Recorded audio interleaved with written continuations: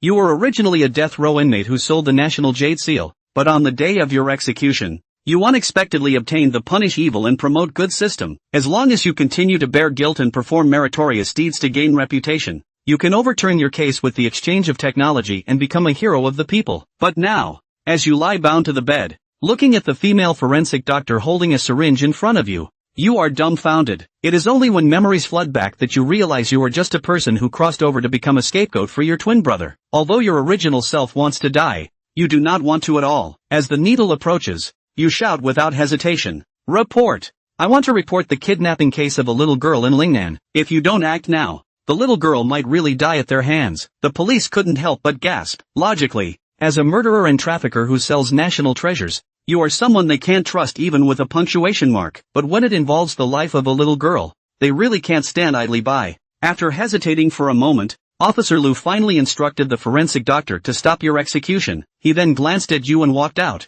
returning with a heavy expression half an hour later. "We can postpone your death penalty, but you must wholeheartedly assist us in rescuing the little girl. If you have any malicious intentions in between, we will execute you immediately." One report: you may survive for now, but as an accomplice, you have added another crime to your record. However, just as you were secretly smiling bitterly, a mechanical voice suddenly sounded in your mind. "The punish evil and promote good system has been activated. The task has been triggered. The bandits will be brought to justice, and Sweetie will be rescued. The system will provide a score based on actual performance and give rewards. The novice gift package has been credited. Should you open it, the system, you instantly ecstatic. What's wrong with the death row inmate? With the system, you are the most handsome guy in the prison. Then, you hesitate to choose to open the gift package without hesitation. The novice gift package has been opened. Obtaining the passive skill of flying over walls and walking on roofs. Light as a swallow, able to move through various complex terrains. Enhanced parkour. You immediately feel the changes in your body. Even so, you never thought of using skills to escape. In today's society, even if you really escape, you cannot live freely. The only correct way is to use the cases committed by the brother to bring each accomplice to justice. Then reward yourself to strengthen. And when you have enough ability and time, overturning the case is not a problem. When you were brought back to the cell, the three cellmates were all stunned. Just finished saying goodbye in the morning. Watching the execution was about to happen, but returned at noon. The three of them were shocked and admired you. While they were amazed, you suddenly remembered the voice of the system in your mind. Prestige value increased by 100. Whether to spend 100 points to open the exchange store? Listening to the mechanical and indifferent voice of the system, you almost couldn't stop laughing. It turns out that the way to gain prestige value is to make people feel shocked by you, and then you immediately exchanged goods with points. Lithography machine technology, 100 million reputation points. Top-notch criminal investigation skills 1,000 reputation points. Looking at all kinds of skills, your anxious heart finally let go. As long as you have lithography machine technology and chip manufacturing technology, there is no problem. Once you master it, it may be a bit difficult to get out of prison, but changing a death sentence to life imprisonment is entirely possible. All you need to do now is to accumulate enough reputation points, exchange for lithography machine technology, and then track down that twin brother. On the other side, inside the office of the Tiandiankyo kidnapping case of Huacheng Public Security Bureau, the faces of the police officers are not looking good at the moment. After an hour of investigation, the information they found matched exactly with what you said. But what made them uncomfortable was that Wu Pengzi actually stored several boxes of gasoline in the basement. Judging from the situation, once the police rush in, Wu Pengzi will definitely not hesitate to ignite the gasoline, and then not only will they fail to save the little girl, but the entire parking lot will be affected. For this matter, they discussed for a full half hour, but still did not come up with a relatively perfect solution. It's not that they can't do it, it's that Wu Pengzi is too fierce. Holding a death wish and tying up a little girl. Who can safely rescue the little girl? Should we call Qin Ming over to discuss? Are you crazy? Having a death row inmate solve the case. One at the scene is one. Except for Zhang and Lu Jiqiang. All raised doubts. It's fine to have the death row inmate provide information, but involving him in the rescue plan is another matter. If he lets the tiger return to the mountain or causes a major accident, no one can bear this responsibility. I understand what you're saying, but do you have any other way? Lu Jiqiang asked with a bitter smile. As soon as these words were spoken, the scene fell silent. If it were other kidnappers, they would have 1,000 ways to rescue. But unfortunately they encountered this reckless Wu Pengzi. No matter how meticulous the plan is, it cannot stop a fierce bandit who is willing to die at the drop of a hat. I think it's feasible. Qin Ming is familiar with Wu Pengzi's character. and as a participant in this case, he may be able to provide us with some ideas. Zhang firmly opposed the majority and finally made a decision, and half an hour later, after you finished reading all the information about this case in the car, you followed Lu Jiqiang into the office of the sweet kidnapping case. As soon as you entered the office, Zhang immediately asked you, based on your understanding of Wu Pengzi, would he try to negotiate with us upon discovery, or would he directly detonate the gasoline? It'll just set off the gasoline. Chen Qin returned. No way. You kids are scaring us on purpose. As soon as Deputy Qin said this, the crowd of police officers all looked skeptically at Chen Qin. Wu Bashan is fierce. But who would choose to die with the police as soon as they see him? Who wants to die if they're not at the end of their rope? That only means you don't know him. He was bullied in prison in the early days and you guys didn't care. He hates you guys more than you can imagine. He's told me more than once that if there's no other way out, he'll choose to fight you guys. If you don't believe me, just look for the golden prison and you'll know. Chen Qin smiled helplessly and bitterly. And this? Check now. Bureau Zhang immediately called out. I'll do it. Lu pulled out his cell phone and called the golden prison. 1 minute later, Lu hung up the phone with an ugly face. There's really something about Wu Bashan being bullied. It seems that what Chen Qin said was true. It's a good thing we called him here. Otherwise, without this information, our rescue plan would be useless. Bureau Zhang couldn't help but suck in a breath of cold air. Fear not criminals with intelligence. Fear criminals without life. It's fortunate. You said it, didn't you, Chen Qin? Lu Jiming swept a meaningful glance at Chen Qin. The eyes seemed to say, you still dare to say that you are wrongly accused? Ahem. They live deep in their homes every day and don't know I've been arrested. Why don't I go deeper into the tiger's den and find a way to get the little girl out? Chen Qin asked stiffly. Good boy. Now the purpose is revealed. Deputy Director Qin glared violently at Chen Qin. And deep in the tiger's den? You're blending in with the wolves. Look, there's definitely something wrong with this kid. 9 times out of 10, what I just said was all a lie. I now seriously suspect that he's just inside out, just trying to run away. A crowd of people were slapping the table and looking at Chen Qin with eyes that were almost cannibalistic, playing smart in front of them. Do you really think they're made of clay? Even Bureau Zhang and Lu Jiming, who had a good impression of Chen Qin, had their faces cold for a moment. What's the difference between letting Chen Qin, a death row inmate, go deeper into the tiger's den and letting the tiger return to the mountain? No. And I didn't say I was going alone. If you send someone with me, can I really run away? Chen Qin was depressed. Death row is too hard. You have to be questioned for risking your life to make a contribution. Can't you run? Lu chilled his face. Chen Qin scratched his head awkwardly. It seems, seemingly, that when it comes to the basement 3-1, Chen Qin can really run. This is awkward. They didn't believe Chen Qin, and Chen Qin couldn't come up with a reason to convince them. However, I don't think this plan is impossible. Just let me go over there with him. Lu's eyes stared, as if he had made some sort of decision. No, absolutely not. Deputy Qin refused outright. You're down there. 3 of them against 1 of you. And we can't rescue you. You have no chance of surviving. Right, Comrade Jiming? This matter should still be considered in the long run. Chen Qin, a death row inmate. What can't he do to stay alive? We don't know anything about what's going on in there. If there are secret passages or anything, I don't agree with this program. The field objected to them one by one. A death row inmate like Chen Qin, who ties up even 8-year-old girls, and expects him to have humanity? There really should be an accident, whether it's the lives of Lu Jiming and the little girl, or the fact that Chen Qin escaped on the day of execution. They can't afford to do that, and they can't account for it to the people. Don't take the long view. We are the people's police. Saving lives is our mission. The little girl has been in Wu Baoshan's hands for a month. Her life is in danger at any time. Shouldn't we go and save her immediately? Quite a few of you have daughters too. What would you do in the place of your own? Lu asked rhetorically. When these words came out, everyone was instantly silent. That's right. They shouldn't shy away from it. In the case of Wu Baoshan's particular situation, it seems that one can only take a chance. Wait a little longer. They were safe and didn't have to risk removal. But the little girl's life was lost. I agree. I'll take the blame alone if anything goes wrong. Bureau Zhang suddenly opened his mouth. I agree. Take the responsibility together. I'm a people's policeman too. Deputy Qin returned. Right. I agree. We're all people's police. The rest of them spoke in unison, each looking determined. Isn't it just a dismissal? Removal is removal for the sake of the people. Yes. Raise your hand if you agree to follow Chen Qin deeper into the tiger's den.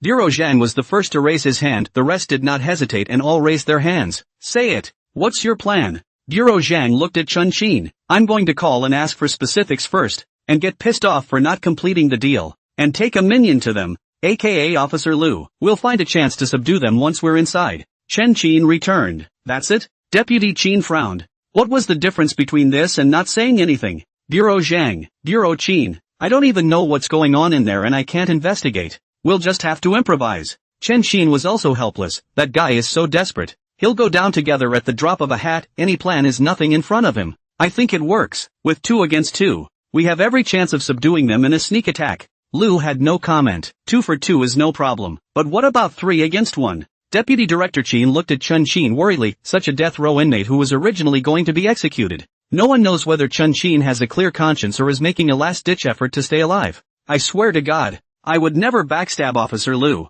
Chen Xin raised 3 fingers and swore with a serious face, watching Chen Xin's movements. One's insides were without fluctuation. Swear? Who'd believe a death row inmate? This way, Comrade Jiming brought a gun in with him. It makes sense for a Hummer to have a gun, doesn't it? Bureau Zhang proposed with a gun. There's no fear of Chen Xin turning against us. No, even if I had to carry a gun, I'd be the one carrying it. Chen Xin refused without hesitation. What do you mean? You're a death row inmate and you still want a gun, don't you? Deputy Qin's face was instantly alert. Police empty-handed death row inmates with guns? Inverted Big Dipper, you're going to heaven. The rest of them all had the same expression, and were close to pressing Chen Xin to the ground on the spot. No, you've got it all wrong. I mean, I'm the boss and he's the little brother. If you want to carry a gun, only I can carry it. Letting the little brother carry a gun won't reveal it at once. Chen Xin was in a cold sweat of fear. If they really don't believe in themselves, the death penalty is absolutely out of the question. You really think so? Deputy Qin remained skeptical. Of course.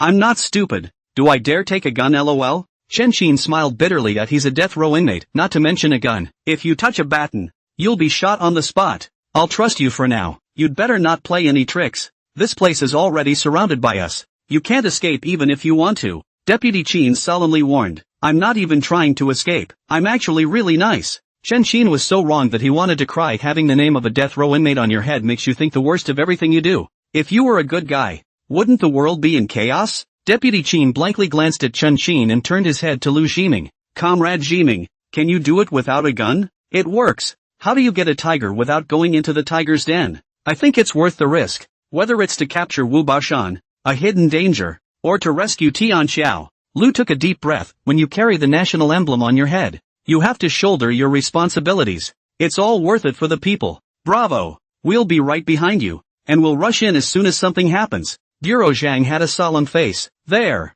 Here are the clothes. You guys change. Chen Xin, you settle on the spot. Deputy Qin beckoned. A police officer immediately came over, uncuffed Chen Xin's hands and feet, and gave Chen Xin a set of semi-new clothes. Chen Xin looked at them, gazing at him, his heart wanting to cry. Gotta. Who asked to be on death row? Just look. It's all big old men. While changing his clothes, Chen Xin's words and actions of his insta-brother began to emerge in his mind this time. To pretend to be him to go around Wu Baoshan, Chen Xin had to look exactly the same. But after several attempts, Chen Xin did not look like a brother. I can only say that Chen Xin's acting sucks. It was good that Chen Xin still had the systems exchange store. A glance sweeps down at Chen Xin was secretly happy in his heart. Villainous professional acting, 200 prestige value. Elementary combat skill, 200 prestige value. Current prestige value, 420. Redeemed the villainous professional skill. Beginner's combat skill. Chen Xin immediately redeemed it. Ding. Redemption successful. As soon as the system voice sounded, Chen Xin's body instantly underwent a radical change. A few moments later, Chen Xin only felt that his body was filled with power,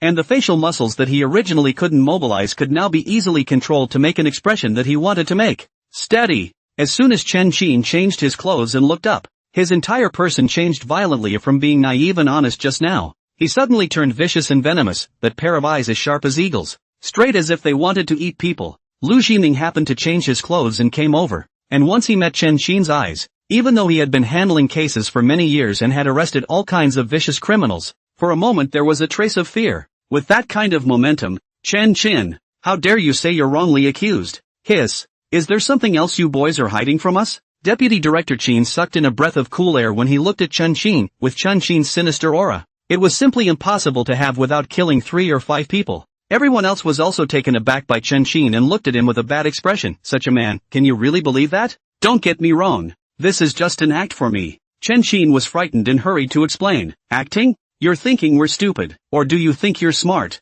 Deputy Qin asked rhetorically. Forget it. It's as good as you think it is, isn't it? Chen Qin bitterly smiled and gave up explaining. Chen Qin understood. They won't believe anything they say now. Blame it on the fact that the guy was already like that and did kill people. Even a bandit like Wu Bashan who was not afraid of death has to respect that guy 3 times. It's okay now, Chen Qin, this act, straight up. The more you describe it, the darker it gets. Not a murderer has become a murderer. Chen Qin, how many other things are you hiding from us? Lu asked. There is, but it has nothing to do with this case. Shouldn't we save Tianqiao first? Any further delay will only complicate the situation. Chen Qin returned. Also, then you call. Lu Jiming didn't pursue the question after a little thought. The first order of business is Tianqiao. As important as the other cases are. They're afterthoughts. Could you please silence all cell phones? And don't talk. In case you alert Wu Baoshan. It's all over. After Chen Qin finished speaking, he picked up the cell phone that had long been prepared on the table. The others didn't hesitate to take out their cell phones and mute them. Everything is ready. Chen Qin dialed Wu Baoshan's number. Hello?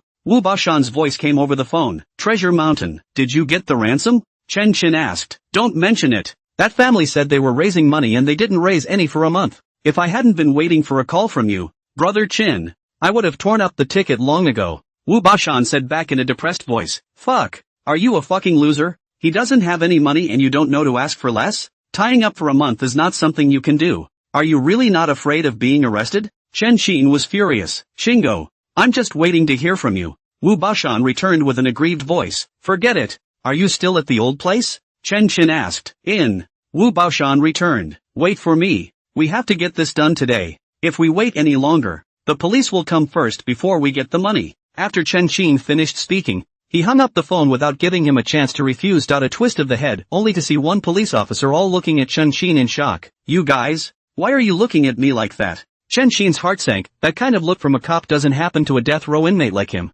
Did you just say that Wu Baoshan doesn't want to die? And that he'll die with someone at the drop of a hat? Lu asked. Right. Chen Qin nodded. He called Qin one bite at a time. You said curse curse curse. He's afraid of you? Lu asked again. It's because you're afraid of me, right? Chen Qin's words fell. Everyone in the room went numb. Who is Wu Baoshan? Truly desperate outlaws who don't want to die. You have to have a gasoline tank ready to go down with someone when you tie up a frame. People like that. You're actually afraid of Chen Qin? How horrible must Chen Qin be? In Chen Qin's circle, they could always be fighting for their lives. Only by being fiercer and more ruthless than Wu Baoshan could he be feared. To arrive at this, Chen Qin is just meaner and more ruthless than Wu Baoshan. Comrade Shimon, I have decided to terminate the operation. Bureau Zhang suddenly opened his mouth. He's scared. Getting someone more vicious than Wu Baoshan to do a mission together, the danger factor is almost drawn full. Lu Jiming really followed, and there was a good chance that he would never return. No, my word is out. If we terminate the operation now,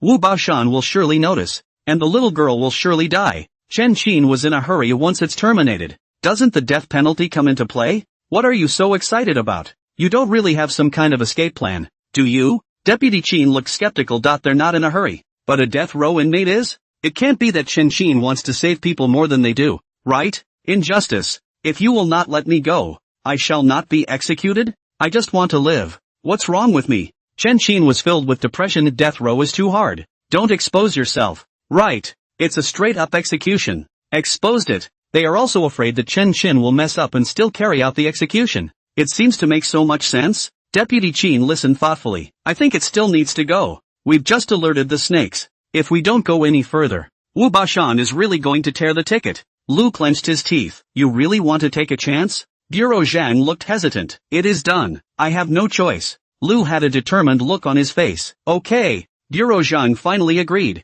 turning his head to stare at Chen Qin. If you want to live, honestly bring the little girl back with Comrade Ziming. I'll count you as having merited for your crime. And maybe you'll have a chance to have the death penalty commuted to life imprisonment. Or else we'll never let you off the hook. You'll see. I'll prove to you this time that I'm really good. Chen Qin was assured with a look of assurance, while sweeping towards the system panel with dark joy. Just now. As they were shocked. The prestige value enhanced again. Current reputation value, 660. Comrade Jiming. Stay safe. Bureau Zhang looked at Lu Jiming with a serious face, along with everyone on the scene saluting respectfully, promised to finish the job. Lu similarly saluted, then looked at Chen Qin. Let's move. Chen Qin nodded his head, and with a change of expression on his face, he once again resumed his brother's. Chen Qin looked at the group made their way outside. Chen Qin looked at Lu Jiming and couldn't help but frown. Officer Lu, your walking posture doesn't work, and the way you're looking at me isn't right. You're a cop at first glance, so what am I going to do?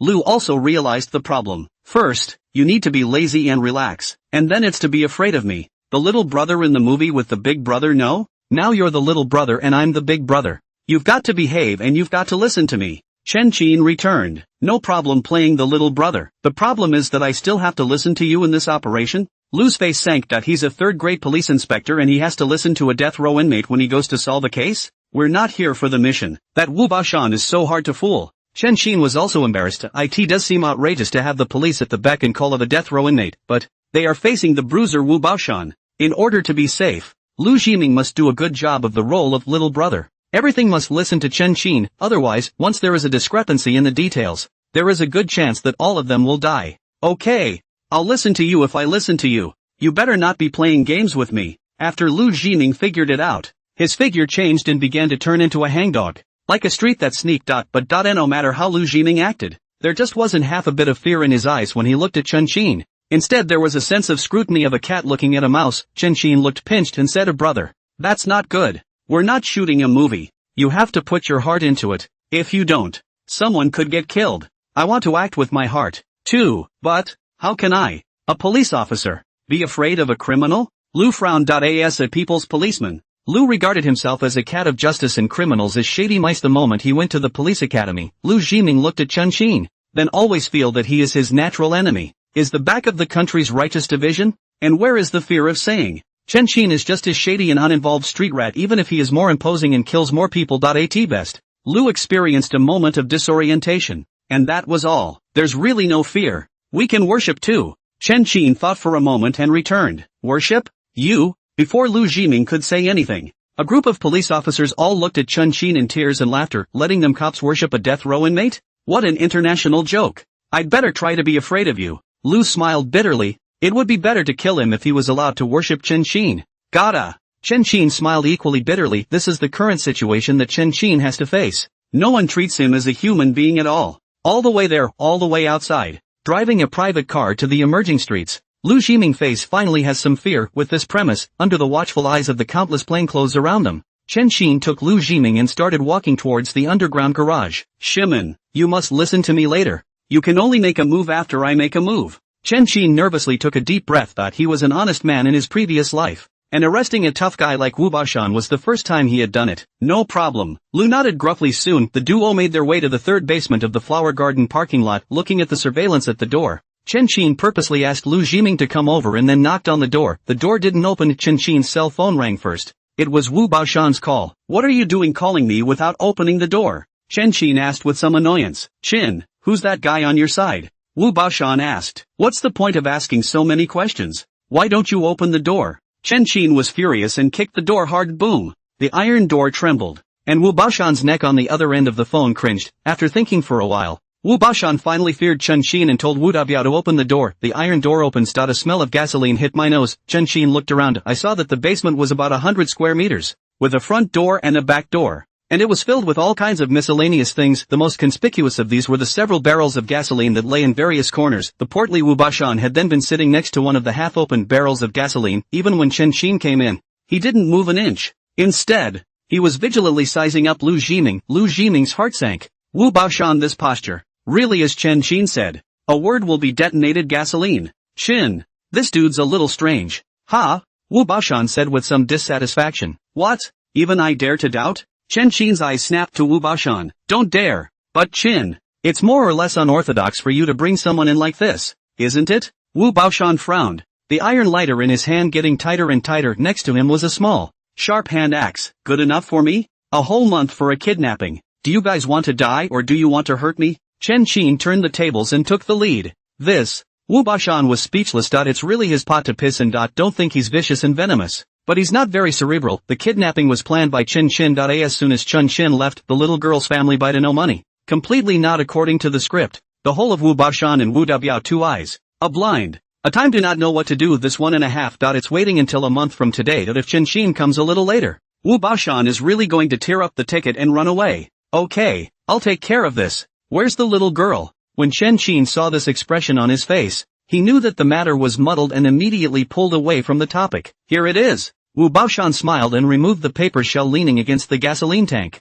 and a little girl curled up appeared in front of everyone's eyes. This woman was dirty. Her mouth was taped shut, her chi and blood and everything looked fine, and she didn't seem to have been mistreated. You boy, putting her with you is trying to go down with her. With the police? Huh? Chenshin asked in a good-natured manner. That's right, if they dare to come, I won't live. As soon as he talked about the police, a fierce look appeared on Wu Bashan's face. Lu couldn't help but suck in a breath of cool air at his words. It's too hard. If it weren't for Chenshin, this rescue wouldn't have been even remotely possible. Even now, this guy Wu Bashan has been guarding the gasoline barrel with the little girl. The chance of rescue is just as slim unless we separate Wu Bashan from Wu Dabiao. Don't kill yourself. I just love your ruthlessness. Give me the phone. I'll take care of this. Chenshin held out his hand. Wu Bashan silently handed the phone over. Chenshin dialed the phone of Tianxiao's family. But as soon as it rang, the phone immediately picked up. Chenshin turned on the speakerphone. Is it Tianfu? Yes. I asked you to prepare $400,000 and you didn't get it done in a month? You don't want your daughter anymore, do you? Big brother, I really can't raise that much. Why don't you give me a few more days? I promise to take care of the money. But don't hurt my daughter. 400,000, no 200,000 there. Right? Limit you to 1 hour. Put the cash in the garbage can on the east street of Xinqing Street. Otherwise, you will wait for your daughter to collect the corpse. You can, but I need to hear my daughter's voice. Upon hearing Tianfu's request, Chenshin ripped the tape off Tianxiao's mouth. Daddy, it's me. You guys get me out of here.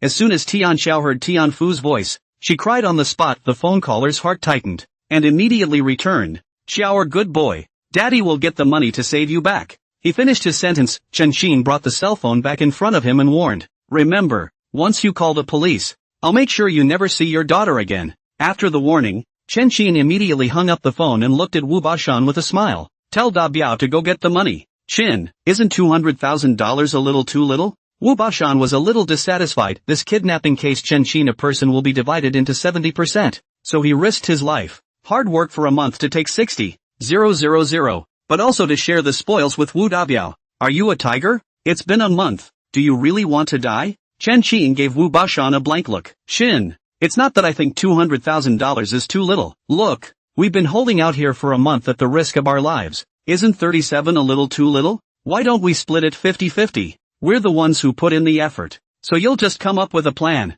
Wu Bashan said with some grumbling. What do you mean I'll just come up with a plan? Do you understand intellectual property? Without my plan you'd have been caught long ago, and you'd still be here for a month with no shit? And you want to split it 50-50ths with me? You're thinking fart food. Chenshin instantly exploded with a non-negotiable stance. Lu looked dumbfounded. It's not just 50-50. People are on the verge of being arrested. Chenshin, can't you just let him be? He really storms back and it's all over. I'm not just making an observation. As soon as Wu Bashan saw that Chenshin was angry, he panicked in his heart. Lu looked on from the side. This guy Wu Bashan is actually so afraid of Chenshin. Whenever Chenshin was angry, he, a bruiser who wasn't afraid of death, would choose to bow his head. What on earth has Chenshin ever done? Please don't make such comments in the future. Chenshin continued angrily. Let Da Biao go get the money. Jiming, you go along too. The two of you can take care of each other. Me? You mean let me out? Lu almost thought he had heard wrong. He's a cop. It's to arrest Wu Bashan.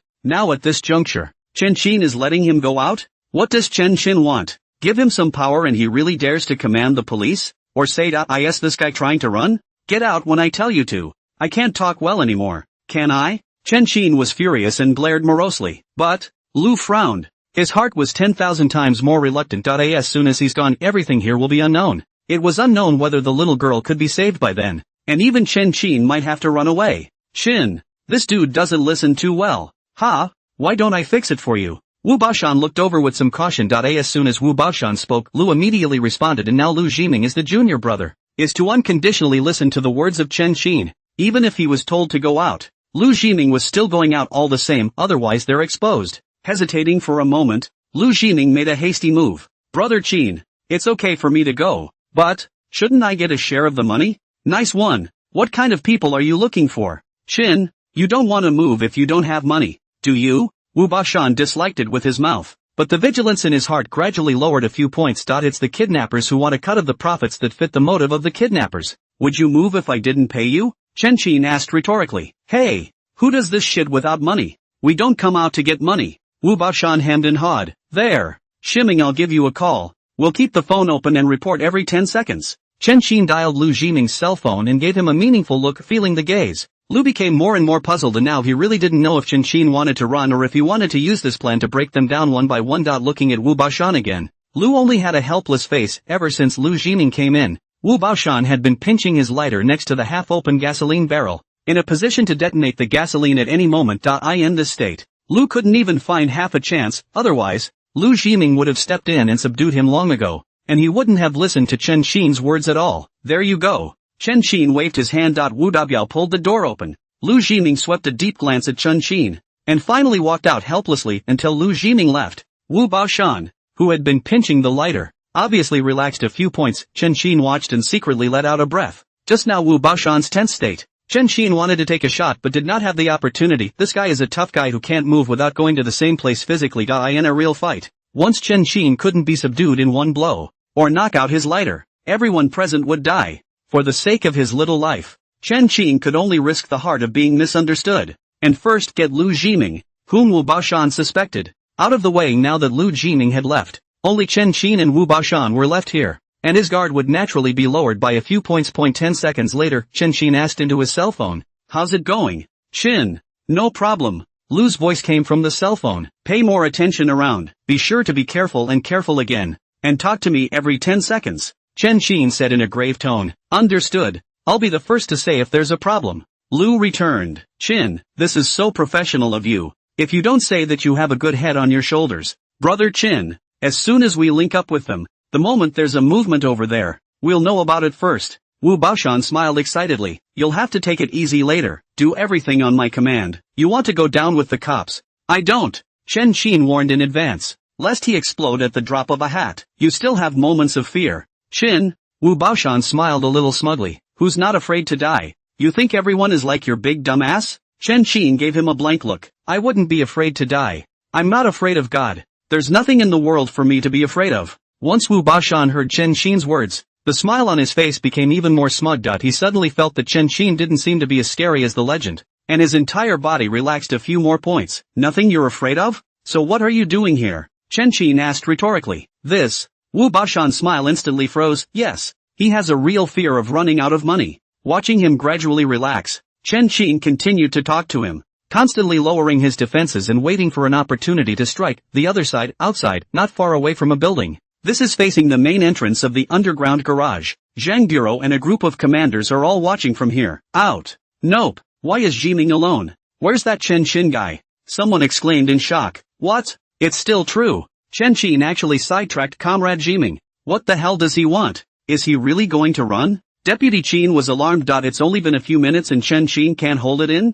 I told you death row inmates couldn't be trusted. What can't he do with a dying man? What now?" One moment everyone on the scene was a bit overwhelmed. Things were already complicated. Chen Qin came on such a hand. A moment to become more complex. The question now is this their plan? Or does Chen Qin really want to run away? Or is Comrade Jiming already under their control? Zhang bureaucrat's face became increasingly ugly with 2 hostages in hand and a gasoline tank. They really didn't dare to move until they knew what was going on. Can't move. What if Chen Qin really runs away? Based on Chen Qin's performance just now, it was obvious that he had committed more than 3 crimes on him. If such a fierce man really escaped, how much harm would he do to society? How are they going to answer to the people? "I'll make a call?" Deputy Director Qin looked to Director Zhang. "Yes." Bureau Zhang nodded. "Hit Comrade Jiming's. Wu Baoshan in the basement is too dangerous. Don't hit him for now." Deputy Director Qin took a deep breath and dialed Lu Jiming with a serious expression. "As soon as I called, the voice of the other party is in the middle of a call came through. A few people's faces changed again.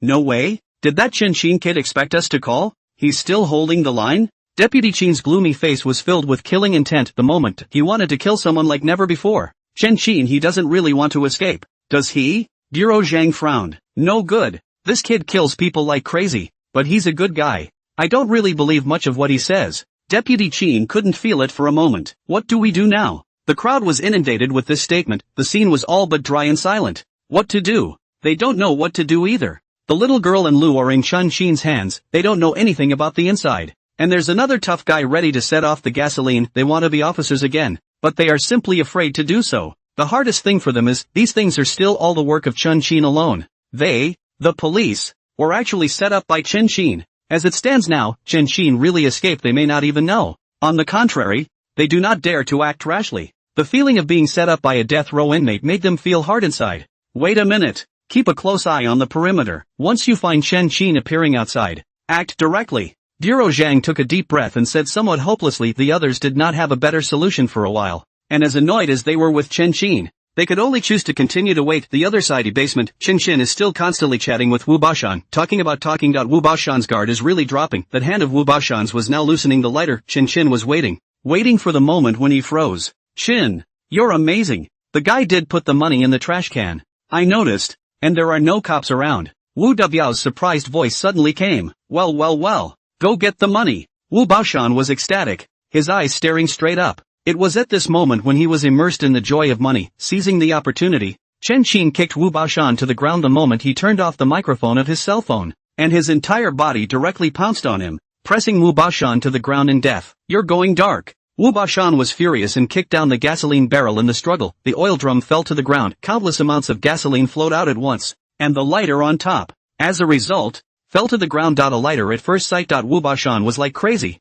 using all his strength to grab the lighter. Chen Qin was shocked. At this point his first thought was actually to die with him. He really doesn't want to die. Chen Qin didn't dare to be careless. His whole body exerted force, and he rigidly held him down to death. But a tough guy is a tough guy. Even if Chen Qin had primary combat skills and received a strength enhancement, he couldn't even suppress him in terms of strength. But for a moment. Wu Baoshan violently broke away from Chen Qin, and one hand was about to grab for the lighter. Chen Qin was quick on his feet and kicked the lighter away first, while at the same time pressing down on Wu Baoshan again. A mess of punches kept hitting Wu Baoshan's body. Ow! Wu Baoshan, in pain, similarly punched and kicked at Chen Qin, but practiced is practiced. Wu Baoshan looks like he's exerting himself, but it's all ineffective attacks. Chen Qin punched the key points, hitting Wu Baoshan's body with soreness and pain, and every time he exerted himself there was a sharp tearing sensation on his muscles. Wu Baoshan understood that he was suffering from internal injuries, and then when he thought about Chen Qin's brilliant battle results, Wu Baoshan panicked a little.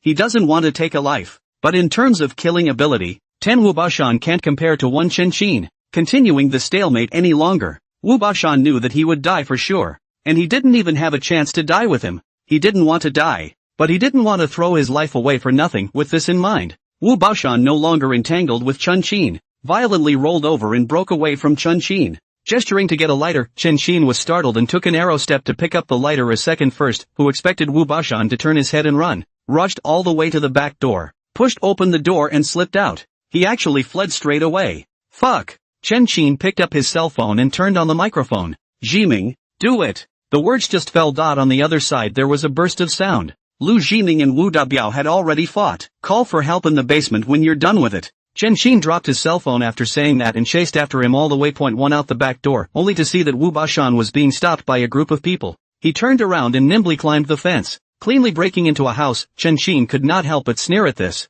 With the flying eaves walking wall skills in hand, Wu Baoshan is in the classroom. Chen Qin rushed over with an arrow step, not having time to greet the police officers who surrounded him, and with a flip he similarly broke into the house. A look up at the sky, Wu Baoshan actually went over the wall again. Chen Qin didn't dare to slow down and chased all the way up. He scared Wu Baoshan silly with this maneuver. The cops who had gathered around were all dumbfounded as well. Not good. Chen Qin escaped with Wu Baoshan. What? Temporary office space. The police officers such as Zhang Bureau Qin Vice Bureau who heard the news, each of them changed their faces furiously. Who is Wu Baoshan? It's the outlaw mob that pulls people off to blow themselves up at the drop of a hat. How much harm must he do to society if he escapes? Even scarier, there's also a Chen Qin inside who's even more dangerous than Wu Baoshan. Are you guys losers? So many people can't stop 2 people? Don't go after them yet. Send out the helicopters. They're wanted all over the city. Bureau Zhang was furious and frantic. Yes. One time, all the police on the scene, the armed police,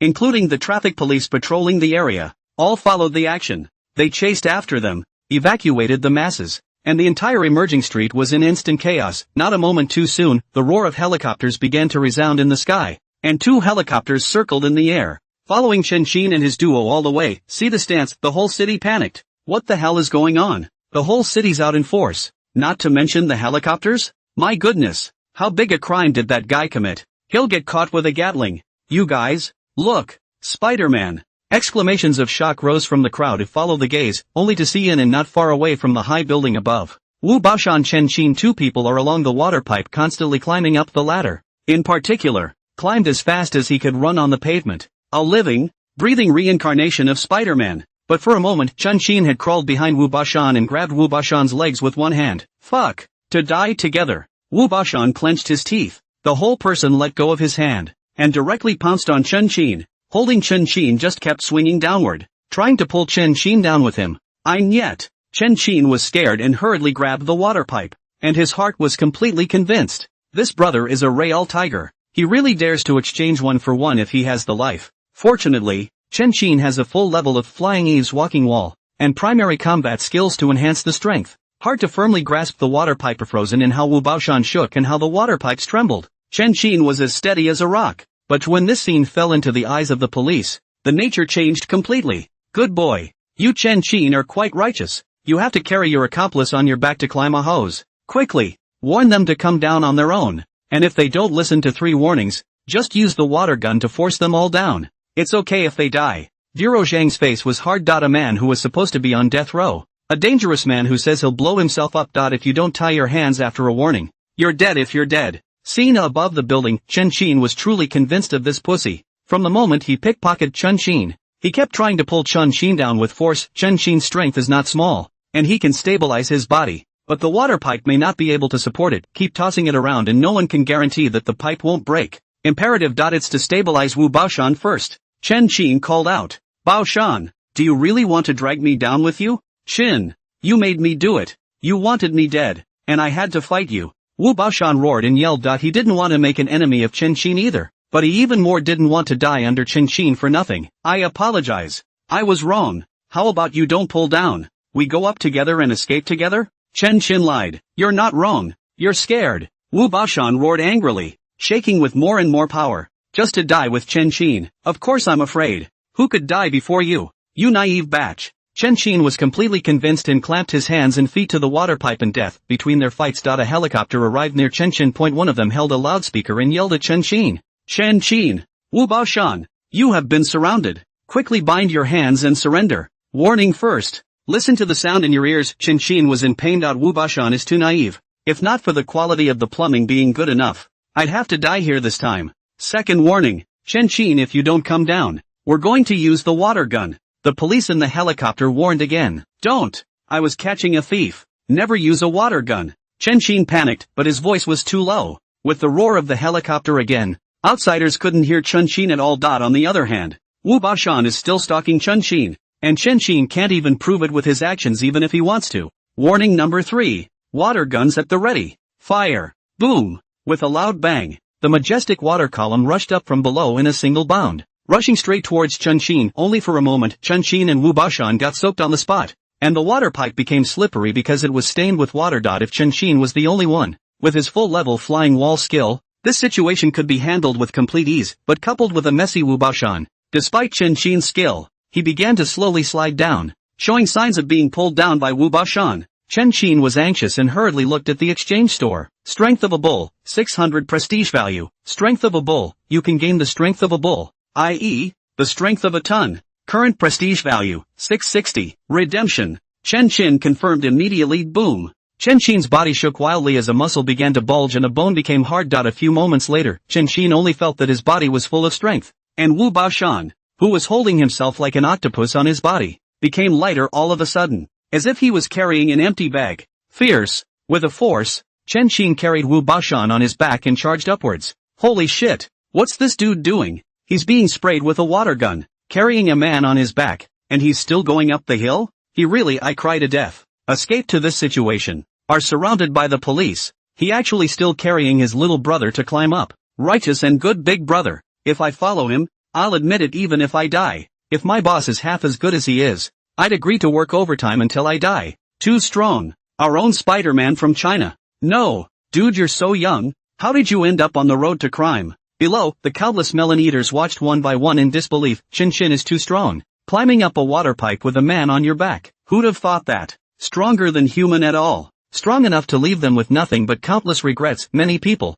on the other hand, took out their cell phones and shot videos, sending this scene online in droves. Chen Xin's prestige value jumped wildly at this moment. The other side, temporary office space. Bureau Zhang and the others are talking to Lu. Bureau Chief Zhang. Mission accomplished. Wu Dabiao has been arrested. You guys go to the basement and save the little girl. Lu's urgent voice came from the cell phone. The little girl has been rescued. It's Chen Qin who wants to escape, but now that he's surrounded by us, if he still wants to escape, don't blame us for using extraordinary means. Deputy Qin returned. No way? He just called me into action and told me to go down to the basement and save the little girl. It's not like he's going to run, is it? Lu's puzzled voice came out. What? He planned this operation? And specifically instructed you to act? Bureau Zhang was alarmed. Everyone else's faces changed. No one in the room was a fool. If Chen Qin really wanted to escape, he would only let Wu Dabiao hold Lu back. There was no way he would let Lu move, much less let him go back to save the little girl. That is to say, Chen Qin had just not fled at all. He had followed Wu Bashan,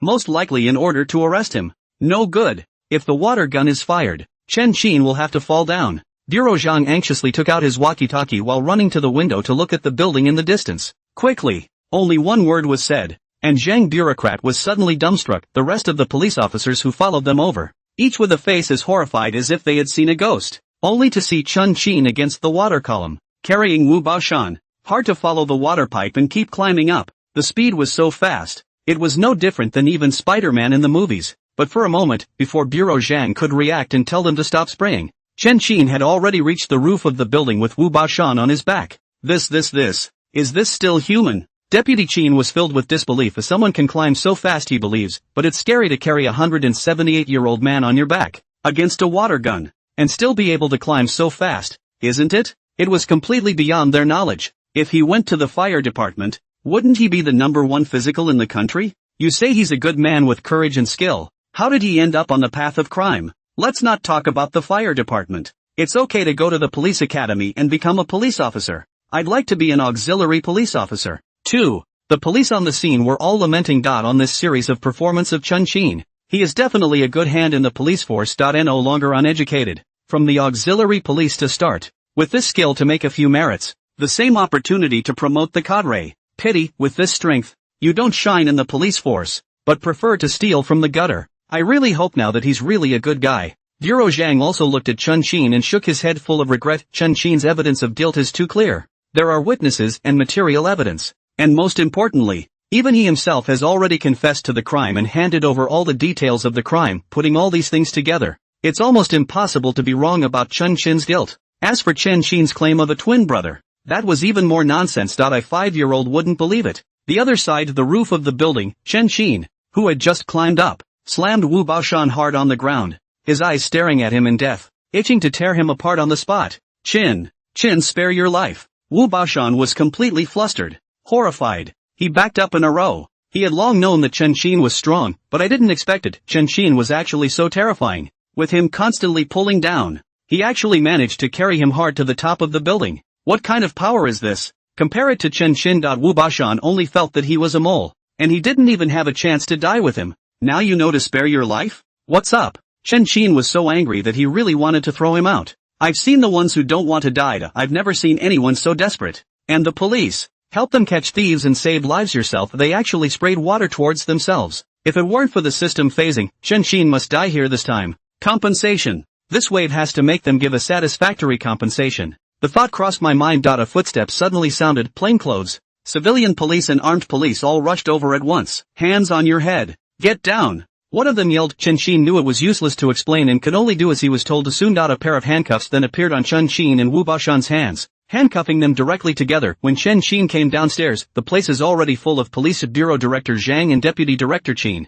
as well as Lu Jining and others, were also at this location. What for what? Why don't you let go of our meritocracy? Bureau Zhang frowned. Meritocracy? Who? A group of police officers looked at each other in disbelief. Wasn't the credit their own? Of course it's our Chen Qin. Lu smiled and walked towards Chen Qin, personally opened Chen Qin's handcuffs and separated the two of them. Chen Qin, isn't he on death row? When did it become a meritocracy? One by one, the cops were all shocked. These days, death row inmates still get credit? Well, I'm doing okay with this improvisation, aren't I? Chen Qin asked with a smile. Indeed, you get top credit for getting the man out safely and arresting him, but it's time to cuff them. After Lu finished, he backhandedly pulled out handcuffs and ankle cuffs and cuffed Chen Qin again. Hey, still talking about Jianhu morality? I'm saving lives and arresting criminals, and this is what you do to me? Chen Qin was convinced. Who are all these people? No way. I don't want to cuff you either, but you're so strong at flying. What if we're not paying attention and you run away? Lu asked rhetorically. Okay. So, being too strong is also a fault. Chen Qin complained depressingly, and then tried the handcuffs with force. Chen Qin found out. As long as he used his full strength, the tiny handcuffs could be ripped off in a matter of moments. But Chen Qin didn't do that. He knew very well that with the pissiness of these people, once Chen Qin really ripped off the handcuffs, the next day he would come with a reinforced handcuff. Chen Qin, bravo! I was so right about you. Bureau Zhang came over and complimented. I'm good. Some people aren't. I work so hard to catch thieves for you, and you're so good that you let water spray me. Isn't it time for an explanation? Chen Qin's face went cold. Sorry. It's not all a misunderstanding. In that case, you can mention whatever you want. I'll fulfill whatever I can. Bureau Zhang apologized awkwardly. Can the death penalty be commuted to a death sentence? Chen Qin asked. Sorry, that's a definite no. Bureau Zhang shook his head. Well, if I'm in a guardhouse or a prison, can I not wear a numbered uniform and make a whole lot like a prisoner? Chen Qin was annoyed at the mention of this. The numbered uniform was too damn ugly. Aren't you a prisoner? Lu rolled his eyes. Chen Qin is not only a prisoner, but also a death row inmate. It doesn't matter. Just tell me if it's okay. Bureau Chief Zhang? Chen Qin asked. Yes. Bureau Zhang pondered for a while and finally agreed. The execution was going to take place the next day anyway, and it wasn't out of the question for a dying man to fulfill that small wish. Thanks. Chen Qin laughed. It's also about being comfortable in your own clothes, and numbered clothes for whoever likes to wear them. Report. Tian Xiao's family came with a reporter and said they wanted to thank their benefactor in person. Someone ran to report. Bring it on. Bureau Zhang signaled. Soon.mr. And Mrs. Tianfu brought Tianxia with a few reporters and ran over with a crying face. Just a little closer. Tianfu's family of 3 knelt on the ground with a thud, in which Tianfu said gratefully, Thank you all. Thank you for the 2 heroes who saved my daughter. I, Tianfu, will repay your kindness even as an ox in this life. Get up. This is all what we, the people's police, should do. Bureau Zhang took an arrow step and hurriedly pulled them up. Bureau Chief Zhang. May I ask which 2 heroes saved my daughter? Tianfu asked excitedly. Comrade Jiming. Bureau Zhang called out. Lu smiled and walked out. Puff. Tianfu pulled the family of 3 again kneel down. At the same time from his arms pulled out 100,000 cash. Thank you benefactor. Small intentions still hope to accept. No. Lu Jiming was scared and hurriedly pulled them up while pushing the money away. Comrade Tianfu. You're trying to make me make a mistake by giving me money like this. I'm sorry. I forgot in the heat of the moment. I'm so confused. Almost harmed you. Tianfu reacted violently and slapped himself across the face to punish himself for the mistake he had made. Comrade, stop. Just know it's wrong. There's no need for that. Lu was also a bit at a loss for words for a while. Tianfu was too sexual. Money is given when it's said to be given, and faces are punched when it's said to be punched. Excuse me, is there another benefactor who is absent? Tianfu asked. This. Lu Jiming and the others looked at each other, and the scene was a bit awkward. They also didn't know that the family would bring a reporter. There you go. Tianxiao's savior is still wearing handcuffs and ankle cuffs, with higher specifications than Wu Baoshan. You can't hide your status as a death row inmate if you want to. Dad, is that uncle? Tianxiao hid behind Tianfu in fear, her little finger pointing towards Chen Qin. Tianfu looked over at his finger, smiled, and walked to the police behind Chen Qin, flopping down and kneeling again. Daddy's wrong. It's him. Tianxiao pulled Tianfu and pointed to Chen Qin behind Tianfu. Him? Tianfu's eyes widened in surprise. He looked at Chen Qin and then at Wu Baoshan. His entire body was confused. Wu Baoshan only wore handcuffs. Chen Qin handcuffs and footcuffs together, indicating that Chen Qin committed a more serious crime and more dangerous. Such a person is actually the benefactor who saved Tianxiao? What an international joke. That's him. The last time he kidnapped me, it was him too. Tianxiao whispered back. What? He's the one who kidnapped you too. Tianfu lost his voice and screamed, almost thinking he had heard wrong. 1,000 calculations, never counted on it. The kidnapper and the rescuer could actually be the same person. Tianfu was messed up. Is this kneeling or not? Tanfer is now torn to kneel. As the father of a daughter, what's the point of kneeling down and thanking the kidnappers? Don't kneel. Chen Qin also happens to be the daughter's benefactor. Even Lu Jiming has knelt. Chen Qin does not kneel is not a bit unreasonable? This kink, the whole picture was awkwardly here at once. Tianfu was embarrassed, and Chen Qin was even more embarrassed than him. Strictly speaking, Chen Qin is the #1 contributor to this rescue. If it wasn't for him,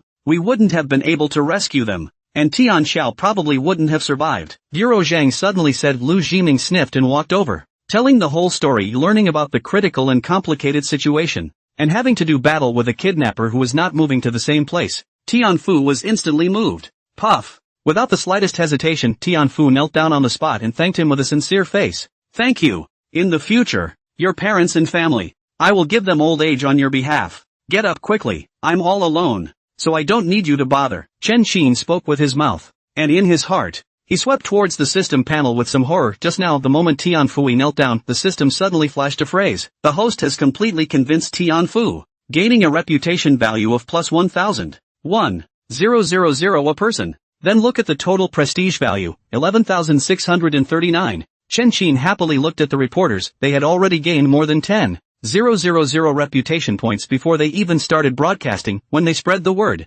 Chen Qin believed that his reputation value would at least double tenfold. At this rate, it won't take long. Chen Qin would then be able to redeem his photolithography skills, and he would be able to get exempted from the death penalty, and then investigate his own grievances. No family? No. We'll be your family from now on. My daughter. That's your daughter. My wife. Ahem. It's your younger sibling. Tianfu coughed awkwardly and pulled Tianxiao over. Quickly call your godfather. Fuck. Godfather. Tianxiao looked at Chen Qin in awe, and finally called out hesitantly, Coquette is so good. Chen Qin smiled and touched her little face. His favorite thing in life was his daughter, and now he has a goddaughter. In this strange parallel world, Godfather, which prison are you in? I'll visit you then. Tianxiao felt Chen Qin's gentleness and slowly became unafraid. It's at the Suidong Detention Center. So if you want to see me, ask Uncle Qiming. Chen Qin pointed at Lu Ximing. Yes. Tianxiao nodded her head obediently. The reporter smiled as he saw them finish talking and walked up. Hello, can we ask a few questions? Ask. Chen Qin signaled. May I ask what crime you're committing with the handcuffs and ankle cuffs? The reporter asked. Deliberate homicide. Selling national treasures. Kidnapping. But I'm here to state that I swear on my honor that I was wrongly accused and that I'm actually a good person. Chen Qin returned. A grievance? May I ask what evidence you have? The reporter's eyes lit up. And it wasn't the traffic code. No. Chen Qin shook his head. When Chen Qin said this, the reporters interviewing him went numb. Without evidence. It's a bullshit grievance. And character assurances. Do death row inmates who can commit these things have any character left? A moment of silence, the reporter asked again. May I ask what motivated you to risk your life to save others? It's justice. It's love. Chen Qin had a righteous face. Yes? The reporter was a bit unconvinced and turned his head to Lu Ximing. May I ask if there's any hidden agenda in there? There's nothing to hide. Actually, today is Chen Qin's execution date. If he didn't come to his rescue, he would have already finished his execution. Lu returned. The journalists gave a whole lot of trouble. I feel like this brother is due for death penalty. And he's here to save lives and stall for time. Also justice. Also love. You're a fucking talent. The interview continues. They began to focus on Bureau Zhang. Half an hour later, when all was done, the gasoline barrels in the basement were cleaned out and the various crews went their separate ways. Chen Qin, as well as Bureau Zhang and the others, then boarded a bus. Everyone worked hard today. Comrade Ximing, Comrade Chen Qin also worked hard. Thanks to you this time, we were able to save a life and save a family. It's just about dinner time too. Pick a place and set a table for you to celebrate. Bureau Zhang said with a smile. Yeah, eat seafood. Chen Qin's eyes lit up. Then seafood. I'll pay for it out of my own pocket. Order whatever you want. Bureau Zhang smiled, not caring. Chen Qin was only going to be alive for this one night anyway. So for the sake of saving a life, hemorrhage is hemorrhage. Thank you, Bureau Chief Zhang. Chen Qin smiled happily. There's no seafood to eat in a place like a guardhouse or prison. Ding. Tianxiao kidnapping case mission completed. Rescue Tianxiao. Done. Bring the kidnappers to justice. Done. This rating, S-rated. Gain an S-rank reward. Super sense of smell. Super sense of smell. A sense of smell that breaks through human limits. 3 times that of a professional police dog. Boom. Chen Qin's nose and peripheral nerves were constantly twitching. 3 seconds passed. Chen Qin only felt that his nose was sensitive to the extreme. With just a light sniff, the smell of everything inside the car, from human body odor down to the rusty smell inside the engine, one by one failed to enter Chen Qin's nose. Too strong. And with penetrating properties. Chen Qin was ecstatic. S-class rewards. It's actually a bonus for strengthening body organs. This is simply not available inside the system's exchange store. Going to need a couple more body enhancements. Chen Qin directly transformed into a superhuman. It's this sense of smell. It's a little too strong. Everything smells like it's going up my nose. Chen Qin frowned as he began to adapt to the various functions of his superb sense of smell. Soon Chen Qin had been able to put it in and out. And as long as Chen Qin didn't want to smell it, he couldn't smell anything in an instant. However, for the sake of safety, without compromising himself, Chen Qin had maintained a certain sense of smell. gently taking in the various smells around him into his nosepoint. 10 minutes later. A group of 10 drove to the hotel. It was only once they were inside. Both waiters and customers swept over in unison when they saw Chun-Shin. Each of them was shocked in their hearts. Handcuffs and ankle cuffs,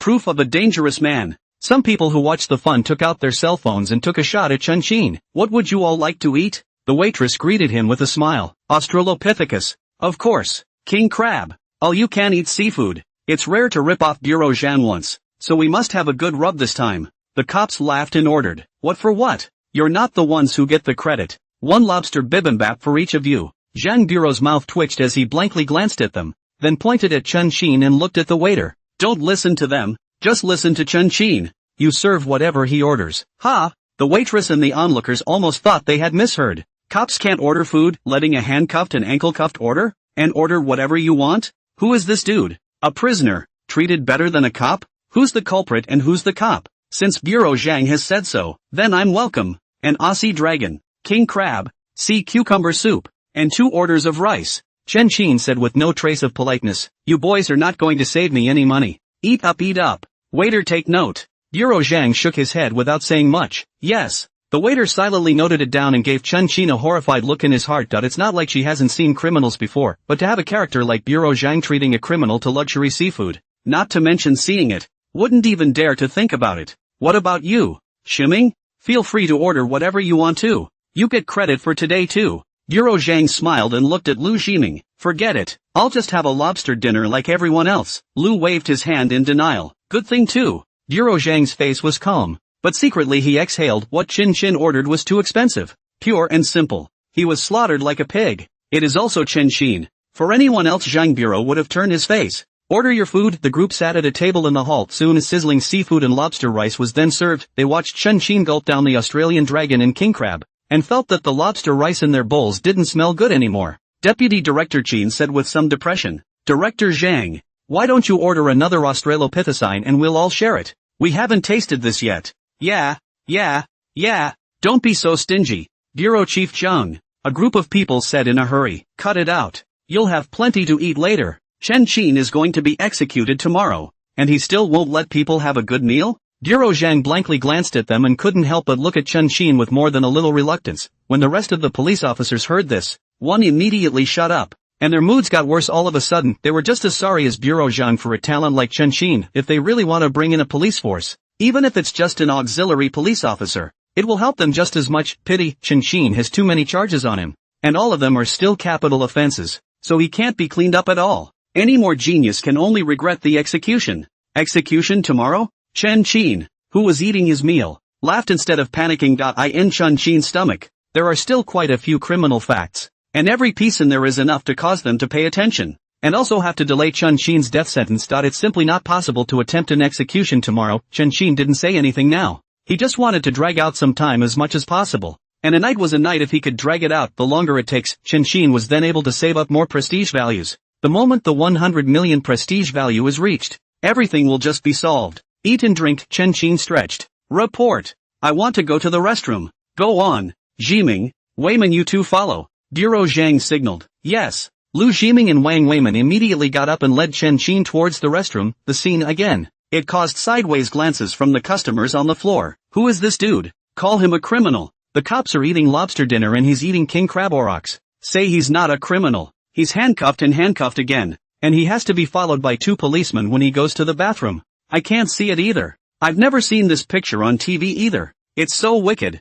I've never seen such a tawdry criminal, eating better than the police. It can't be some big background, can it? Exposure. It must be exposed. A line of people talking, written on the title of Special Background Criminals, Eating Oolong King Crab, is uploaded to the internet. The matter came up. The special background along with the words criminals instantly caught the attention of the netizens. They take a look at the video. Point one by one. All numb. Criminals eat Aussie dragons and cops eat lobster rice. How big of a background does this brother have to be? As soon as they brainstormed, all kinds of speculation began to fly, and things intensified. The heat was high, and in the blink of an eye it was a million plays. Among them was Chun-Shin, who had become a street rat that everyone was shouting at. The official media of all stripes saw this phenomenon, and one by one, they swooned. How did a good people's hero become a street rat? In order not to let the hero injustice, they immediately overtime, bound to be the first time to report the true story of Chun-Shin. Toilet. Chen Xin didn't know what was going on online and wouldn't care. After peeing beautifully,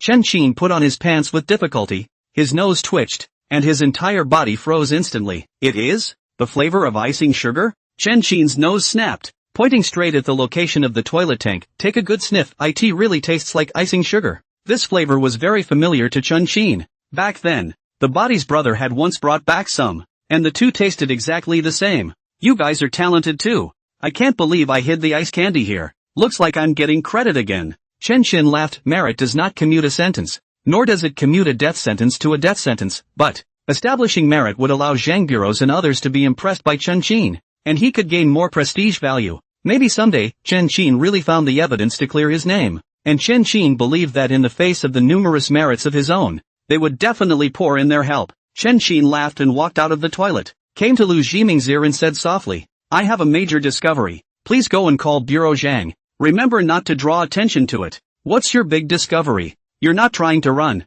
are you? Lu stared at Chen Xin suspiciously. Officer, Comrade Wayman is here watching, and I'm handcuffed and cuffed. I couldn't run away even if I wanted to. Chen Xin smiled bitterly. If he had wanted to run, he would have ripped off his handcuffs and run. Also, then wait and be honest. Lu Zhiming signaled Wang Weiman and silently walked out. Soon in Zhang Bureau, Lu Zhiming walked into the restroom. After making sure there was no one else inside, Chen Xin told Lu Zhiming to take a maintenance sign and hang it outside to make sure someone came in. Mysterious. Say it. What the hell is it that you still have to say in the restroom? Lu asked with some impatience. You guys, look at that toilet tank. Open it up. Chen Xin pointed over. Water tank? What's the problem? Lu frowned. Isn't that just an ordinary toilet? You'll see when you open it. Careful. Don't break it. We might even catch a fish. Chen Xin smiled mysteriously. Do what he says. Bureau Zhang suddenly opened his mouth. Yes. Lu nodded and walked over to carefully break the lid off the toilet tank. Fix your eyes. Lu Zhiming's calm face suddenly changed drastically.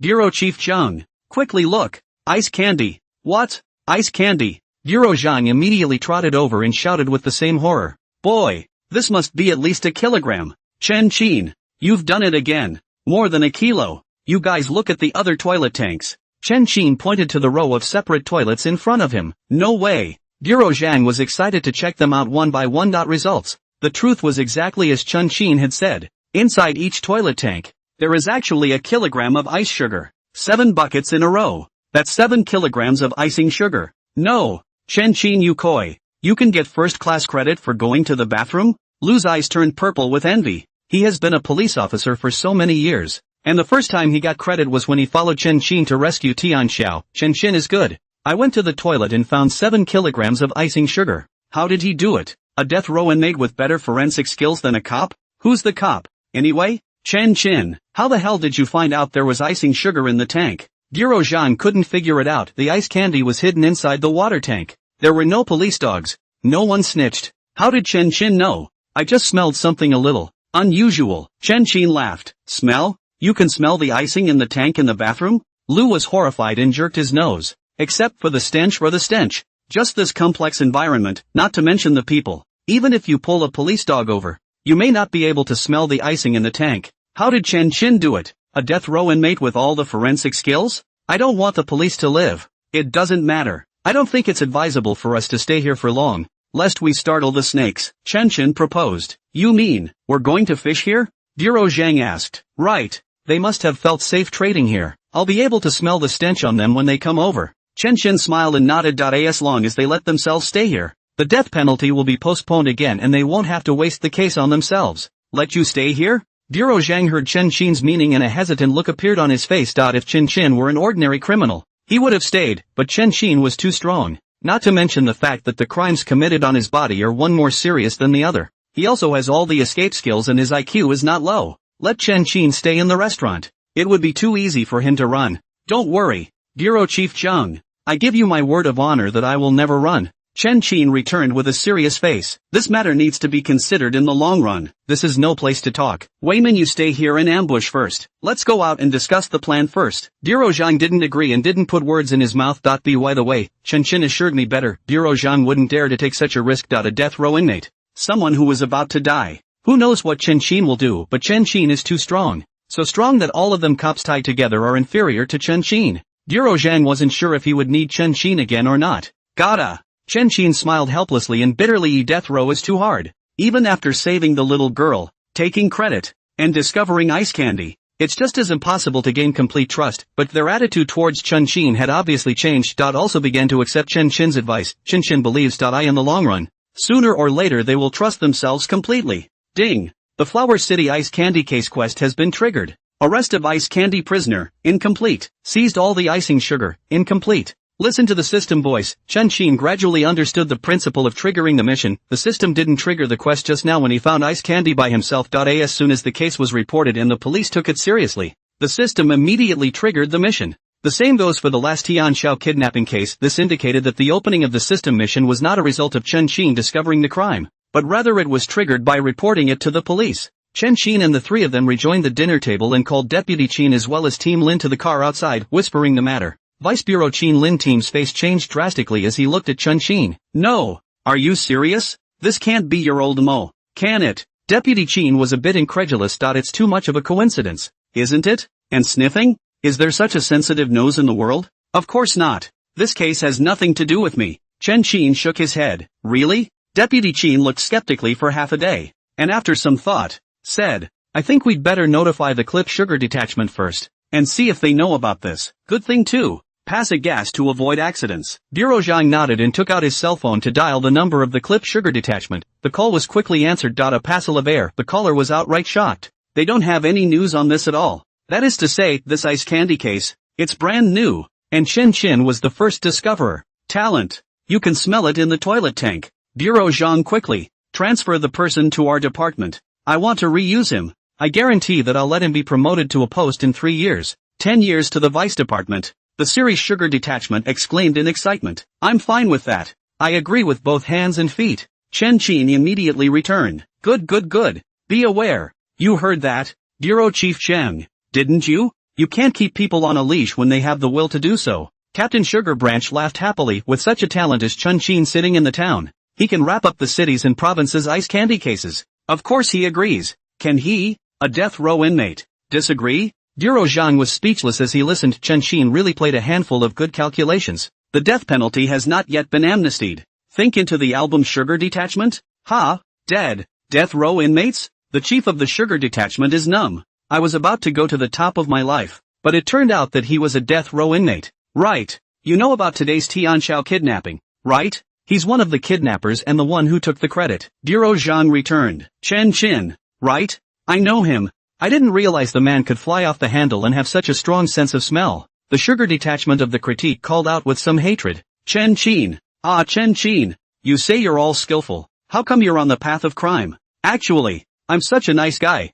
Chen Qin was helpless. If it wasn't for this damn death row inmate label, Chen Qin would definitely have a bright future in the police force. Really? The newly dead heart of detachment leader Sugar of the series was revived again at once. Really? Chen Qin affirmed again. I'm so relieved to have you say that. I think you're good, too. The CID Sugar Detachment Chief was ecstatic. Bureau Chief Zhang.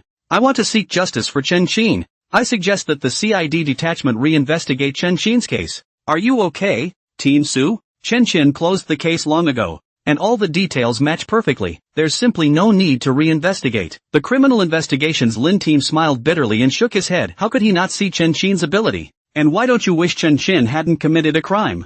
Who says a closed case is always correct? It is not unheard of for wrongful convictions to be handed down throughout the ages. As far as Chen Qin's flying kung fu is concerned, if he wants to escape, he'll definitely escape today. Clip Sugar Team Su argued with reason. So, I have reason to think that Chen Qin may not have committed a crime, and his confession at the time may have been a difficult one. Too right, brother. There's just something hard to say. The crime was actually committed by my twin brother. Chen Qin was overjoyed. Twin brother? Though it sounds a bit of a stretch, but it's not impossible. After the Clip Sugar Su team finished speaking, his tone gradually became grave. Bureau Zhang, I think, as the people's police, we must not let a bad person off the hook. But, we must not wrongly accuse a good person either. What for what? Are you thinking I've wronged good people?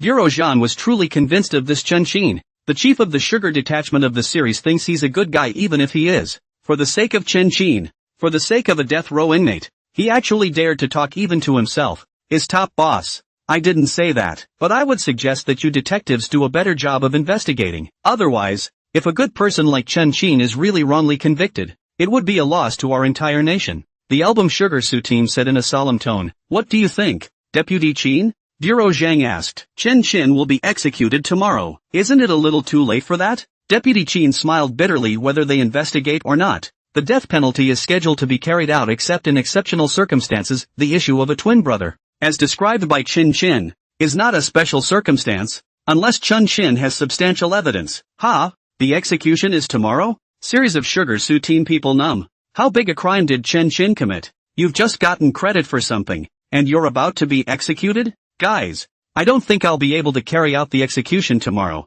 I smell the stench of icing sugar. I found the sugar vendor, Chen Qin suddenly said. What? Team Clip Sugar Su was shocked and exclaimed in a firm tone. Chen Qin, don't worry. No matter if they investigate or not, no matter how much time is left, I will try my best to investigate for you. I will definitely return your innocence. Thanks. One day when I can get out, I'll definitely work at your place. Chen Qin secretly rejoiced that his efforts had finally paid off. There are albums Sugar Su team investigation. May be able to get out of prison early. Don't go to work, the matter will be discussed later. Bureau Zhang immediately looked outside and asked, who is the sugar vendor? Where is the person? The man in the suit saw it, didn't he? That's him. Chen Qin pointed at the man. No. Do you have proof? Lu asked. What more evidence is needed? He stank of icing sugar and was headed toward the restaurant. Either a candy vendor or a candy buyer? Chen Qin asked rhetorically. Several people on the scene were crying and laughing. Their cops.do everything with evidence. Point one flavor alone. Chen Qin is the only one who can smell it. Who can be sure it's a sugar vendor? What if Chen Qin is here to fish in troubled waters? The phone album Sugar Su team impatient. Still hesitate what? Regardless of whether he is or not. First stare before saying. You want no one. I now immediately come over. No. I'm coming over right now. The series Sugar Su team finished and hung up the phone on the spot. Team Su has a point. Deputy Chin, you call Wayman and tell him to get ready to strike. Jiming, you're in plain clothes now. It's easier for you. So go keep an eye on him and pay attention. Bureau Zhang immediately ordered. Several people received orders to move immediately. Chen Qin, on the other hand, stayed in the car and kept an eye out for various smells in various places around him. But for a moment, the man in the suit then ran like crazy. Behind him were Lu Jiming and the others who followed. What a coincidence. He happened to be running towards Chen Qin's side. Chen Qin, stop him. Bureau Zhang subconsciously exclaimed. Yes. Chen Qin responded with a cry. And with a force from his legs, his ankle cuffs instantly snapped, and his entire body rushed down like the wind. But with a twist, Chen Qin then stopped in front of the man in the suit. The man in the suit didn't even look at Chen Qin and rushed straight over. The corner of Chen Qin's mouth curled up and he kicked out first. Boom. The man in the suit only felt as if he had been hit by a truck, and his entire body flew directly backwards, falling heavily to the ground. Hiss. The man in the suit was trying to get up as soon as the force was released, when a tearing pain came from all over his body, and his whole body was as if it was falling apart. Run. Why don't you run? Lu rushed over and took out his handcuffs and cuffed the man in the suit with one hand. Comrade Shimon, what's going on? Bureau Zhang came over and asked. This kid ran as soon as he saw us. Definitely a sugar vendor who came to get icing sugar. Lu returned. So true. Chen Qin, you've made a great achievement again. Zhang Bureau twisted his head as trying to boast. A smiling face suddenly turned horrified. Your foot cuffs? Foot cuffs? Lu and the others also looked over. Just a glance, everyone was horrified. The ankle cuffs on Chen Qin's feet actually split in two. What the hell? Honestly, what's going on with you? Lu is going crazy. What kind of monster is this brother? You have a good sense of smell. You can fly through walls. And now you can even rip off ankle cuffs? This thing is iron, not plastic. Chen Qin was also embarrassed for a moment. I was just thinking about not being exposed. There you go. A subconscious remark from Bureau Zhang. Chen Qin subconsciously went after him as well. An accidental exposure. You can rip off an ankle cuff. Is it possible to rip off handcuffs too? Lu took a deep, grave breath. Can do it? Chen Qin exerted himself. Snap. The handcuffs snapped and split in two instantly. Me. Lu was so shocked that he almost burst out. The others all stared at Chen Qin with wide eyes, looking at him like a monster. What kind of power is this? Rip off handcuffs and anklets with your bare hands. Are you a human being? As soon as they were shocked, the reputation value on Chen Qin's system panel immediately jumped. Reputation value plus 2,000. Current reputation value, 14,656. Chen Qin.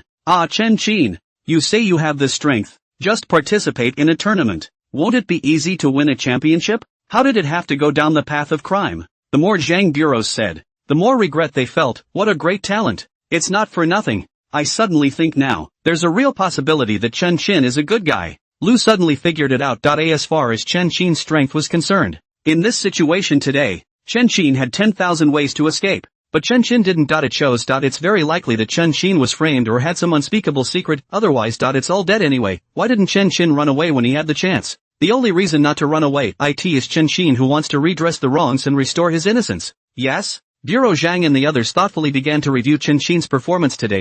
In the meantime, they suddenly realized. No matter how much they suspected or misunderstood, Chen Qin did indeed not do anything out of the ordinary, even in the area of arresting criminals. Chen Qin was even more desperate than they were as police officers. Whether it was Wu Baoshan or the man in the suit at the moment, they were all arrested by Chen Qin himself. Analyze it this way, Chen Qin is either a good guy, either that or they're playing a big game of getting in on the ground floor with their bodies. Chen Qin, whatever. Speculation is speculation. Facts are facts. You're on death row until proven otherwise. But with these incidents, we'll go back and look into your affairs. With a solemn face, Bureau Zhang sort of recognized Chen Qin inwardly. Thanks. Chen Qin thanked from the bottom of his heart. Big brother police, will you please control me? I'm a sugar dealer, a big sugar baron, a belly full of secrets. It's your loss if I die. Call an ambulance. The man in the suit was on the verge of tears with aggravation. Dang, a big sugar baron, caught as a third-class starting existence. As a result, after being arrested, people are dying of pain. Actually, there is not even a police officer to control him. All surrounded by Chen Qin. How do you mean? Make it sound like who is not a felon. What are you screaming about? What do you want to die for if it's not just a kick in the ass? Lu glared over nonchalantly. Brother police, I really feel like my whole body is breaking. Could you please call an ambulance first? The man in the suit said breathlessly, and suddenly a mouthful of blood sprayed out, and his face instantly turned pale and colorless. Really? Wait. Lu jolted awake. In terms of Chen Qin's power to rip off the handcuffs and ankle cuffs, that seemingly ordinary kick was a ferocious bludgeon to others. You could really kick someone to death. Lu jogged up, and upon inspection, he sucked in a breath of cool air. What's wrong? Deputy Qin asked. All the ribs are broken. Internal bleeding? I don't know if I hurt any internal organs. Lu returned with some horror. That bad? Deputy Qin was shocked. The rest of the cops were equally appalled. They were all just there. They saw Chen Qin's kick very clearly. Chen Qin didn't put much force into it at all, but even so, I can't believe they all almost kicked someone to death. If you really want to use your full strength, you mustn't kick a man's head? No wonder Wu Baoshan, who was not moving to die together, was afraid of Chen Qin, and now even they were a bit afraid. Am I going to die? The man in the suit panicked. Not good. Lu wasn't too sure and immediately called for an ambulance. Officer, my name is Yu Lang. I've been peddling candy for 5 years, and I have a belly full of secrets. You must save me. You must protect me. You must. Before Yu Lang finished speaking, his entire body instantly froze. Lu Jiming and Deputy Qin actually left. He followed the other policemen and together they surrounded Chen Qin again. What do you mean? Yu Ronan is numb. Surrounding Chen Qin at first was barely justifiable. He's dying to come clean, and he's surprised no one cares. Is Chen Qin the only one who's expensive? Everyone is a felon. Why does it all revolve around Chen Qin? When did the sugar lords become so unappreciated? It's too hurtful to the ego. Yu Lang was furious. Violently, a mouthful of blood sprayed out again. His breath weakened to the extreme at once, and he didn't even have the strength to speak. Lu Jiming and the others heard the commotion, turned their heads and swept a glance at Yu Lang, muttered not dead, and all of them turned their heads back again. Yu Lang looked even more angry. No one cares about spitting blood. Who the hell is that brother? The cops don't even care about the big sugar baron's death in order to find out what's going on with him. You want to lose all your secrets? You don't even want to get a first-class merit, do you? Ha? You guys got the guy so fast? Boy, you guys are too ruthless. You're so heavy-handed? Hearing a somewhat familiar voice, Yu Lang twisted his head to take a look, and his heart burst into ecstasy. Series Sugar Su Team. Here comes the savior. As soon as he started his career, Yu Lang made a point of memorizing this face. Others don't care about him. The Candy Su Team can't just ignore it, can they? You're just in time. He's all yours. Take him away. The CID Lin team immediately called out. Didn't you arrest him? Again. You guys are the ones who should be in charge. By rights. The Series Sugar Su team shook their heads no. Where do we find the time? We still have to investigate Chen Qin's wrongful death. Help out, okay? It looks like he's going to confess. Detective Lin patted Team XU. Yu Lang seized the opportunity and hurriedly called out. Right. I'll confess. I'll tell you all I know. Hold your tongue. Clip Sugar Su interrupted him and added to Team Lin, speaking as if who's available. You want to redress Chen Qin's grievances and we don't? What then? Team Lin frowned. The execution will take place tomorrow, and their whole team is thinking of investigating for Chen Chin. In case Chen Chin is really a case of injustice, they'd have one less death row inmate and one more police genius. Team Su had the same idea, even more strongly than Team Lin. No, you guys really don't care about me? I'll tell you the address of the sugar factory. 1 ton of rock candy. First class. Yu Long was in a hurry. They don't care. They don't look like they are taking it seriously at all. In case the hospital doesn't treat them properly. In case their accomplices sneak into the hospital. Won't they die in the hospital? Yu Lang doesn't want to die. He still wants to take the credit for his crimes. Does it matter? Team Su asked impatiently. Doesn't matter. Yu Lang's mind collapsed. First class honors don't even matter? So what's more important? Chen Chin? What an international joke.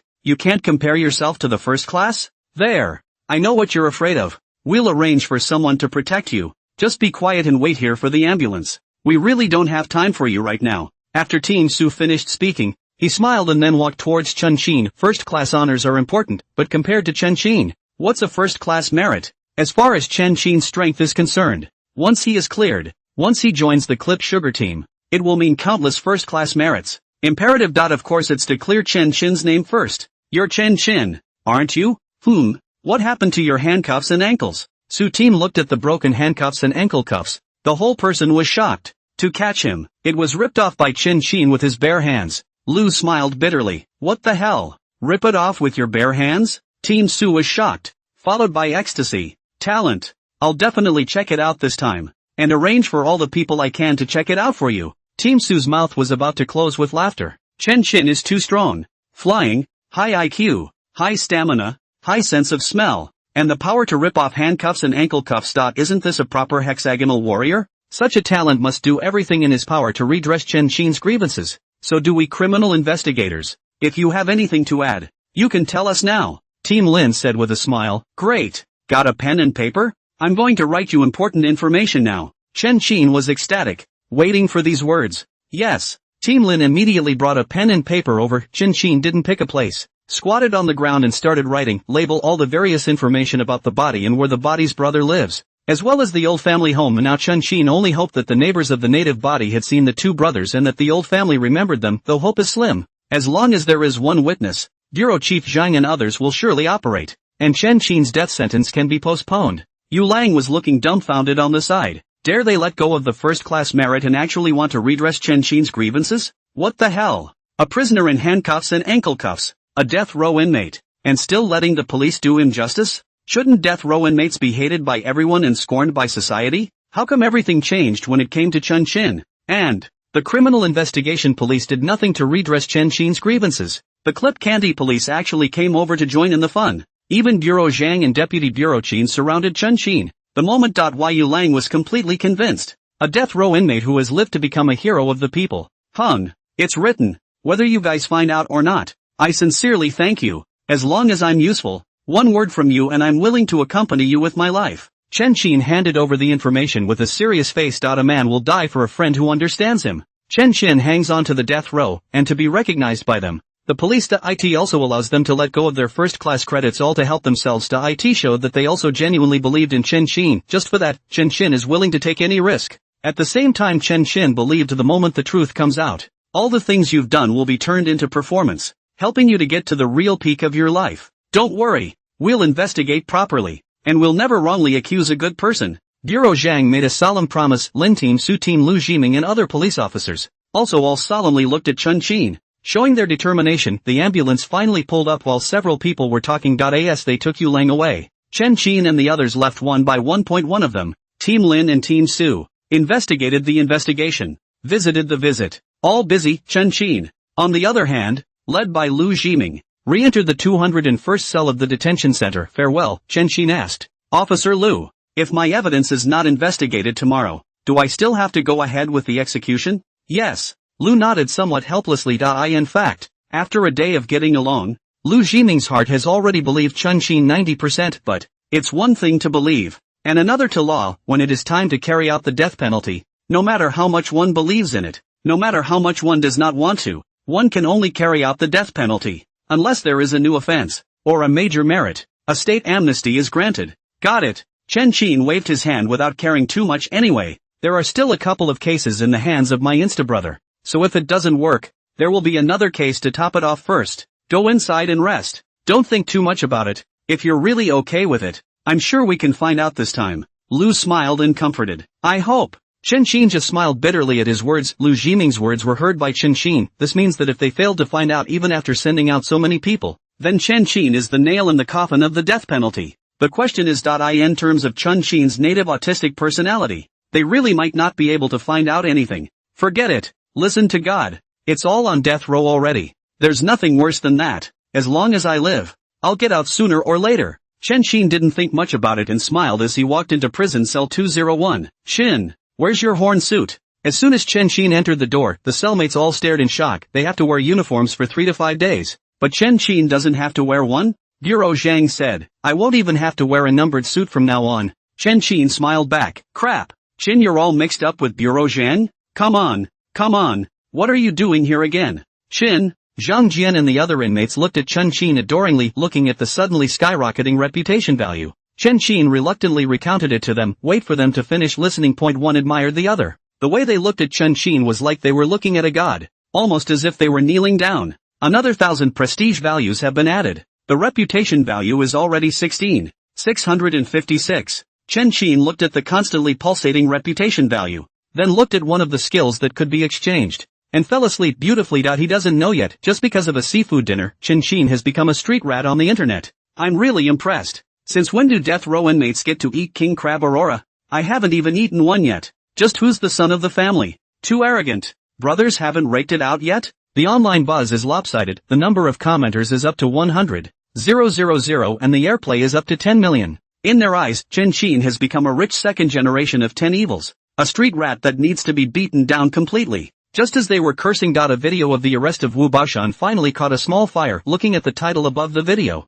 one was confused. Righteous and good big brother, carrying little brother on the fleeing wall. Our very own Spider-Man. 12 floors up like a walker. Rehabilitation makes a hero. And death row inmates fight for their lives to save 8-year-old girls. Click in and take a look. The netizens are watching in awe. Chen Xin climbed the water pipe even though carrying a person on your back and a squirt gun, and you can actually keep moving up? You're shooting Spider-Man here. Who would believe that? Look further down. When they saw the interview footage, they were dumbfounded again. Secretary Zhang, Deputy Chin, clearly a police officer, reporters from the major official media, listening to the interview again. The network went numb. Chen Xin is not only on death row, but also the #1 kidnapper of the little girl. That's not all. He's actually still the #1 contributor to saving the little girl, or fighting for his life. Even the little girl among them recognized Chen Xin as her godfather. What is this? A twist and a turn and you're playing evil and good here? Movies don't even dare to make such bloodshed. With this plot development, the blogger is still a bunch of little white numbers. So who can believe it? Please wash the floor professionally. They do a search online. One of them stared in shock at once. A minute ago, the official media really did release the Chen Xin story. Tap on it. One by one. They were all scared silly. The image inside was exactly the same as what they had just seen. Spider-Man is real. Carrying Wu Baoshan on his back and climbing upwards with a water gun on his back is also true. It's as true as fighting for your life to save a little girl. Even at the end, while Chen Xin was having a meal, he solved another case of icing sugar, seized 7 kilograms of icing sugar on the spot, and caught the fleeing sugar vendor. Watching a deed. A scene of danger. Netizens were in tears on the spot. I'm sorry, brother Chin. I was the one who misunderstood before. I apologize. I told you the prison was full of talent. Delaying the death penalty with a new offense. Chin, you're brilliant. Eat. It's not just an Australopithecus. Eat hard for me. Who ordered this rice? Give brother Chin another Australian dragon. An Australopithecus will fill you up just the same. Tearful. Wu Baoshan, who died at any time, climbed a water pipe with a person on his back, handcuffed to catch criminals. Which is a death row inmate. This is not our people's hero? The Wind review reversed. Netizens are crying at the sight. Chen Qin's series of performances showed off his intelligence, physical ability, and strength to the fullest. Chen Qin, a death row inmate, is more like a cop than a cop. If we put aside the label of death row inmate, isn't what Chen Qin did a people's hero? Then he remembered that Chen Qin was going to be executed the next day. And the words of injustice that came out of his mouth, the whole internet went crazy. They began to speak up for Chen Qin, such a people's hero. They did not believe that Chen Qin would be a death row inmate. And even more so, they did not want such a talent to die like this. Many people, afraid of Chen Qin's death by crying out for justice and receiving no blessings, Even started making silk banners overnight. They wanted to let Chen Qin know that they were with him, and that death row inmates are not, should be blessed for saving lives. As things continue to spread, the number of people who admire Chen Qin is growing. Chen Qin's reputation value was soaring wildly. Early the next morning. It's still light out. There was a sudden cacophony of voices at the entrance to the guardhouse. What's going on? The gate policeman looked through the window and was startled, only to see that the outside was densely packed with black shadows, numbering no less than 1,000. What's this about? Want to rob a prison? You guys? The gate policeman, in a trance, subconsciously pulled the alarm. Woo! A low siren sounded throughout the guardhouse. All of them, prisoners and police alike, woke up at the first opportunity. What's going on? Someone broke out of jail? The inmates got excited all of a sudden, lying down on the door of the cell and looking out curiously. Soon. A police officer rushed out with a nervous look on his face. When they come outside. One was all confused. In front of them, there were actually thousands of people densely packed. And then look at their hands, all of them holding something long and stick-like. What's this for? Alarmed, Li Shou immediately turned on the lights. Take a closer look. All the police officers burst into tears. Original, instead of weapons, they were holding banners. Isn't that oops? Who pulled the alarm? Li Shou asked in a no-nonsense manner. I'm sorry. My problem. The policeman at the gate was full of aggravation. I've seen banners being sent, but I've never seen banners being sent at 5 a.m. and thousands of people coming. Just this movement, most of the night. Who doesn't panic when they're in a daze? Forget it. It can't all be your fault. It's a scene I'd be confused to watch. The problem is, we don't have anyone here to take credit for it, either. The more Li Shou thought about it, the more puzzled he became. It seems like it does. That Chen Qin, the policeman at the gate, returned. Chen Qin? A death row inmate? He can be that popular? And thousands of people come together to send banners? Li Shou asked rhetorically with some incredulity. The other police officers sniffed, and one by one, they also secretly shook their heads. Chen Qin is right to take credit, but a death row inmate is a death row inmate. Even if he has been meritorious, it is not necessary to come on so many people to send blessings, right? As they spoke, the people had come up, and one by one they scrambled to open their mouths. Comrade policeman, isn't Chen Qin about to be executed? I've come specially to send him a banner. You guys can make sure to send the banner to Chen Qin and tell him that we believe he's a good guy. Listening to their words, Li Shouran went numb. I can't believe I'm actually sending a banner to Chen Qin. What's going on? Is a death row inmate really a hero of the people? The court didn't clear him. He cleared himself? It's outrageous. Even though Li had seen many big scenes, he was a bit disoriented for a while. Mr. Li, how? The gate policeman asked quietly, hearing the sound. Li Shou reacted, waved his hand and called out. Everyone be quiet. Everyone, please line up and bring the banners over one by one. We will deliver them to Chen Qin for you. This statement was made. A dozen police officers on duty immediately went up to maintain order. The crowd is also very obedient, and soon formed 10 queues, but 10 minutes the people left, leaving only thousands of banners piled up in 10 large boxes. The crowd was too enthusiastic, wasn't it? Could it be that Chen Qin was really wrongly accused? Li Shou frowned. The similar scene is not unheard of, for example, when they are caught in the act of bravery, when they lose their hands and kill someone, or when they are caught smuggling overseas medicines and selling them at the original price. They tend to resonate with the people. But even if Chen Qin had saved the little girl, even if he had seized 7 kilograms of rock candy, even if he had really been wrongly accused, it wouldn't have caused such a big stir, would it? People saved tens of thousands of leukemia patients back in the day, and it wasn't such a horrible scene. Check. The policeman at the gate suddenly called out, coming to Li Shou with his cell phone. Fix your eyes. The above is exactly what the official media has to say about Chen Qin. Number of likes, 5 million. Number of comments, 300,000. Look all the way down. Li Shou and the others were looking more and more shocked. The mere fact that one saved the little girl and one seized the ice candy didn't make them feel anything, but when they took a look at the details of it, Li Shou and everyone else couldn't help but suck in a breath of cold air. If the roles were reversed, 9 lives would not be enough to kill them. Chen Qin is really fighting with his life, more than a cop. This instant, all the police officers stood in awe of Chen Qin. No wonder. For that performance, it does deserve to be a hero. I'm ashamed of myself. I'm convinced. With a look of admiration on his face, Mr. Li added, you guys send the silk banner to Chen Qin right away, and I'll go buy some milk and eggs to make up for the hero. Yes. Several of the police officers nodded and carried the banner toward the cell block area. Passing place, the prisoners inside the cell were all confused. Brother police, you guys pulled the alarm just to move the banner? Someone couldn't help but ask. Of course not. More than 1,000 people just came to deliver the banner. And no, it was filled with 10 boxes. The policeman on duty returned. What the hell? Over 1,000 people coming together to deliver a banner? And at this point, How much credit is that? That's not right. You're not sending banners? What's the deal with sending it to the cell block? The inmates were shocked and confused. This is the cell block, except that a prisoner is still a prisoner. Is the banner thing something that can show up here? Give the banner to the person in question. Of course. The policeman on duty laughed. Parties? In the cell block? Who is it? The inmates are all mad. People like them get banners? Chen Chin. The policeman on duty returned. Chen Chin. Crap. The death row inmate who was to be executed yesterday. Ha! He was executed yesterday. Why is he alive today? A model for my generation. The death penalty is not dead even. There are still more than 1,000 people sending banners. Ancestor, please accept my obeisance. The whole surveillance area was abuzz. That's too much. It's called a strong man never complains about his circumstances. What's wrong with death row? What's wrong with an execution? Live as usual. Be a hero as usual. All of their gazes,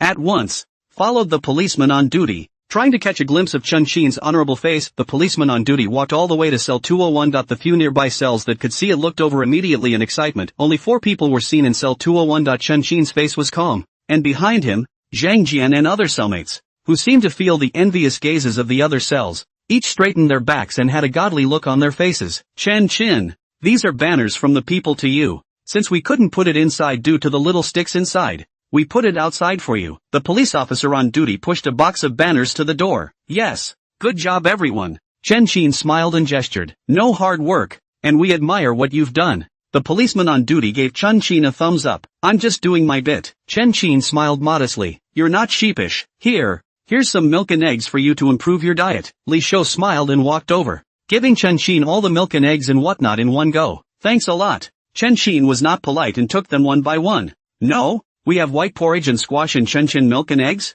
Big brother police are admired? Officer Li went to buy milk on purpose? Is this what a death row inmate deserves? What exactly did Chen Chin do? Why was the execution postponed? And why was the banner sent? The inmates in the cell went completely crazy. In the eyes of the police, they are the assholes of society. The rats in the gutter. The police, not to mention admiring them, don't even bother to look at them squarely on weekdays. And then look at Chen Chin again. They are prisoners, or more serious death row inmates than they are. By the way, the police should hate Chen Chin more than they hate them, but the exact opposite is true. A death row inmate who not only received a banner, but was treated with respect by the police. Even one of them, Mr. Li, paid out of his own pocket and personally bought milk and eggs for Chen Chin. It's something you wouldn't dare blow up like that if you were drunk, let alone seen. Their comment, the Grandmaster is awesome. Quiet.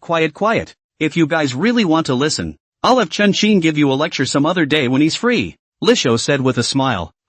One by one. The prisoners all froze. It's not like they haven't heard this kind of thought lesson before. However, those who came to give lectures were invariably members of the police force. The main focus is the re-education of ideas. Li is good. I can't believe they asked a death row inmate to lecture them. When did death row inmates get to be people's teachers? Still giving them criminals lessons. Dare to be more outrageous. Forget about it, Mr. Li. It doesn't seem right for me to be in this position. Chen Chin shook his head with a bitter smile. Nothing inappropriate. I'm going to let them know. Death row inmates can be rehabilitated. So can they. Making a mistake for a moment doesn't mean you're a bad person for the rest of your life. Chen Chin, just help them and guide them on the right path. Li Shou had a solemn look on his face. Okay, at your service. Chen Chin didn't refuse after thinking about it just now while the prisoners were shocked at Chen Chin. Chen Chin's reputation value was soaring. If it's another lecture, definitely reap more prestige value. Chen Chin, you rest. I've been busy too. Mr. Li greeted and left the cell block area with the policeman on duty. As soon as they're gone, one of them,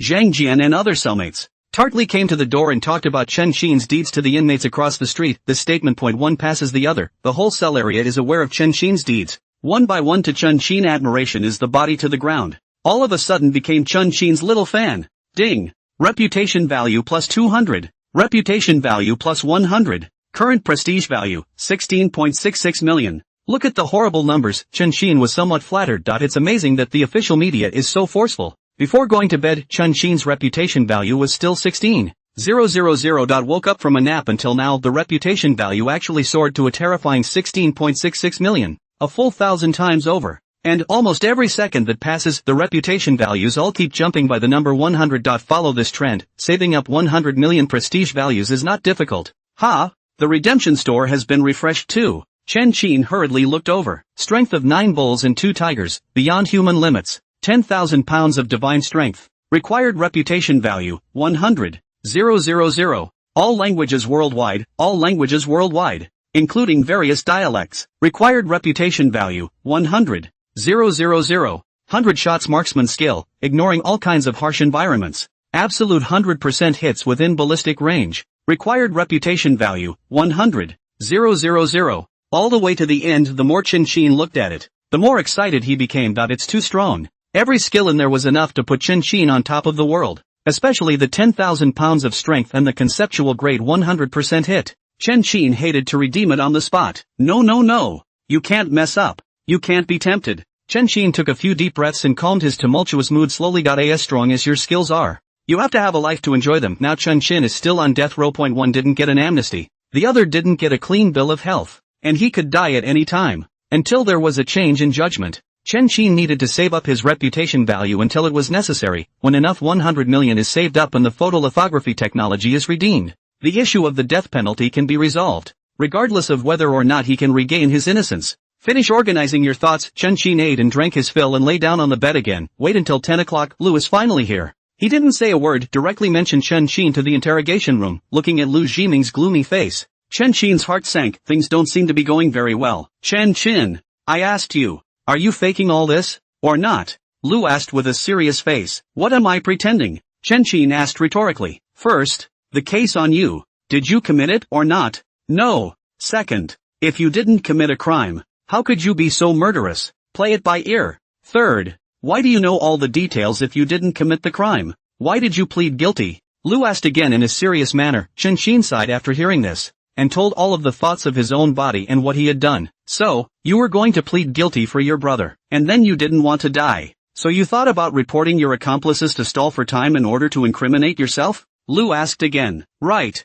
Chin nodded. That's right. Lu Jiming's serious expression gradually relaxed, revealing a smirk. Don't mind it. There are just too many suspicions on you. And now after you said that, I finally understand the cause of the matter. Are you guys onto something? Chin asked. Check. But again, it doesn't seem to check out. Lu shook his head. What do you mean? Chin frowned. After our investigation, there is indeed a rumor of such a twin in your old country. Unfortunately, that old man has passed away, and there are no witnesses, only a rumor that cannot be pleaded. However, we've picked up a few clues elsewhere and are basically certain that you are indeed a twin. But, there's no substantial evidence for any of this, which means we still don't know your true identity. Lu returned. I see. Unable to determine my true identity. You can't figure out if I'm an older or younger brother, or if it's the older brother who committed the crime or the younger brother who committed the crime. Most importantly, you have no guarantee that I'm lying or not. Chin smiled bitterly. It's too complicated. The fact that two identical people, with no account on the side of the body, have confessed to the crime, and the fact of twins still exists only in rumor. In other words, until there is substantial evidence, Chin will still have to carry the charge, and the death penalty will still be imposed. No proof is no proof. Please understand that we can't possibly trust a death row inmate unconditionally. Lu sighed. Actually, after a night of hard work, after listening to Chin's motives, Lu Jiming had already believed Chin by 9 points. I understand. Chin nodded. And don't you be discouraged. We've already posted a bounty on the internet, and netizens have already responded. As long as we find your twin brother, the truth about you will naturally come out. Lu comforted. Thanks so much. That's quite a way to go. Chin's eyes lit up. It might be difficult to let the police look all over the world, but if you let the netizens look for it, there's still a few chances of finding it. The almighty internet never disappoints. But, Chin's pupils suddenly shrunk. This body is willing to use death to fulfill brother. Brother will not be so stupid. With the character of his insta-brother, once the bounty order was released across the internet, he would definitely try to kill Chin by all means. As long as Chin died and the case was closed, he would naturally not be affected too much. To live that he had no other choice. Be careful. Chin's heart tightened. This guy is a real outlaw and will do anything. Chin is not afraid of the front, but afraid that he will come to the dark side. Offhand, this guy is a cunt. Back to business. The Tianxiao kidnapping case is over. Your sentence is up. Say it. I know you have secrets in your stomach. Lu Jiming laughed meaningfully. Ugh. Secrets always run out. Chin said somewhat helplessly. Back then, when we dug up a king's tomb, we had brought out several pieces of valuable plutonium, among which was an original copy of the Yanle cannon. What? You're talking about the original Yanle cannon? Lu was shocked. The Yanle cannon, a national treasure among national treasures. It is the pinnacle of China's ancient encyclopedias. Inside, there are records of ancient astronomy and geography,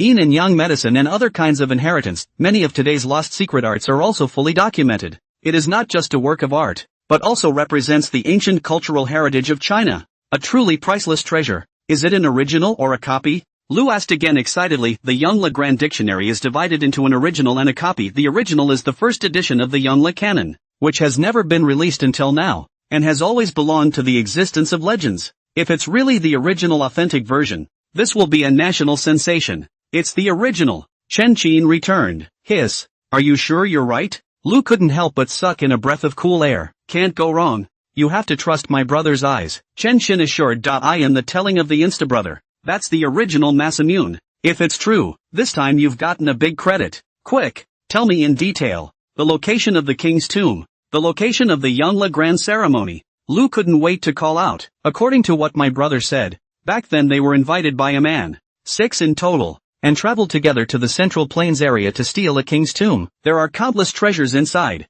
except for the Yongle canon. A total of $100 million was sold. At that time, they felt that the Yongle dictionary was too eye-catching to take out in trade, and they couldn't bear the thought of it going overseas. Therefore, this book, the Yongle canon, which could not be realized, at once also became the trigger for the unequal division of the spoils. That is, they wanted to share the money, but they didn't want to let go of the Yongle canon. So there was some arguing and a big battle broke out. In the end, the only ones who survived were my brother and Wang Shijing. After some deliberation, they finally decided that my brother would take $90 million of the stolen money, and Wang Shijing would take $10 million as well as a volume of the Yongle canon. Chen Qin narrated. 100 million. Yongle Grand Ceremony. These national treasures and artifacts. That's how you sell them around and kill your own associates. Lu's scalp tingled as he listened. It's too hard. No one died in the grave robbing. All died in the unequal sharing of the spoils. It's true that when it comes to accomplices. It's true, officer. It's not us, it's them. Chen Qin corrected. Is it something we would analyze ourselves? Now what I want to ask is, where's the $90 million in stolen money? Lu chilled his face. When Chen Qin was first arrested, Chen Qin didn't even have a penny on him. He lost it all long ago. Otherwise it wouldn't have come down to kidnapping. Chen Qin smiled bitterly. I'll ask you again. Their names and addresses, and the coordinates of the king's tomb. Lu asked again. Wang Shijing, Ma Yan, Shuai Yon, Lei Liang, Wang Fei. The address is a small forest village near Songshan in the Central Plains. There is a river over there, and if you follow it all the way up, you will see a dragon-shaped mountain range. Chen Qin returned. Quite a detailed memory. You really have a brother? Really not involved in this? Lu was a bit skeptical. Injustice officer. I'm such a nice guy. Chen Qin was helpless and knew Lu would think that way. Chen Qin knows too much in too much detail. It's not like there's proof that he's the twin brother. Anyone would think that these things were done by Chen Qin. Luckily, Chen Qin had a history of saving little girls and seizing ice candies, making his identity slightly cleaner. Lu was skeptical, but he would at least believe what Chen Qin said. This is the most important point for a death row inmate who is due to be executed at any moment. Otherwise, Chen Qin wouldn't even have the chance to speak. Sooner or later the truth will come out about the OK people. And their address? Lu asked. Wang Shijing is from the northwest by the sound of his accent. 30-something, big square-faced guy. I don't know about the rest. This is something you need to find out for yourselves. I'm sure it won't be too difficult. Chen Qin returned. Is that all? Lu frowned. That's too big a range. How long do we have to check? That's all. Chen Qin nodded. I have to warn you, you can delay the execution with a new crime, but you can't deliberately hide it and stretch out our time to solve it. Otherwise, we will lose all trust in you and also execute you immediately. Lu solemnly reminded. I understand, but that's really all I know. Back then they were working together for the first time and didn't really know each other. Chen Qin smiled bitterly. Okay, stay here while I go investigate. After Lu finished speaking, he turned around and left the interrogation room. A little investigation. Things were easier than expected, and Lu quickly found out everything. In the village of Xiaolin, there is indeed a king's tomb that has been hollowed out. The accomplices in Chen Qin's mouth, on the other hand, are all documented missing persons, including Wang Shijing. That is to say, Chen Qin should really have stolen a lot of treasures, and there might really be the Yongle dictionary, but the other details from Chen Qin's mouth may not be the truth. Lu Jining thought about it again and again, and made a phone call to Team Lin, informing them of all the things in it. Doubtful. Even Wang Shijing is missing? Then is he dead or alive? And does the Yongle canon exist? Team Lin frowned as he listened. I don't know. If Chen Qin makes a move,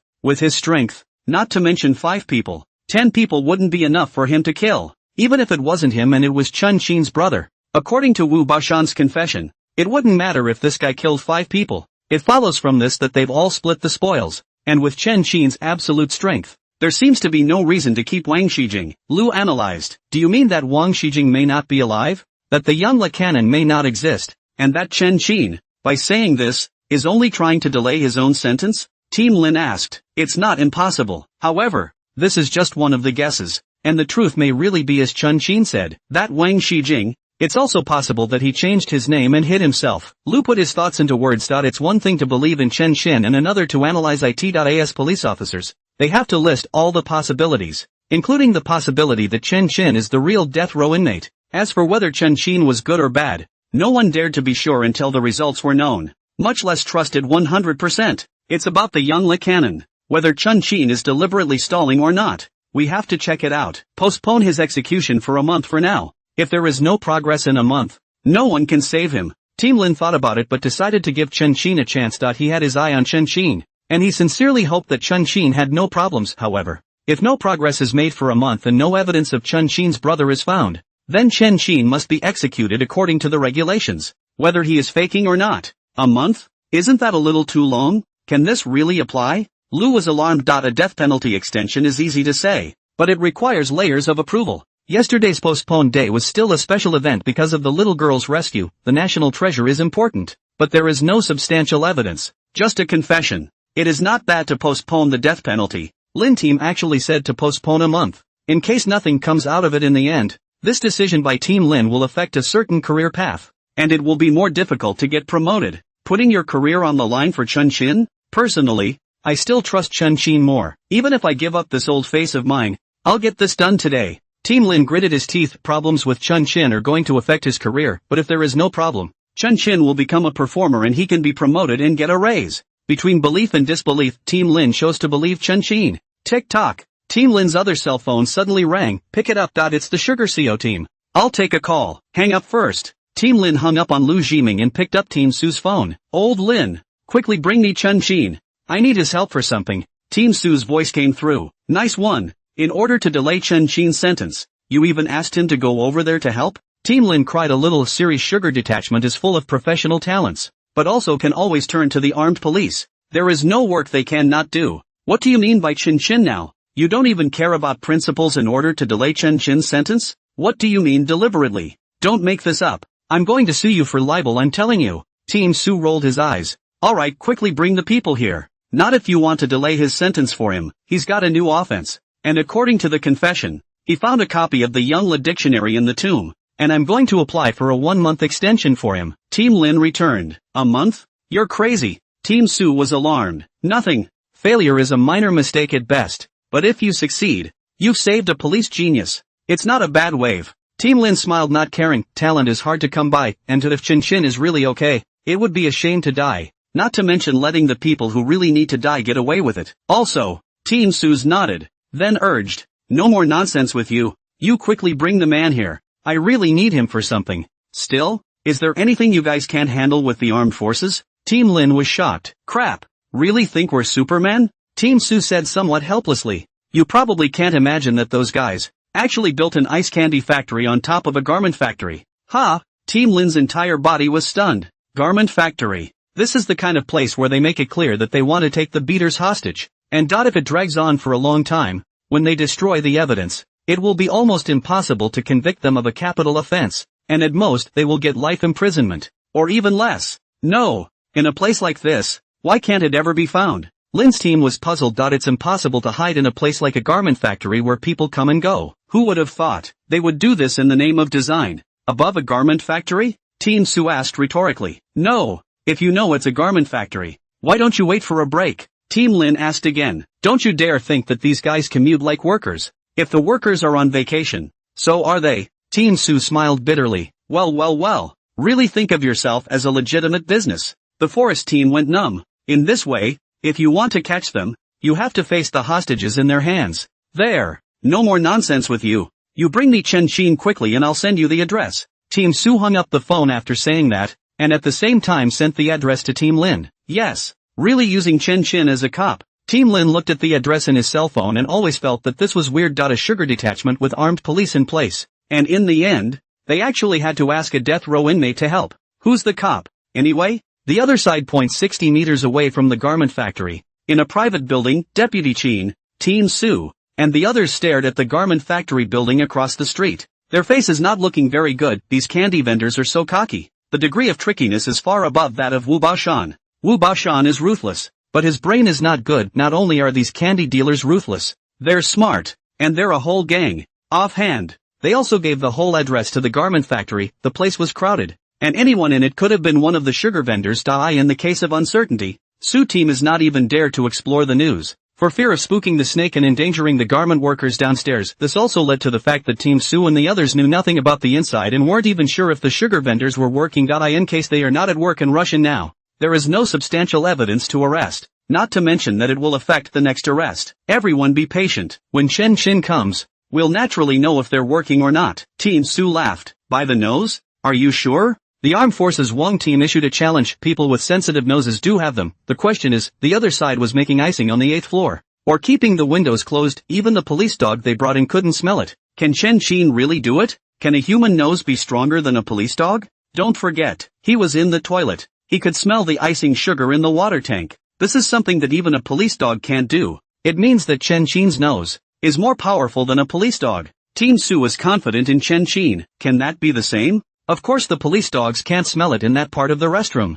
I think it's a little more reliable to follow my plan and pretend to be someone from the power authority to sneak in. The armed police Wong team returned. No, it's too dangerous. Team Su refused without hesitation. Sugar dealers, unlike other criminals, are themselves capital offenders who literally kill people if they are found to be in trouble. Well, don't argue. Chen Xin has arrived. Deputy Director Qin suddenly spoke up. The group turned their heads to look, only to see Lu Zhiming leading Chen Xin all the way towards them. Chen Xin, you're finally here. You understand about us on the way, don't you? Team Su asked. No. Chen Xin nodded. Just now on the road, Lu had already explained things clearly. Yes. I'm going to ask for a deposition on one thing now. Can you smell the icing inside the 8th floor when you're downstairs? Team Su pointed to the garment building across the street. Are you guys wondering if there's any icing sugar in there? Chen Xin asked rhetorically. That's right. To be precise, I need to determine if they have icing sugar in them or not. Team Su returned. I see. Chen Xin knew what he meant. He didn't want the residual icing sugar flavor.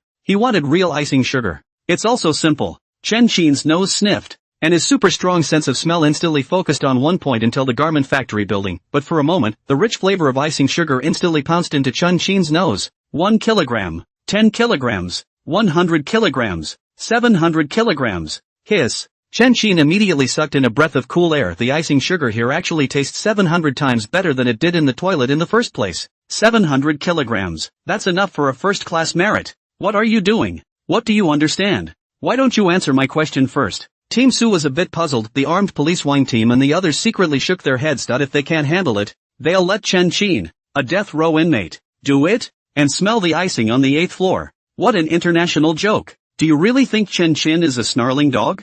One moment, the smell is a bit choking. Chen Xin's nose twitched, restoring his superb sense of smell to normal, before he smiled and said, I've already smelled it. There are 700 kilograms of ice sugar inside, and there are other special flavors. Chen Xin, what nonsense are you talking about? What's 700 kilograms? What other flavors? Team Su went numb. Ask Chen Xin if he can smell it. This brother directly to 700 kilograms? What the hell? That's rock candy, not fried red meat. Just the faint odor of icing sugar is almost inaudible from a meter away. Chen Xin is good. At a distance of 60 meters. It was unprecedented to be able to smell it and tell the exact weight. It's outrageous. Even the Su team who believed in Chen Xin, all of a sudden gave a whole will not. The others all shook their heads and laughed bitterly as they listened. None of them believing Chen Xin's words. It just doesn't add up at all. Forget it. I think we'd better follow my plan. Dangerous, yes. But how do you get a tiger's son if you don't enter the tiger's den? The armed police wing team waved their hands and said, it seems like it has to be.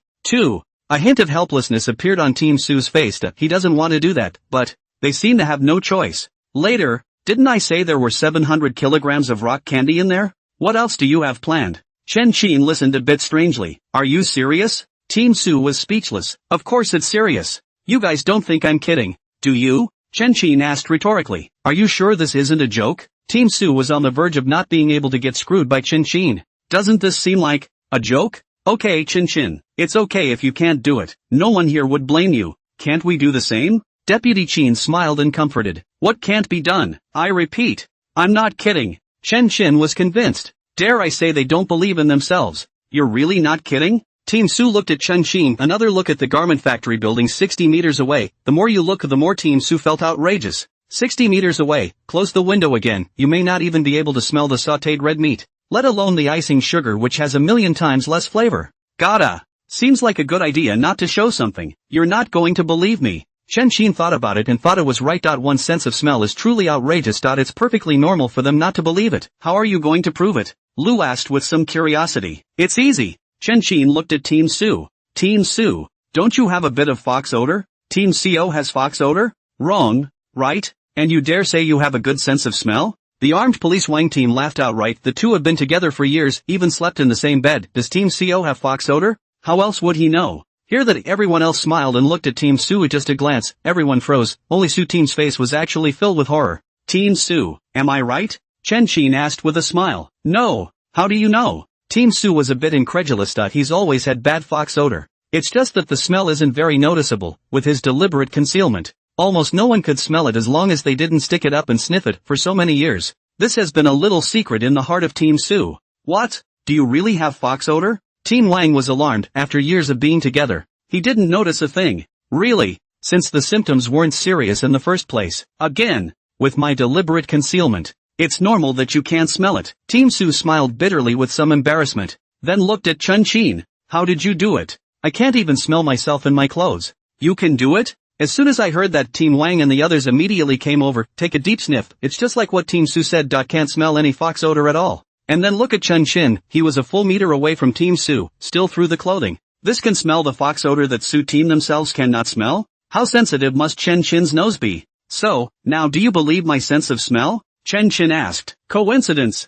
It must be a coincidence. Tell me, did you already know the secret? Team Wang was still a little unconvinced. We're all human beings. One shoulder for one head. He can't even smell it. But Chen Chin can smell it from a meter away? Chen Chin didn't bother to argue and said directly to Team Wang. Do you have prostatitis? I smell a hint of fishy odor on you. Team Wang's face changed drastically, and the entire person stared at Chen Chin as if he had seen a ghost. They watched Team Wang's reaction, and one by one, they were all stunned. What's the situation? Chen Chin was right again? Right Team Wang? Chen Chin asked with a smile. Yes? Team Sue and the others all looked over curiously. Years together, they didn't really know that Team Wang had prostatitis. Yes, right. One of Team Wang's faces suddenly turned red at this kind of thing. Taking it out in front of the boss and subordinates is really too shameful. Team Wang's tough guy image over the years was sort of completely destroyed by Chen Chin. What? It's actually true? Chen Chin, what kind of nose are you? Can you smell this too? Everyone on the scene was horrified. Chen Chin's nose is too outrageous. Even if you can smell the fox odor through your clothes, through the pants, I can't believe I can still smell what's in there. What kind of sick sense of smell is that? Is this still human? In other words, now that they were standing in front of Chen Chin, wouldn't they not be able to hide any secrets at all? Chen Chin just needs a sniff. All of the little problems and secrets in their bodies were all known by Chen Chin. One thought about all this. A wave of fear went through their hearts. This feeling of being seen through was similar to killing them. It's all believable now, isn't it? If you don't believe me. Chen Chin smiled and looked at Deputy Bureau Chin. Deputy Bureau Chin. You, brother, kiss my brother. I believe it. Deputy Chin panicked. Su Team Wang Team's glorious image is kind of ruined. He couldn't afford to be ruined in Chen Chin's hands. This is going to publicize his secret. How can he lead people in the future? Officer Lu? Chen Chin twisted his head to look at Lu Jiming. What's that look in your eye? Who are we? How can I not trust you? Lu was scared and hurried to play the emotional card. Chen Chin twisted his head again and swept towards the other police officers. Don't look, brother. I'm afraid. We believe in it yet? Everyone on the scene was completely convinced. Chen Chin is a little secret, or a public execution. Who can hear it and not panic? They don't want the entire police department to know about their little problem. Now believe. It's 700 kilograms of rock candy across the street, isn't it? Chen Chin asked. Believe it. Team Wang smiled bitterly, repenting his bowels. If I had known that Chen Chin's sense of smell was so sensitive, why did I go and mess with him? It's okay now, not a day out. The whole agency has to know about him having prostatitis. Well. We'd better confer how to take out the other side in one fell swoop without affecting the workers. Team Su swept a depressed glance at Chun Chin and hurriedly pulled away from the topic. It's not a hard thing to do. There are but 5 of them. Just move fast enough that they won't have time to react. Chen Chin spoke faintly. What? And you know the exact number of them? Team Su looked over in shock. Sure, I can analyze the exact number of people in the room by their smell, and I can smell it at once, even if it's mixed with workers, as long as they've been in contact with ice candy. Chen Chin smiled confidently. It's so anticlimactic. Is this still human? Team Su's entire body was dumbfounded. Everyone else was also horrified. It's even better if you can smell the icing. You can also smell the exact number of people. Even look for people in the crowd who have been exposed to icing sugar. This one ability was truly one more heaven-defying than the other. Completely beyond their imagination. If not for seeing it with their own eyes, if not for Chen Chin revealing one of their little secrets, who would dare to believe it was true? Too bad. How is it that you're a death row inmate when you're so gifted? The more Team Su thought about it, the angrier he became, whether it's flying through walls or natural strength or a superb sense of smell. It's a proper police skill that fits the cop perfectly. It's almost like being born with a police saint's body. It's not just Team Su, the armed police Wang team, as well as Deputy Bureau Chin, and a group of police officers behind them, all had a look of regret. A natural-born police saint on death row. If they could have 1/10 of Chun Chin's ability, they would have taken off on their way to the pinnacle of life. Don't mention it. When I think about scapegoating my brother in the first place, I can't wait to slap myself. Chen Chin was also helpless. The slap Chen Chin really wanted to smack,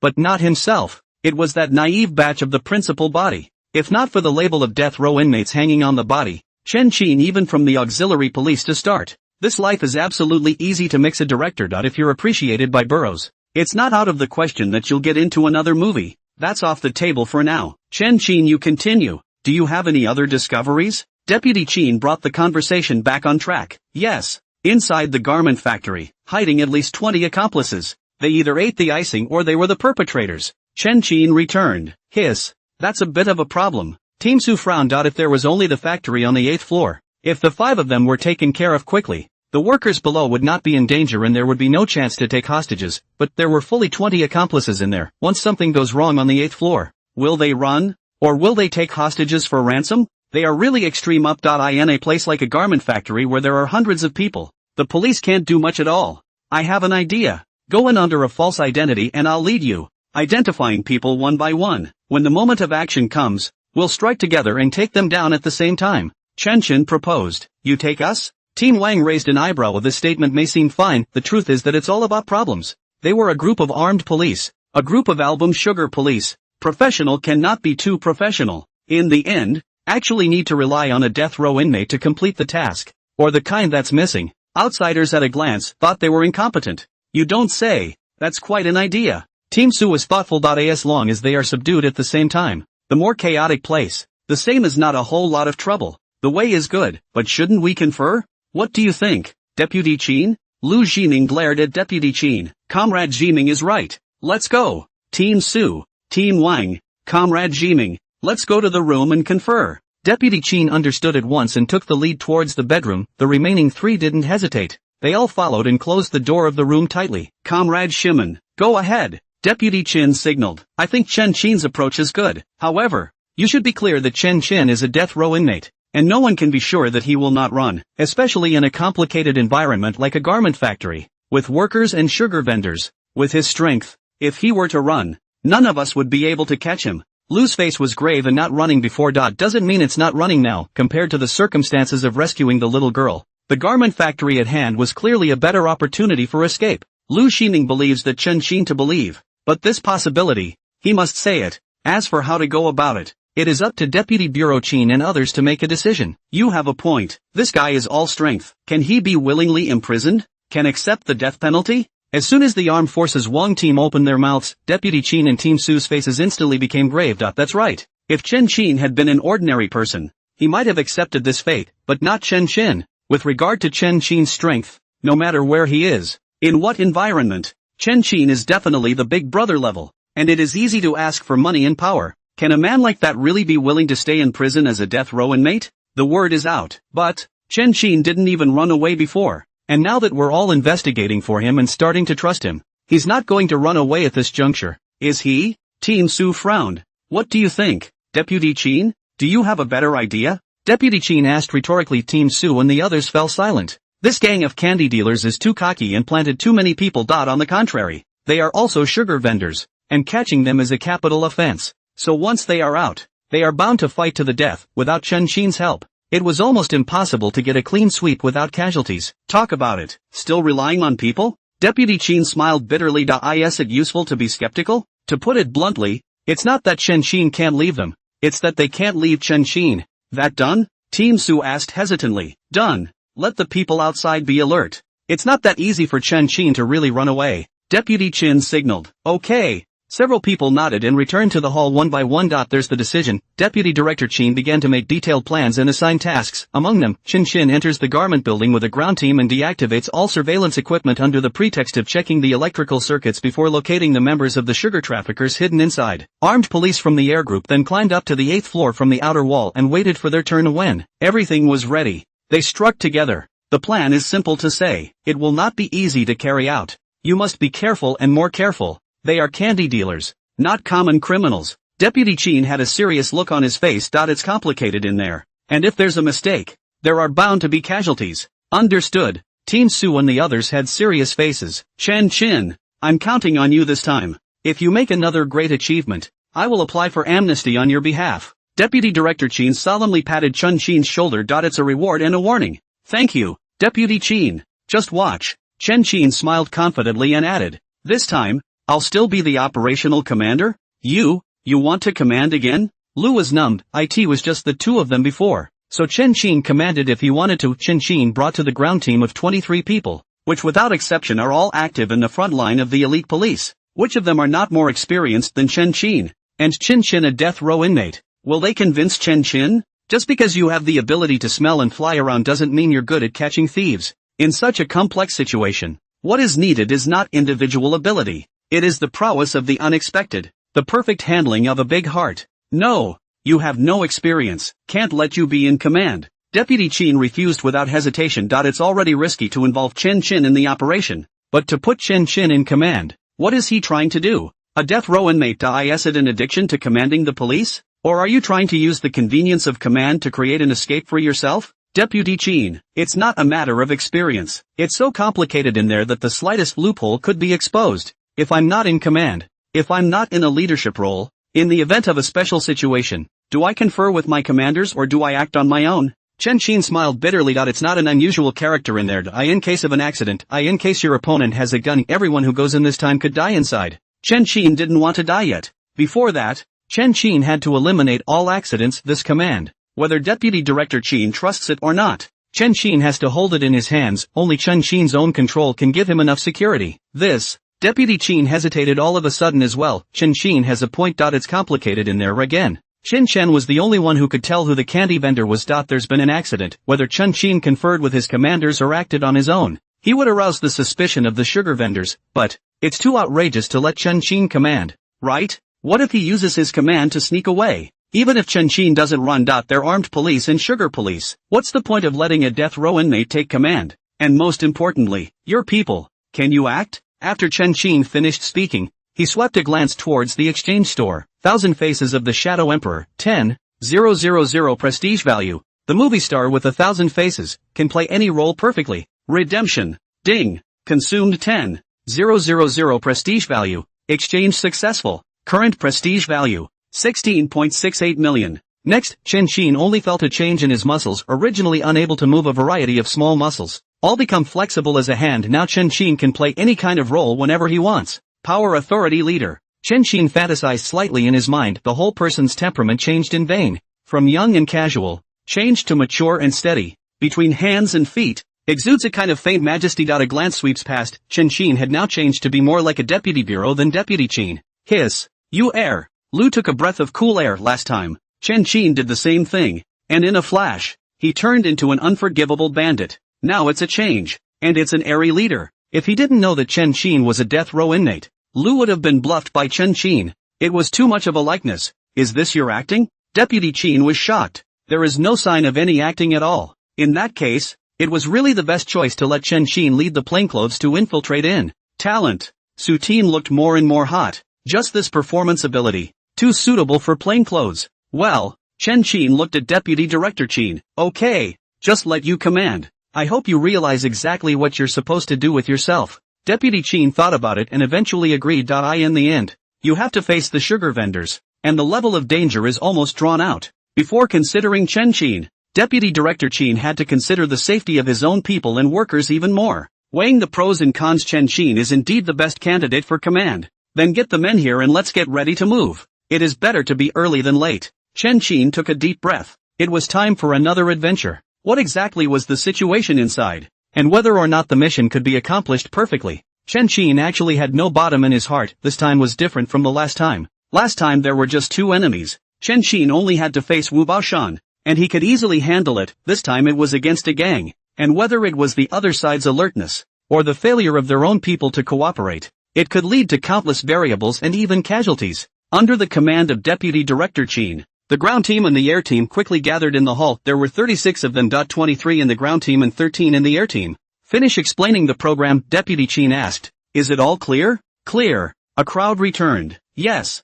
The air group is under the command of Lieutenant Qian. Ground team under the command of Lieutenant Yang. Your overall commander of the operation is Chen Chin. All actions are at Chen Chin's word. Especially the ground team. Deputy Chin ordered them one by one. What? Chen Chin is the chief commander of the operation? And we have to listen to him? Lieutenant Qian and Lieutenant Yang were dumbfounded. All the police officers who were going to act behind them were also dumbfounded. Who is Chen Chin? A death row inmate. They're the sugar police. The armed police. And they have to listen to Chen Chin's instructions? What the hell? Chen Chin is qualified? Got the power? Are you kidding me? He's the only one who can smell the candy vendor. We weigh the pros and cons, and this is the best option. The rescue of the little girl last time was also led by Chen Chin. There's no problem with his ability. Follow orders. Action. Deputy Director Chin gave a direct order after explaining. Yes. As much as Vice Teen Qian and Vice Teen Yan questioned, once they heard the order, they had to carry it out. After changing your clothes, bring your power authority ID. Chen Chin took 23 ground squads in a special car and drove all the way to the garment factory. The car was just approaching the gate. The security guard of the garment factory then stopped the car and asked in a cold tone, "What for?" "We're from the power authority. Our backstage shows that your power consumption is severe, completely out of line with the standard of a garment factory. You're not secretly mining with your computers, are you?" Lieutenant Yang asked with a cold face. "How is that possible? We're a proper factory. There's no such thing as what you're talking about." The gate guard shook his head in a hurry. "If it's not digging, then it's probably a circuit problem. You open the railing and get your plant manager here again. We need to get in there and investigate." Lieutenant Yang signaled. The gate guard hesitated, but eventually chose to open the door. "There's something wrong with this guy," Chen Chin said quietly. "Got it." Lieutenant Yang hinted a glance toward the back. The man nodded, taking note of the gate guard's appearance. During the operation later, he would stay close to the gate guard and subdue him as soon as he was instructed to act. As 3 large and 3 small vehicles pulled in,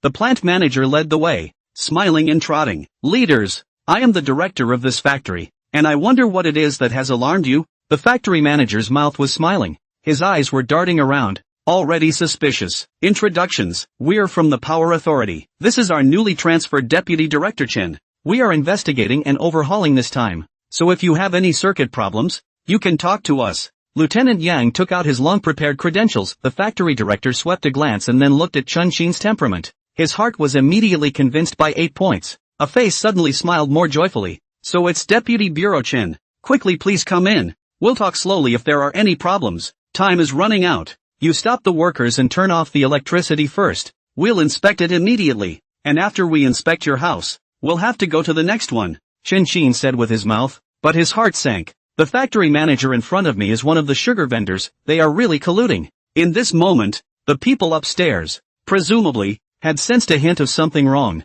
Chen Chin took a deep sniff at the 8th floor. Just the smell of icing sugar is shifting and getting fainter and fainter, as if it is hidden in some kind of seal. A smell of gunpowder was then building up. "It's bullets." Chen Chin was shocked. "They did have guns, right? Check and go? Just a moment. I'll go inform them right away." The plant manager was secretly delighted and pulled out his cell phone and immediately dialed the number. But for a moment, the factory manager hung up the phone and said with a smile, "Bureau Chen, you can check it out. Li and Wang, you guys go to the main gate and check it out." Chen Chin finished his command, then looked at the factory manager. "Take me around. I need to determine whether you have any illegal industries or not. Please." The factory manager didn't panic and smiled as he brought Chen Chin inside. "Stroll all the way down." Chen Chin pointed out the smelly candy vendors and had them find a reason to stay, ready to control them at any time.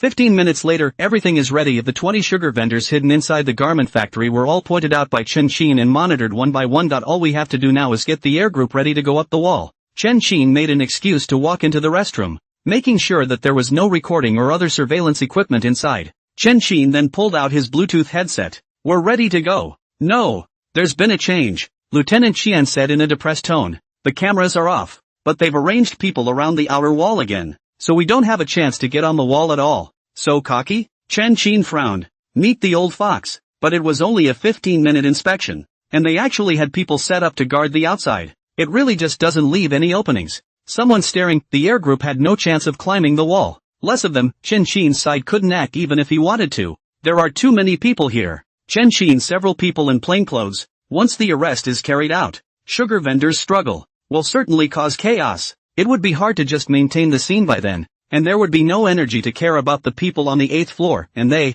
for one, can rush down and firefight, and for two, destroy the ice candy. Either way, neither is the result Chen Qin and the police want. Withdraw. The air group can't get up there, and you don't have enough men, so you'll just have to come up with another plan. Deputy Qin's voice rang out. That's a withdrawal? We've hit the hay, and if we don't act this time, we'll send more people, and it'll definitely be a firefight scene. Team Su was a little reluctant. What can we do if we don't withdraw? The ground team has to control 20 people and pacify the workers. There's just not enough manpower. Forcing an attack will only bring more casualties. Deputy Qin was somewhat helpless halfway through the plan. No one wants to just give up, but who would have thought that sugar vendors are so vigilant? This place is full of people. If there is a firefight and there are a lot of casualties, they will be dismissed. But what about the dead people? Who can be held accountable? Sugar vendors, no matter how odious, cannot be arrested with people's lives. Whatever human life, all of it, always comes first. Withdraw.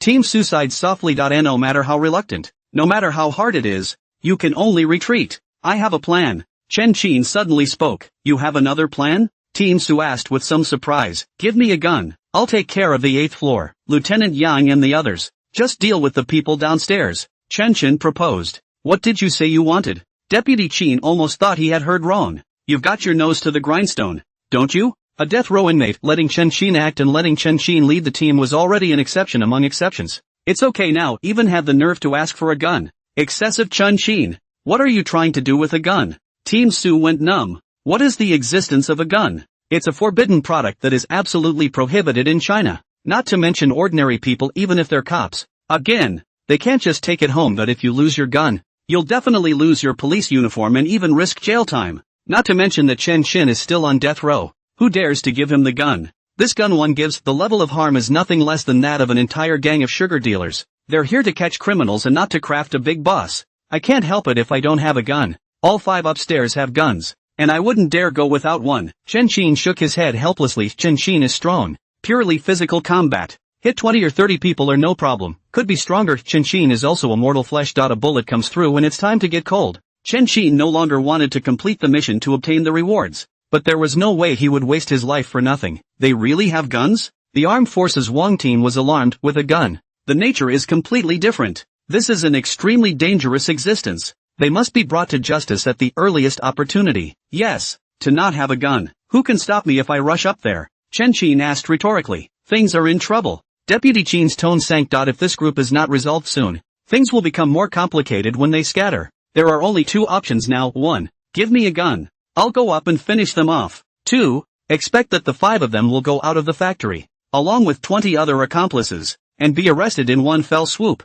3. We're going out now and reworking the new plan. Chen Qin's words felled the faces of all 3 of the Deputy Director Qin's men. All of a sudden, turned ugly. Isn't it a pipe dream to expect the 5 of them to come out with 20 of their cohorts? They set the factory here in order to tie up the workers inside and use them as their shield. With their vigilance, there's no way they would have run out at the same time. Even if there is this coincidence, there is no such time to wait. Why you long? The horse's pawn has fallen into the net. The longer it drags on, the more difficult it will only be to catch the sugar dealers. As for reworking the program, it's just as unworkable. The situation at hand is a dead end. With the intense vigilance of the sugar vendors, it was impossible to take them down without injury. Except for Chen Qin's plan. What to do? Team Su asked somewhat feebly. Facing such a difficult opponent, he really had no other way. As if, only Chen Qin's way? But, give him the gun? Deputy Qin frowned. The police officer handed the gun to the condemned man himself. This is outrageous any way you look at it. In case of an accident, all of this is actually Chen Qin's escape plan.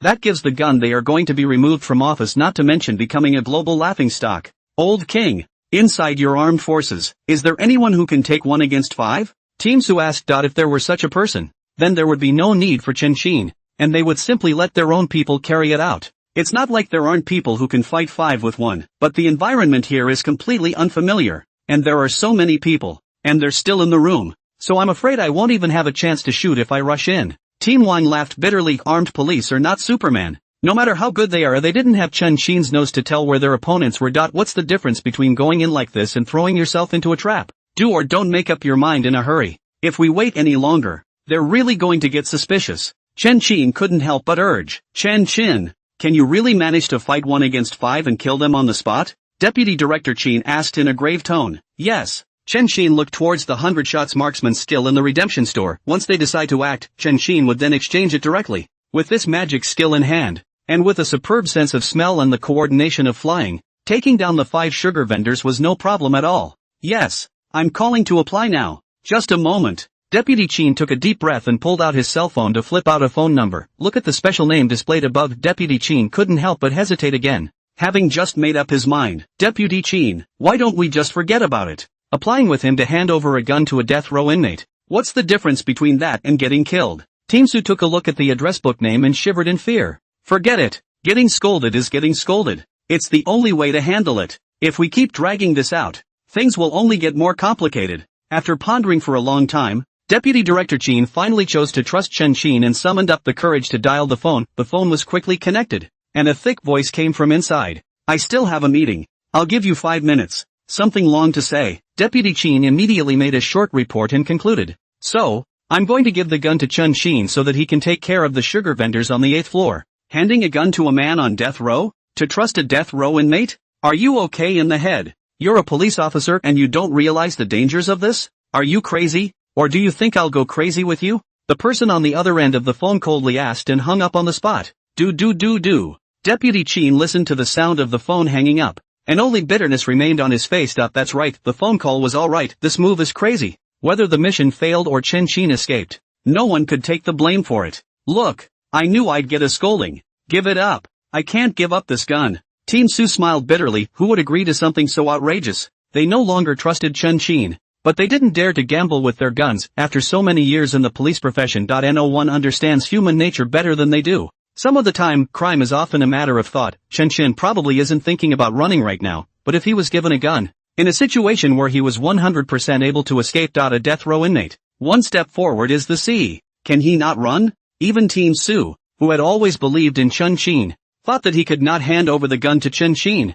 I've decided. Here. Either way, this gang has to be arrested. Deputy Qin clenched his teeth. There was no agreement on the other end of the phone just now, but there was no disagreement either. Are you serious, Deputy Qin? Team Su was dumbfounded. Team Wang was also dumbfounded. This is no joke. It's really putting a career on the line. Once Chen Qin fails, or runs away, Deputy Qin may have to go to the police station. It's only been 2 days since we met, and Deputy Qin dares to entrust his future to Chen Qin? Crazy. There are too many workers here. They work in a den like this. At any moment, their lives are in danger. We must free them. For the sake of the people. Fight it out. Deputy Qin made up his mind. He also knows the stakes, but when he thought of the guns in the hands of the sugar vendors, the more than 300 people inside the garment factory, Deputy Qin's heart ached. Being a police officer, it's about maintaining the safety of the people. A laborer who is in the middle of a den of thieves is obviously in extreme danger. Now that he had encountered it and had the opportunity to eradicate it completely,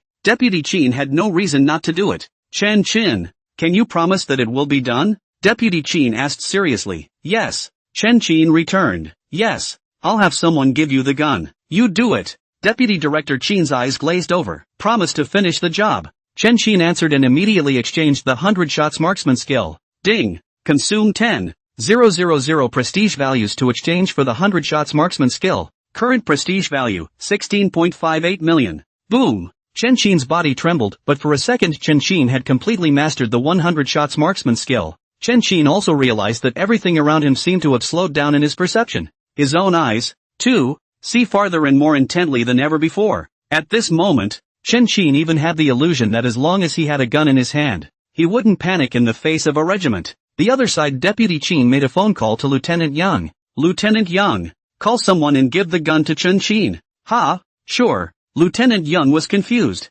What the hell? Giving guns to people on death row? Is he drinking fake wine? Okay, that's an order. Just do it. I alone will be responsible for anything that goes wrong. Deputy Chin ordered. Yes. Lieutenant Yang nodded and hung up the phone. His mood not calming for a long time. It's too scary. A gun is something you can give to someone like Chun Chin? Before there was a gun, Chun Chin is no longer strong but a tiger. Just as subject to the sanctions of the gun. And Vice Squadron Yang can hold Chun Chin down. Give the gun to Chun Chin to it was equivalent to giving Chun Chin, the tiger, a pair of wings, completely without a shortboard. It was the Yang Vice Squad and the others who had to worry about Chun Chin in turn. Am I crazy? Or is the world crazy? Lieutenant Yang was puzzled. Chun Chin is, after all, a death row inmate. By letting Chun Chin lead the command. Lieutenant Yang was already dissatisfied in his heart. Nowadays, Deputy Chin actually had to give him a gun. Breaking the bottom line over and over again. On what grounds? Just because he's on death row? Lieutenant Yang couldn't figure out how to say he'd give the gun in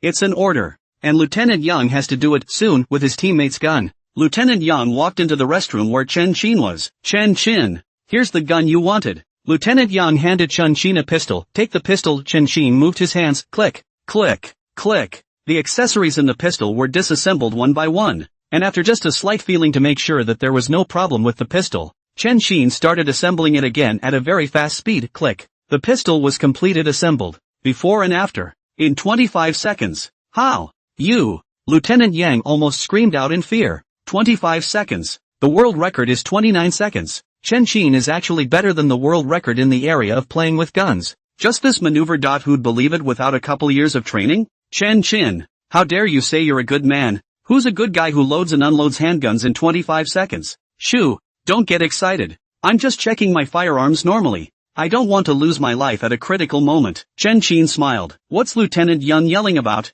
Tell him to put on his Bluetooth headset. Deputy Chin's heart tightened as he listened to the commotion. A gun in Chun Chin's hands means that at any moment it could go out of control and anything could happen. And with Chun Chin's strength, Vice Team Yang might not be Chun Chin's opponent even if he was prepared. Lieutenant Yang, put on a headset. Deputy Chin is looking for you. Chun Chin signaled. Lieutenant Yang nodded and stepped aside to silently put on his headset and report what he had just seen. The opposite side of the room heard it. The faces of all three of the Deputy Director General Chin changed wildly. They guessed that Chun Chin's marksmanship wasn't simple, but they didn't expect that Chun Chin would actually play the pistol so horribly, surpassing the world record by 4 seconds. More professional than a professional soldier. How inflated must his self-confidence be when a man like that owns a gun? And will any new ideas sprout up? The more he thought about it, the more flustered he became. And suddenly he felt that this might be a mistake. But, with things having come to this, it was too late for Deputy Chin to stop it even if he wanted to. Nowadays, no matter what they did, they had to consider Chun Chin's feelings,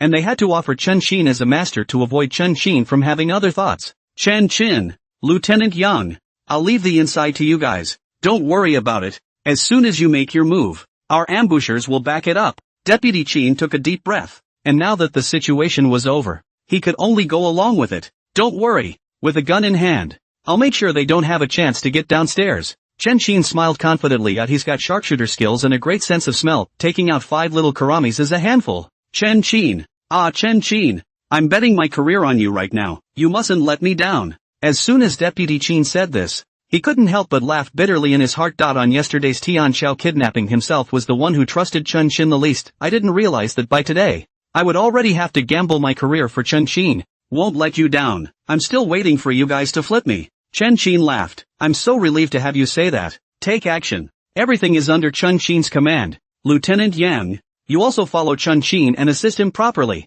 Deputy Chin ordered. Yes. Lieutenant Yang responded. He knew what Undersecretary Chin meant. Seeming to help but actually spying. Chun Chin likewise heard Vice Bureau Chin's hint, smiled without caring, and turned his head to Lieutenant Yang and said, go tell them all to put their headphones on. No problem. Lieutenant Yang nodded. Wait for the duo to go out. Lieutenant Yang nodded toward the plainclothesman in the distance. The plainclothesman wilted and began to drop hint after hint, hints along the way. In 3 minutes, all the plainclothesmen all pulled out their Bluetooth headsets and quietly put them on their ears. Chun Chin, on the other hand, intentionally or unintentionally, slowly walked towards the 8th floor. The closer, the factory manager, who led the way, looked distinctly more than a little unnatural. Chun Chin pretended not to see it and asked as he walked, What's the 8th floor for? The 8th floor is the design area. It's just a couple of designers who work here on weekdays. The plant manager squeezed out a smile. How many designers are going to use one floor? Chen Qin pretended to be skeptical. When the factory manager heard this, the person was still trying to figure out how to explain. When Chen Qin struck him directly on the back of his head, boo! The factory manager fainted on the spot, and his entire body collapsed helplessly on top of Chen Qin. Chen Qin placed him on the ground and felt his way to the main entrance of the 8th floor. It was a tightly closed one-way glass door, where the outside couldn't see in and the inside could see out. Chen Qin's nose gently sniffed, only to smell that not far behind the door, there was a person's odor, as well as the faintly inaudible smell of gunpowder. Sure enough, a guard was arranged. Chen Qin let out a dark breath. Luckily, he hadn't been smart enough to let the factory manager bring him in, or he would have been beaten to a pulp before he even opened the door. Things are quite different now. Chen Qin twitched his nose and kept analyzing his opponent's approximate position. It was a good thing there were no other smells near the other man, which also meant he was in a hall with no cover. Depending on the odor, Chen Qin quickly locked onto him in the empty hall. All hands, action! Chen Qin's words just fell immediately. He raised his pistol, took aim at the sugar vendor, and boom! 2 shots. Snap! A louder wail came from inside as the glass door shattered, but for a moment the wailing ended and was replaced by a steady stream of shrieks from downstairs. The downstairs was a complete mess. You really know where he is? Lieutenant Young looked shocked, without even looking. Based on his nose alone, Chen Qin actually identified the location of the sugar vendor and was able to kill him with a single shot. It's too strong. If they had such a talent in the police force, how many less people would die in a year? This is not the time to ask that. They're moving. 4. Chen Qin's nose twitched as he violently rushed towards the gate. Hey, look out! Lieutenant Young is freaking out. There are 4 people on the other side. What's the difference between rushing over like this and looking for death? Without the slightest hesitation, Lieutenant Young immediately followed. However, Lieutenant Young was only halfway there when he heard 6 gunshots. Go over and take a look. Lieutenant Young immediately sucked in a breath of cold air. Just inside the hall, 3 sugar vendors collapsed on the blood-stained floor of the offering, crying and screaming in a ghostly manner. Looking at their hands again, all of them were actually punched with a big hole. The Chen Qin just now had actually used 6 bullets to impartially penetrate 6 palms. What kind of divine gunplay is this? You lock your hands when they lock their heads? You wouldn't even dare to drive like this. Give me the gun. I'm out of bullets for my pistol. Chen Qin called out. Yes. Lieutenant Yang almost subconsciously handed over his gun. Chen Qin took the gun and ran straight into the hall. A pair of eyes dead set on the office directly in front of him. In there hides the last of the sugar vendors. Listen up inside. You're surrounded. Tying your hands is your only way out. Chen Qin coldly called out. There was no answer from inside. Not even a sound. He's waiting for Chen Qin to rush in and die. But he had clearly underestimated Chen Qin, only to see Chen Qin arrive at the door and violently kick out. The force of 1,000 pounds instantly kicked the door backwards. This was immediately followed by a series of gunshots. A bullet shot out of it, crackling with terror. Under fire suppression, Chen Qin and Yang Vice Squad didn't move anyone and stayed behind cover. Chen Qin, I don't think we need to go in there. Guard him here, and when our men arrive, 1 shot bomb and he's wasted. Lieutenant Young called out. It had come to a point where they no longer had to fight the sugar vendors to the death. Don't bother. Chen Qin grabbed a bottle and threw it towards the office door. Bang! Bang! Bang! Another burst of gunfire rang out, and once again the sugar vendor opened fire. Almost at the moment he stopped, Chen Qin seized the opportunity and came to the office door with a flash, fixing his eyes on the 2 of them, their sights colliding in the air. The first time the sugar vendor aimed at Chen Qin, he wanted to pull the trigger. Pity his movements were as slow as 0.5 times slower in Chen Qin's eyes. Before the sugar vendor could fire, Chen Qin took the first step and fired 2 shots. Bang bang! Another streak, another right in the palm of the hand. There was a pain in the sugar vendor's hand, and the whole thing fell to the ground along with the pistol. A wail of agony ensuing. 5 sugar vendors, 1 dead, 4 wounded. This, 1 second kill. Vice Squadron Yang was on one side of the room and people were looking dumbfounded. Just now at the gate he didn't see clearly. This time he was right in his face. He saw clearly. Chen Qin from flashing to the doorway to shooting, to killing, actually all in 1 second. It's horrible. In that set of movements just now, Chen Qin took almost a second just to dodge, raise his gun, and pull the trigger. That is to say, just now, Chen Qin's shot was not aimed at all. It was fired by feel, and it also happened to hit the sugar vendor's hands. That means Chen Qin didn't need to aim at all. He only needed to rely on his senses, and hit whatever position his eyes were pointing at. Strong as hell. What's wrong? What's wrong? In the headphones, Deputy Director Qin's anxious voice rang out. Nothing. We've got it covered. To be precise, It's Chun Chin who has taken care of it. Lieutenant Yang looked at Chun Chin with some admiration. This instant, all of the previous questions, the dissatisfaction, all of it vanished. What replaced it was deep admiration. With Chun Chin's strength, it really is more than armed police. Even if their entire team was tied together, they might not be Chun Chin's match when they didn't use special weapons such as shot bombs. That's done? Great. Chun Chin, you've made a great achievement. Go back and I'll apply for amnesty for you. Deputy Director Chin was ecstatic and was the first to pacify Chen Qin.at this moment now. His greatest fear was that Chun Chin would turn against him. With your words, Deputy Chin, this risk today was not in vain after all. Chen Chin laughed. A significant merit has always been able to be amnestied. And today, with the credit for busting up the sugar peddler's den, there's a chance it could actually be converted from a death row inmate to a life sentence. Definitely won't let you risk it for nothing. We're coming over now. Deputy Chin was relieved, and his hanging heart was finally put down completely. Thank goodness. Chen Chin didn't run or screw up, so it was the right bet this time. It's true that it's right to believe in Chen Chin. When we get back, a promotion and a raise are just around the corner. Soon, Deputy Chin rushed up with a large group of police officers. They looked at the sugar vendor who was wailing in pain on the ground, and one by one, they were subdued on the spot, and the way they looked at Chun Chin completely changed. My God, all of these were hit by Chen Chin? Deputy Chin was dumbfounded. Su Team Wang Team stupid. The other cops were dumbfounded. They knew Chen Chin was a good shot, but I didn't expect that Chun Chin's marksmanship was actually so sharp. With the exception of the sugar vendor at the door,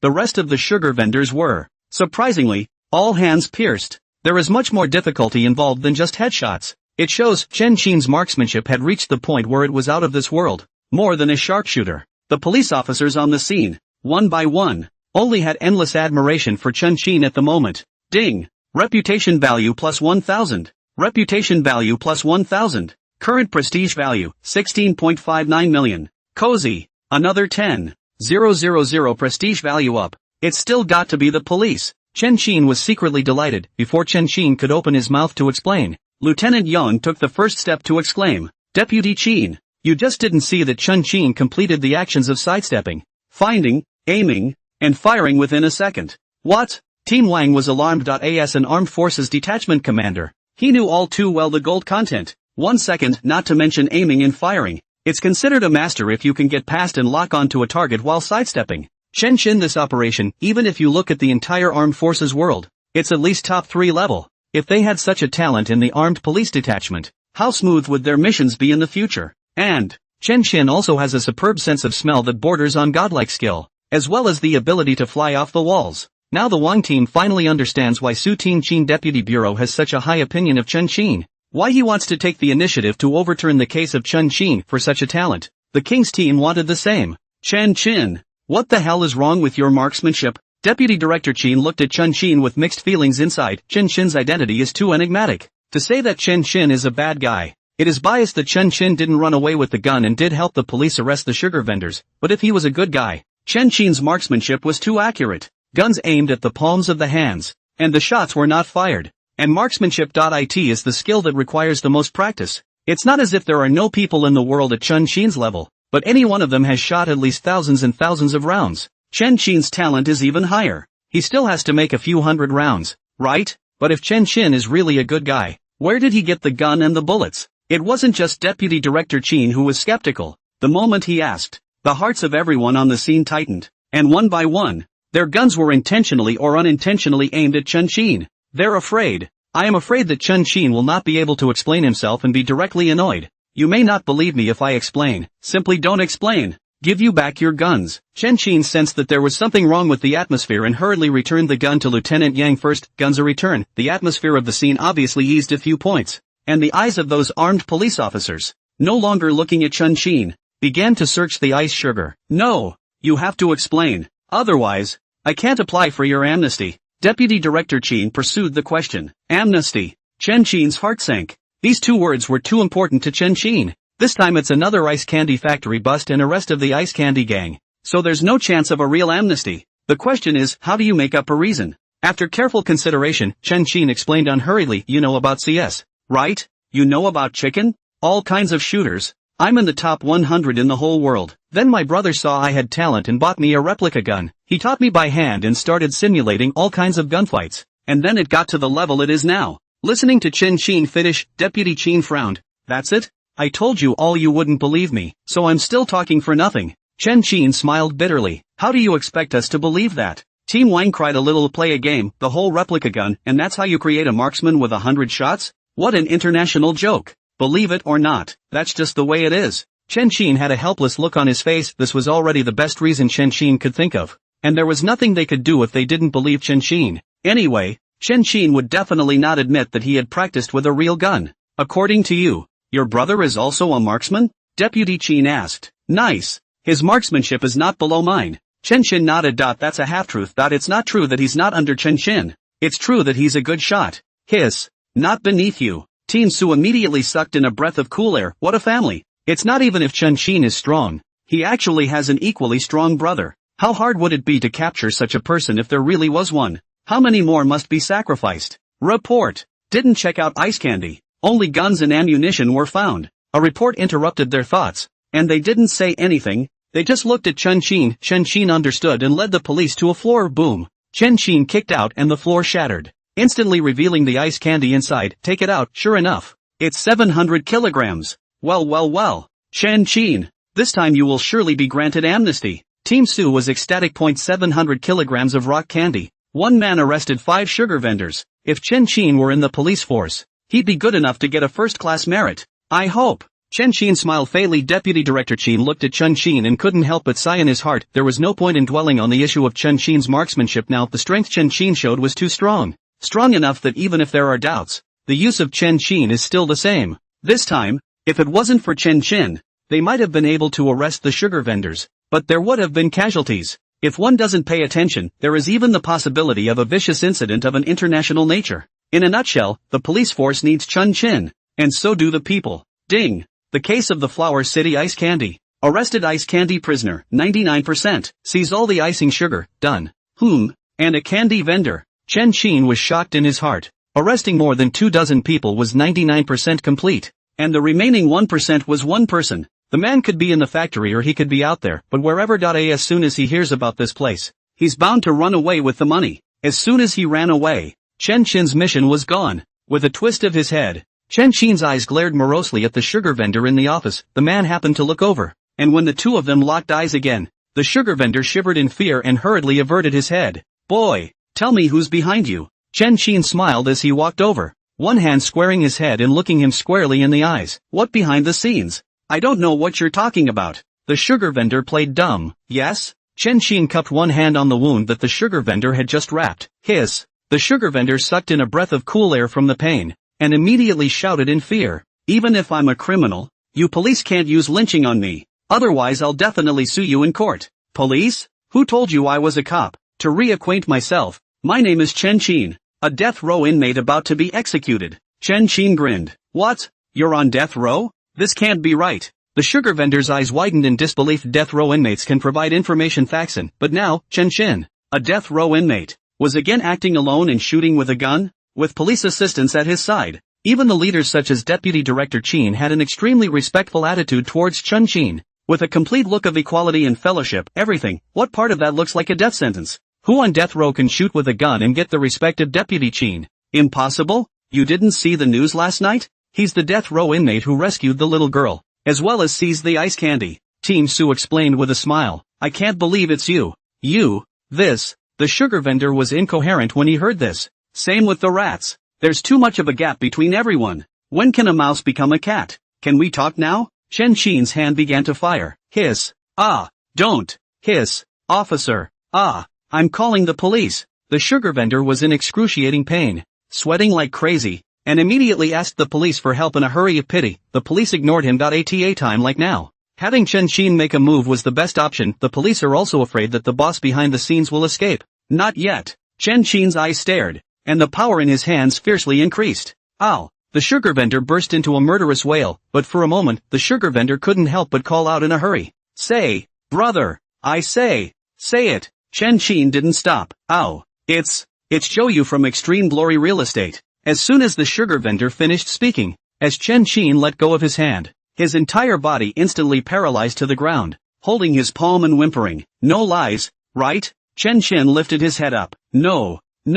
The sugar vendor returned in fear. No is good. If there is a problem, I will come back to you. Chen Xin smiled in satisfaction. Still coming? The sugar vendor shuddered in fear. Chen Xin didn't pay any more attention to him and smiled as he looked at Deputy Chen. The person has been found. I'll leave the rest to you. Chen Xin, isn't that a bit unkind of you to do things like that? What are we going to do when you're done with the job? Team Su laughed a little bitterly. Chen Xin's move is quick, but the question is, how do they write the report? Check stock icing sugar. Chen Xin, arrest of the sugar peddlers contact. Chen Xin uncovering members of the hidden sugar vendors. Chen Xin arrest of the main sugar vendor. Chen Xin interrogated the boss behind the scene. Chen Xin. All Chan Chin. The OP asked. Who is Chen Xin? Death row inmates. This picture is so bombastic. Just thinking about it made Team Su feel depressed. A whole bunch of them cops didn't do anything. Instead they let one death row inmate do it all. Isn't there a Choyu here? Chen Xin touched his nose in embarrassment. No way. To complete the mission, Chen Xin had to catch them all as soon as possible. Alright, Comrade Jiming, you take Chen Xin back to rest first. Let's go catch this Choyu. Deputy Chen commanded. Yes. A crowd of people acted immediately. Chen Xin, on the other hand, was escorted by Lu Jiming and the others back to the detention center. Half an hour later Choyu was arrested. Things come to light. Media from all over the city were the first to rush to the Public Security Bureau, face the press. Deputy Chen informed them all, after they heard that Chen Xin was again a meritocracy. The reporters all went crazy. Chen Xin. It's Chen Xin again. A death row inmate. Again. The #1 contributor. Is he a death row inmate or a cop? End of interview. Various journalists were the first to start making videos. As soon as the video of the interview was posted, listening to Deputy Chen's mouthful of Chen Xin, the entire network went numb. Nice guy. How come it's Chen Xin again? Is this brother really a death row inmate? Last time he went deep into the den of thieves. This time he went deep into the den of sugar. 1 against 5. Strong and invincible. I told you that Chen Xin was wrongly accused. How can such a person be a death row inmate? Strongly request an amnesty for Chen Xin. The internet went crazy on the spot. They were still shocked by Chen Xin's deeds yesterday and were still blowing all kinds of bull about Chen Xin results. The day has not yet passed. Chen Xin actually did another great thing. A death row inmate once again. Deeper into the sugar nest once again. He is in command, with intelligence and strength. While taking down the members of the sugar vendors, he also took down 1 against 5. Killing 1 and capturing 4 alive. Just the plot. It's better than any of the Goodwood movies. Chen Xin's wisdom, strength, and once again convinced all the netizens. Another stand-up from Si Henshin IT also made everyone more determined about Chen Xin's character. They did not hesitate and forwarded Chen Xin's story to their friends and family at the first opportunity. After hearing about Chen Xin's deeds, their first reaction was to seek justice and amnesty for Chen Xin. Just a short half hour, the news went straight to #1 on the Hot 100 list, with exposure. The number of people joining is increasing. They only have one voice, stretching the grievance. Amnesty. Public Security Bureau. Outside the interrogation room, Deputy Chen received a mysterious phone call. Deputy Chen, what do you think about Chen Xin? Before I came into contact with him, Chen Xin was an unforgivable death row criminal. After I met him, he was a credit to the rescue of the little girl and a people's hero for destroying the sugar den. People's hero? In your eyes, a death row inmate can be considered a people's hero? Of course. Regardless of whether Chen Xin is a death row inmate or not, as long as he has made a significant contribution in favor of the people, he deserves the words people's hero. What do you think? Is he a good guy or a bad guy? I don't know, but I think the odds of him being a good guy outweigh the bad guys. One last question. What do you think of the answer to his marksmanship? At that time, I felt suspicious, but later I thought that maybe Chen Xin is that 1 in a million genius, and his other performances also proved that he is indeed an extraordinary talent. Alright, we'll analyze Chen Xin's matter properly, and by the way, we'll tell him that we can all see his efforts. And if he's truly wronged, we'll definitely return justice to him. Okay, bye. The phone hung up. Deputy Chen was left with nothing but a look of horror. The call was an inquiry about whether Chen Xin could be pardoned. Deputy Chen did not expect that the phone call would come so soon after his report had only been typed up. They're not too concerned about Chen Xin, are they? Follow the process. On their backlog of work, how can it be 3 days? But now an hour hasn't even passed. The call had actually come through. Listening to that, it seems like they really want to give Chen Xin a pardon. Deputy Chen Xin is on fire again. Team Su walked over with a cell phone. Fix your eyes. Deputy Chen was once again alarmed. The cell phone screen was having a conversation about amnesty for Chen Xin. Topic hits. 100 million. Number of comments engaged. 3 million. Tap the comments. Keep sweeping down. The more Deputy Chen looked at it, the more shocked he became of the comments inside. Without exception, we're all speaking for Chen Xin. Either they are praising Chen Xin or applying for amnesty for Chen Xin. After a whole dozen pages and thousands of comments, Deputy Chen froze and did not see a single bad comment. They're a mouthful of good people, and they're not going to be able to straighten out Deputy Director Chin. The law has not yet cleared Chen Chin's name, but the people have cleared Chen Chin's name first. Don't look at Chen Chin as still hanging the label of a death row inmate, but in fact, in the hearts of the people, has become a real hero.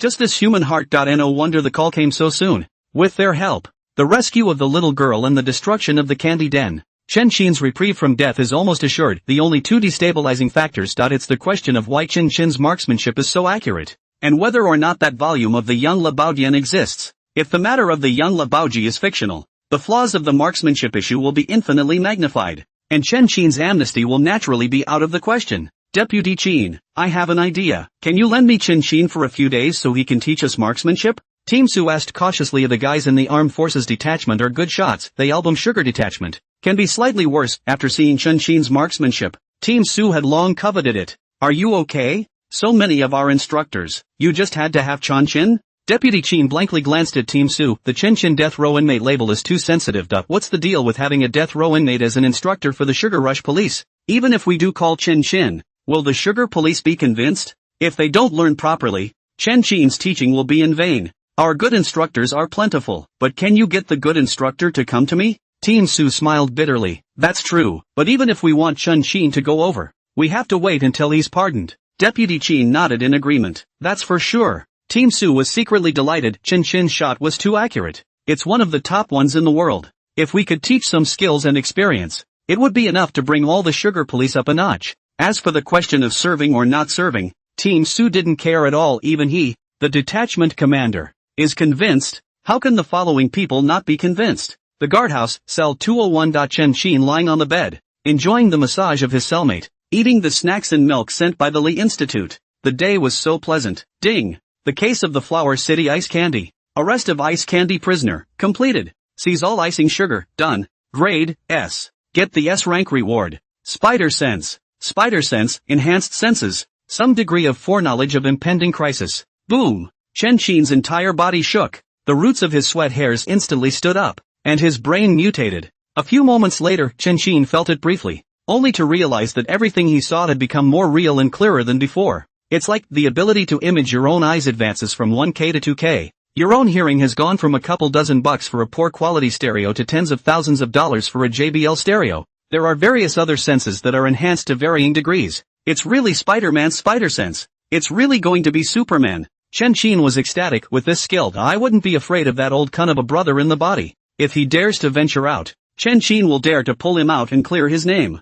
Ding! Reputation value plus 10. 000. Reputation value plus. Current reputation value, 38.66 million. Redemption store refresh. Ultimate combat skill, no move is better than a move. The highest realm of combat. The strongest combat. Required reputation value, 100. 000. Ultimate assassination skill, until the vitals. One-hit kills. Various assassination techniques. Required reputation value, 100. 000. Good stuff. Redeem the ultimate fighting skill. Redeem the ultimate assassination skill. Chen Chin did not hesitate. The former strengthens one's strength and is conducive to saving one's life at critical moments. The latter is to understand various killing techniques to avoid being assassinated themselves. Now Chen Chin was the man of the hour. And in the eyes of ordinary people, Chen Chin was a hero, but in the eyes of the sugar vendor, Chen Chin is the one who deserves to die the most. Even in the detention center, Chen Chin may not be safe. For the sake of his little life, he must save for a rainy day.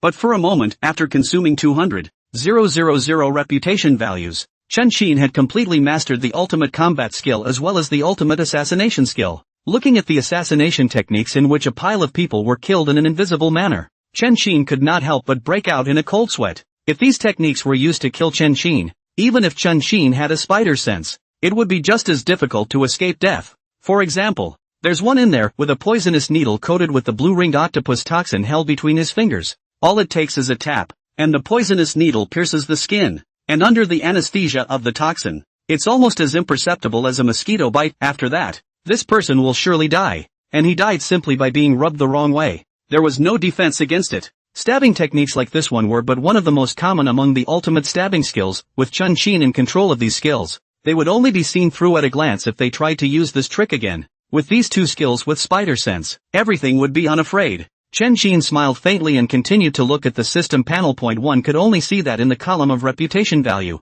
The number was constantly jumping by 1,000 at this moment. At this rate of progress, saving up 100 million reputation values was just around the corner. It's dinner time. As usual, Chen Qin again had a big meal and ate better than the police. Eat and drink. Chen Qin was trying to sleep when Lu Jiming walked over with a document. Chen Qin, congratulations. You've been granted a pardon. The death sentence is commuted to a reprieve. Lu laughed. Really? Chen Qin was overjoyed. Finally, I don't have to worry about dying anymore. Crap. Brother Qin is awesome. I can't believe I can commute a death sentence when I'm on the death row. A grandmaster is a grandmaster. A model for my generation. As soon as Jian Zhang and the other cellmates exclaimed in shock, the entire cell block roared. It's too strong. It's not unheard of for a death row inmate to commute his death sentence, but it's unheard of for a death row inmate to walk into the death chamber and have his death sentence commuted. Now, Chen Qin did. It was almost history-making to revitalize himself from the death chamber with just one man's hard work.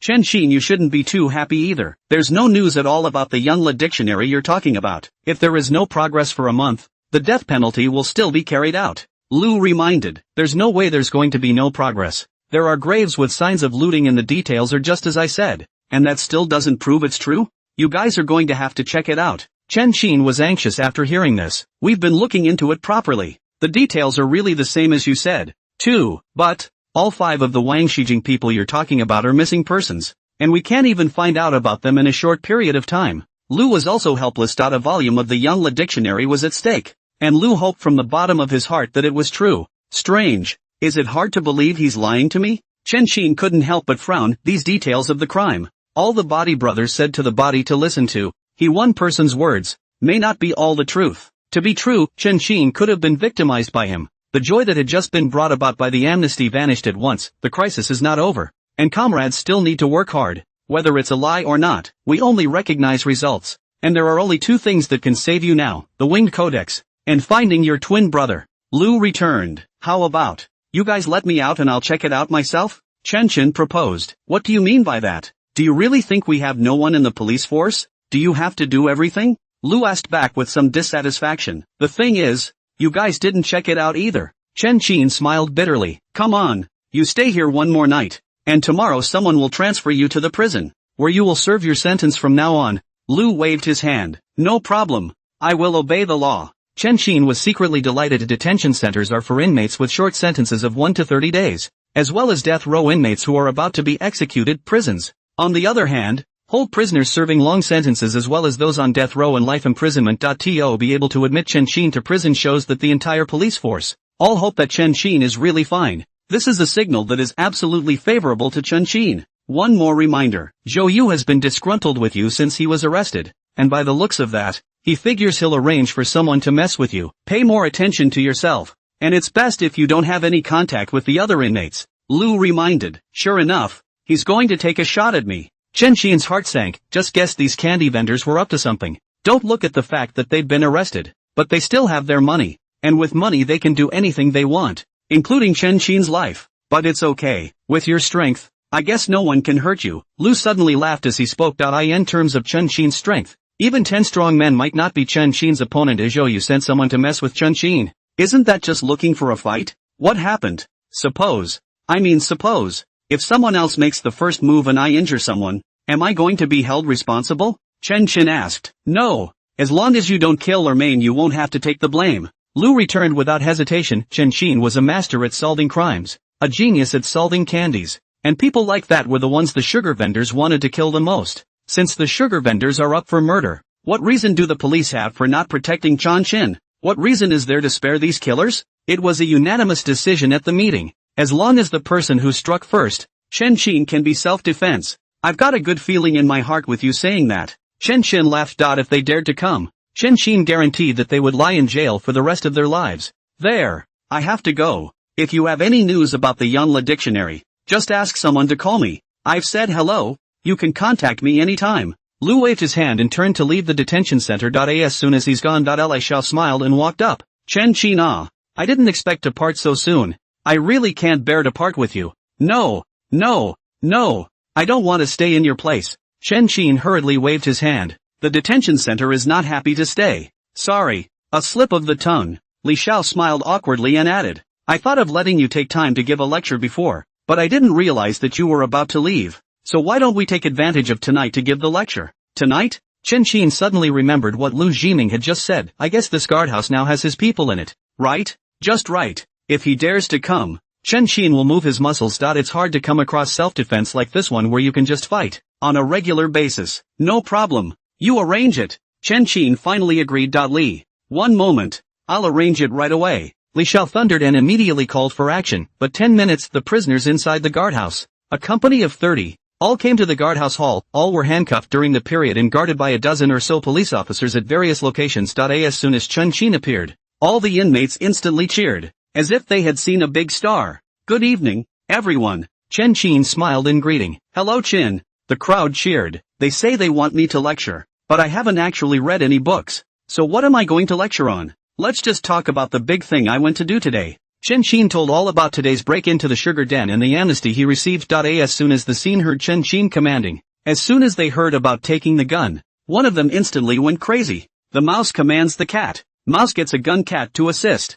Is this something a death row inmate could do? It's horrible. How much do the cops trust Chen Qin? This is totally using Chen Qin, a death row inmate, as a police officer, looking at the whole country, and even the world. This is unprecedented and unique. The more you listen, the more emotional the inmates get. One even substitutes Chen Qin's character in his mind, and similarly makes a big show of himself in front of the police. So, I'm a death row inmate who has the complete trust of the police, amnesty, and the love of the people. It proves that a momentary stain doesn't negate the whole of us. Make a mistake, change it. Don't think about it, don't dwell on it, don't think you're inferior. Forget the stains and look to the future. As long as you behave well and do more good deeds, society will recognize you just the same. Chen Qin's voice was loud and clear. Well said. We listen to Brother Qin. I'll be good and do more good when I get out. Everyone yelled in excitement. Death row inmates can be people's heroes. Why can't they? A momentary mistake doesn't negate their entire life. Ding.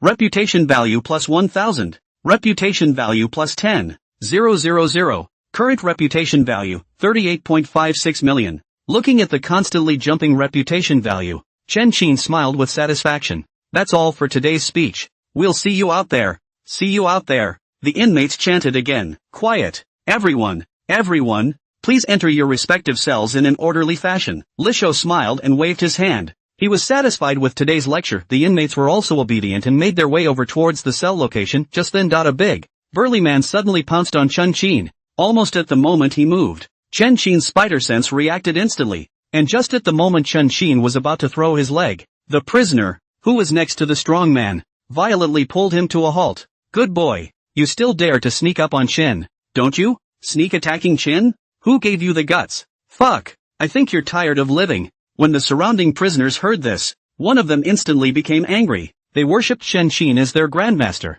and now someone was actually trying to plot against him. What to do? Fight. They didn't hesitate at all, and they didn't even bother to think about the extra sentence. All of them were all around at once. One time wails, the sound of broken bones, hissing sound, various voices were heard. Chen Qin was watching from the side and his person went numb, still thinking about someone screwing up and striking out on their own so they can move their muscles. Didn't realize these inmates of the detention center made a move first, or 30 people surrounded one person. Chen Qin wanted to make a move but could not squeeze in. Lizo was looking on with a shocked look on his side, knowing that Chen Qin's prestige was high.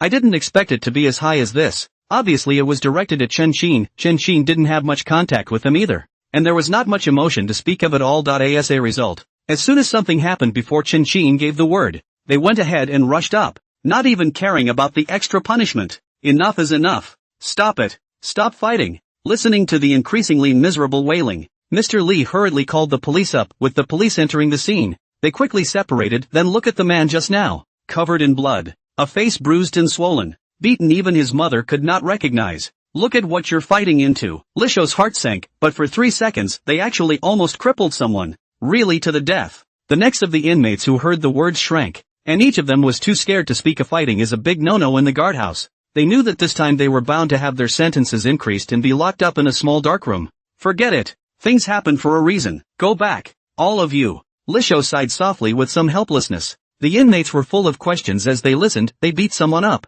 and they just say forget it? Shouldn't it be criticized? Then the sentence added. Then the chowder? Li, we don't need to lock up the small dark room? Ken Zhang asked with boldness. What for? Are you trying to feel it? Li Shou asked rhetorically. No. Zhang Jian immediately shook his head and asked again with a dark exhale. We don't need to increase the sentence either? What's the waste of words? Don't go into the cell yet. Li Shou gave him a blank look. This matter has been greeted by Lu Jining for a long time. And he also knows that someone may want to fix Chen Xin. Prisoners like this who dare to screw the people's heroes in the detention center are challenging the authority of the police and are just too dead to be spared. Even if he is beaten to this state, he's the one at fault and the sentence will be increased. Into the cell? Zhang Jian and the other prisoners were horrified in their hearts. Is this the influence of Chen Xin? Help Chen Xin beat up someone at the detention center. No need to add a sentence even if it is. I can't believe I didn't even criticize it. Forget it and that's it? It's too much. Is this still the guardhouse they remember? Just a little bit of light from Chen Xin. And he got this kind of treatment. What kind of horrible treatment would Chen Xin himself get? This instant everyone admired Chen Xin even more. Almost as if he were a true god. One of them walked out and looked at Chen Xin with an admiring face. Brother Qin. I have a younger brother in Huacheng prison. He's doing well in there. When you go in and look for him directly, just tell him that you're my brother. And as long as you say the word 2 dogs, he'll listen to you all the way. Your brother? Chen Xin raised his eyebrows. Right. His name is Yuan. He's the one to call if you need him. The man finished with a smile, waved his hand and turned into the cell block. Yuan? Chen Xin read the name without caring. With Chen Xin's current strength, he didn't need to rely on anyone at all. If the people in the prison wanted to cause trouble, Chen Xin would naturally teach them how to behave. Chen Xin, thank you so much this time. Li Shou smiled and walked over. Many people here have been in the palace for 2 or 3 times, and have been obstinate. After listening to your speech, they obviously have new ideas, and it is expected that all of them will redo their lives in the future.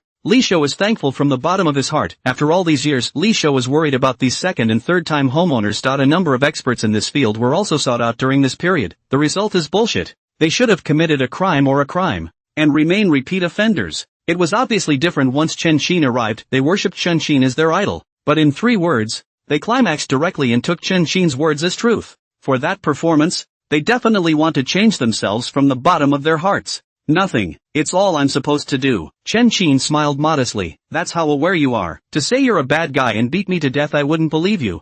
In the future, if anyone calls and asks again, I'll be sure to tell them about today's lecture. Li Shou also smiled, completely trusting Chen Xin. That's very much appreciated. Chen Xin was secretly delighted. The opinion of these people in Li Shou about Chen Xin is a top priority. Their good words would directly affect Chen Xin's future, including this amnesty. Chen Xin believes that whether it is Zhang Bureau Qin Deputy Bureau, or Lu Jining Li, they have given themselves a lot of good words. Otherwise, even if there were to be an amnesty, it would have to wait until the end of the Yang Le case. It's all a show of hands. It's a shame that a talent like you is wrongly accused. With a look of regret on his face, Mr. Li patted Chen Xin and said, Let's go and have something to eat. Wine is not allowed. Milk and drinks are enough. Go. Chen Xin happened to be hungry too, taking advantage of the late-night snack. Chen Xin and the police officers inside the detention center had already hit it off and were chatting away. Early the next morning, Chen Xin came all the way to Flower City Prison under the arrangement of Li's office. It's a big place, with 8 prison blocks, holding 5,000 to 6,000 people. After going through the formalities, Chen Xin was assigned to the number 8 cell block with the smallest number of people. Hello Chen Xin, get acquainted. I'm Yang Shuang, the deputy section of the 8th prison area. Yang Shuang took the initiative to reach out. Hello, Vice Section Yang. Chen Xin smiled and shook his hand. You're as good as it gets. Word has been spreading in our part of the prison guards for a long time, and I didn't realize that only 1 day had passed and you were here with us. Yang Shuang had a smile on his face and a hint of admiration in his eyes. It's all the little things. I'm going to rely on you to take care of me more in the future. Chen Xin was secretly happy listening to Yang Shuang. Everyone seemed to have a lot of respect for themselves. With that layer of factors, it's not a bad time to be in prison. Don't worry, we may be a prison, but we don't treat heroes poorly all the same. Here are your clothes and necessities. Go to the bathroom and change into your prison uniform first. Yang Shuang pointed to the various types of supplies that had long been prepared on the table. Chen Xin nodded without saying much. Prison is unified management. The system is more strict than the detention center. Even if it is Zhang bureaus to come, this clothes have to wear it. Everything is ready. Led by Yang Shuang, Chen Xin wore his prison uniform and slowly walked into the 8th cell block. One of the prison guards encountered on the road all smiled and greeted Chen Xin. Obviously knowing the news that Chen Xin was coming, Chen Xin responded one by one. Walk into the playground. A loud reading voice then preceded it. From a distance, only 500 or so inmates stood neatly in the large playground. Reciting the prison code of conduct in unison. Chen Chin, you'll have to memorize the code of conduct as well, preferably by tomorrow. In that case I can give you extra points. Yang Shuang reminded with a smile. Plus points. What are the points for? Chen Chin's eyes lit up. Each person has a base of 100 points per month. 65 for education and 35 for labor. And as long as they don't make any mistakes, they get the full amount every month. 600 points can be exchanged for one commendation and up to 3 months off your sentence. Among them, the heavier the sentence, the less it is reduced, but with serious rehabilitation and a high number of commendations, the same level of 3-month reduction can be reached. Yang Shuang explained. Can a death sentence be commuted? Chen Chin asked again. Can't, but there's a lot of praise. There's a chance to change the sentence from death row to life, and then from life to life. And major meritorious performance is extra points. Yang Shuang reminded meaningfully. For example, you were rewarded 3,000 points for your 2 meritorious deeds outside. Thank you country. Thank the people. Chen Chin was ecstatic. 3,000 points. 5 commendations. If there were a few more major merits, Chen Chin wouldn't even need to whitewash himself to change his sentence from death row to prison term, and then reduce his sentence and get out of prison. When he got out of prison, with one of the system's skills in place, even if his insta-brother escaped to the ends of the earth, Chen Chin would be able to pull him out, then announce to the world that you are just wronged. Here it is. Yang Shuang stopped at dormitory 33. Opened the door and led Chen Chin inside. There are 6 beds in total, divided into bunk beds, and at the far end is a washroom with an integrated toilet. Chen Chin was assigned to the top bunk of bed number 1,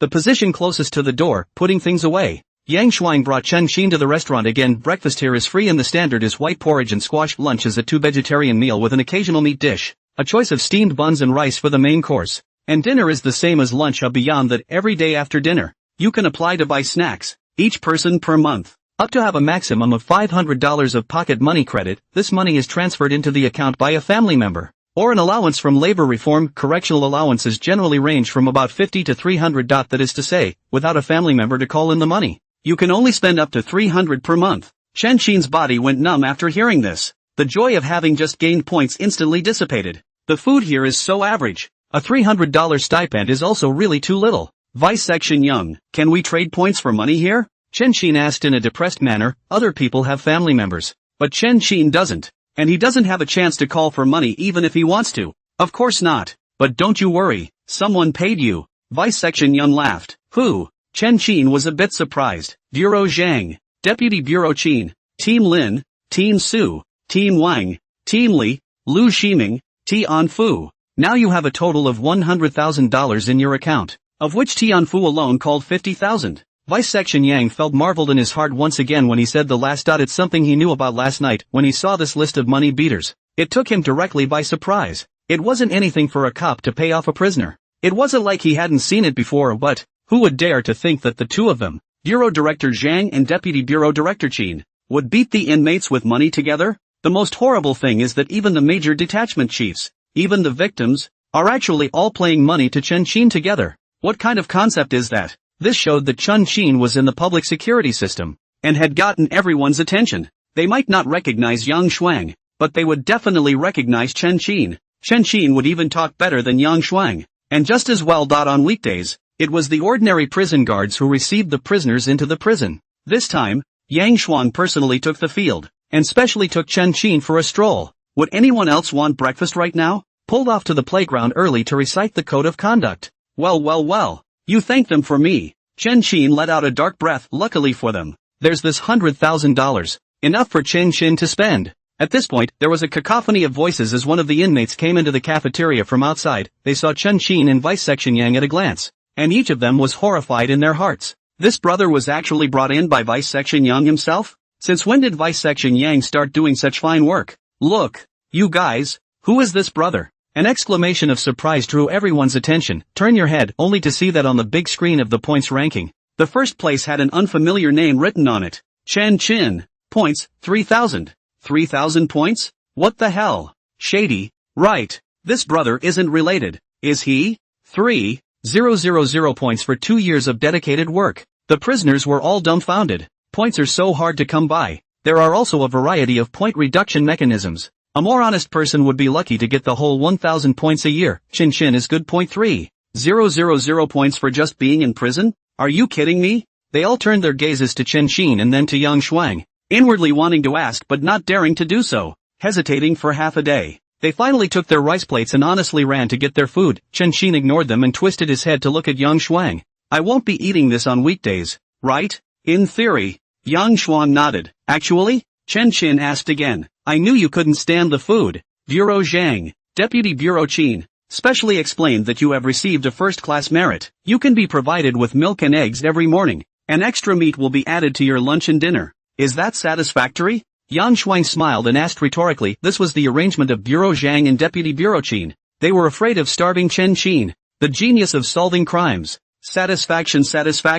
Chen Xin was happy. It's not as good as being in a detention center, but it's nice to have that inside this prison. Look at what everyone else is eating. White porridge and squash. It doesn't matter if you take this once or twice, but if you take it every morning, who can handle it? Chen Xin couldn't top it anyway. As Chen Xin's breakfast came out, the gazes of the other inmates, in unison, blared over, and one by one, they began to talk to each other. What do you mean? Are white porridge and squash and this kid's milk and eggs? Crap. Is this dude here to serve his sentence or is he on vacation? Vice Section Yang actually ate with him? And sharing a donut and scallion meat cake. Didn't we say newcomer? There's a fucking ancestor living here. The prisoners are going crazy. I've seen bull. I've never seen such bull. This brother is treating prison like a resort. When compared to Chen Xin, they were instantly dissatisfied in their hearts. Chen Xin eats too well. If it wasn't for Vice Section Yang sitting here, they would have had to grab all of Chen Xin's milk and eggs. Eat and drink. After a 20-minute break, the inmates began to walk toward the correctional area. Walk to the location. You can just see hundreds of sewing machines and other kinds of equipment here, the prisoners among them.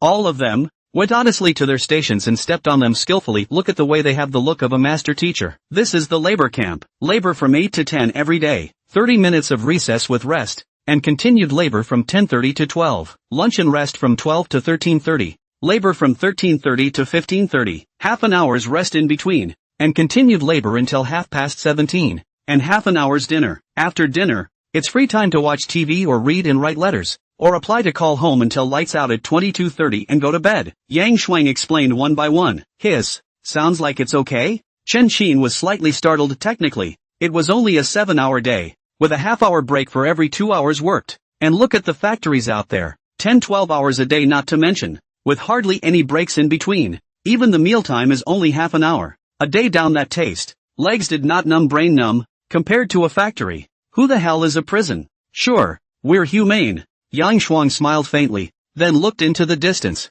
336,521. Here. 336,521. Zhang Ocean ran all the way to Yang Shuang. You go pedal the sewing machine from now on. 3366666 will take over from you. Yang Shuang commanded. Ha? On what grounds? Zhang Haiyan was confused. His job as a quality control inspector, which usually involves only spot-checking clothes, is the easiest job in the entire prison. It was so hard for him to get his hands on it, and now Chen Xin comes in, a newcomer, and actually takes his place? Zhang Haiyan was unconvinced. What? You think I don't know about you bullying 336,583? It's a big deal. It's a small deal. And I didn't step in because I didn't want you to add to your sentence. Or would you rather add to the sentence? Yang Shuang frowned as his entire body became displeased. No. Can't I just change positions? Zhang Haiyan looked depressed. There. Write me a check tonight. Be profound. Promise not to get into trouble again. Yang Shuang smiled with satisfaction. Yes. Zhang Ocean answered. Pulled off the quality inspector armband and put it on the table. Looked deeply at Chen Xin. Turned his head to find a sewing machine. Reluctantly stepped on it. Put on your armbands and go.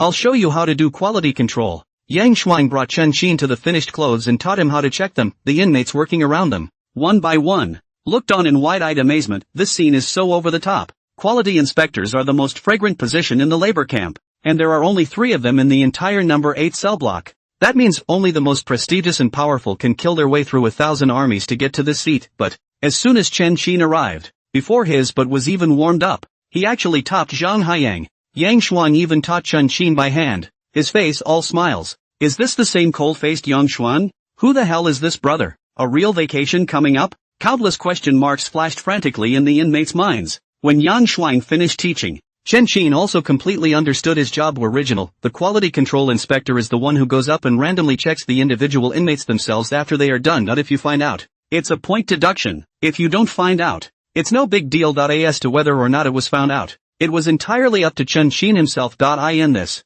there is no small amount of power mixed in. Looking at the other inmates, except for a few easier positions, almost all of them were smoking on their sewing machines and didn't dare stop at all, for no other reason than that their allowances, sentence reductions, all of which are dependent on labor, especially those prisoners who were abandoned by their families, or who had no family, had no choice but to peddle the sewing machine to make money. One day down at Chen Xin was clearly a notch above the others. Whether it was lunch or dinner, this made them even more curious about Chen Xin's identity. Once it was time for the evening break, everyone gathered around in it, curiously speculating about Chen Xin's identity. The most pressing of these was Zhang Haiyang, who held a grudge against Chen Xin. Brother Ocean, I advise you not to mess with this kid. This brother is so damn evil. You've seen Vice-Section Yang send someone in personally? And teach them by hand? And eat and drink well? Someone next to me warned. So the quality control inspector I managed to get is just gone? Zhang Haiyan was not willing. If it's gone, it's gone. I suggest you'd better not mess with him. No matter how hard this breath is to swallow, you have to break your teeth and swallow it in your stomach. The man next to him shook his head. As soon as Chen Xin came in with 3,000 points, accompanied by Yang Vice-Section, even a fool can see that this is a ruthless person. What's the difference between messing with Chen Xin and seeking death? If I don't mess with it, I can tell someone else to mess with it. Dormitory 33, right? Kid, you wait. Zhang Ocean in the end could not swallow this breath. He does not make a move, but he can pay a certain price to call others to make a move. The other side of Vice-Section Yang's office, Chen Xin knocked on the office door. Chen Xin, come in quickly. Great news from heaven. Vice-Section Yang smiled and waved. Chen Xin walked into the office, only to see Lu Jiming looking at him with a smile. What's the good news? Chen Xin asked. I don't know where you got your blessing. We've got a lead on the young Le Cannon. Lu returned. Really? Whoever found out, thank him for me. Chen Xin was ecstatic with this clue. Even if he didn't recover the young Le dictionary, he could still prove that he hadn't lied, and the death sentence would stay in effect. Not us.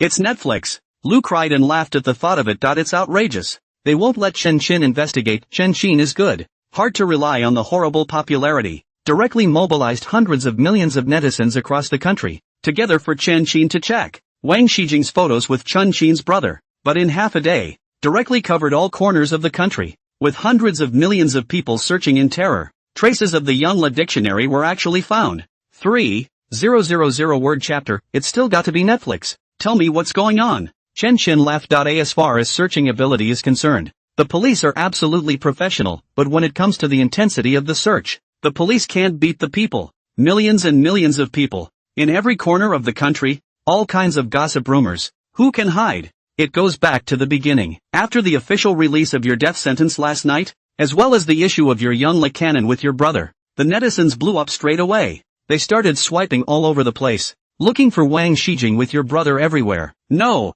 it was just this afternoon. An enthusiastic netizen reported that just before January, a person took a photo of the young Le dictionary and wanted to appraise it for sale. When the enthusiast saw that it was a picture of the original young Le Daji, they thought it was a fraud and rejected it on the spot. Now that I think back, I pulled up the surveillance and saw that the back of that man's appearance was a bit similar to Wang Shijing. As Lu said, he turned over the surveillance photos, as well as Wang Shijing's photos. That's him. Chen Xin was certain at a glance. At that time, when the ontology was recording the details, there were various characteristics of Wang Shijing: hunchbacked, small head and thin face, preference for cloth shoes, long pants and long clothes all year round. This is exactly the same as the person in the surveillance footage. We think it's him too. And, according to the informant's account, he seemed to be short of money, the urgent kind. I need to ask you a question now. Will he gamble or not? Lu asked. We'll bet. With my brother you could say it stinks. He's even selling the young Le dictionary now, so I guess he owes a lot of money. It's even possible that he's being hunted by his debtors,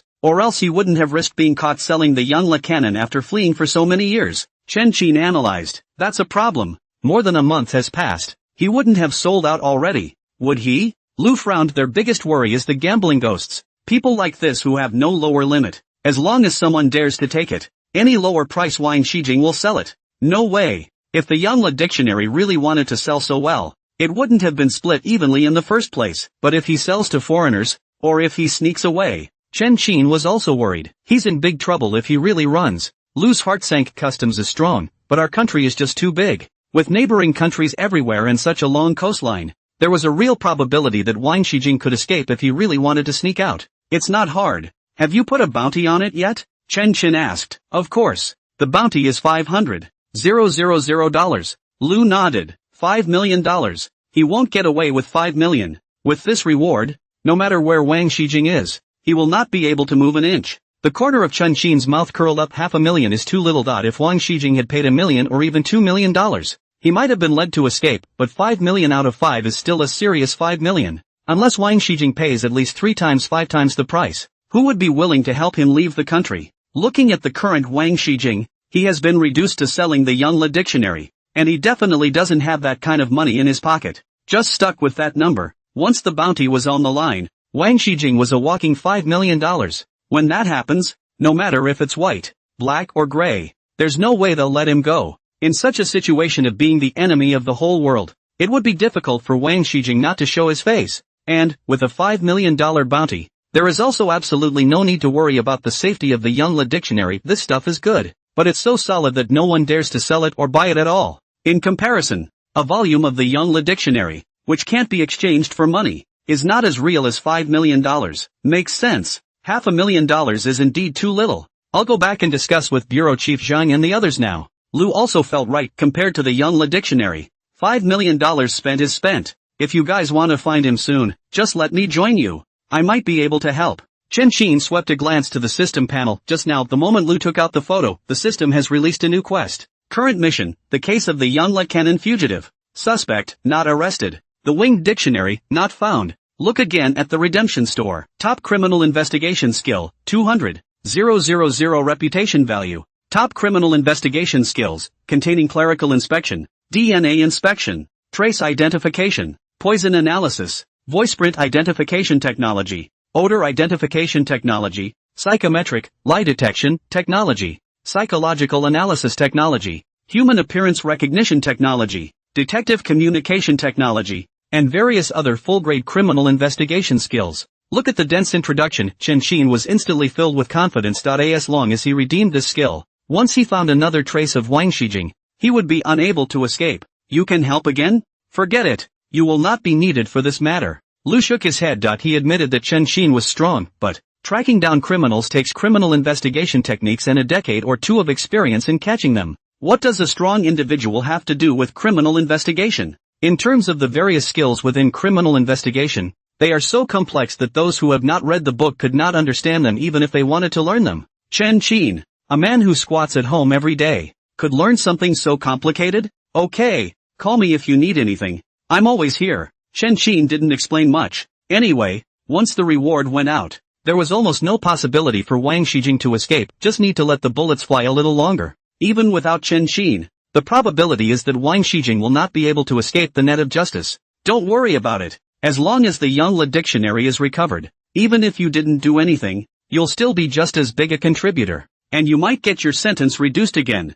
Lu smiled and got up. Alright, I'll take a step first. I'll come back to you if something comes up. With his departure, Yang Xuan was the first to smile and said, Congratulations, Chen Qin. With this clue, your death sentence will be fine. A death sentence is out of the question, but isn't it also a death sentence? Chen Qin smiled bitterly and shook his head. The full extent of one's reprieve is known as a 2-year execution of the death penalty. That is to say, during the 2-year inspection period. If no crime is committed, the sentence will be reduced to life imprisonment. In the case of wrongful convictions, the death penalty is carried out directly. To be truly safe, you have to wait until 2 years from now, or if you have any other significant standing. Doesn't this make sense for the Winged Dictionary? Once this case is solved, the death sentence will naturally be commuted to life imprisonment. Yang Xuan laughed. I hope. Chen Qin nodded. Vice Section Yang, I'm leaving too. You keep busy. Go on. Remember to pay more attention to that Zhang Haiyang. If he dares to mess around, you can just call the prison guards for help. I've said hello. Yang Xuan reminded. Not a big problem. Chen Qin waved his hand without caring. It's not just a Zhang Haiyang. He doesn't come, okay? If he really dares to come, he will let him eat and go. Re-entry to the prison district. The IT was after 9 o'clock at the moment, and the inmates in the rest area were beginning to return to their dormitories one by one. Chen Qin followed the flow of people and also returned to dormitory 33. A glance sweeps past, the other 11 in the dormitory were already in their respective beds. As soon as they saw Chen Qin, each of them looked over in unison. Introduce each other. My name is Chen Qin. What about you guys? Chen Qin smiled and looked over, intending to get on good terms with them first. Good boy. You're quite the self-possessed one. Come here, come here. Buddy, ask you something. A big, Burly man suddenly opened his mouth. When he speaks, all the other people who were ready to introduce themselves shut up in fear. Something? Chen Qin couldn't help but frown as he listened to his unkind tone. Not if I remember correctly. I don't think I know him. Come here when I tell you to. What are you wasting words for? The big man glared angrily and suddenly got up, only to see his height of 1 meter 9 or so. 200 pounds. The whole person is like a small mountain. The sense of oppression pulls full. As soon as the other inmates saw the commotion, they all got scared and burrowed into their blankets, looking as if they were pretending not to see it. Only the prisoner next to Chen Qin quietly spoke to him. Dude, just be honest and listen. He's serving a life sentence. He's not afraid of getting into trouble at all. Oh, life imprisonment? Chen Qin understood at once. If I'm not wrong, you're the fighter that Zhang Haiyang found, right? You even know about Ocean Zhang? The big man Yu Baoqing was a bit surprised. Chen Qin has only been here for a day and he knows Zhang Haiyang's name? Yang Xuan told me. He said to call the prison guards if anyone makes a scene. Chen Qin said in a slightly threatening manner. Now he is on death row. If possible, Chen Qin does not want to get entangled with this kind of fighter. Don't you hold Vice Section Yang over me. Now you have 5 seconds. If you don't follow me into the restroom, I'm going to make you look good. Yu Baoqing said angrily. I don't want any trouble, and I'm not afraid of anything. Chen Qin's aura changed, and his entire person instantly turned into an outlaw thug with a murderous aura. The pair of eyes that were like death glared straight at Yu Baoqing, as if they wanted to tear him apart. Yu Baoqing was scared and trembled. This aura of murder, this stern eyes, how many people this brother had to kill? How can this be a fight? Yu Baoqing is numb, now that so many people in the whole dormitory are watching. Yu Baoqing, does not fight. The prestige accumulated in front of him, almost instantly collapsed. But if he went to fight, regarding Chen Qin's terrifying aura, Yu Baoqing was not at all sure of victory in his heart. To fight, or not to fight? Yu Baoqing was torn and began to weigh the pros and cons in his mind constantly. Just as he was torn, Chen Qin had arrived in front of him at some point. Why Yu Baoqing was in a trance as he looked at the horrible figure that suddenly appeared, and he was so scared that he directly sat down on the bed. When he reacted, he was ashamed and angry. He is a hero in prison. Life imprisonment of the bandit. Even if he was scared by people, and actually was scared paralyzed in bed, if this is not recovered, not to mention the loss of all the prestige previously accumulated, it is also likely to become the laughingstock of the entire prison. Hit! Yu Baoqing's face turned vicious, and as he was about to strike, one of Chen Qin's hands suddenly pressed on Yu Baoqing's shoulder. Boom! The force of 1,000 pounds came out instantly. Yu Baoqing only felt a pain in his shoulder, and his whole body was just like being pressed under the mountain of 5 fingers, and he could not move at once. What kind of force is this? Yu Baoqing was horrified in his heart and stared at Chen Qin as if he had seen a ghost, his face full of horror. Yu Baoqing foot 200 pounds. The strength is less than 300 or 400 pounds. Results in Chen Qin's hands. He actually couldn't even move a bit. This gap under the huge force made Yu Baoqing feel that he was a mole cricket that would be crushed to death by Chen Qin at any time. Zhang Haiyang, you dog thief. You're fucking killing me. Thousands of word chapters. Brother, kiss my brother. I was wrong. I deserve to die. Everything is Zhang Haiyang's pot. He's the one who told me to trouble you. Yu Baoqing didn't care about face, panicked and hurriedly apologized. You're not wrong. You're scared. Chen Qin's eyes stared, and the power in his hands suddenly increased. Hiss. Brother. Hurts. Please. I was wrong. I'll kowtow to you. Ah. Yu Baoqing grimaced in pain, looking at Chen Qin's almost cannibalistic eyes. Feeling the huge force like a vice, Yu Baoqing only felt that he was going to be cold. The whole heart instantly hung in the air, and under the physical discomfort, he urinated on the spot. Chen Qin smelled the smell of urine and immediately walked away in disgust. Almost at the moment Chen Qin let go of his hand, Yu Baoqing fell petrified and straight on the bed, his body still trembling uncontrollably. If one looked more closely one could see that Yu Baoqing's entire shoulder had completely collapsed. At this very moment, the other 10 cellmates in the dormitory,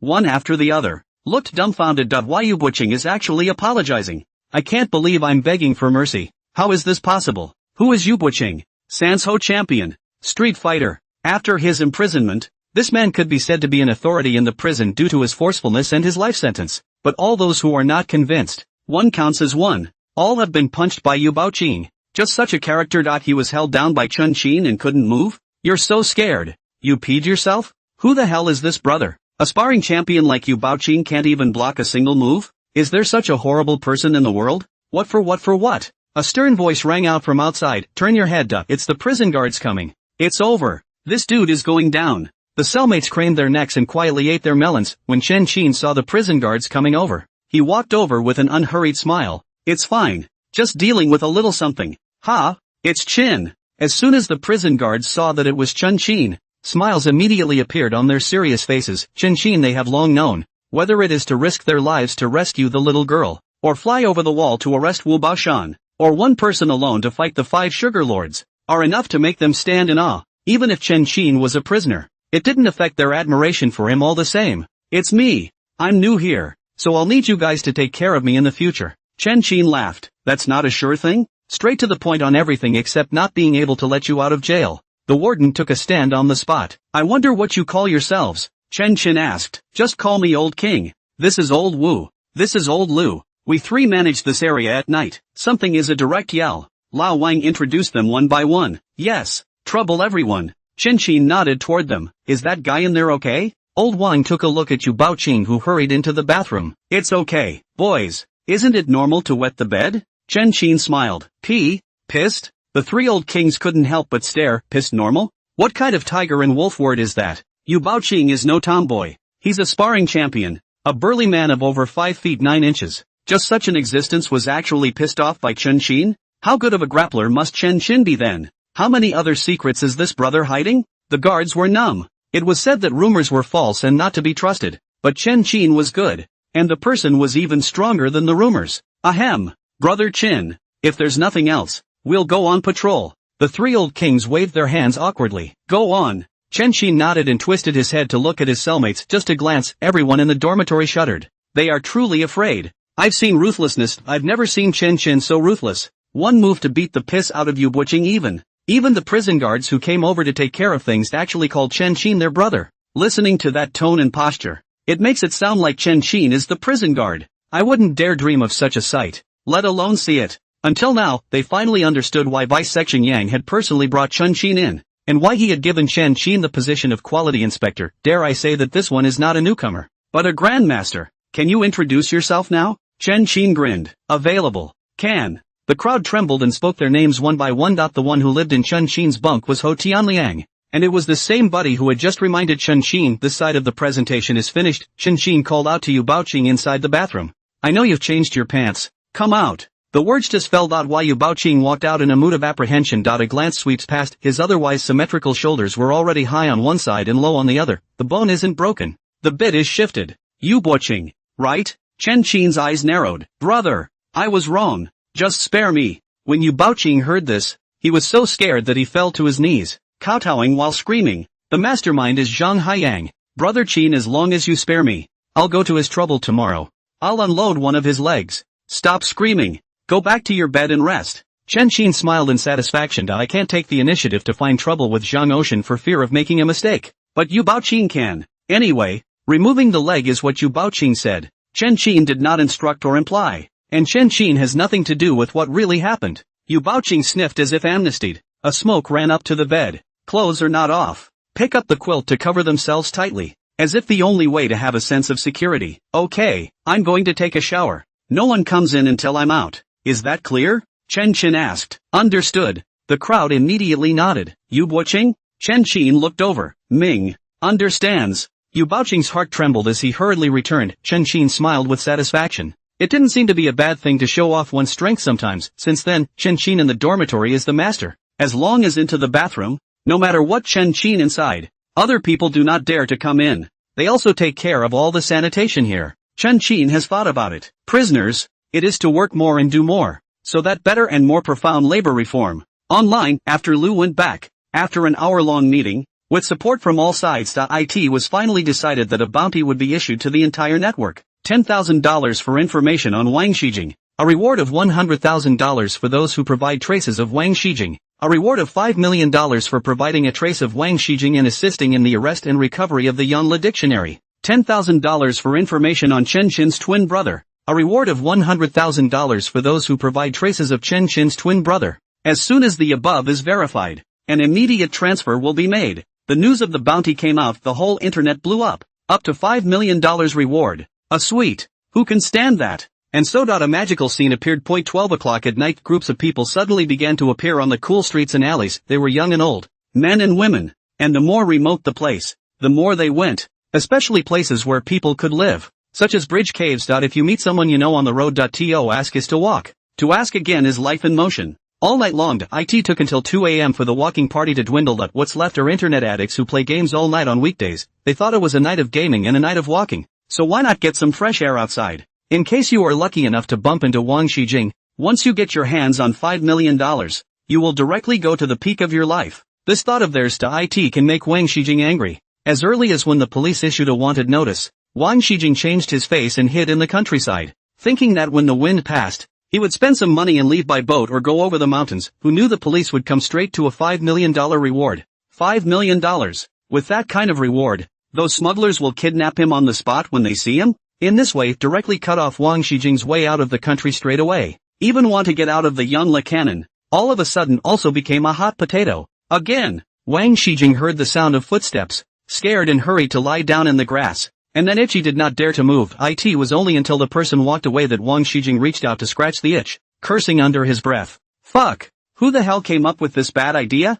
$5 million reward. I'll scratch myself for you. Wang Xijing was really angry. It was hard for him to find a farmer to borrow a place to live, and he was hardened by the $5 million bounty. And then it was a whole lot of hiding until now. Look at the time, it was 3 in the morning at the moment and there were actually people wandering around outside. For fear of exposure, Wang Xijing was trying to sleep but didn't dare to sleep. And he was hard and exhausted. This hiding was until early the next morning. I was looking at dawn and thinking that the internet addicts should always go back to bed.asa result. The morning walk came back. They walked around and Wang Xijing had no sleep again. Shit. My old man. Is it true that heaven is going to destroy me? Wang Xijing stroked the young Le Cannon in his arms, clenched his teeth, and ducked towards the mountains. It's full of people out there. It's always okay to run for the hills, isn't it? As soon as he ran, he is fine for now, other fugitives suffer. Just in the morning. An Edison had a sudden idea, direct integration of all fugitive photos as well as reward stuff. It's all about finding people anyway. Finding one is finding. Finding 2 or 3 is finding. This move directly caught everyone's attention. The bounty hunters all scan the bounty photos from time to time. Whether they are at work or on the street, this whole thing, the fugitives are all numb. What's the meaning of the promised reward for catching Wang Xijing? He fled. He chased. They couldn't get away. But all morning long. No word from Wang Xijing. News of one fugitive's arrest after another just keeps coming out. By 12 o'clock noon, the number of fugitives arrested and brought to justice was 10. Prison. Ding. The host has indirectly completed the apprehension of the burglary fugitive. The host has indirectly completed the arrest of the fugitive in the smuggling case. Host. Total of 10 cases above. Total grade, S. Receive an S rank reward for not being able to forget. Never forget. What you see. What you see. You memorize. What's going on? Chen Qinrun was confused. A man sits in prison, and his work comes from heaven? Who can tell me what's going on? Chen Qin. A shout interrupted Chen Qin's thoughts. Turn your head, only to see Vice Section Yang approaching with the warden smiling. Thank you for your reward. Monthly votes. Recommended votes and read. Today each chapter of 3,000 words, a total of 6,000 words. According to the weekdays 2,000 a chapter to count. Is considered to be an additional chapter. Thank you for your support. Please read more. Vote more. Read more and vote. The author will add more points. Warden. Vice Section Yang. Chen Qin put down the work he was doing and greeted him with a smile. Well, I'm still here, aren't I? The warden asked. Okay. It's much more comfortable than the guardhouse. What Chen Qin said was the truth. The detention center is not to work, but can only be held in a small room, cannot do anything, not even have a cigarette, just staring at the boredom of panic. The good thing about working in prison is that there is time off. And up to 3 hours of rest at night, and you can buy snacks and cigarettes, so there is much more freedom than in a detention center. In fact, many felons detained in detention centers hope to go to prison as soon as possible. Just be comfortable. This time you're a great credit to our prison. You've given us a great face. Look. The warden came close to Chen Qin and pulled out his cell phone and flipped up a news story. Above is a video of a reporter interviewing the warden with Vice Section Yang. After watching the video, Chen Qin realized the cause of the matter. Original. These criminals were all arrested by mistake because of the $1 million reward Chen Qin had. As a result, indirectly received a reward from the system. Among them, Chen Qin would also like to thank Lu Jiming. It is because of his righteousness in accepting the questioning of the superiors as well as media interviews. Directly gave all the credit to Chen Qin. The news is out. The entire internet is once again abuzz. Chen Qin also made another great achievement and got 1 point closer to the chance of reducing his sentence. In light of your meritorious performance, Bureau Chief Zhang has issued a commendation for you. On behalf of the prison, I would also like to issue a commendation to you in person and award you 200 points. The warden laughed. Thanks. Chen Qin was ecstatic. 600 points for a commendation. Add another one. 200 points, and that's a total of 800 bonus points. You're welcome. It's all what you deserve. Go straight to the prison guard's cafeteria when you get off work, and you can eat there from now on. The warden was speechless even as he talked about it.at the time of the meeting. All of them, including Bureau Director Zhang and Deputy Director Qin, unanimously decided that for a talent like Chun Qin, they must ensure that Chun Qin's meals are healthy and nutritious. If it weren't for the fact that the prison had regulations that required labor reform, they would have even wanted to cancel labor reform for Chun Qin. No exaggeration. In order to satisfy Chun Qin, they are operating within the rules to the extreme. Thank you, Warden. Chun Qin's eyes lit up. The prison guard's canteen is a civil service standard, which is a completely different concept from the prison canteen. I didn't realize that I didn't make it to the civil service in my last life. Now on death row. Less than a week later, he's actually on public food. You're welcome. People's heroes deserve to be treated like this. From now on, you can just come to the office and see me no matter what. The warden laughed. So can I go to your room and check out the information? Chun Qin suddenly remembered that never forget skill. Have this skill and just about everything Chun Qin has ever seen can fit in his head. In time. By the time Chun Qin had read all the knowledge and information, it would be an encyclopedia comparable to a computer. No problem, but you'll have to come on your break. It's time for some labor reform, and you'd better get involved. The warden nodded in agreement. I understand. Chun Qin heard and understood. The warden wasn't saying that he couldn't be lazy, but the matter involved Chun Qin's sentence reduction. So it was best to abide by the prison's rules. If something really goes wrong, you might get caught in the crosshairs by someone with a heart of gold. Having said that, the prison warden chatted with Chun Qin for a few moments and left the area with bisection Yan. As soon as he's gone and the whole workshop came alive, the prisoners exchanged pleasantries and became more and more curious about Chun Qin's identity. Until closing time, everyone followed the crowd toward the prison cafeteria. Walking, Chun Qin suddenly broke away from the crowd and started walking towards the prison guard's cafeteria. What's this dude doing? Is he going to the prison guard's cafeteria? He's out of his mind. Is that a place he can go in? Crap. The door really opened. The guards really let him in? What do you mean? Prisoners can still eat in the guard's cafeteria? I'm really convinced. It's not even if this kid had a small kitchen on his first day. Now he's in the prison guard's cafeteria? Prisoner civil servant? The prisoners were all dumbfounded. Since when do prisoners get to eat public food? Are you kidding me? But, right under their gazes, Chun Qin walked further and further away, and really walked into the prison guard's cafeteria. He came for real. What do you mean? We're all prisoners. Why should he get public food? You don't bully people like that. No. This guy is the warden's own son? Zhang Haiyan went numb. Watching Chun Qin mixing better and better was harder than killing him. Another glance sweeps past, looking at Yu Baoqing, who had a cold face in front of him. Zhang Haiyan quickly walked up. Brother Baoqing, did you fix Chun Qin last night or not? Ocean Zhang asked. Why? Yu Baoqing coldly swept a glance at him, without saying a word, and quickly stepped to distance himself from Zhang Haiyan. What's going on? Zhang Haiyan was confused. Yu Baoqing actually ignored him. Something's wrong? Or avoiding suspicion? Zhang Haiyan didn't know that when he walked into the cafeteria, he only saw the inmates in the cafeteria, all gathered around the inmate scoreboard. On the first place is still Chun Qin, and it's just that his points, which had gone from 3,033 yesterday, had come to 4,233. That's an increase of 200 points in one day. No way. How did he do it? We've been working diligently for a year to get 200 points, and Chun Qin he got there in one day? Shady. It must be shady. Zhang Haiyang's face was full of disbelief. As soon as the others heard this, their faces grimaced. Their points, which were slowly accumulated by 20 or 30 per day, and had to be reversed when something went wrong, led to them not daring to mess around every day. And then look at Chun Qin. Didn't do shit, eating small meals and being a quality control officer. One day actually got them a year's worth of points. This comparison it made everyone instantly have a huge mental gap, and they were more and more unconvinced by Chun Qin. Complaint. A complaint must be made against him. It is. What's the point? Even if he's the warden's son, he doesn't carry this kind of privilege, does he? We work hard for half a year and only get one sentence reduction, and this kid gets two in one day? What an international joke. The prisoners exploded on the spot. They can tolerate Chun Qin eating some small meals, and they can tolerate going to the prison guard's cafeteria, but it involves the reduction of their sentences. So who can bear it? There was little hesitation. One by one, they all went to the prison guards to tell them off.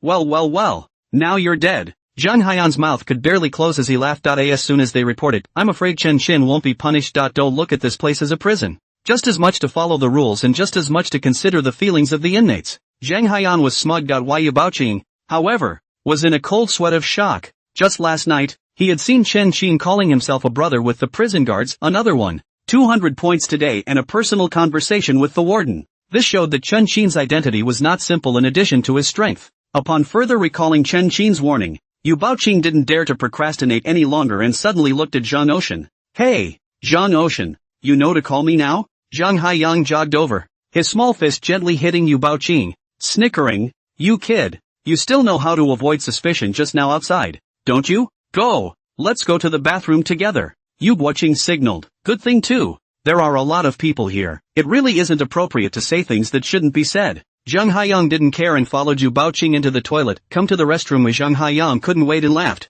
Tell me quickly, did that guy beg you for mercy last night?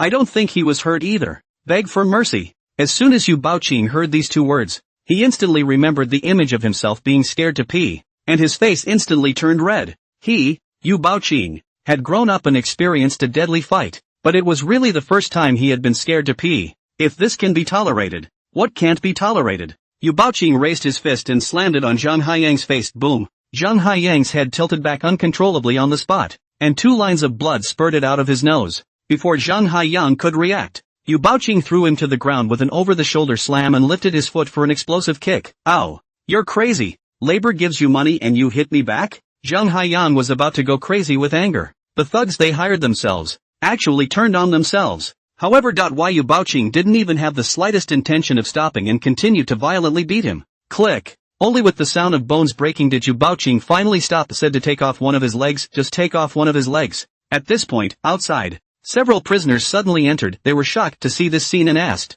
what's going on? It's okay, a personal vendetta. Yu Baoqing shook his head, not wanting to say much. Right. Suddenly I remember. Did Zhang Haiyang hire you to fix Chen Qin? The words came out. The prisoners, who had just come in, turned sour. Yes. I didn't fix it though. That's what I'm beating him up for this time. Yu Baoqing became angry when he heard this, and fixed Chen Qin. I'm lucky I didn't die at the hands of Chen Qin. Yeah, this kid really dares to find someone to fix Chen Qin? You even dare to beat up a first-class meritocracy. Are you kid tired of living? Hit me. As soon as the prisoners' words left their mouths, they all went up to blast and hammer Zhang Haiyang. Yu Baoqing is numb. What do you mean? He had a grudge against Zhang Haiyang. When did they have a grudge against Zhang Haiyang? Wait for the second group of prisoners to come in. They were just as likely to go up and pop the hammer without hesitation. Dude, Yu Baoqing casually pulled over a man. Why did you guys hit him? This kid even hit a first-class man. Isn't that just asking for death? The prisoner finished and charged straight on. A first-class meritocracy?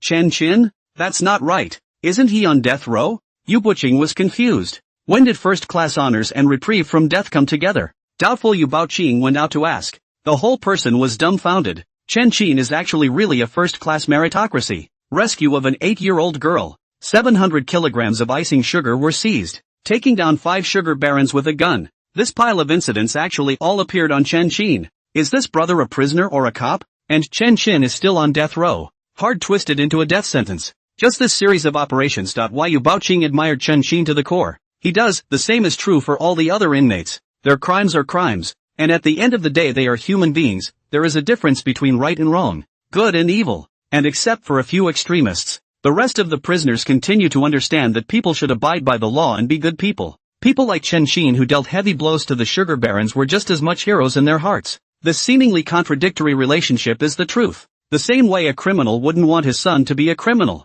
A being like a people's hero is as great as light, no matter what the circumstances. Fuck. Lighten up. After Yu Baoqing heard this, he didn't even bother to eat his meal and ran into the toilet again in a puff of smoke. Ding. Reputation value plus 1000. Reputation value plus. Total prestige value plus 200. 000. Current prestige value, 38.98 million. Another prestige value added. Comfy. Prison guards cafeteria. Chen Qin ate public food, looking at the system panel's ever-increasing prestige value. His heart was overjoyed. This time, almost every moment is adding to the prestige value. At this rate, photolithography is expected in less than half a year. Next time, Chen Qin became a big name in the prison. No matter who he met on the road, he would always politely call out Brother Qin for Chen Qin's privilege. They didn't have any complaints in their hearts, leaving only a bull. That's all that Chen Qin spent his days in labor camps and his evenings in the office of the prison warden or vice section yang, studying various knowledge and information on the computer. 5 days later, Chen Qin is already a walking encyclopedia.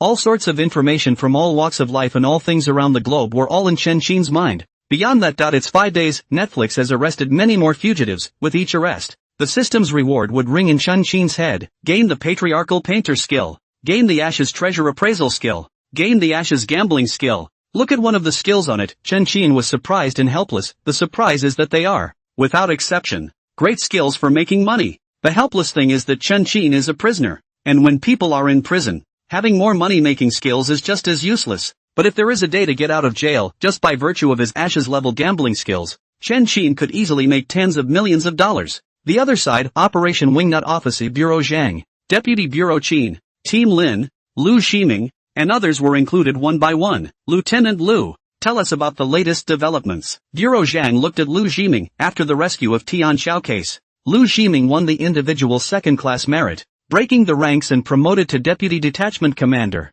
The situation is the same as before. There is still no news from Wang Xijing. Lu smiled bitterly. 5 days. 5 whole days. Not to mention the arrests. Not even a trace of them has been found. This guy, Wang Xijing, is like he's vaporized. Did he really leave the country? Bureau Zhang frowned. Really want to go abroad to it? Doesn't matter if people die, the Yongle dictionary will never be recovered. I don't know. Without any intel, I have no idea how to do it. Team Lin looked depressed, but where there's a bit of news. He's all along for the ride. The problem is that there are no clues. The country is so big. How can we find out? How about, go get Chen Qin? Lu proposed. Call him again? Bureau Zhang didn't know whether to laugh or cry at this time. They had 3 cases in total, whether it's the Tian Xiao kidnapping case or the large-scale sugar peddler case. The difficulty can be said to be pulling full circle, but once Chen Qin got on board, he easily solved it. They, the police, had become Chen Qin's companions instead. Even without them, Chen Qin would have been able to solve the case just the same.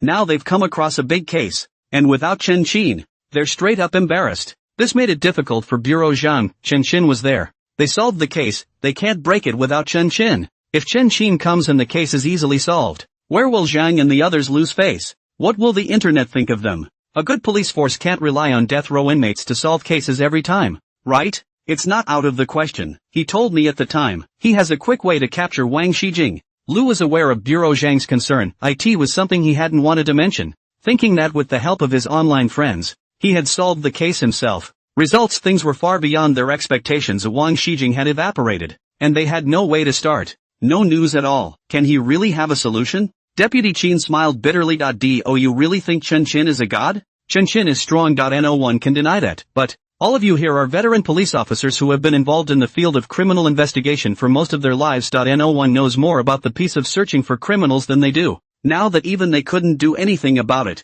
could Chen Qin, a young man of 25, a man who stayed at home, have a better solution than them? Do you really think Chen Qin is omnipotent? I think this case has something to do with him after all. Regardless of whether or not Chen Qin can do it, shouldn't we call him over to have a look? Lu once again asserted himself. One more day. If there's still nothing, it's not too late to call him again. Bureau Zhang finally decided. I agree. Deputy Qin nodded. I agree. Team Lin and a host of others followed an agreement. They are not rejecting Chen Qin. It's really that Chen Qin is not quite right. If Chen Qin wasn't a criminal, they wouldn't have hesitated to drag Chen Qin into the police force and throw all the difficult cases at Chen Qin in one fell swoop. It is biased that Chen Qin is the criminal. Let's just say that during this recent period, the internet is full of news about the police relying on death row inmates to solve cases, and Chen Qin is about to be blown up to the sky. If they don't solve the case, in the future, others will only know that there is a death row inmate named Chen Qin who is a master of solving cases, and they will directly ignore them.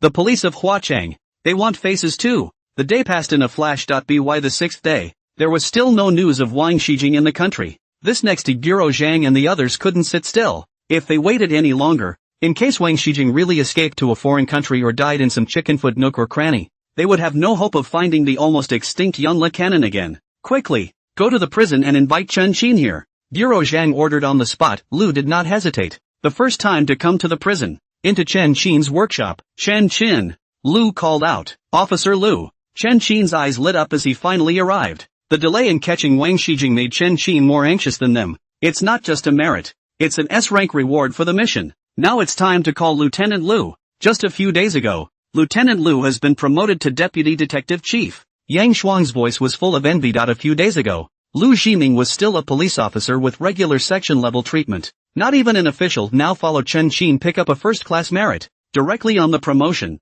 all the way up to the level of Deputy Detachment Commander. Congratulations, Lieutenant Liu. Chen Qin immediately expressed his joy. And thanks to you. It's up to you in the end. Liu smiled faintly and added, without further ado, come with me. Need your help. No problem. Chen Qin immediately exchanged top-notch criminal investigation skills. But for a second Chen Qin had completely mastered the top criminal investigation skills. Wait for Chen Qin to leave, the prison blew up again. What did they just hear? A police officer, deputy chief of criminal investigation, actually had to come to the prison to seek help from Chen Qin, a death row inmate. It's like a pocket knife pulling an ass and opening eyes. Who the hell would have thought that before? One moment, Chen Qin's status in their hearts skyrocketed, almost to the point of becoming their only faith. Now that Chen Qin told them to go east, they would never go west. Chen Qin was not the elder brother and did not wave the flag. Yet he had become the king in the hearts of all the prisoners. Carved looking at the increasing prestige value, Chen Qin was happy on the spot. He had just spent 200,000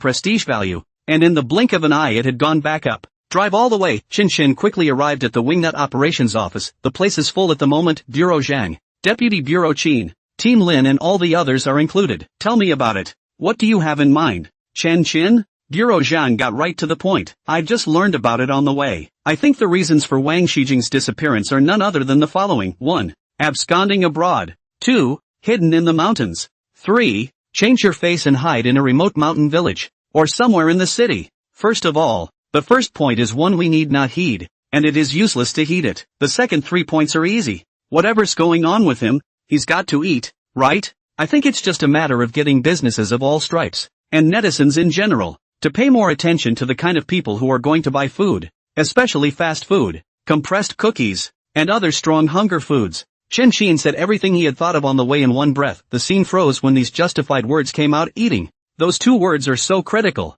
It's not that they haven't thought about it, but they're focusing on all the wrong targets. Instead of focusing on Wang Shijing, they should focus on the big and small stores and the sudden strangers buying food. So much for that. As long as Wang Shijing came out to buy something, the merchants could recognize him at a glance when they looked at him. If he had gone to ask a passerby to buy it, the abrupt approach and the police notification would have only made it easier. No, you're really good at forensics? Liu was a bit surprised. Chen Qin's speech was not only logical, but also had corresponding solutions, skillfully like an old criminal police officer. Most importantly, Chen Qin's words were really the best response at the moment. They really didn't expect it either. A little bit. Chen Qin had a modest look on his face. A little bit? Bureau Zhang, Deputy Bureau Qin, and the others were in tears. It hurts too much. They hadn't found a good way to deal with it after thinking about it for half a day, and Chen Qin had the means to do so as soon as he arrived. It is preferred that he is still a prisoner, really to the day of solving the case. The whole network again to be Chen Qin brush screen.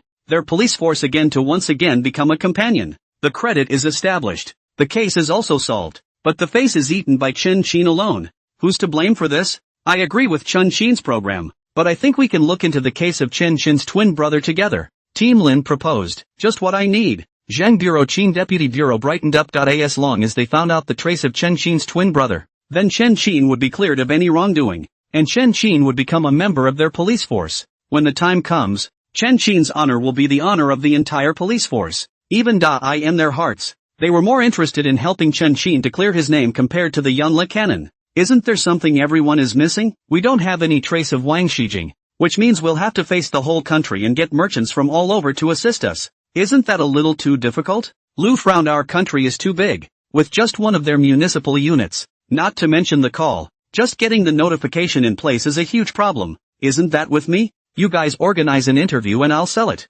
Chen Qin had thought of that. No one else could do it, but Chen Qin, whose popularity was skyrocketing, could sell his misery and pull a wave of sympathy, just so he could spread the matter to any corner of the country. Not bad at all. Liu's eyes lit up. As far as Chen Qin's current popularity was concerned, it was no less than any of the top streaming stars in the country. Under the operation of Bureau Zhang, various reporters were soon in place, and Chen Qin deliberately put on a haggard, waxy, and at a glance malnourished look. As soon as the reporters saw Chen Qin, each of their faces changed drastically. Once a people's hero, how did he turn into such a pussy after not seeing him for a few days? They couldn't wait to ask, Mr. Chen Qin, you weren't commuted from a death sentence to a death sentence, so how come your face looks worse than when you were executed? Don't mention it. You guys have no idea how hard it was for me in prison. White porridge and squash in the morning, and only a small bowl. Shiver and it's gone. It was hard to get some meat for lunch, but I'm a newcomer. and it was all gone before I had a chance to smell it. Same thing at night. I haven't had a bite of meat since I went into prison.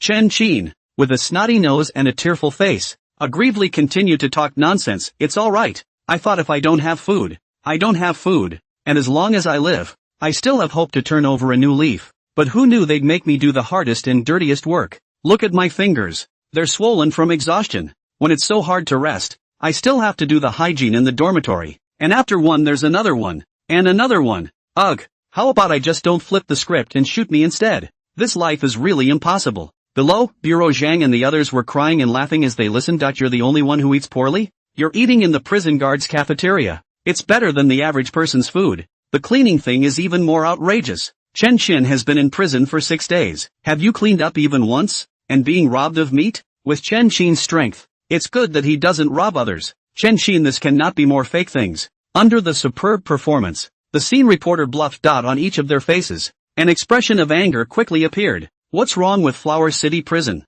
Our people's heroes, and this is how they treat them. Look at the Chen Qin we have now, and then look at the Chen Qin of old. I seriously doubt that Chen Qin was mistreated in prison, a reporter said with righteous indignation. Chen Qin, don't be afraid. Boldly tell us all about what's going on inside, and we'll do it for you. Condemn the prison for you. Forget it. You guys just let me die. It suddenly occurred to me that I don't actually have any twin brother. I'm actually the murderer. Chen Qin's eyes were empty, and he had a lifeless look on his face. Look, all give up the struggle. Is this still our people's hero? Or a great hero who bravely fought the sugar barons in order to survive? How badly did your prison torture Chen Qin? The journalist's anger levels were instantly drawn up. How much humiliation must a person who was not even afraid of death in order to survive be subjected to when he now suddenly said he wanted to die? Without the slightest hesitation, the moment they finished the interview, they all hurriedly left the place and returned to the office to organize the video at the first time. Watching them leave angrily, Bureau Zhang and the others all looked dumbfounded. This acting is too strong for Chen Qin. A snotty, aggravated, and telling a lie more than the truth. Judging from the way the reporters had just behaved, they could already predict how angry the netizens would have to be when they saw the interview. They were furious. Once the sympathy comes out, the whole country will join in tracking down Wang Shijing's affair with Chen Qin's brother. Chen Qin, you kid is really a talent. With this acting, I won't watch the Oscars this year without you. Lu was truly convinced. I've never seen anyone so good at acting. Shouldn't you guys inform the warden first? I'm afraid his little heart can't take it. Chen Qin said with some embarrassment. How am I supposed to notify? Bureau Zhang looked depressed. Chen Qin's words were too damaging. Totally put Flower City Prison on the map. Bureau Zhang didn't even dare to think about it. How much of an assault Flower City Prison had to be. I'm not all about solving crimes. As soon as the case is solved and the Yunla dictionary is in hand, then the prison warden will be cleared. Chen Qin was also helpless. The netizens may not be sold on the idea of just a painless search without selling the misery a little harder. The word is out. But Zhang Bureau hesitated for half a day and finally put his eyes on Deputy Bureau Qin. Deputy Bureau Qin, you go and notify it. A big official is a big man. Deputy Qin dialed the prison director helplessly. Oldly, we've let Chen Qin say a little something bad about your place in order to retrieve the national treasure. You may be subjected to 1 billion points of public opinion pressure. Just calm your mind when the time comes. I understand. Not just getting sprayed? I'll stand up for the national treasure. The warden hadn't realized the seriousness of the problem and laughed indifferently. Well. Just as long as you can hold your own. Deputy Qin hung up the phone. Anyway, he's talking about 1 billion points of public opinion, so it's not his fault if he can't really top it when the time comes. Go back to the office and wait. Let the bullets fly a little longer. Bureau Zhang greeted. The group arrived at the office and all eyes went to the big screen. Half an hour later, the video from the reporters was finally posted. The hero has been humiliated. Chen Qin begs for death. Once the 8-character title came out, under Chen Qin's terrifying heat, it instantly attracted the attention of countless people. Click in and take a look. The netizens were instantly enraged. Who is Chen Qin? A people's hero with 3 consecutive merits. Results. Chen Qin had a hard time getting his sentence commuted from death to a suspended death sentence. It's so hard to have hope for life. The prison actually came onto this. Poor food is even worse. It's amazing that you have to be oppressed by other inmates. Don't even want to live. Is this what a hero deserves? One time, countless netizens began to condemn the prison warden, and the complaint phone line was nearly bursting at the seams. Many people from the neighborhood even came to the prison on the spot. No. Do you call this a bit of public opinion, Deputy Qin? The warden was numb. Watch the interview video again. The warden finally realized why everyone was so angry. So everything is Chen Qin's fault. I treat you like a brother, provide you with good food and drink, And you turn around and sell me out? The warden was truly convinced. Chen Qin's words were too harsh. Just this movement. It's going to be hard to calm down. I'm afraid. Until I get the winged dictionary back, however. The prison warden said what he said, but inwardly he didn't have the slightest intention of blaming Chen Qin in the end. This matter is for the sake of the national treasure. For the sake of the country. Chen Qin also had no choice. As long as we can retrieve the Yangla dictionary, this scolding will be taken. This side is cursing at the same time. Netizens are outraged by the unfair treatment of Chen Qin. Chen Qin, a hero who has been wronged, already had a bad heart. How can we let him suffer again? Check. The call must be answered. We must find not only Wang Shijing, but also the twin brother. It has been forwarded. That Chen Qin brother. But if you still have some conscience and humanity, you should come out and turn yourself in voluntarily. The netizens shouted out, all spontaneously printing photos and starting to explain the cause of the incident among the various businesses. People pass under people, but in just half a day's time. Stores all over the country. All of them got a picture of Wang Shijing with Chen Qin's brother. They were just as distressed about what happened to Chen Qin. From here on out, but anyone who's coming to buy something, no matter who it is, they're going to pull out a photo and compare it one way or the other. 2 days passed. Under the intensity of the heightened search. One fugitive was apprehended, and a number of them, as a result, received bounties. This made everyone more passionate and more attentive to the matter. Small remote countryside. In the dilapidated little house. A man, who looked exactly like Chen Qin, looked at the newspaper in his hand, his face ugly to the extreme. My good brother, I raised you for 20 years, is this how you repay me? A hint of ferocity flashed in Chen Qin's eyes. Chen Qin has gone too far this time. Even this village, which has no internet, has circulated Chen Qin's various deeds, and has also pasted Chen Qin's photos in all corners. As a result, Chen Qin is afraid to go out at all, and even afraid to buy food. Since you want me dead, then I'll give you a ride. Chen Qin pulled a backpack from under the bed, put on a mask and walked out of the small room. Another day later. Operation Wingnut office. 3 days. Still no word from this guy. Is it hard to believe that he really escaped abroad?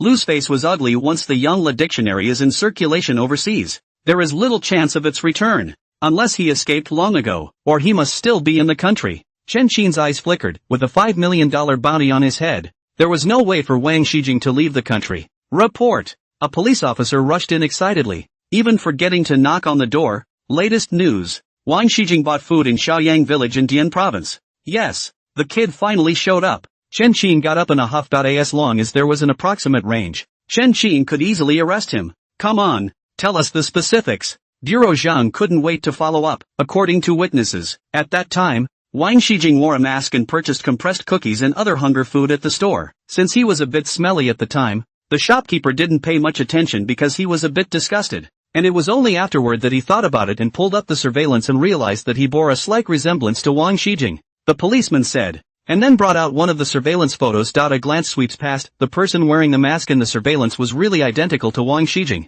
Looking at Wang Shijing's dirty and disorganized appearance again, it was obvious that these days had not been easy. It's him all right. Look at the patches of red, swollen pouches on his neck. This guy should be hiding in the mountains. Chen Qin saw Wang Shijing's situation at a glance. I told you how he evaporated. Hiding in the mountains would be a good choice. Lu's pupils shrunk. The problem is, he bought so much food. I'm afraid he won't be coming out again anytime soon. Looking at this mountain range again, it seems to be a bit too big. Team Lin frowned. It's one thing to know the location. It's another to want to search it. This mountain range is too big. It was full of large, densely packed trees, a variety of man-high-like grasses, plus intricate caves. Trying to pull him out inside, even if thousands of police officers went in, would be almost impossible. What's more, they don't have that many police officers. Not a good catch indeed. I think it's better to wait until he comes out. Sooner or later he's going to have to come out and buy food anyway. Lu made a recommendation anyway. The person had been found and the Yangla dictionary was not lost, so they were in no hurry. I don't think it can wait. Not for a moment. This kid has reached the end of his rope and is capable of doing anything. What if he can't think of destroying the Yangla canon or hiding it? Chen Qin was in a hurry. The Yangla dictionary is not only a national treasure, it's the key to mission fulfillment. Once the winged dictionary is gone, the reward follows. Hiss. It's still possible. Lu's face sank. He suddenly remembered that Wang Shijing was also a ruthless man who killed without blinking an eye. He was really capable of doing something as damaging as destroying the Yangla canon. But how do we catch it? Dozens of kilometers of mountains. What's the difference between 1,000 police forces going down there and sinking into the sea? Team Lin laughed bitterly. A cross-province case. It's questionable if they can muster 1,000 police officers even if they did convene. The probability of searching for Wang Shijing inside was extremely slim. Waiting for him outside seemed like the best way to go at the moment. Who says we have to rely on the police? The corner of Chun Qin's mouth curled up. You mean? Bureau Zhang's eyes lit up as if he had thought of something. What do you mean? Lin Team Lu and the others were a bit confused. If not the police, then who? By the general public. Of course. There's a $5 million bounty for assisting in an arrest, and 100,000 for reporting your whereabouts. What do you guys think the scene will be like once we get the word out? Chen Qin asked with a smile. Good idea. Team Lin looked at Chen Qin in surprise. Chen Qin. Chen Qin. With this brain of yours, I'm tempted to bail you out to be my deputy. If you do bail me out, I'll be absolutely liverless. Chen Qin immediately bailed out. Forget it, that's all I'm saying. You're exaggerating your status. Team Lin's neck shrank and he immediately shook his head like a rattle. To say that Chen Qin was just fighting and brawling, or accidentally killing someone or something, Team Lin could still fight for it. Look at Chen Qin. Intentional homicide, kidnapping, selling national treasures, grave robbing. It's not too much to go on gaddling with this litany of charges. Not to mention Lin Team, let the biggest head come. The same as not dare to bail Chen Qin out. Knew you were joking. Chen Qin shrugged helplessly. His identity was indeed too sensitive. If you want to clear your name, you can only find another Chen Qin. Back to business. Chen Qin's method is indeed good, but isn't it a little too money-burning? Bureau Zhang was a bit hesitant. He had to think about the big picture. The pattern has to be big. Think about it. We have contributed so much money, so much effort. After the Yongle dictionary arrives, shouldn't it be placed in our Flower City Museum? The original Yongle Daji, TSK, the only one in the world. Chen Qin revealed a meaningful smile. Makes sense. Bureau Zhang jolted awake. This is the only volume in the whole world, and once it comes out, it is bound to attract countless visitors. And this book is bullish in their Flower City Museum, along with the entire city. What's a little bit of money worth when it comes to the impact of it? Put the word out about Wang Shijing, and at the same time arrange for police forces to make sure every person is safe. Let's grab over there as well. Chen Qin should follow. Bureau Zhang issued a directive. Yes. The crowd immediately nodded. Chen Qin was happy to hear it on the spot. The fact that Bureau Zhang could take the initiative to call himself over showed that Bureau Zhang had already treated himself as one of his own. This layer of Chen Qin's identity as a death row inmate was finally slowly torn down in their hearts. As they stepped onto the airplane, the entire internet went viral with sightings of Wang Shijing. Netizens took a look at Wang Shijing in Xianyang Village, Dian Province, and the locals were instantly abuzz. 5 million bounty. Reporting a sighting is 100,000. I can't catch it, I can always see it. Right? Ha ha ha, Xiaoyang Village is my hometown. I am too familiar with the big mountains there. $5 million, I'm coming. Now Chen Qin is saved. Once this man is captured, Chen Qin has made another great achievement. The Yongle dictionary is finally coming out. Excited. Wang Shijing, here I come. One time, those who are in it for the money, those who are in it for Chen Qin, and those who are in it to save the national treasures, all rush towards Xiaoyang Village at once. Just half a day. 1,000 police forces and 100,000 people have converged on Little Yang Village. Considering their safety, the police didn't put them in right away, but made all sorts of speeches first. And no matter how important Wang Shijing is, the safety of the people must come first. When Chen Qin, Zhang Bureau and the others arrived and arranged the matters, all of them flocked into the big mountain. Looking at the densely packed crowd, Bureau Zhang and the others smiled smugly. 1,000 people entering a large mountain is a clayox entering the sea. 100,000 people is a completely different story. They are enough to fill the whole mountain. With more people, the danger, whether from Wang Shijing or the terrain, could be minimized, and that's just the initial number of people, with a steady stream of people pouring in behind them. Inside the big mountain. A dark cave. Wang Shijing was resting when a rustling sound suddenly woke him up. What's going on? Is it a human or an animal? Wang Shijing quietly came to the corner and looked outside. Just a glance, Wang Shijing's entire body was confused. People. It's all densely packed. At a rough estimate, there must have been at least 30 to 50 people, with an armed policeman inside. I'm exposed? Run. Without the slightest hesitation, Wang Shijing ran from the other exit of the cave at the first opportunity, but no sooner had he reached the entrance to the cave than there was another familiar sound of footsteps. Take a quiet look, there were actually 100 or so people outside. More than just now. Fortunately, this is a chain of caves with 7 or 8 exits inside, and even if there are more of you, I can still run out just the same. Wang Shijing didn't panic at all. This was the feng shui treasure he had found after searching for 3 or 4 days. This cave runs through the entire large mountain, stretching for 5 or 6 kilometers, with various intricate caves and 7 or 8 more cave entrances of varying sizes. If you want to catch him, You can't do it unless there are tens of thousands of people surrounding the big mountain. Tens of thousands? You'd be lucky to have 1,000 of you. Wang Shijing smiled disdainfully. This case belongs to the Flower City Police. How much police force can they mobilize to handle cases across provinces? For that amount of points, it's nothing in these mountains. However, before the smile on Wang Shijing's face disappeared, another footstep suddenly sounded in his ears. Someone else. Shit. Such a coincidence? Wang Shijing went numb. There was no way out. Wang Shijing continued to change roads. The more you change, the heavier Wang Shijing's heart became. He found out, whichever way one went, there were bound to be footsteps ahead of him, and they were still approaching him. How many of them are coming? Anyway, Wang Shijing was convinced. There are people everywhere, but there are only so many policemen in Dian province, so they can't all come here in order to arrest him, right? Am I that powerful? Wang Shijing was full of questions. There were so many people coming that they were almost going to fill up the entire cave. How can you run away in this condition? Wang Shijing,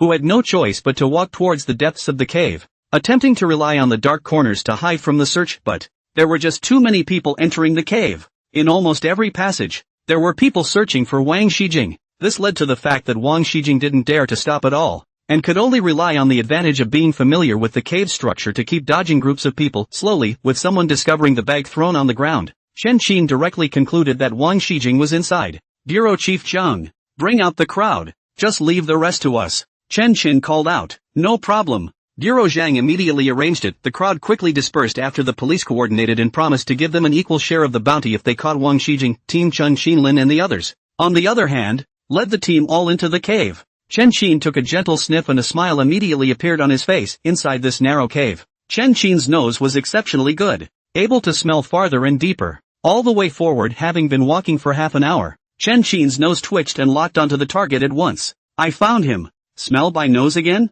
Team Lin looked horrified. Chen Qin, this is too anticlimactic. It's really just a natural police saint's body. The police dog hadn't heard anything yet, but Chen Qin knew about it first. Get the people around you and follow me. Chen Qin led the way, but 5 minutes later, Chen Qin and the others then stopped in front of a 7-shaped cave. Under the lock of Chen Qin's nose, he could clearly smell that Wang Shijing was hiding inside the cave around the corner. Wang Shijing, you're surrounded by us. Being a good boy and serving time in jail is the best thing that can happen to you. Team Lin opened his mouth to yell. Serving a sentence? You think I don't know I'm committing a capital offense? Wang Shijing's heart sank, and his face instantly turned sinister. No one wants to fight for their life until there is hope, but the police have arrived, and Wang Shijing can either fight for a chance at life or be executed. As long as you come out obediently now and hand in the Yongle dictionary, you'll never be sentenced to death in court, even if you've made a great achievement. Team Lin continued to admonish. Do you really think I'm stupid? I'm telling you, you'd better not come in. If you dare to come in,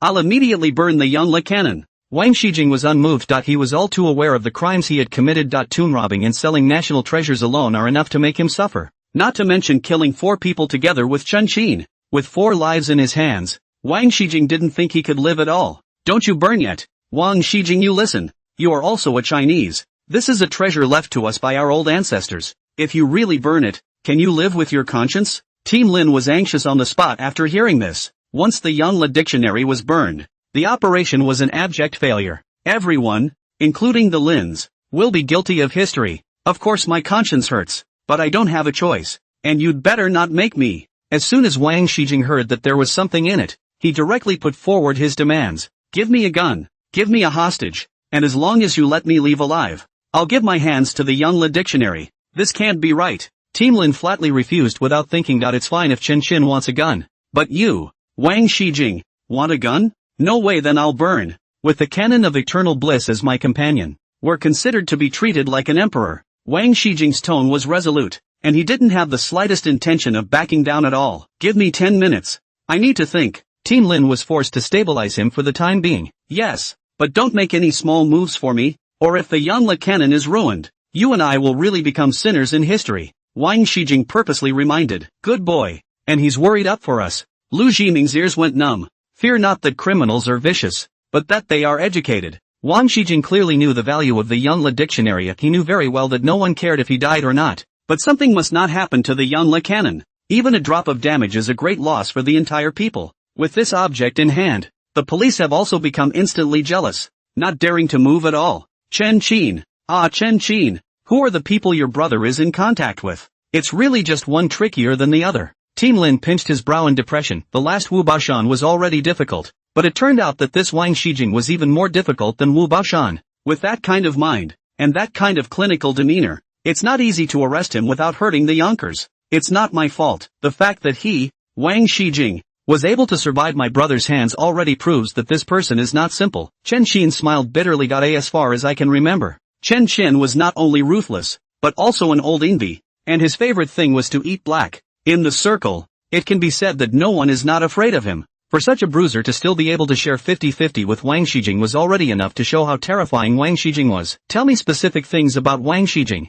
Physical fitness and various other things. Team Lin asked. Wang Shijing is extremely physically fit, extremely strong in actual combat, and is good with firearms. No less ferocious than my brother. With his character, he will definitely die with us if he knows he has no living sin. Chen Qin returned. According to you, we can't really do anything rash? Team Lin frowned. Another fish out of water. Can't. Unless you don't want the Yangla cannon. Chen Qin was helpless. What's your opinion? Team Lin asked again. Grant his request. Give him the gun. And let me go as a hostage. I'm sure I can take him. Chen Qin volunteered. It is not only about mission accomplishment or not, but also about sentence reductions for significant merit. Anyway, with the help of the system, Chen Qin had at least 90% certainty of taking down Wang Shijing. No, he already has a grudge against you. What if you go up like that and he shoots you? Team Lin dismissed it outright. A talent like Chen Qin couldn't die in such a fight. Among other things, you have another way? Or perhaps the others are certain that they can take down Wang Shijing while still ensuring that the Yangla cannon is fine?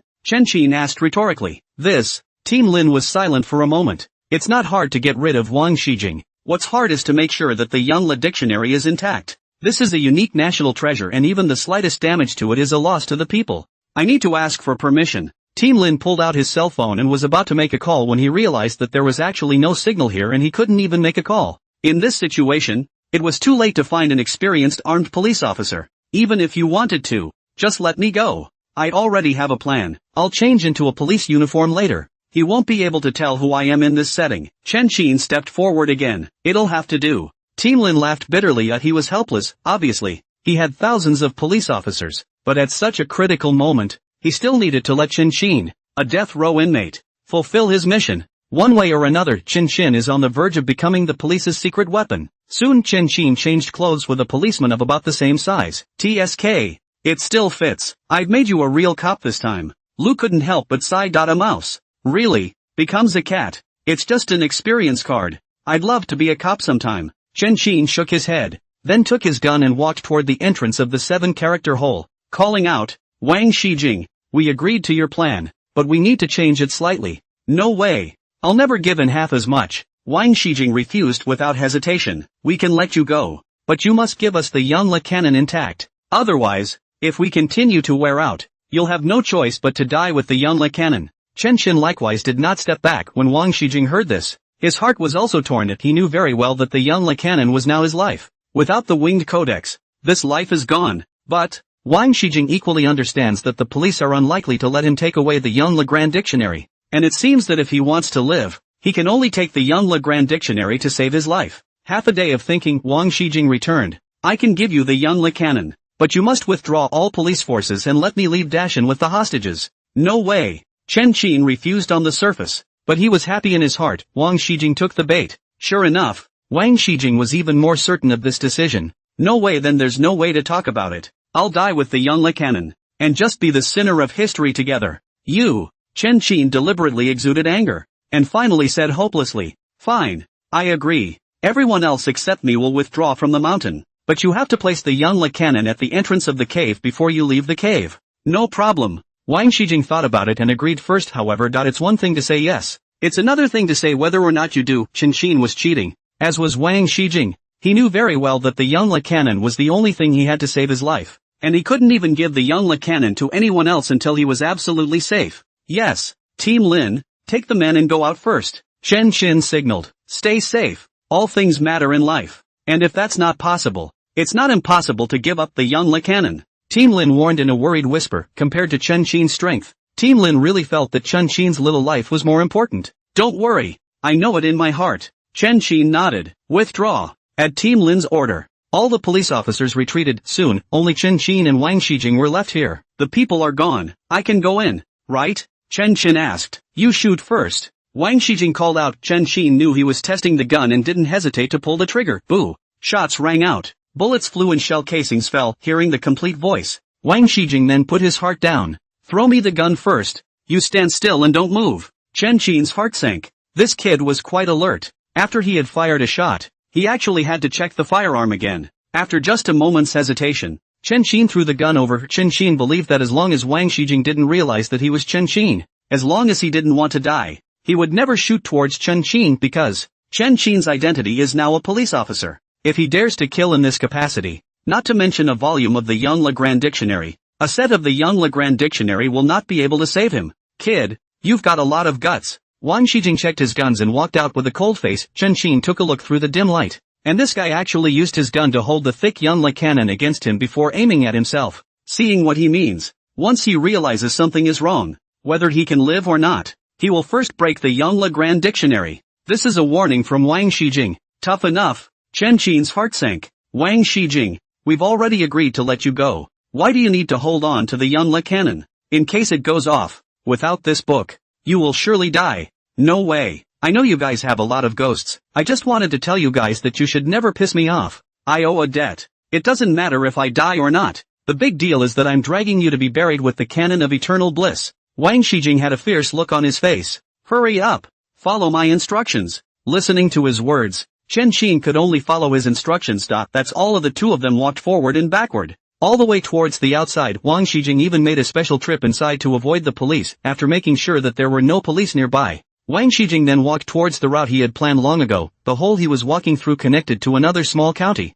and once he got through and into it, he could disappear into the sea of people. As he walked, Chen Qin kept an eye on Wang Shijing, attempting to find a crack, but this kid is too careful. No matter how he went, his gun stayed up against the winged dictionary. Regarding this scenario, even if Chen Qin had all the means, he could not do anything about Wang Shijing for a while. Gotta find a way to distract him, or kill him on the spot. Chen Qin thought in his mind as his eyes began to look towards the system store. Full-level concealed weapon skill, can be proficient in all concealed weapons, including flying daggers, flying stones, and other types of thrown objects. Requires 200,000 prestige value. Redemption. Chen Qin was straight up certain. Consuming 200,000 prestige value. Have exchanged 10,000 beasts mouth technique. A full-level concealed weapon skill. Neglect. Chen Qin's entire body shook. Countless knowledge was instantly seared into Chen Qin's mind. However, in a few moments, Chen Qin had completely mastered this skill. With Chen Qin's huge strength of 1,000 pounds,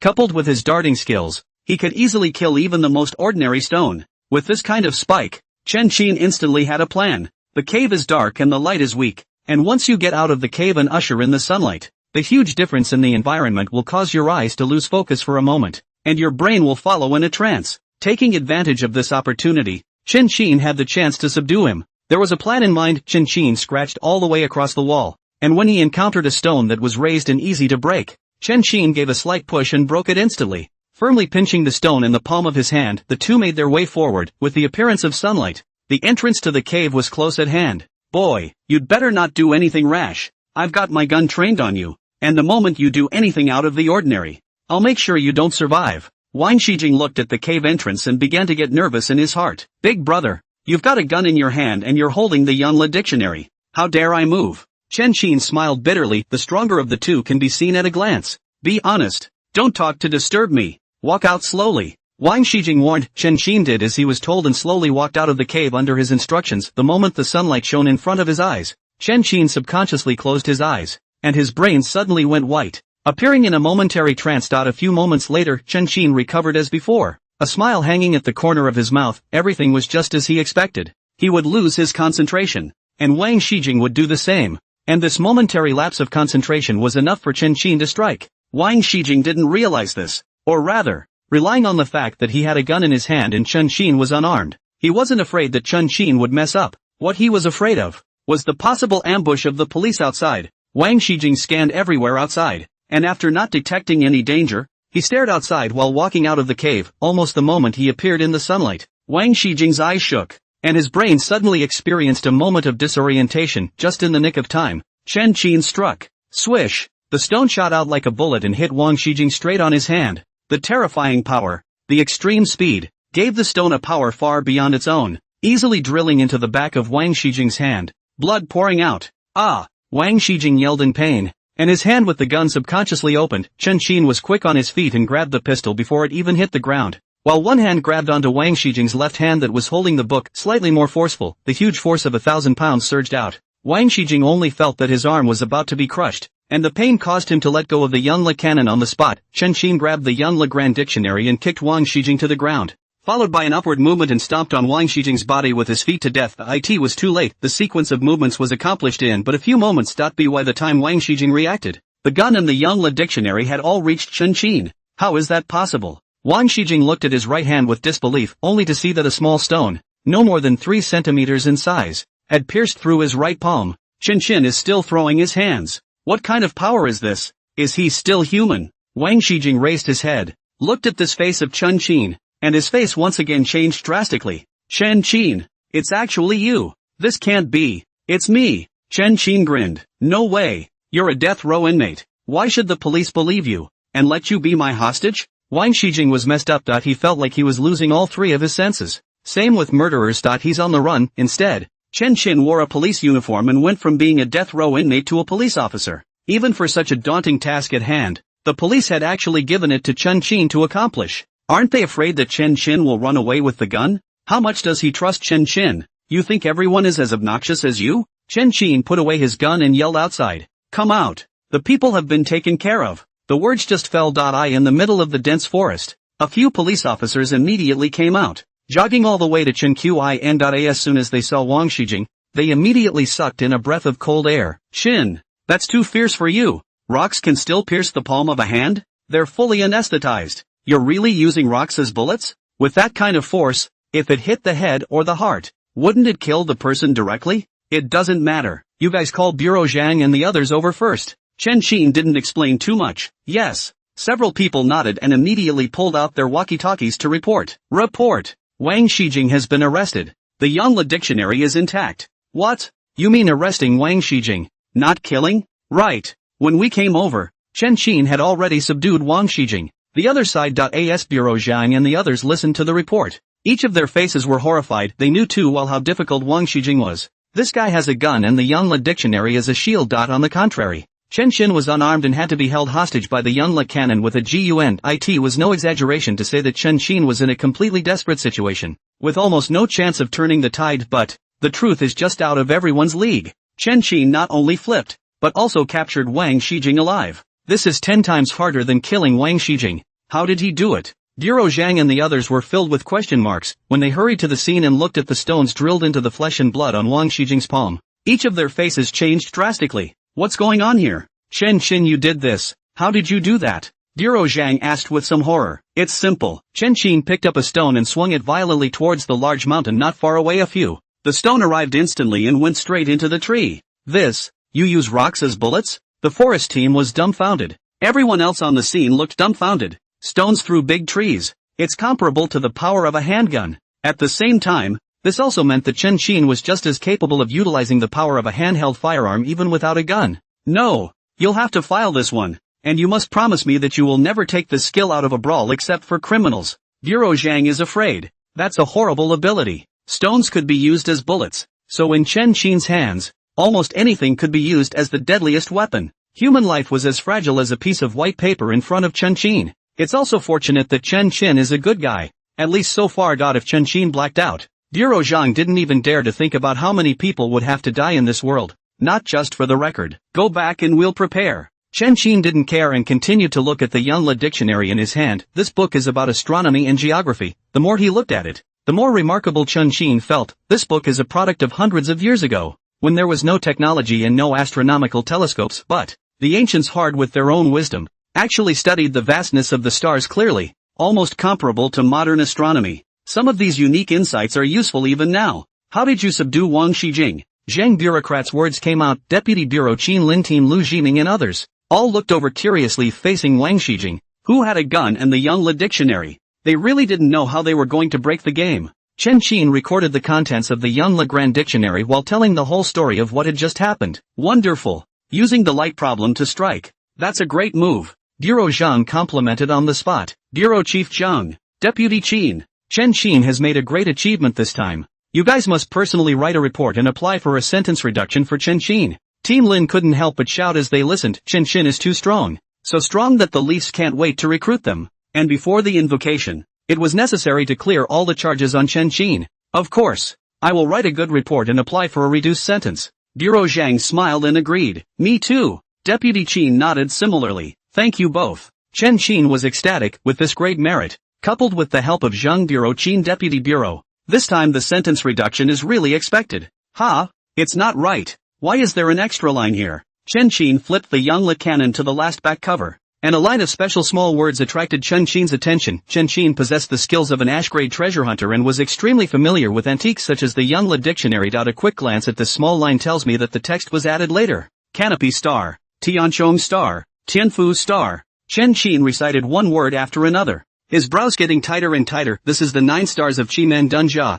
in which, according to its records, it seems to be a coordinate. What's going on? What are you chanting? Lu asked. There seems to be a coordinate recorded in there. According to the words, it could be other traces of the young Le Canon. Chen Xin couldn't help but suck in a breath of cool air. What did you say? Other traces of the winged codex. Bureau Zhang instantly became agitated. An authentic volume of the Young Le Daji is the national treasure of national treasures. If a complete set of genuine Young Le Daji. Looking at the whole history, its high value is also among the top 3. The only thing that can be compared to it is the seal of transmission and the 9 cauldrons. Really? Chen Xin. This is not a matter of bragging rights. Lu couldn't wait to reconfirm. To be able to retrieve a single volume of the original Young Le Dictionary is to the level of first-class merit. What is the concept of a whole set? A proper special merit. And in the peacetime at hand, it's almost as if no special honors have been enacted. Not only Zhang Bureau Lu Jiming, all the people on the scene who heard the words, all followed the excitement. A pair of eyes all looked at Chen Xin.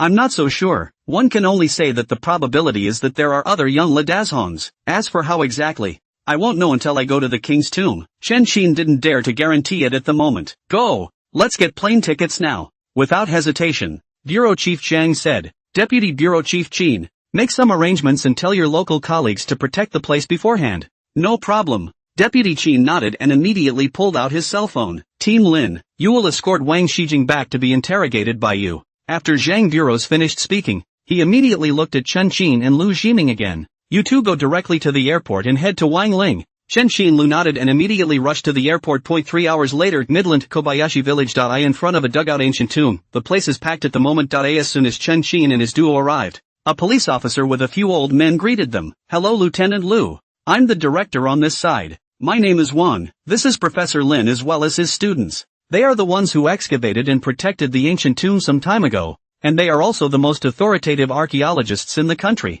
Wang Shou introduces them one by one. Who is Chen Xin? Professor Lin asked. I am. Chen Xin stepped forward. Thank you for taking back the Young Le Dictionary. You are our hero. Little old me must write you into the archaeological chronicles and give you a separate page. Professor Lin was as excited as a child and grabbed Chen Xin's hands. Professor Lin is polite. I'm just doing the best I can. Chen Xin was shocked in his heart. Separate page of archaeological chronicles. That's a lot more awesome than a single page of genealogy. It's something that will really trickle down once recorded. Chen Xin would be able to be passed down through the ages just like the ancient people in history. It's never polite. You are a hero to our entire archaeological community. Professor Lin looked serious, then turned his head to look at Bureau Chief Zhang. Lieutenant Lu, in my opinion, there is absolutely no way that a person like Chen Xin would be a death row inmate. I guarantee it with my life. We don't actually believe it, but everything is about evidence. And until there is evidence, we all have to play by the rules. Lu shook his head and smiled bitterly. Another disbelief.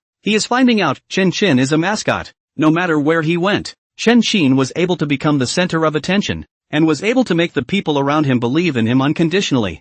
Netflix is so, the police do, even the prison inmates. Good enough to say evidence. You've been looking into this for so long, and you still haven't found anything? If it wasn't for Chen Xin's own power and his own merit to get a reprieve from death, he'd probably be dead by now. Not to mention retrieving the Young Le Dictionary. Professor Lin became more and more agitated as he spoke, and was close to directly cursing. There are more than 10,000 copies of the original Young Le Daji, but not even one has appeared in all these years. If Chen Xin hadn't said it, everyone would have thought that the Young Le Canon no longer existed. Fortunately, thanks to Chen Xin, this volume of the Young Le Dictionary was saved, or even if it came out, it would only appear in a foreign museum of some kind. Really, It's a national pain in the ass. Aren't we checking this out? Lu Ximing people numb. A police officer himself, a deputy chief, could actually be scolded because of Chun Xin, a death row inmate? Who's on the right side? Anyway, please use your hearts. After Professor Lin finished speaking, he then looked at Chun Xin and rubbed his hands together and asked,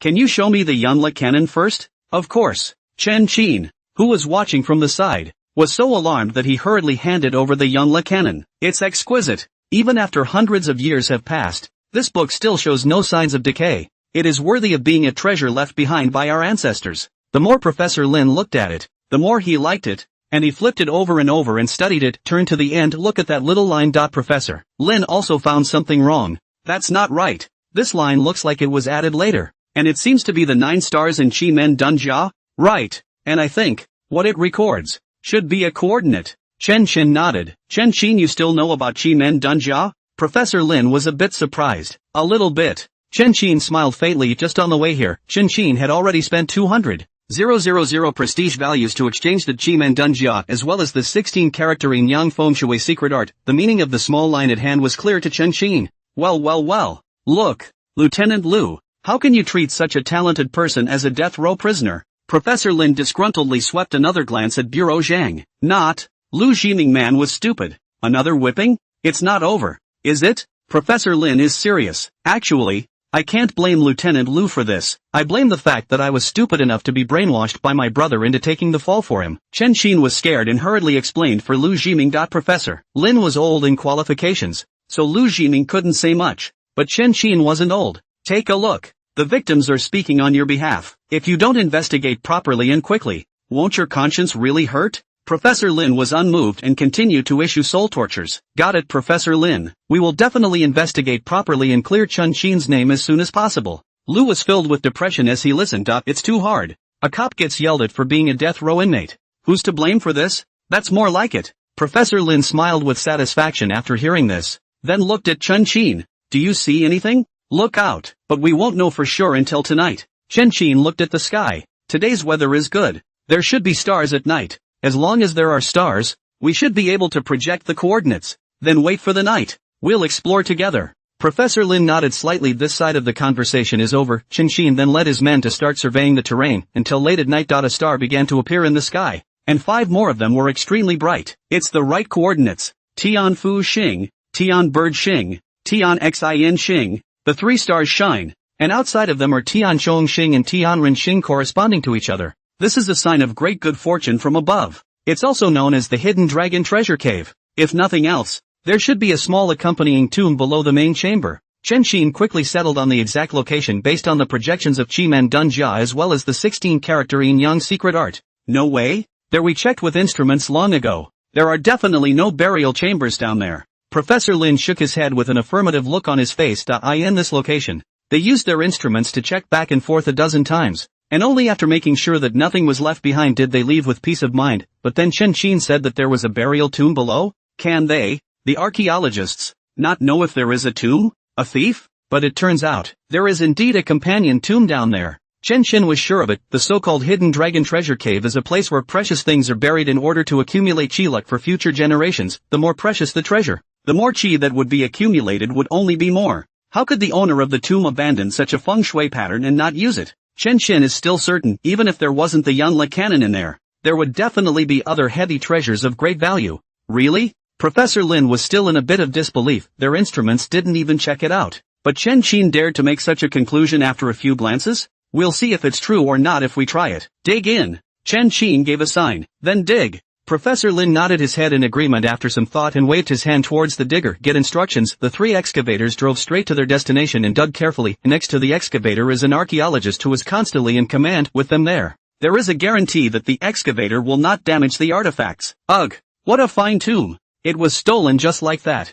causing us to have to salvage the excavation. The old ancestor is sorry. Professor Lin looked at the construction site with deep helplessness in his heart. Professor Lin doesn't have to blame himself. This tomb is already out in the open, and if we don't dig it, it may be robbed in the future. Chen Xin consoled. The word is out, but this is a bit of a shame on the ancestors. Professor Lin sighed softly. Chen Xin shook his head without saying much and continued to stare at the construction site. An hour passed. The excavator had dug down a full 5 meters, but there was still no sign of the burial tomb. Sensei, it can't be a mistake, can it? We just tested it again with our instruments and we really didn't find anything. A large graduate student ran over to report. Take it easy. Keep digging down. Chen Qin signaled. Do as Chen Qin says. Professor Lin commanded. Okay. The graduate student swept a glance at Chen Qin with some surprise. He didn't expect it. His own teacher, without trusting Chen Qin, actually managed to keep doing what Chen Qin wanted. If this were any of their students, they would have started cursing long ago. In other words,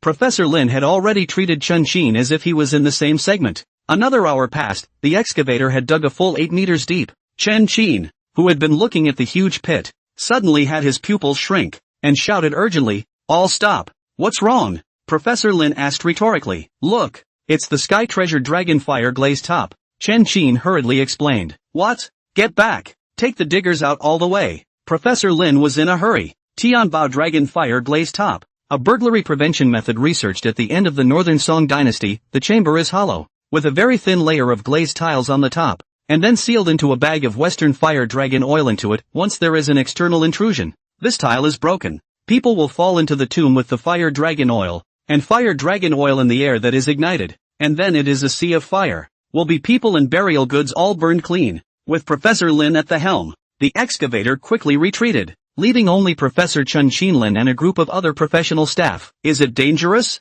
Lu asked. It's dangerous, but it's not without a solution. Dig a hole through the side and you can get through just as well. It'll just take a little longer and you'll have to risk some of the chamber collapsing. Professor Lin's face was grave. I don't think it's safe. They don't know what's important. What if it really collapses? Chen Qin said with a worried face. Why don't you let me do it? I have a way to break the game. You can break the game? No. It's too dangerous. On the backhoe, the worst possible outcome. The people will be fine. If you go on, in case you miss and lose it, the Yangla cannon is gone too. Professor Lin refused without hesitation. Tianbao dragonfire glazed roof. The slightest mistake is to fall into the fire. It is too late to rescue. Compared to the wing code, it's obviously the people that are a bit more important. I'm 10% sure. Chen Qin was confident. He himself had a flying roof and could walk on the glazed roof with complete ease, relying again on the documented techniques. Breaking this game is a snap. If there was really a 1 in a million accident, with Chen Qin's ability to fly over walls,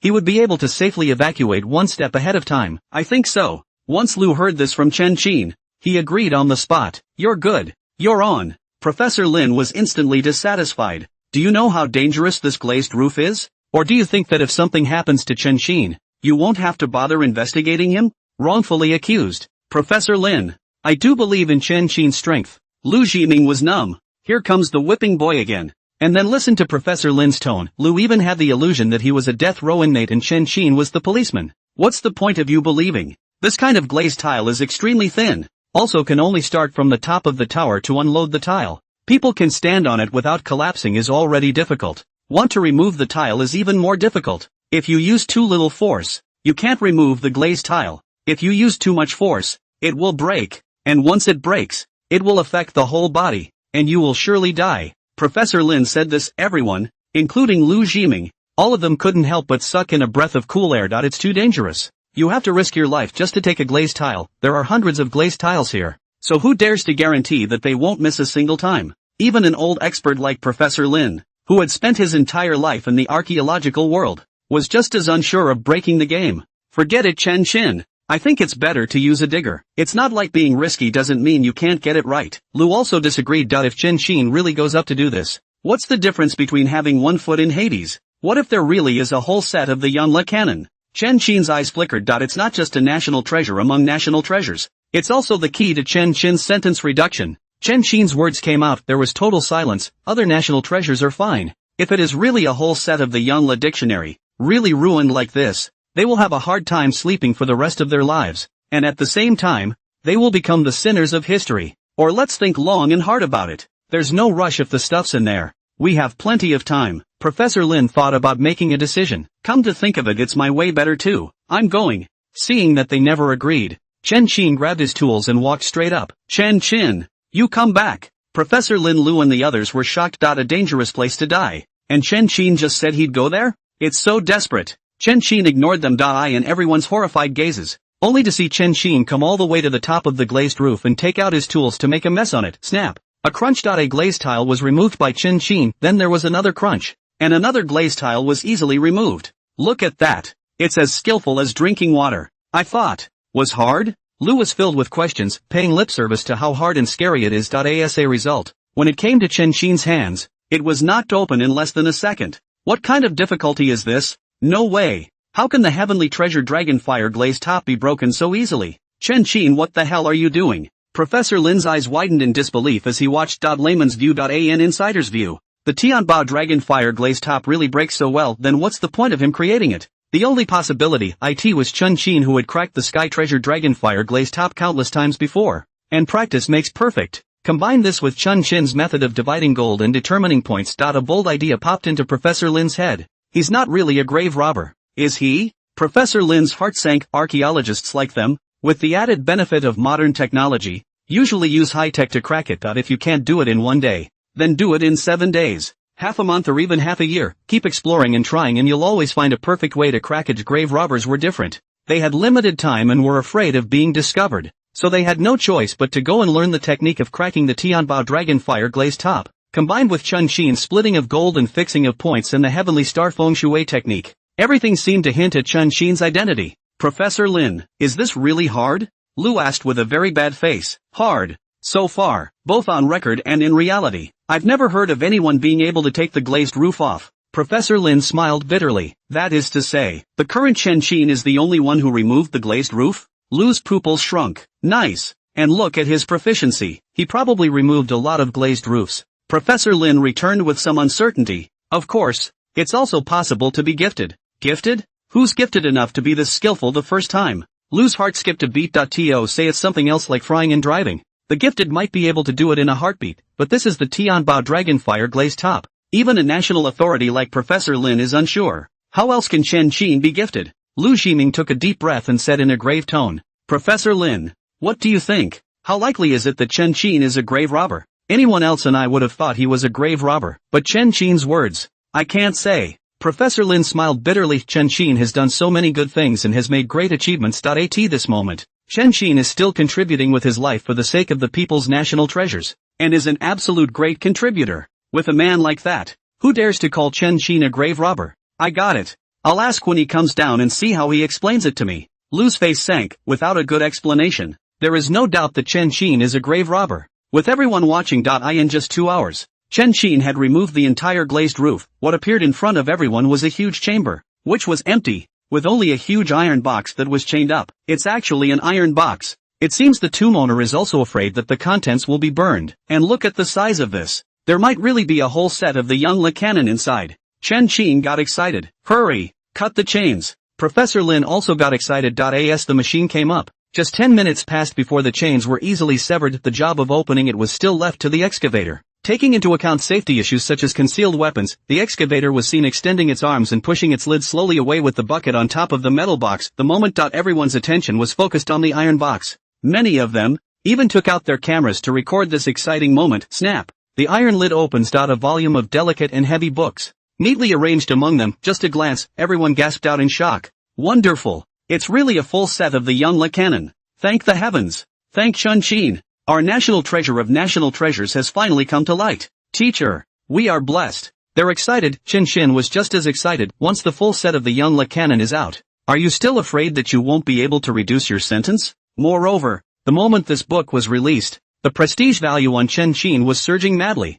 A voice of complete obeisance also continued to emanate from the system. What a special honor! Chen Qin, is this luck or careful planning on your part? Unlike everyone else, Lu Ximing's line of sight was always on Chen Qin. Chen Qin's behavior today was too abnormal. Tomb digging techniques are more professional than archaeologists, and fortunately coincidentally opened a full set of the young Le Dictionary, which is hard not to suspect the true identity of Chen Qin. As if he had forgotten about the matter, Professor Lin rushed to the young Le Dictionary at the first opportunity and took out the books inside one by one. After a half-hour-long study, Professor Lin concluded that this was the complete version of the original young Le Daji. Woohoo! The archaeologists cheered again as they picked Chen Qin up and threw him in the air, over and over again. Excited like a child, wait for Chen Qin to be put down. Professor Lin came to Chen Qin and said with a grateful face, Mr. Chen Qin, you are our nation's hero, the hero of our archaeological community. If you need anything in the future, just say the word, and our entire archaeological community will stand up for you, including overturning the case. Professor Lin said and looked at Lu Ximing. Lieutenant Lu, for Chen Qin's merits, he can be acquitted, right? Sentence reduction is fine. Acquittal is a bit hard. Lu Jiming's ears went numb. Just now, he was still speculating whether Chen Qin was a grave robber, but in the blink of an eye, as soon as the Young dictionary appeared, Professor Lin was actually going to acquit Chen Qin for him? Just because it's hard doesn't mean it's impossible. Chen Qin, don't worry. Go back and I'll unite all my friends and write a joint letter for you. I just don't believe that. Having recovered a whole set of the Young canon, we can't still acquit the innocent. Professor Lin assured immediately whether it would work or not. He was going to try. Thank you, Professor Lin. Chen Qin was ecstatic. Professor Lin is a domestic authority, and his friends must be quite extraordinary. A group of professor-level figures speaking for Chen Qin might not be able to have a small effect. Moreover, when the whole internet knew about this matter, Chen Qin believed that with Chen Qin's previous actions of selling misery, the netizens would speak for Chen Qin just the same. Coupled with the special merit of a full set of the Yun canon, Chen Qin didn't even dare to think about how big an amnesty he could get this time. Chen Qin, you shouldn't be too happy either. Tell me honestly, are you a grave robber or not? Lu Jiming stared at Chen Qin with a pair of dead eyes. Professor Lin seemed to have reacted as well, similarly looking at Chen Qin. Grave robbers? You're kidding, right? Didn't I tell you? This tomb was stolen by my brother. It has nothing to do with me. Chen Qin hurriedly shook his head. That's not a good joke. If not, how were you able to remove the glazed roof so easily? Lu asked again. Is it hard to tear down a glazed roof? Chen Qin asked back suspiciously. I am the 16 characters in Yang Feng Shui secret art. There were quite a few methods of dismantling organs and hidden weapons recorded. Tianbao Dragonfire Glazed Top has a bluff name, but in reality it is only one of the simplest. Is it hard not to? Lu Jiming will not be straightened out by Chen Qin. Professor Lin cannot even know the technology. Chen Qin is still here is not difficult? Later, Lu suddenly thought of something and hurriedly asked, are you saying that you can break the game even if it's more difficult? Yes, like the hanging soul ladder, quicksand formation, reincarnation gate, etc. I can crack them all. Chen Qin nodded. You're not kidding, are you? The difficulty of each of the organs in your mouth is no less than that of the heavenly treasure Dragonfire Glazed Top. Professor Lin was dumbfounded by what he heard. This Chen Qin, he actually knows more than him? I'm not kidding. The hanging soul ladder, for example, is actually constructed in a specific way that creates a visual tactile illusion and then traps the person in it forever. For example, if you use dexterity to push the latch against the door, you can naturally open it without damage. Chen Qin explained one by one. Hiss, you know quite a lot. How dare you say you're not a grave robber? Lu Jiming's ears went numb. Chen Qin is too good at it. Wills, even Professor Lin was dumbfounded. Who would believe that Chen Qin is not a grave robber? Who's going to learn this stuff if not grave robbers? Injustice à Lu Vice Squad. I'm really not a grave robber. I learned all this from a book. Chen Qin cried foul on the spot. Yes? Lu looked at Professor Lin. What do you think? I don't think so. If Chen Qin is really a grave robber, he would never dare to show his grave robbing methods in front of us. Moreover, the 16-character Yin Yang Wind and Cloud secret art that Chen Qin spoke of may actually have these things recorded within it. Professor Lin thought for a moment and returned. Professor Lin, you can't unconditionally speak for Chen Qin just because he got back the Yunla dictionary. It's one thing to take credit for a crime, but it's another to commit it. Lu reminded. Professor Lin believes in Chen Qin. Lu trusted Chen Qin just as much, but Lu is a police officer, and when handling a case, he must put aside his personal emotions and must look at the facts objectively. Chen Qin, no matter what, is not Lu Jiming himself. Not himself. There is no 100% guarantee that this person will not commit a crime. It's easy enough to imprint. Chen Qin, you're saying that you learned something from the 16-character Yin Yang Feng Shui secret art. So fine. Now write out all you know, preferably in order of each chapter, each section. Professor Lin looked at Chen Qin. It's okay to write it out? Chen Qin asked. At least prove it. You learned all these techniques from books. Professor Lin turned his head and asked Lu Jiming. It's not illegal to be interested in learning a sidetrack, right? Of course. It's not illegal as long as you can prove you learned what you learned from a book and never did it. Lu nodded. Okay. Chen Qin found a pen and paper and began to write everything inside. Professor Lin watched from behind, and the more he looked, the more horrified his face became. Chen Qin wrote very quickly and in great detail, including every chapter and section inside. The list is clear. The scariest thing was that much of the content inside was unreadable even by Professor Lin himself. Chen Qin's insights in the area of feng shui and ancient tombs seemed to be above him. Professor Lin, is this really a prisoner? Is he really 25? Professor Lin was about to get messy, reminiscent of his own in the archaeology of this piece of research for a lifetime. Emergency rescue do not know how many ancient tombs. The result in the ancient tomb knowledge in this area. Actually still inferior to Chen Xin, a 25-year-old child. Who's to blame for this? 4 hours later, wait for Chen Xin to finish writing all of it. Professor Lin's entire body looked stunned. Gawking along with him were the archaeologists who kept coming around. They don't know when, but even the Young Legrand dictionary doesn't care. All behind Chen Xin looking at the 16-word zine in Yang Feng Shui's secret art. There. Now can you prove I'm okay with this? Chen Xin handed Professor Lin what he had written. It's wonderful. Chen Xin, you actually know the entire 16-character yin in Yang Feng Shui's secret art. Professor Lin was a bit incredulous. There are 30,000 words in it, and every line and every paragraph is obscure. Just reading through it is not simple. How did Chen Xin memorize it? Truthfully, I have the gift of unforgetfulness, so I grew up loving to read all kinds of books and then memorize them all in my head. Chen Xin explained. Overwhelmed? If you want to put it that way, it all makes sense. But, shouldn't you show us? Lu raised an eyebrow. Sure. You guys bring any book you want. Chen Xin agreed without hesitation. Lu backhanded a volume of the Young Le dictionary. Chen Xin took the book and opened the first page. But in 2 seconds, Chen Xin directly flipped the second page. And so on. Professor Lu, Jiming Lin and the others all looked dumbfounded. 2 seconds to read a page. You call that reading? If it were up to them, I'm afraid they wouldn't even have read all the words yet. 1 minute later, under everyone's horrified gazes, Chen Xin covered the book and handed it back to Lu Jiming. Memorize it directly. Or are you going to spot check it? And you're done reading? Are you serious? Li was a little confused. Of course. Chen Xin affirmed. Really? Professor Lin was also confused. He was a genius at memorizing back in the day, but even more of a genius. It takes 3 to 5 minutes to memorize a piece of literature. Chen Xin memorized a whole volume in 1 minute? What an international joke. Even if you have an unforgettable memory, you have to read it carefully, right?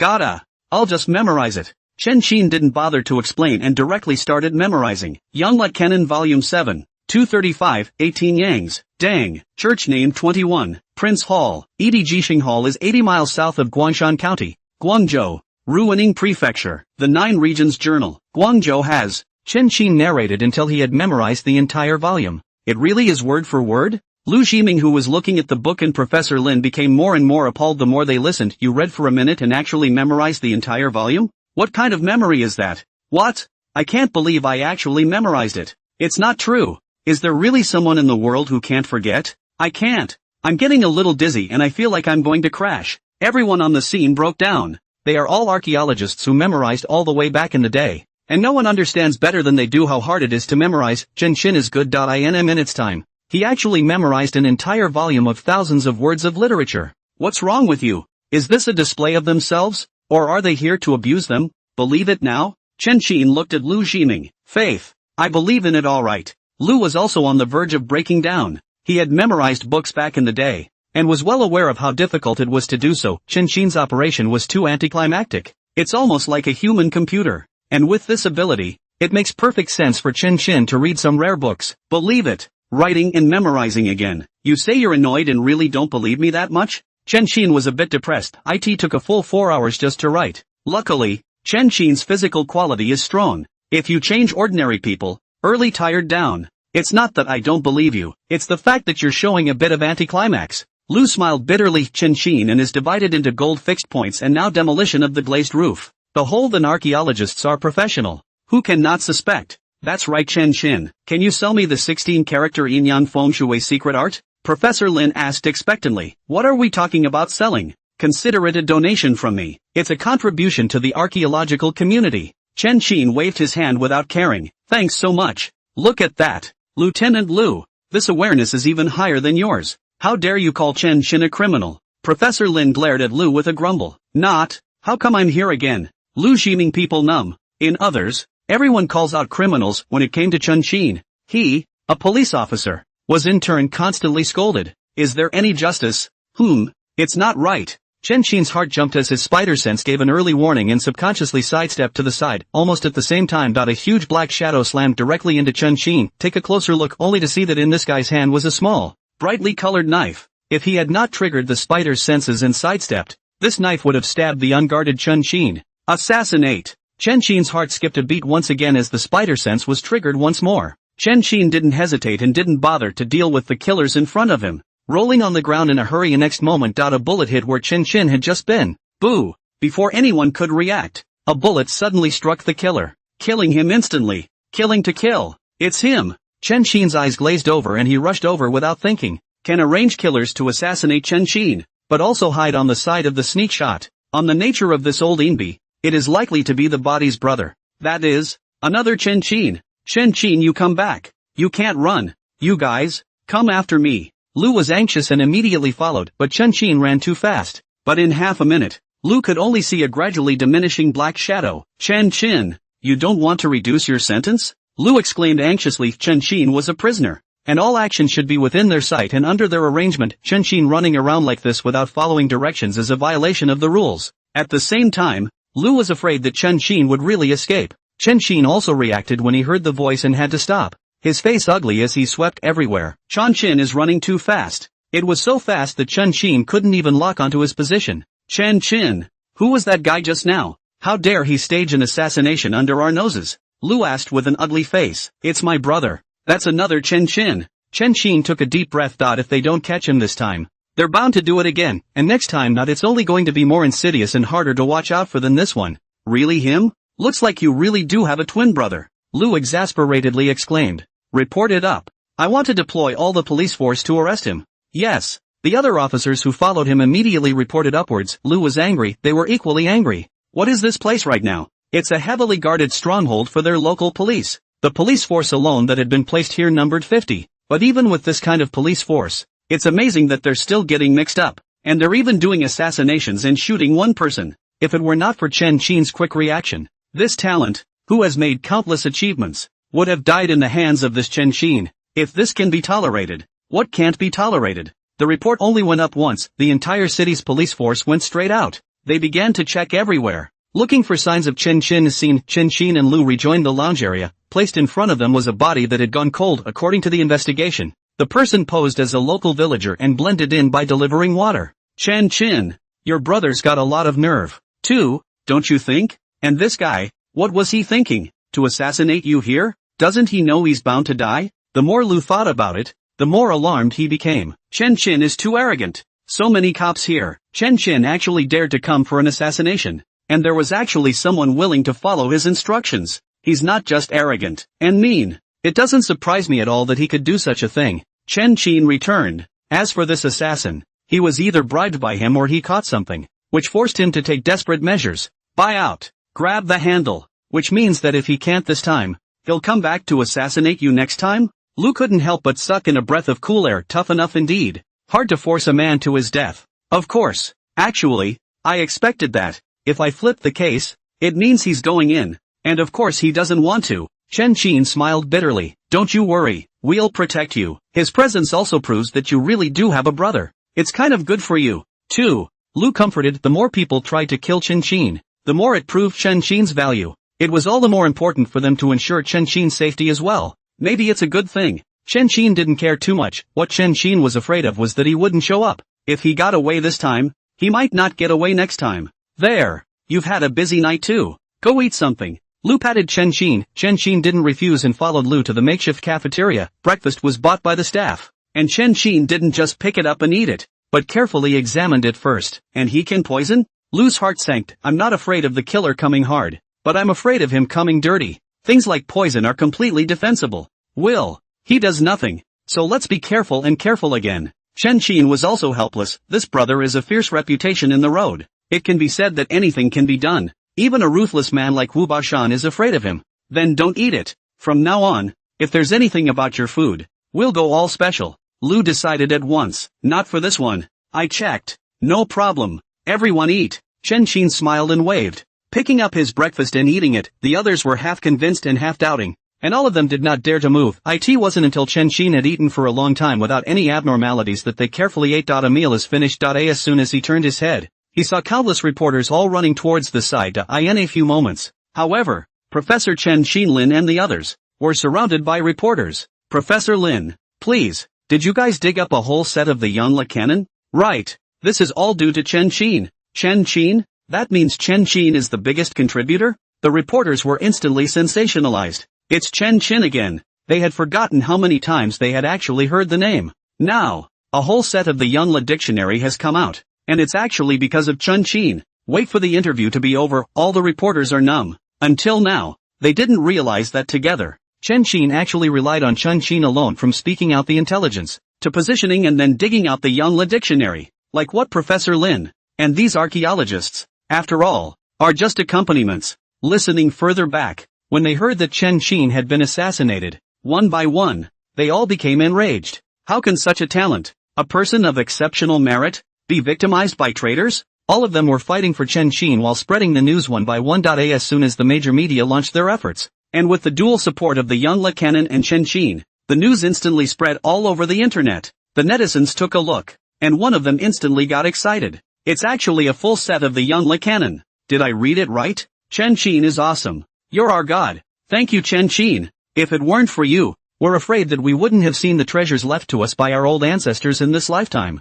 How can such a person be a criminal? It is recommended that he be retried and resentenced. The whole internet was instantly abuzz. A full set of the Yongle Daji, a top 3 value of the greatest national treasures. Today, with the help of Chen Qin, it was finally released. At this moment, they admired Chen Qin to the core. Chen Qin's reputation value was also increasing at this time. When they saw the end and saw that Chen Qin had been assassinated and almost succeeded, each of them was equally enraged. Brother Chen Qin, right? If you have any conscience at all, you should come out and turn yourself in voluntarily. He, Chen Qin, took the blame for you, and you have the nerve to come and do an assassination? Please have some face. Find. If we don't find this dog thief, we vow not to be human. The netizens were furious. A national sensation. Local and neighborhood people, one by one, did not even go to work, began to sneak around the street, looking for traces of Chen Qin. Vacation? Chen Qin hid in a certain corner, looking at the crowd that kept passing in front of him,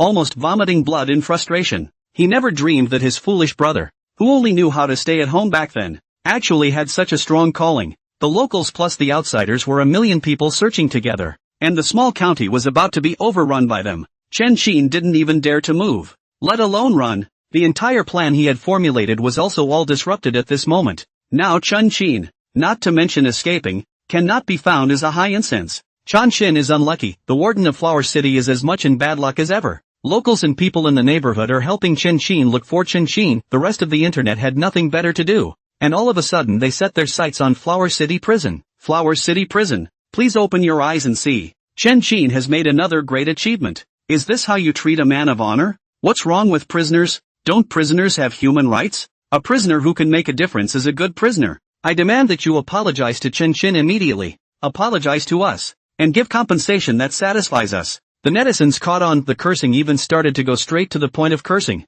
The warden was looking at it with a headache. It's too hard. Before it was only more than 100,000 people scolding. Now the full set of Yongle canon. Chen Qin immediately became the country's most beautiful boy. The number of abuse on the spot soared to millions. Even the warden, as well as various relatives of the guards, called them directly and pointed their noses at them. What with the disgrace of the ancestors and the expulsion from the family tree, the kills were pulled straight to full strength. Even though the warden and the guards were prepared, they couldn't take it anymore. Warden, just explain yourself. If you don't explain, my family tree is really gone. Vice Section Yang was on the verge of tears in his anxiety. Just moments ago, his dad personally called and scolded him, threatening to expel him from the family tree on the spot. Vice Section Yang was anxious to talk nicely. How to explain is useless. He was also really convinced. Thinking back to the time when he had taken the job, the family had almost had to give him a separate genealogy. As a result, now because of a Chen Qin, a death row inmate, the whole genealogy is about to be lost.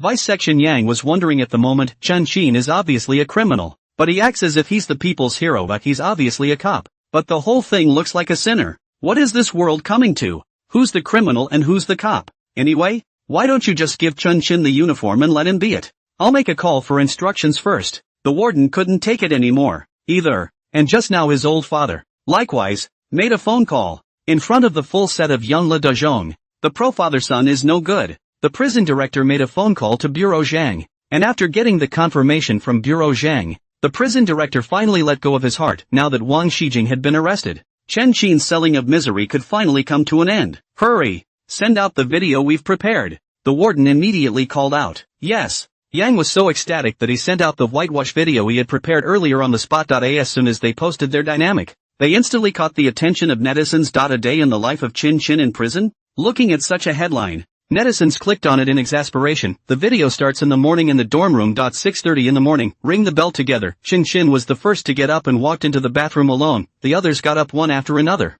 And under everyone's horrified eyes, they began to come to Chin's bed and started to make up his bedding. When they were done organizing, they didn't go into the bathroom. And one by one they all waited outside. They waited until Chin came out. And only then did they all rush in. What about the promised bullying? Where's the promised hygiene? That's all Chin's doing. What's going on?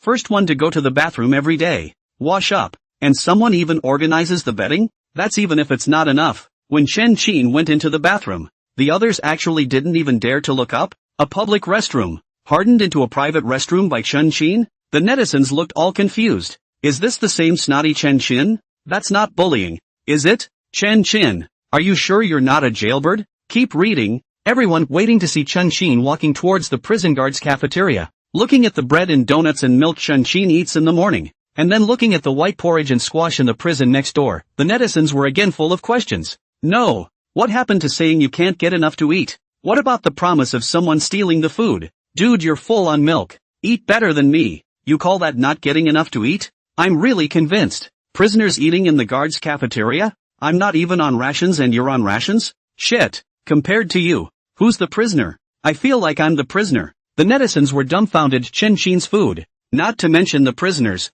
is better than any of theirs. How's that for underfed? Leave them to their own devices and they're guaranteed to gain 10 pounds. Look further back, watching Chin's work as a quality inspector. He watched Chin walking around leisurely, properly in a management position. That's all the dirty work? Where's the dirty and the tired? It's cleaner than security. Netflix all the way to the end. One by one, they were all numb, goddamn dirty and tired and hungry. Compared to Chin, they themselves were the dirty, tired and hungry ones. The clown is actually myself. That's a better treatment than I've ever gotten. Why don't we switch? I suddenly want to go to jail too. This isn't a prison sentence? It's a vacation, isn't it? Netizens want to cry. He was treated less favorably than a prisoner. So who could justify this? But on second thought, look at one of the feats that Chin has established. Everyone's mind is calmed down a little. One is giving top marks for the prison move. People's heroes like Chin deserve such treatment. As for Chin's previous act of selling out, after learning that it was for the purpose of arresting Wang Shijing,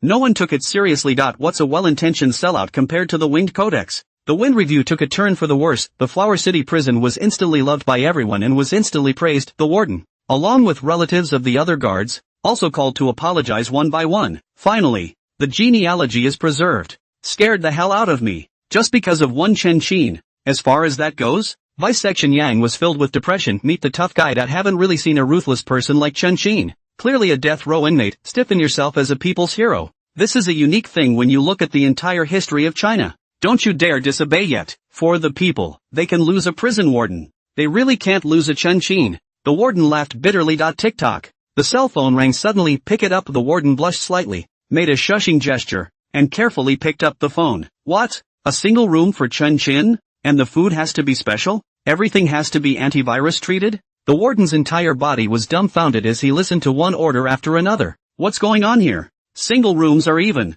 3 meals a day are special. The treatment is better than even he, the warden. In this way, Chin really is here for a prison vacation. No? Is this true? Vice Section Yang had a look of disbelief on his face. Giving Chin the prison guard's cafeteria was already an exception among exceptions, and now he actually wants a special offer. Are you kidding? In a place like a cafeteria, food specials can be more than just a phrase like their prison guard's cafeteria, where every single dish in there is fried in one big pot. But the special offer cannot. The special offer must be a single wash, single fried, and then take into account the problem of mealtime. The cafeteria simply do not have extra manpower to fry for Chin.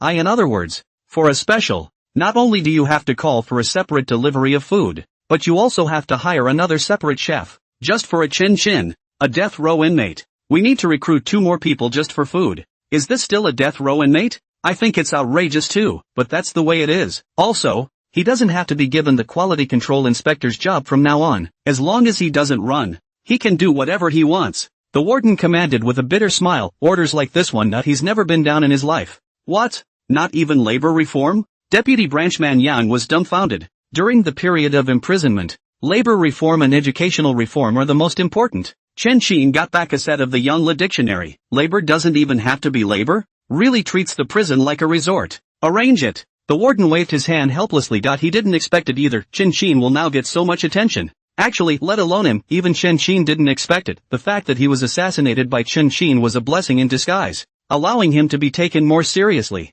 Just now, only after Chen Qin finished the interview, he was urgently brought back to the storage room of the Yongle Dictionary. This is the safest place near the king's tomb by far. The only people who can stay here are the archaeologists as well as police officers such as Lu Jiming. Chen Qin was also happy to do so, and began flipping through the Yongle Dictionary, memorizing all of this knowledge in his head. Ding! The case of the Yongle Cannon is complete. Criminal Wang Shijing, arrested. The Yongle Cannon, it has been recovered. And an additional full set of the Yongle Cannon has been recovered. Rating, SS. Obtaining the SS class reward, the holy body of 10,000 poisons, the sacred body of all poisons. Any substance, medicine, or virus in the world will no longer affect the body, including tobacco, alcohol, anesthesia, and addictive substances, etc., and at the same time will not get sick. The holy body of all poisons won't get sick. Fear no drugs. This means that even if I have to be executed by lethal injection, I'm not afraid. Chen Qin was ecstatic. Just the fact that one doesn't get sick is worth the SS bonus.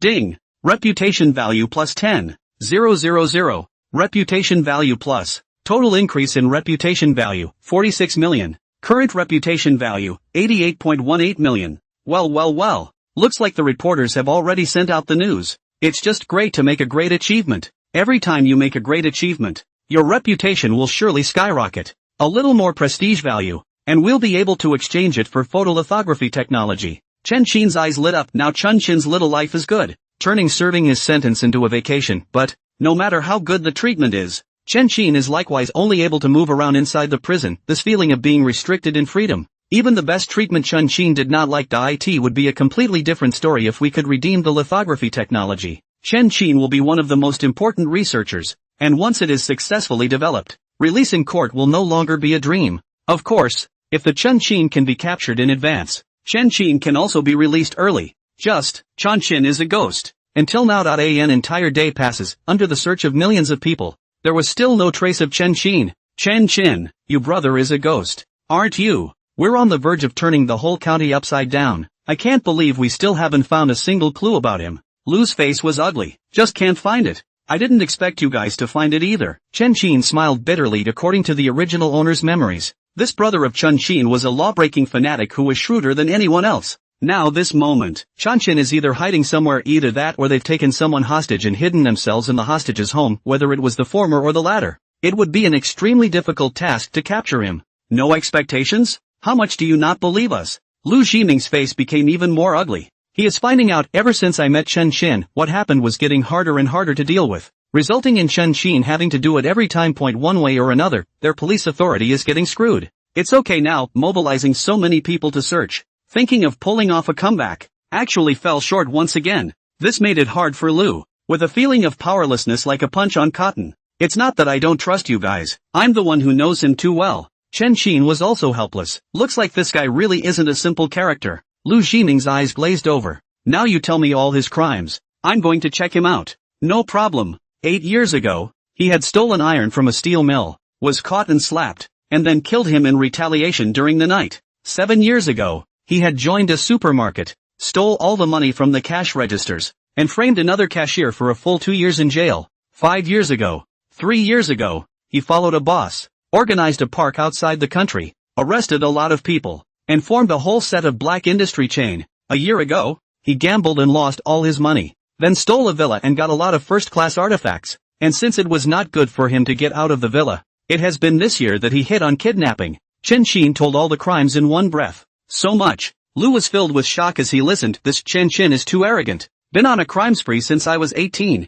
A careful count, there were actually no less than 20 cases, large and small, which in turn involves intellect, force, and skill in the things he commits, favoring the fact that he's made all of them pure and simple. A hexagonal warrior. And this guy's anti-detection ability is extremely strong. Guilty of so many things, they only traced to the sale of national treasures as well as intentional homicide, which is still the result of being betrayed by his accomplices. If Chen Qin's twin brother had not come out to take the blame, they really might not have been able to catch Chen Qin. Strictly speaking, Chen Qin's brother is a talent almost as good as Chen Qin. That's how much. Chen Qin nodded. His brother is just so outrageous. Unfortunately, Not knowing his exact location in the morning, the man was gone before his super sense of smell had a chance to lock on. Otherwise, as long as he was captured, Chen Qin wouldn't have to be restricted in his freedom anymore. Right. What's the deal with offshore parks? Is it still there? It's important. Lu quickly seized the most important case. In recent years, there has been a proliferation of telecommunication frauds, which have swindled an unknown amount of funds to foreign countries and victimized countless families. The most disturbing thing is they don't just scam money, they scam people. Those who could not resist the temptation to be tricked into going there, or who were captured there, have almost no hope of returning to their country, and even living has become a luxury. You may not believe me when I tell you, my brother is a good hand at this, but in just 6 months, he's made the park a success. It's now estimated to be the best and most profitable park in that area. By far. Chen Qin returned. Maximum Park. So can you reach someone over there? Lu's pupils shrunk. It's true that it can, but I need to be local for that. Their phone keeps changing and I have to go to my brother's little brother. Chen Qin recalled briefly, and with the unforgettable skill, all the details that Chen Qin had told Chen Qin at that time surfaced in Chen Qin's mind one by one. That is a guy called Shanlong. Early years as a pickpocket. Since the Chen Qin to the park. In the Chen Qin driven. This guy is out of control.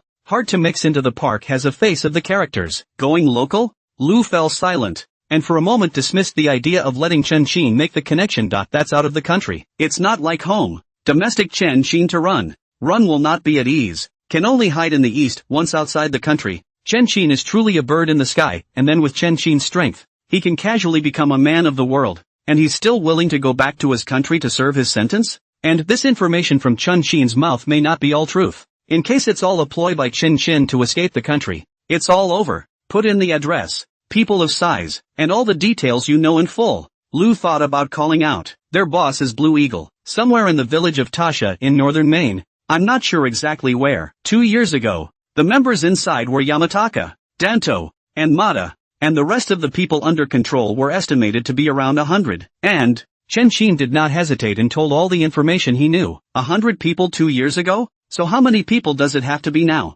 Lu took a breath of cool air. This is too big. If he could, he would have hated to free the people inside on the spot. I don't know. I don't suppose there are less than 100? Chen Qin wasn't sure. If anything, if I let you, are you sure you can get anyone out? Lu asked with a grave expression on his face. Yes. Do you need me to go? Chen Qin's mind turned, and he quickly had an idea. Chen Qin was exposed, as was Chen Qin's brother. As far as this current wind was concerned, Chen Qin was perfectly capable of playing the role of a brother and sneaking into the park under the pretext of fleeing. It's something to think about in the long run. I'll go investigate before I do. Lu didn't agree. The matter of letting Chen Qin go abroad is a big one. And not to mention him, Lu Shiming, even Bureau Chief Zhang can't make a decision. Okay, then you guys investigate first. Chen Qin was in no hurry. In a complicated place like northern Burma, without Chen Qin to lead the way, they would not have been able to find the exact location of the park. If he called Chen Qin, it would naturally be another chance to make a merit, and he could also receive another reward from the system. Once this is said and done, Lu then took Chen Qin and flew back to Flower City with the Young Dictionary. Lu went back to the police station. Chen Qin, on the other hand, is back in prison. Early the next morning, Chen Qin went out for his normal drill. Before he could begin to memorize the regulations, the warden approached with Vice Section Young and others. Hello everyone. Before we get out of the drill, let me tell you a few things. The warden smiled and said, 336,666. Out of the line. Yes. Chen Qin walked out. Chen Qin, for his outstanding performance in the case of the Young Dictionary and for recovering a complete set of the original Young Dictionary, has been awarded the collective special merit and the honorary title of individual righteousness and courage. As soon as the prison warden's words fell, he took out an honorary ribbon for Chen Qin to put on, and at the same time solemnly handed Chen Qin the honorary certificate. The inmates at the scene were all dumbfounded. What's the situation? Chen Qin, a death row inmate. Even if he won the honorary title of bravery, he actually won the collective special merit. What kind of concept is that? Ordinary people, even if they have made great achievements, they only have the honorary title of bravery and courage, which is equivalent to the first-class merit of the people, and like the first-class merit, it is awarded to police officers as well as military personnel who have made special contributions, and it is not awarded to ordinary people. But, under such a premise, how did Chen Qin get the collective special merit? How many big bullish things did Chen Qin have to have done to make them make an exception like this? After a brief moment of disorientation, it was replaced by a flood of applause. They didn't know how Chen Qin had convinced the evaluators, but they understood that Chen Qin had been bullish this time. Death row inmates take collective special honors. Who would dare to think that? No one would believe me if I told them. But today, Chen Qin, a death row inmate, a prisoner just like them, just did it the hard way. Brother Chin, they're completely insane. His mouth constantly cheered Chen Qin's name, and Chen Qin's reputation value, at this moment, soared crazily.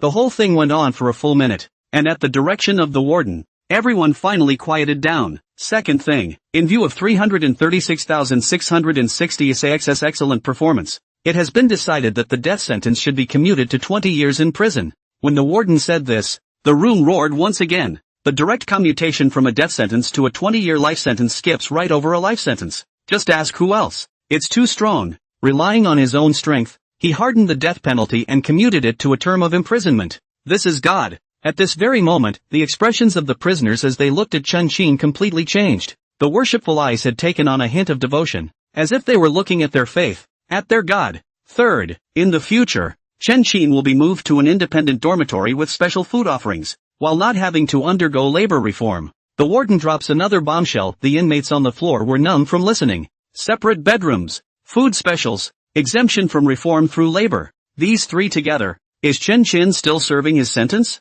Except for not being able to get out. The little life is more comfortable than a prison guard. Stronger than that. They rocked. Chen Qin's mouth was almost crooked with laughter. I knew there would be a reduction in sentence. I didn't realize it would be so drastic. The death sentence is directly changed to a prison term. Do not look at 20 years as quite long. In fact, in the case of points to reduce the sentence, Chen Qin at most 15 years will be able to complete the sentence out of prison, and this does not include meritorious performance. Close at hand is the case of the Main North Park, which involves so many people that the credit will not be much less than the case of the Young Legrand Dictionary. Once successful, you can't guarantee that you'll just get your sentence reduced and get out of jail. Chen Qin, you come and say a few words. The warden smiled and gestured. There's really not much to tell. I just want to tell you that I, a death row inmate, can become a prisoner, and as long as you work hard to rehabilitate yourselves and think of the people, you can likewise have the day to get out of prison and make your mark. Chen Qin raised his fist and shouted in a loud voice, yes, we listen to Brother Chin. The inmates chanted,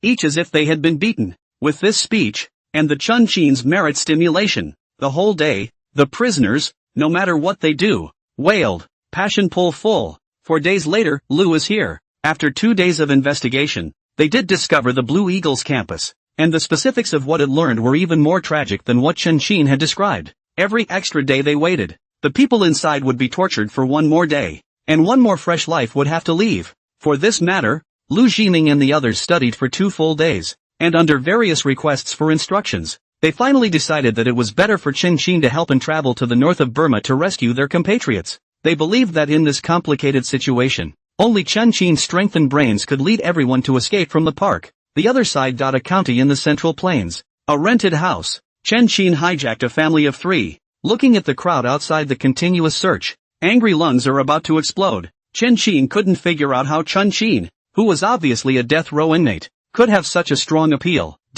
Do I really have to flee to northern Burma? A trace of unwillingness flashed in Chen Qin's eyes. He just doesn't want to go abroad and wants to stay at home and live a peaceful life. On the contrary, Chen Qin is getting more and more trusted by the police and has sent people to look for him everywhere. Chen Qin was afraid of being exposed, so he thought of killing Chen Qin in order to close the case. Otherwise on Chen Qin now such a performance, moving the whole big news, directly all mixed into the heat of a first-line star. If Chen Qin doesn't do anything, with the intensity of the universal search, sooner or later the netizens will be caught out. Fuck. Looks like it's going to be another day on the knife's edge. It's impossible to stay in the country. Chen Qin was ruthless in his heart. Since I can't stay at home, I'll go abroad to make a living. Chen Qin. This is an update on the current Blue Eagle group. Take a look around, and when we get to the Armed Forces headquarters, you'll be the one to pick out a couple of satisfactory helpers. The bus to the Armed Forces headquarters. Lu handed a thick piece of information to Chen Qin. Take a look. Chen Qin's heart sank. Blue Eagle, this guy after 2 years of operation. The mix is flourishing.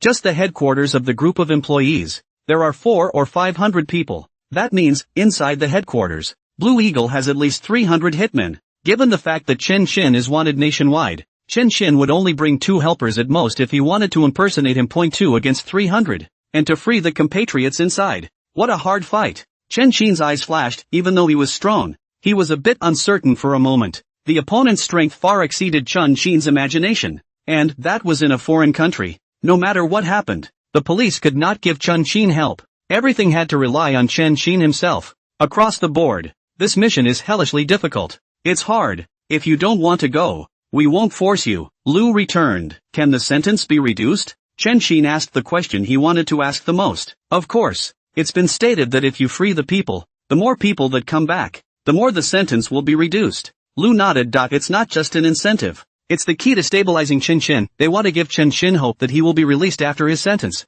Yes, I'm going. Chen Xin agreed without hesitation. With Chen Xin's current strength, as well as more than 80 million points and a store of skills, Chen Xin believed that as long as he was careful, even if he couldn't complete the mission, self-preservation wouldn't be a problem. If he completes the mission, Chen Xin will only have a 20-year sentence, which can be reduced in any way. When he comes out, Chen Xin can focus on finding Chen Xin, catching him, and then clearing his name. I knew you'd say yes. Don't worry, we've gathered the province's elite this time, so you can take your pick. Lu smiled with satisfaction. The other side, armed police headquarters, the big playground, only dozens of armed police elites were gathered together, each face full of excitement. It is rumored that a special examiner will be here today. Do you know what he is here for? I don't know, but things certainly won't be small. We went through layers of selection to come up here, but we're all the best of the best. After waiting for so long, the opportunity that belongs to us has finally come. The more the armed guards talked, the more excited they became. Just 3 days ago, the province suddenly started testing physical fitness as well as various knowledge such as rescue. They screened all the way from the county to the city to the province. And in the end only 60 people came here. That is to say, they are the top 60 in the province's armed police force. The cream of the crop. Not a moment too soon. A car drove in from outside. The car door opened. Lu Jiming was the first to walk down, followed closely by Chen Xin. You're finally here. Zhao from the main team greeted him with a smile. Hello Team Zhou. Time is short. Let them begin. Lu laughed. No problem. Team Zhao twisted his head to look at the armed police officers. Assemble. Order it.in just a few moments. Everyone was neatly lined up. Today I present to you. This is Lu Jiming, Deputy Chief of Criminal Investigation. This is Chen Xin, your examiner this time. As soon as Team Zhou finished their introduction, the armed police officers on the field were all confused. What do you mean? Having a death row inmate as their examiner? No kidding? Chen Xin is strong, and everyone thinks Chen Xin has something and is willing to respect him. However, this did not mean that Chen Xin could ride on their heads and be their examiner. Report. Someone else stepped forward. Say. Team Zhou signaled. I'm not convinced. Why should we let a prisoner be our examiner? The man had a reluctant look on his face. Hold it for me even if you don't. That's an order. Team Zhao's face sank. This statement was made. The person who had just spoken immediately shut up, and the others who still wanted to say something didn't dare to say anything else at once. Team Zhou, can I say something? Chen Xin asked. Of course. Team Zhou smiled affirmative. Chen Xin said to the armed police officers. Aside from him, anyone who still disobeys can come forward. The armed police didn't say anything, and one by one, they all looked at Team Zhao. After realizing that Team Zhao didn't stop or hint at it, one immediately stepped forward. A careful count, the people who did not obey Chen Xin actually numbered as many as 40, occupying 2/3 of the entire audience. Chen Xin is finished. The armed guards were inwardly happy with this number of objections. Chen Xin still wants to be their examiner? Dreaming. There. You may leave. You have failed the test. Chen Xin waved his hand. What? They almost thought they had heard wrong. 2/3 of them are against Chen Xin. Shouldn't it be Chen Xin who leaves? Now Chen Xin is actually telling them to leave. Isn't this a farce? A prisoner who really thinks he's a big brother? What's each one of you waiting for? Didn't you hear the examiner? You 40 may leave. Team Zhao called out in an unpleasant tone. Ha! Their faces were full of questions, and one of them was confused. Team Zhao, are you serious? They had managed to come up one layer of assessment after another, eliminating an unknown number of opponents. And now just because of Chen Xin's words, they were actually eliminated? It's too hasty, isn't it? What kind of divine power is this Chen Xin? Can this still be a death row inmate? Don't go yet. Team Zhao suddenly let out a stern cry. No, Team Zhao, this is too wrong for us, isn't it? You don't even have to take the test because you don't obey the examiner? They are full of aggression. It was so hard to get in, and every one of them was thinking of building a career for the country. It's okay now. Chen Xin's simple sentence directly dashed all their expectations. What aggravates them the most is that this person is still a death row inmate, the kind at the bottom of the social ladder. This examination was originally customized specifically for Chen Xin. Therefore, the standard of assessment is not who is stronger or better, but who the examiner favors more. Team Zhou explained. What? They listened with total anesthesia. Dare I say that the province's examination and the layers of screening are actually for Chen Xin. This Chen Shin's face is too big, isn't it? The whole province's armed police have been mobilized by him. Can this still be a death row inmate? You don't get that even if you bring in a detachment commander. They can't figure it out. Chen Shin is clearly a death row inmate. Why does he have this qualification? Customized appraisals. This is too much. It was so exaggerated that they had never even heard the word before this. Understand now? Ready to go? Team Joe scanned the circle. Yes. The group of people reacted from their shock. And one by one, they left the general team with complex expressions. The rest of the others, the way they looked at Chen Shin had completely changed. From the previous shock and uncertainty, he was now completely worshipped. They didn't know why Chen Shin was able to do this, but they knew very well that Chen Shin must have something special about him. Before the test, I feel I need to say one more thing, Chen Shin said in a grave tone. Once you are chosen by me, you will have the possibility of dying, or even dying from torture. But as long as you come back alive, you will be a first-class meritocracy. First class. The entire armed police force was instantly agitated. It was a goal they all dreamed of. Who cares about danger as long as you get first-class credit? If you're afraid of danger, you won't be in the armed forces. Anyone want to quit? Chen Shin asked. No. Everyone's eyes were firm, without the slightest fear. Yes. Then let's begin your physical fitness test. 400-meter obstacle course run, one after the other. Start. Chen Shin commanded. Yes. Without hesitation, the group ran all over the place. They were the elite of the elite, and this 400-meter obstacle did not put any pressure on them, but, no matter how strong they were, they couldn't be as strong as Chen Shin's flying eaves. They appeared to be very different from each other. But in fact, in Chen Shin's eyes, each one of them had no small faults. The morning passed in a flash after a test of physical fitness as well as various knowledge. Chen Shin finalized the candidates. One of them is called Evergreen and the other is called Li Ku. Both of them had slimmer looking body types and popular faces. And with such a body appearance, it was not too easy to draw attention to them. After finalizing the list, Chen Shin took them to the North Burma Rescue Office. Chen Shin, it's going to be hard on you again this time. Bureau Zhang came over and took the initiative to shake hands with Chen Shin. It's all supposed to be done. Chen Shin laughed. Check it out. Here's the plan we deliberated on. Bureau Zhang points to the big screen. There are 3 plans on it. Point 1. Chen Shin will determine the location. Then find a way to get out and contact the local police as well as Interpol to rescue his compatriots. Point 2. Blend in. Hijack Blue Eagle. Force him to release his compatriots and head to the designated border where they will be picked up. 3. Blend in. Improvise. And ultimately bring your compatriots to the designated border. First for sure. We don't even know if they have any contact with the police. In case they do, we're straight up dead. The second won't work either. Although the Blue Eagle group is headed by Blue Eagle. If Blue Eagle dies, the second and third are designated to be happier than us. Chen Shin rejected the first 2 plans on the spot. The only thing that will work is to improvise. If the second doesn't work either, isn't this rescue too dangerous?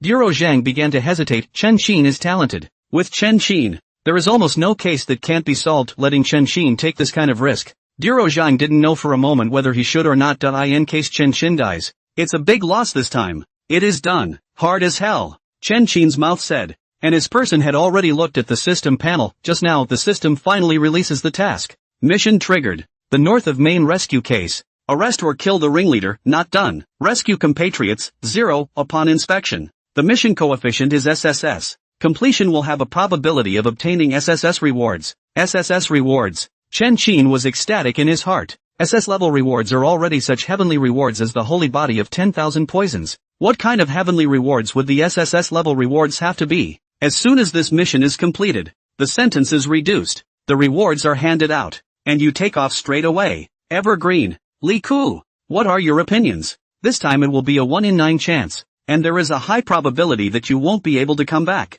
Bureau Zhang looked at them with a grave expression on his face. For the people. Evergreen. Li Ku drank in unison. Well, then you guys just let it go. Successful or not, you all deserve credit. Bureau Zhang was moved to tears. This is a real good man. Knowing that he was going to die, he still didn't have an ounce of fear. Everything is accounted for. Memorizing the exact location of his return home, as well as the supply points spread out in various places in northern Burma. Chen Shin brought Chang Chang and Li Gu all the way to the border of Dian province. This time, Chen Shin will pretend to be Chen Shin, and Chen Shin is wanted by the whole country. This matter can never be hidden from the ears of the Blue Eagle. Want to not be suspected. Chen Shin must do all the tricks. The first thing to do is to smuggle, but also often help people smuggling acquaintances. Only then could they believe that Chen Shin had really fled from the country. Luckily, Chen Shin's brother had connections there, and Chen Xin followed him all the way across the borderline after spending a large sum of money according to the details he said. In order to play the trick more adequately, Chen Xin deliberately let the patrol officers come a few more times to create a scene of strict management after a lot of hard work. 3 days later, Chen Xin and his trio finally arrived at the Black Mansion district in northern Burma. Here, too, is where the Blue Eagle Group is located. Hotel Asen.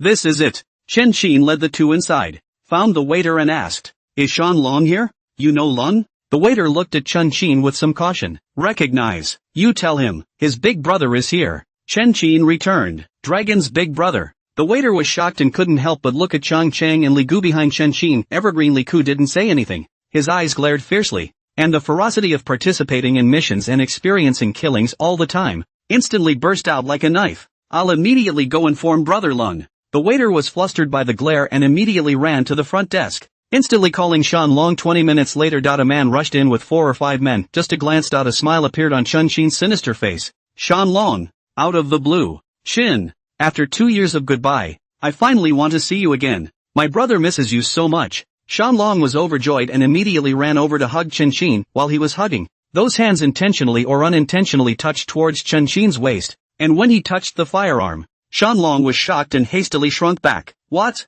Checking my weapons? Ha?" Chen Xin raised his eyebrows, his tone cold. This is the character of Chen Xin. In the face of others, is always strong to the extreme. A word to start. Don't be offended, Shin. It's just that your brother is so hot in this country. This kid has done some big cases. I'm really afraid he'll come over and scam me. Shan Long smiled back and bowed his head on the spot. He came to swindle you? What do you take the police for? Can they release a death row inmate out of the country? Chen Xin asked rhetorically. That's true. The police can't catch you, Chin. This kid wouldn't be able to clear his name. And with his strength once he leaves the country, he's definitely not going back. The police naturally understand this. And even if they want to rely on your brother again, they probably won't dare to let him leave the country. The mountain dragon nodded his head with a look of approval. Chen Xin is strong out, and no matter where it is, it's the best of the best. With all the beauty and wealth and power, can such a person get free and go back again? Do you find the wealth of beautiful women unsavory? Or do you think it's better in prison? Of course they wouldn't dare.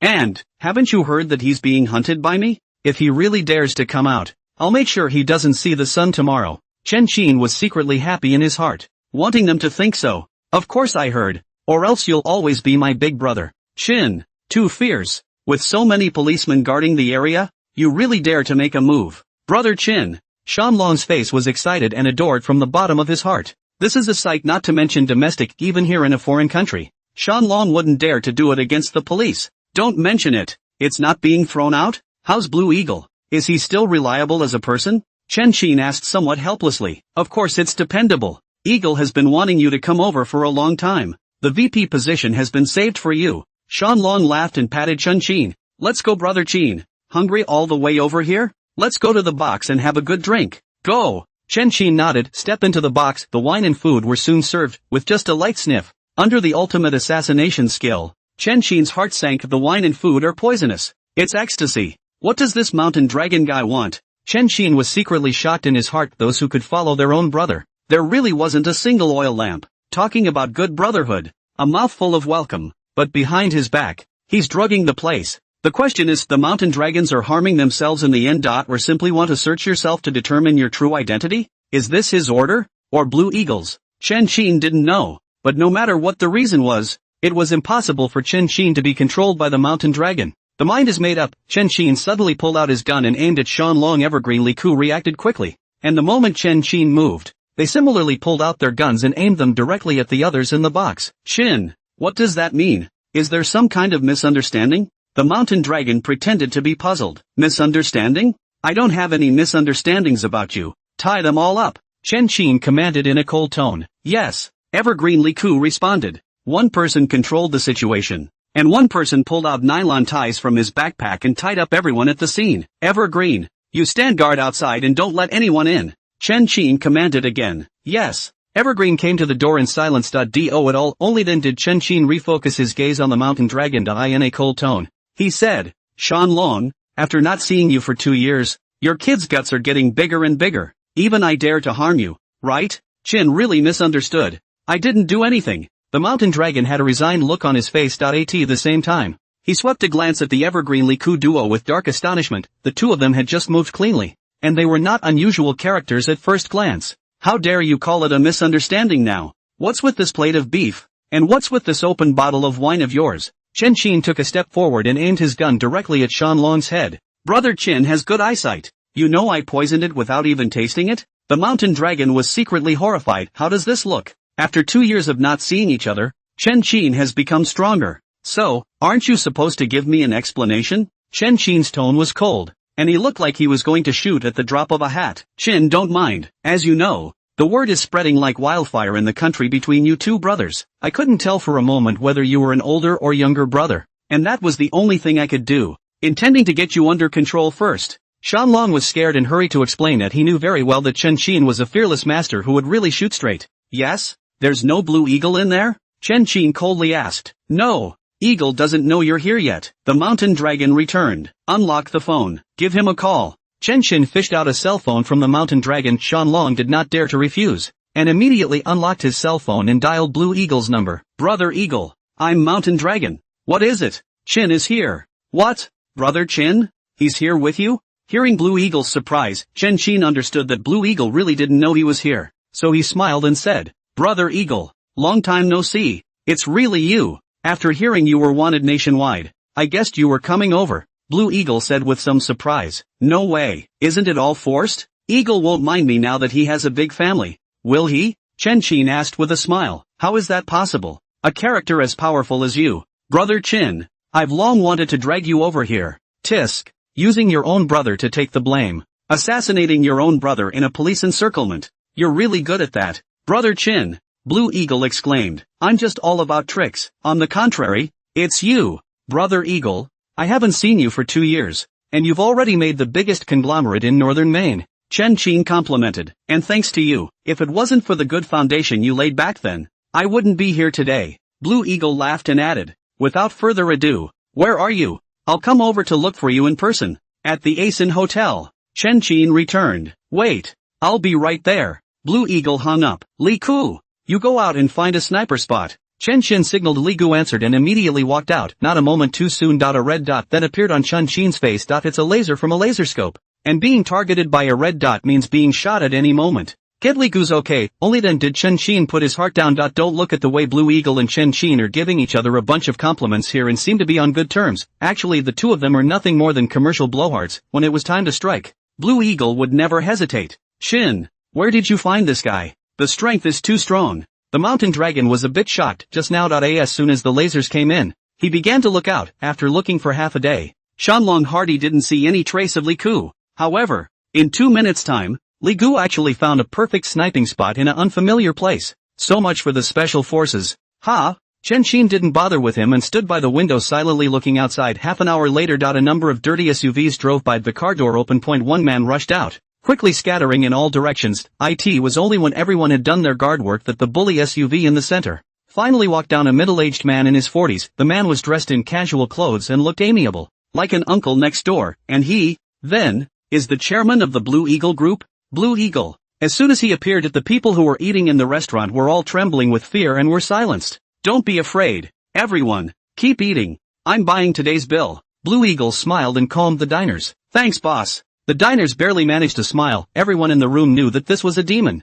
Blue Eagle didn't care what they thought and led the way to the second floor box. Just a glance, Blue Eagle then saw Evergreen standing at the door of the box, and Evergreen's pistol, too, was aimed directly at Blue Eagle. Put the gun down now. The men around Blue Eagle pulled out their pistols and aimed at Evergreen. Evergreen was unmoved, still aiming at the Blue Eagle. Even before they arrived, Chen Qin had set up a persona of foolish loyalty and coldness for them. As long as it was Chen Qin's order, they would carry it out unconditionally, and in their hearts, Evergreen and Li Ku were ready to sacrifice at any time, in order to save the people inside. Even if they died, they would do it without hesitation. This practice could also infinitely elevate Chen Qin's sense of oppression, causing Blue Eagle to think more highly of the three of them. Good boy. You're not afraid to die? A flash of surprise passed through Blue Eagle's eyes. Evergreen didn't say anything, still aiming at the Blue Eagle. It's Hawk who's here, isn't it? Chen Qin opened the door and patted Evergreen. Stand down. Hearing this, Evergreen put away his gun and turned around, cleanly retreating into the room, not looking at the Blue Eagle even one more time from the beginning to the end. Hiss. This man you brought is not simple. Retired military? Or mercenaries? Blue Eagle was astonished. and was more and more interested in Evergreen, which is not easy. Look around you. Which one of them isn't strong and healthy? Chen Qin smiled and asked rhetorically. They're even. Blue Eagle shook his head and asked. Where's Mountain Dragon? Inside. Chen Qin sidestepped the door and stepped out of the way.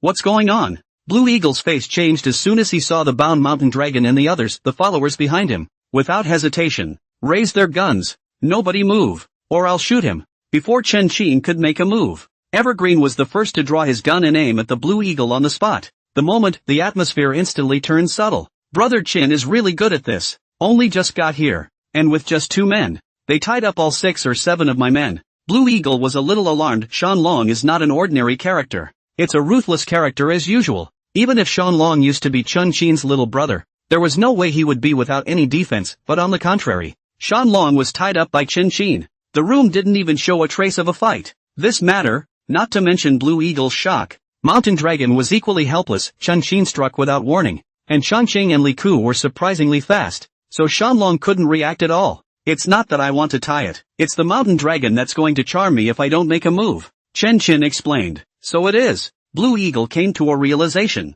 and a pair of eyes started sizing up Chen Qin. Mountain Dragon's thoughts Blue Eagle knew, and Blue Eagle was likewise wondering whether the Chen Qin in front of him was an older or younger brother. Eagle, did you first tell your men to, put their guns down? Chen Qin frowned and asked with some displeasure. I have one thing to ask before I discharge the gun. Back then, when you and I made our alliance, who was the first one to kill? Blue Eagle asked. Chen Qin pretended to hesitate for 3 seconds before replying. It seems to be He Jian, right? I remember this kid was drunk and arrogant in front of me, and I wiped his neck with a knife. Nice. You're right. Blue Eagle laughed. So, shouldn't you tell your men to, put their guns down? Chen Qin grimaced coldly, and laughed equally in his heart. Blue Eagle never dreamed that before. In order to better top the crime, Chen Qin brother all the details of the crime, before and after the cause and effect, all told Chen Qin a time, not to mention who he killed. Chen Qin even knew about the mole on Blue Eagle's butt. As to why Chen Qin knew about this, it goes back to the story of the other 2 beauties that night. Let's not rush the gun just yet. Before that,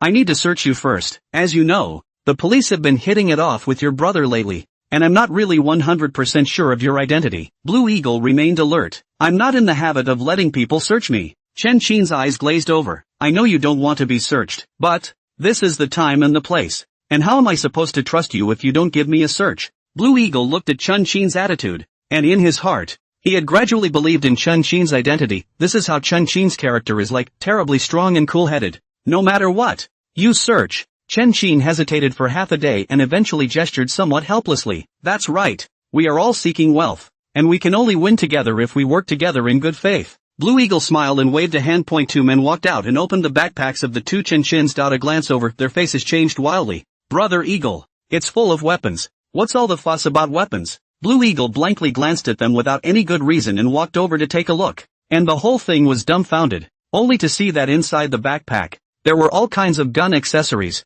short guns, lance, sniper scope, dense assortment of bullets. Isn't this a mobile arsenal? What are you carrying all those weapons and bullets for? The Blue Eagles went numb. I've seen runners with money. What the hell is a runner with a backpack of ammo? What does Chen Qin want? Robbing a money changer or an end zone? After not seeing him for 2 years, Chen Qin had actually become even more ruthless than before. Of course I'm here to do a big job. I'm out of the country. Do I have to be obsequious? Chen Qin asked rhetorically. Well, that Chen Qin from back then has finally returned. As long as you follow me, you're guaranteed to eat and drink. Blue Eagle was ecstatic and added. But before that, we still have to do a search. Come on. Chen Qin kept his position with the gun and let them search him. So did Evergreen on one side. A search is complete, except for the cash on my person with the dagger. They didn't search anything. This time out, Chen Qin's trio hadn't intended to rely on the police, and hadn't brought anything other than cash for weapons. Qin is so sorry. I have no choice. I'm just scared. Now you're clean. Blue Eagle smiled and apologized, waving his hand for them to put their guns down. Finished searching? Now it's my turn to search. Chen Qin's tone was cold. It's an attitude. The stronger and more cautious Chen Qin was, the more Blue Eagle would believe in himself. What do you mean? You still want to search me? Blue Eagle was so shocked that he almost thought he had heard wrong. It's on his turf. Blue Eagle is the emperor of this acreage. Chen Qin 2 people, 10 of them, and 10 more standing outside. Chen Qin actually wanted to search him? What an international joke. Almost instantly the men around Blue Eagle all raised their guns again. 2 of them, even stood directly in front of Blue Eagle, in a position to block bullets for Blue Eagle. You suspect me of being a police officer. I also suspect you're with the police. If I don't search you, if I don't check your cell phone, how am I supposed to know if you've had any sneaky contact with the police? In case you're with the police, wouldn't I be shooting myself in the foot if I followed you again? Chen Qin coldly asked back. You still want to check my cell phone? Are you trying to start a war? Blue Eagle was furious. Cell phones have more than just privacy. IT also contains various secrets of the group, as well as an entire network of resources of the Blue Eagle group. No exaggeration. If you master the cell phone, you master the whole group. It's the life of the Blue Eagle. Getting Blue Eagle to hand over his cell phone was the same as getting Blue Eagle to hand over his little life. Who would want that? But for a moment there was then a sound of footsteps at the stairs. A man with a long gun rushed in from outside at once, aiming directly at the two Chen Chins. This guy, Blue Eagle, actually didn't know when to send out a signal and called all the people below him. As soon as they come up, Blue Eagle's bottom line is a little bit better, but when he looked at Chen Qin was still calm. Not even a hint of fear. Only Chen Qin gently raised his hand. I don't want to start a war, but, before I'm sure if you're colluding with the police, I have to search you. Chen Qin's words just fell. A laser instantly shone in Blue Eagle's face. Eagle. Your face. The brothers screamed in fear. What face? Blue Eagle was about to move when Chen Qin immediately called out to him. Don't move. Tell your brethren not to move either. Or else if the man is outside, I can't guarantee that he will not shoot. What do you mean? Blue Eagle was a little puzzled. Eagle, you have a red spot on your face. Red dot on the laser sights. The mountain dragon called out. What? And you arranged for snipers. Blue Eagle had an instantly ugly face. 1,000 calculations. Blue Eagle never counted on it. Chen Qin actually arranged snipers in the dark. With a sniper aiming at him, the Blue Eagle would not be able to protect his safety even if he had more people. So, shouldn't you give me your cell phone to check? Chen Qin asked. No way. I don't believe you really dare to kill me. Blue Eagle glared angrily. He's the big brother. It's the king of the land here. Chen Qin is just a newcomer. If he lowers his head, how can he still work here in the future? And how to be the chairman of someone else's board? And, it's full of his people. If he dies, Chen Qin will not survive. He didn't believe that Chen Qin could really die with him? Yes? You think I really wouldn't dare? Chen Qin raised his gun and aimed directly at the Blue Eagle. You're not afraid to die? Blue Eagle was not the least bit afraid. He had long ago lost count of the number of times he had experienced a scene like this one with swords drawn. One for one. Who's afraid of whom? Evergreen, are you afraid to die? Chen Qin asked. No fear. Evergreen was as stable as an old dog on the surface, but inside he was panicking. It was only the first day of the mission, and Chen Qin actually had to fight for his life. Then look at Chen Qin's negotiation stance. Skillful and unlike words, there is no trace of performance, just like a big bandit who licks blood from the mouth of a knife. Is this brother really wronged? Evergreen was now full of questions. He's not afraid. I'm not afraid either. Why don't Eagle bet me a hand? Chen Qin suddenly laughed. An oozing laugh. You think I'm scared? Blue Eagle asked stiffly in return. Can come here. It's all about seeking wealth. But he simply didn't believe that Chen Qin really wasn't afraid of death. I'm going to count to 3 now. As soon as my orders arrive, do you guess the sniper will just shoot? Chen Qin smiled and continued. 1, 2, digital 1. One of Blue Eagle's faces changed instantly.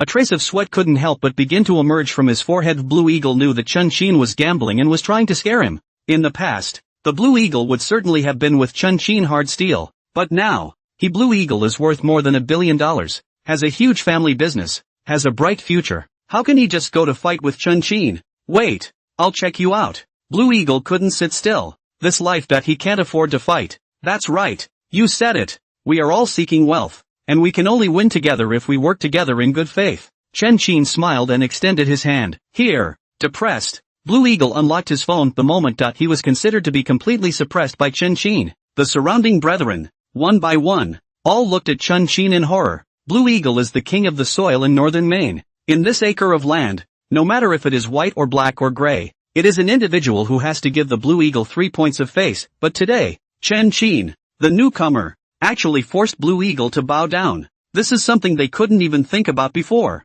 The mountain dragon was also confused. After not seeing him for 2 years, he thought that he was already great, and that he could even surpass Chen Qin in terms of status. As a result, Chen Qin had only arrived on the first day, but had actually overpowered the Blue Eagle. With this tactic, 10 mountain dragons tied together wouldn't have it. One moment the mountain dragon, who was already in awe of Chen Qin, was in awe of Chen Qin, and no longer dared to entertain the slightest thought of confrontation. Chen Qin took the phone and began to check various information in it, with the ability of unforgettable. But in a minute's time, the entire resource network inside the cell phone, the size of the management, the code words, and the arrangement of the personnel of all colors, all of them were remembered in Chen Qin's mind after examination. Chen Qin had also determined that Blue Eagle really didn't know that he had come, nor did he have any intention of joining forces with others to assassinate himself, but make a show of it. After Chen Qin returned the cell phone, he searched everyone one by one, including the Blue Eagle mountain dragon. It's all over. Only then did Chen Qin laugh.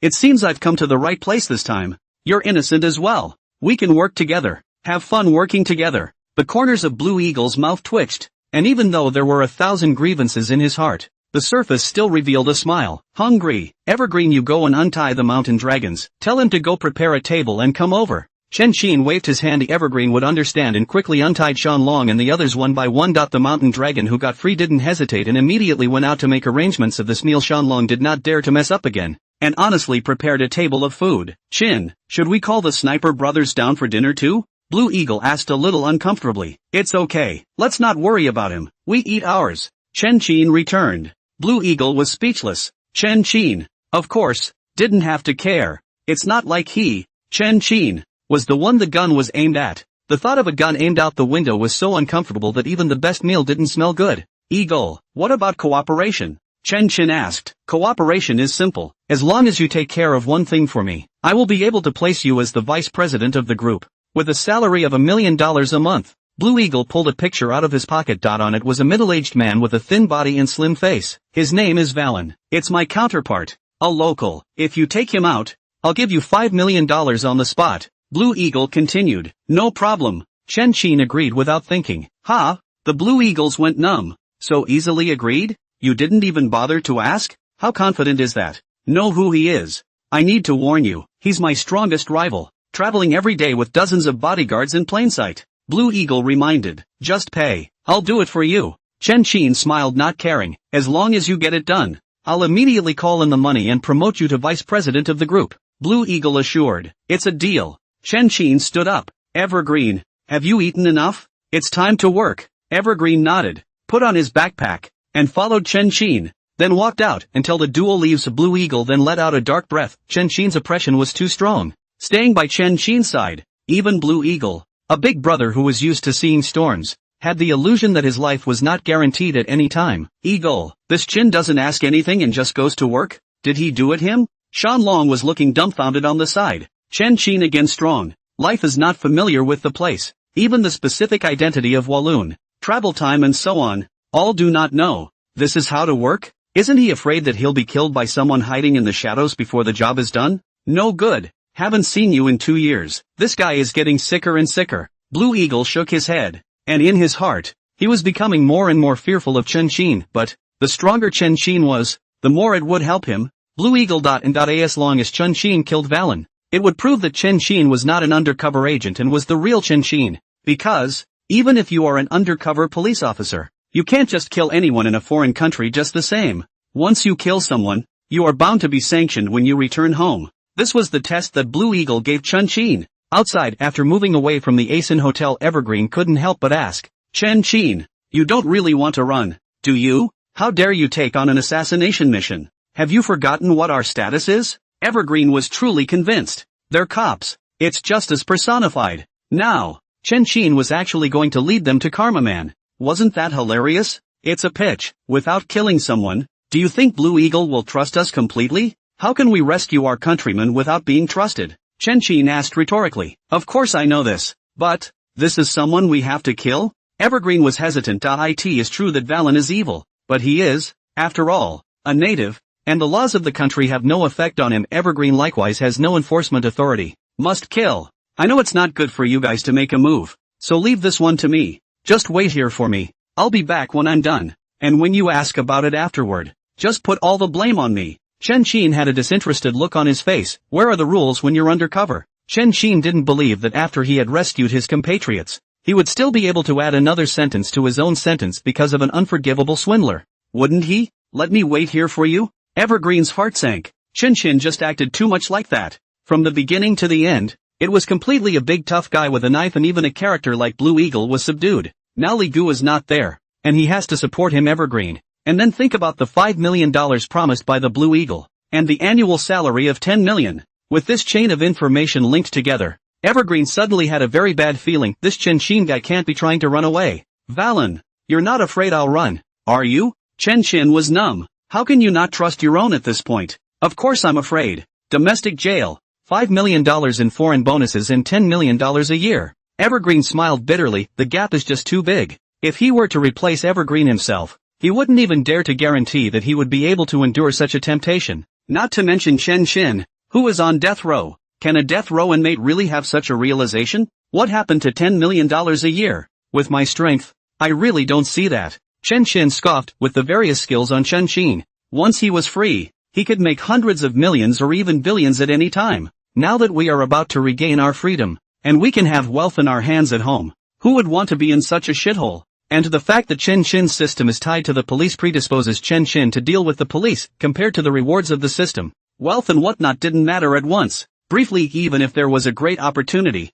a great temptation, it was unlikely that Chen Xin would run away. Money may be nothing to you, but what about freedom? The enormity of this mission is costing lives, and I really can't guarantee that you won't escape. Evergreen still wasn't sure. Long before he came out, Evergreen had a second mission, to supervise Chen Xin. There was a clause in the order that Chen Xin could be killed directly once he rebelled. It can't be helped. Chen Xin is too strong. They were truly afraid of Chen Xin becoming their opponent. Talk about it, whether you believe it or not. Don't you have to act on my thoughts all the same? Or do you not want to save anyone? Chen Xin asked. Of course not. You can go kill Valen, but I have to follow. Evergreen thought back. No problem, I don't let you follow. I just don't want you to get in trouble. Chen Xin indifferently shrugged his shoulders, and then took large strides towards the front. The moment he had just examined the Blue Eagle's cell phone, Chen Xin knew all of Valen's information, and just as well, Chen Xin didn't even bother to ask, which was indirectly telling Blue Eagle that he wasn't unfamiliar here. Half an hour later, outside a casino, Chen Xin looked at one of the luxury cars on the parking lot and instantly revealed a smile. That's right.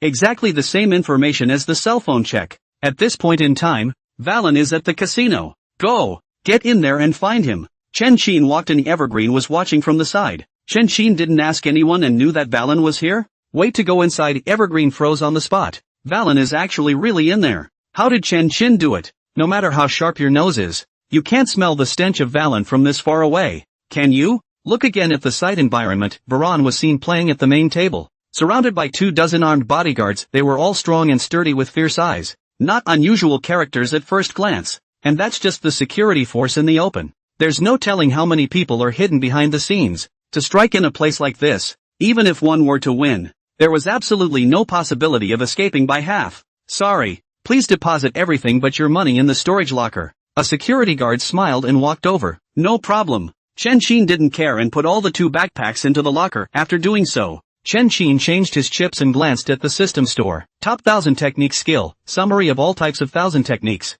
Requires 100,000 prestige value to exchange. Redemption. As soon as Chen Xin's words fell, countless thousands of art knowledge instantly disappeared into his mind. A few moments later. By the time everything melted into place, Chen Xin was already a true god of gambling. Go! Place ice to go. Chen Xin smiled and walked over. A glance sweeps past, watching the dealer's technique, listening to the sound of the dice spinning. The moment he dropped it, Chen Xin already knew the number of points in it. Great! Chen Xin put the 1000 chips he had exchanged and bet on them without hesitation. Once you open the dice pot, it's really big. Chen Xin continues to operate. 3 minutes later, the Evergreens looked dumbfounded. No matter what Chen Xin was playing, all of them actually won without exception. What was just 1,000 has now become 100,000. 100,000 in 3 minutes. How dare you exaggerate a little more? With Chen Xin's methods, can he really be a good guy? Rumor has it that Chen Xin is a keen gambler. Evergreen wondered between. Chen Xin handed all the chips to Evergreen as soon as he could.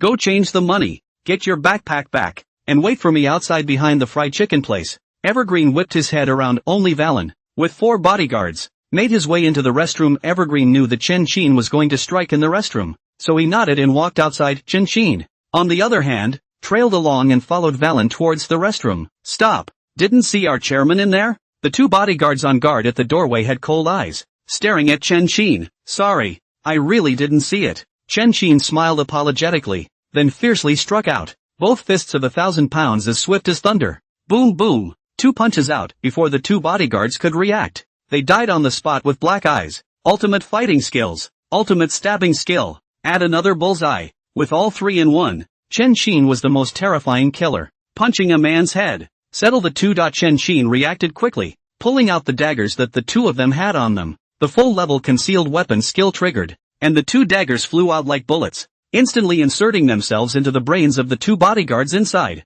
It was too late. It looks complicated before and after, but it's all done in a second. Once the four bodyguards were dead, Valen then twisted his head in hindsight, his face filled with horror. The terrifying speed of the stabbing stunned Valen's entire being. Didn't wait for him to speak, not even waiting for him to put his pants back on. Chen Qin rushed over and gently tapped it, and the Valen instantly weakened like cotton. Chen Qin grabbed him and looked at the wall in front of him, immediately consuming 100,000 prestige values to exchange for 9 bulls and 2 tigers. Boom! Chen Qin's body shook as his strength skyrocketed. From the previous 1,000 pounds, he possessed the strength of 10,000 pounds on the spot. Without hesitation, Chen Qin came to the wall of the toilet and kicked out at the wall. Boom! The wall shook with a terrifying force, which instantly caused a terrifying crack to open up in the wall. Chen Qin kicked out again. The wall collapsed, and a huge hole appeared in front of Chen Qin's eyes. Across from Chen Qin, Evergreen looked at this with a horrified face, his head full of question marks. What's the situation? Chen Qin actually made a big hole in the wall. Hard? Don't freeze. Move. Chen Qin dragged Valen out like he was carrying a chicken and ran all the way towards the distance. Yes. Evergreen pressed down on the countless questions within his heart and followed Chen Qin all the way to escape. Wait for Chen Qin to walk away. The casino just realized that Valen had been kidnapped, and for a moment the whole area was in chaos. Countless people rushed out to search around, and patrol cars were one after another. Asen Hotel second floor box. Blue Eagle and Shannon are drinking. It was now just over an hour since Chen Qin had left, and in that little time or so, Blue Eagle not only changed the box and sealed the windows,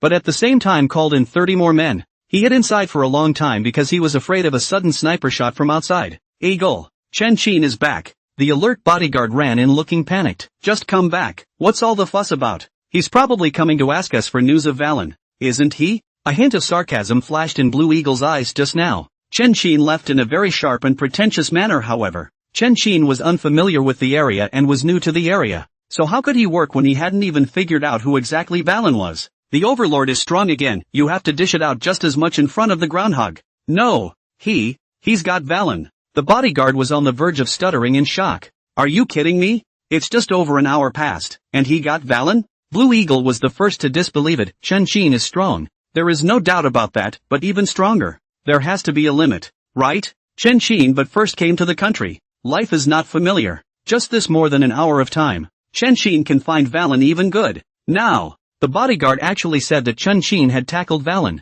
which was even more outrageous than a direct hit. Is that possible? The sky's the limit. I don't believe it either. The mountain dragon felt the same way. Believe it or not, I've got them all. Chen Qin appeared in the doorway carrying Valen and looked at Blue Eagle with a cold face. You really tackled him. Blue Eagle's face changed wildly. But an hour or so of just traveling back and forth, with 10 minutes left, and you tackled Valen right in the middle of it? It's a Valen. It was Valen who had dozens of bodyguards, and hidden guards to protect him. With this configuration, it's hard to even get close, let alone capture them alive. During these 2 years, Blue Eagle sent out countless assassins, all of which ended in failure. Chen Qin was good. He had only just arrived here, and the person that even he couldn't do away with, Chen Qin actually managed to do it easily, or captured him alive. What kind of divine strength is this? If Chen Qin could capture Walloon, wouldn't he also be able to capture him? Blue Eagle? Also, how did Chen Qin know the location of Valen when he had only just arrived?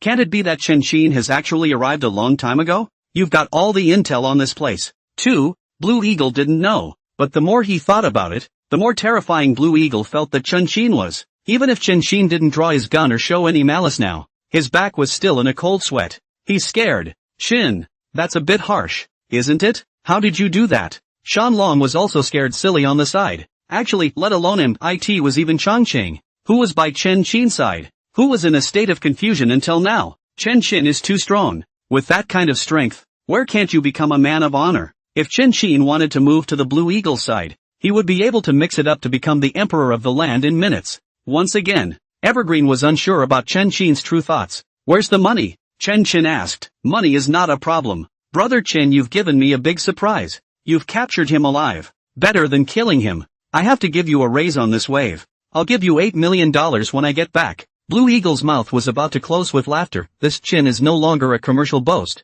but a genuine honorific from the heart once Valen is captured alive. Countless secrets will surely have to come out of Valen's mouth, as well as manipulate those who want to save Valen. If operated well, coupled with an overwhelmingly powerful Chen, ruling the ground in this area would no longer be a dream. It's good to have money to talk about. Good things like that. Just give it to me is all. Chen smiled with satisfaction and acted as if he just wanted money. No problem. I will never treat you badly. As soon as Blue Eagle saw Chen-Chin's greed for money, his heart was a little less wary of Chen-Qin as long as it was favorable. Blue Eagle was able to make Chen work for him. As for whether Chen is an older brother or younger brother, it does not matter. Can let his Blue Eagle take off Chen.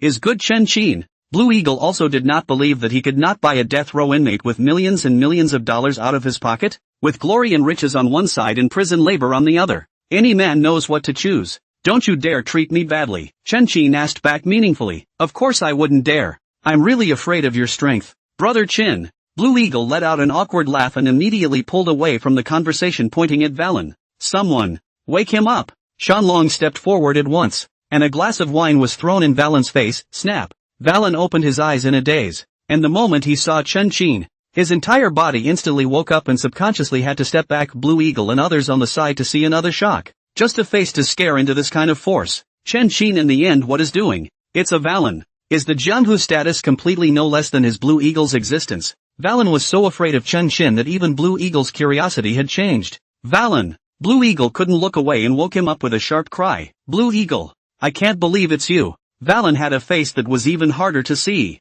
Falling into the hands of Blue Eagle was worse than killing him. Didn't expect that. Did you? Aren't you quite arrogant? Fell into my hands today, didn't it? With a teasing expression, Blue Eagle reached out and slapped Valen's face. I was not expecting that. Valen looked at Chen reluctantly. Buddy! How much did he pay you? I'll give you 10 times that. Hurry up and get him. Snap. Blue Eagle angrily slapped Valen in the face and said angrily, you still want to stir up trouble? Do you know who he is? He's my good buddy. 20 times. Valen yelled again that he had seen Chen-Chin's strength, and he knew very well that only Chen-Chin could save him now. Buddy or not, can't we just add money? Snap. Blue Eagle slapped Valen hard in the face again. Shanlong, quickly tie him up and gag him. Take him back first. Yes. Shanlong acted immediately. 30 times. Valen yelled again in resignation. I'm yet. I'll cut your tongue out if you scream again. Blue Eagle raged. 30 times one exit. Blue Eagle was really panicking now. 30 times $8 million is $240 million. With so much money, not to mention Chen, Blue Eagle himself was moved. Had he known that Valen was so clear-headed, Blue Eagle wouldn't have thought to humiliate him now. It was a good thing that Shanlong was so fast that Valen's mouth was already gagged. And if he had any more words, he couldn't say them now. Chin, you're not having a heart attack, are you? Blue Eagle looked at Chen somewhat nervously. All of the brothers standing around them also gripped their guns tightly. The atmosphere was once again heavy. 240 million. It would be a lie to say I'm not impressed, but I'm sure Brother Eagle won't let me give up the 240 million for nothing, right? Chen smiled and looked over. Of course not. Go back and I'll give you $100 million up front as a franchise fee for Chin to join. Blue Eagle was a little heartbroken when he spoke at once. Look, I knew Eagle wouldn't treat me badly. Chen patted Evergreen by his side. There's $10 million for you in here. How's that? Following me is right. Right? That's right. From now on, if Brother Chin says go east, I will never go west. Evergreen was on one side of the room. People were looking numb.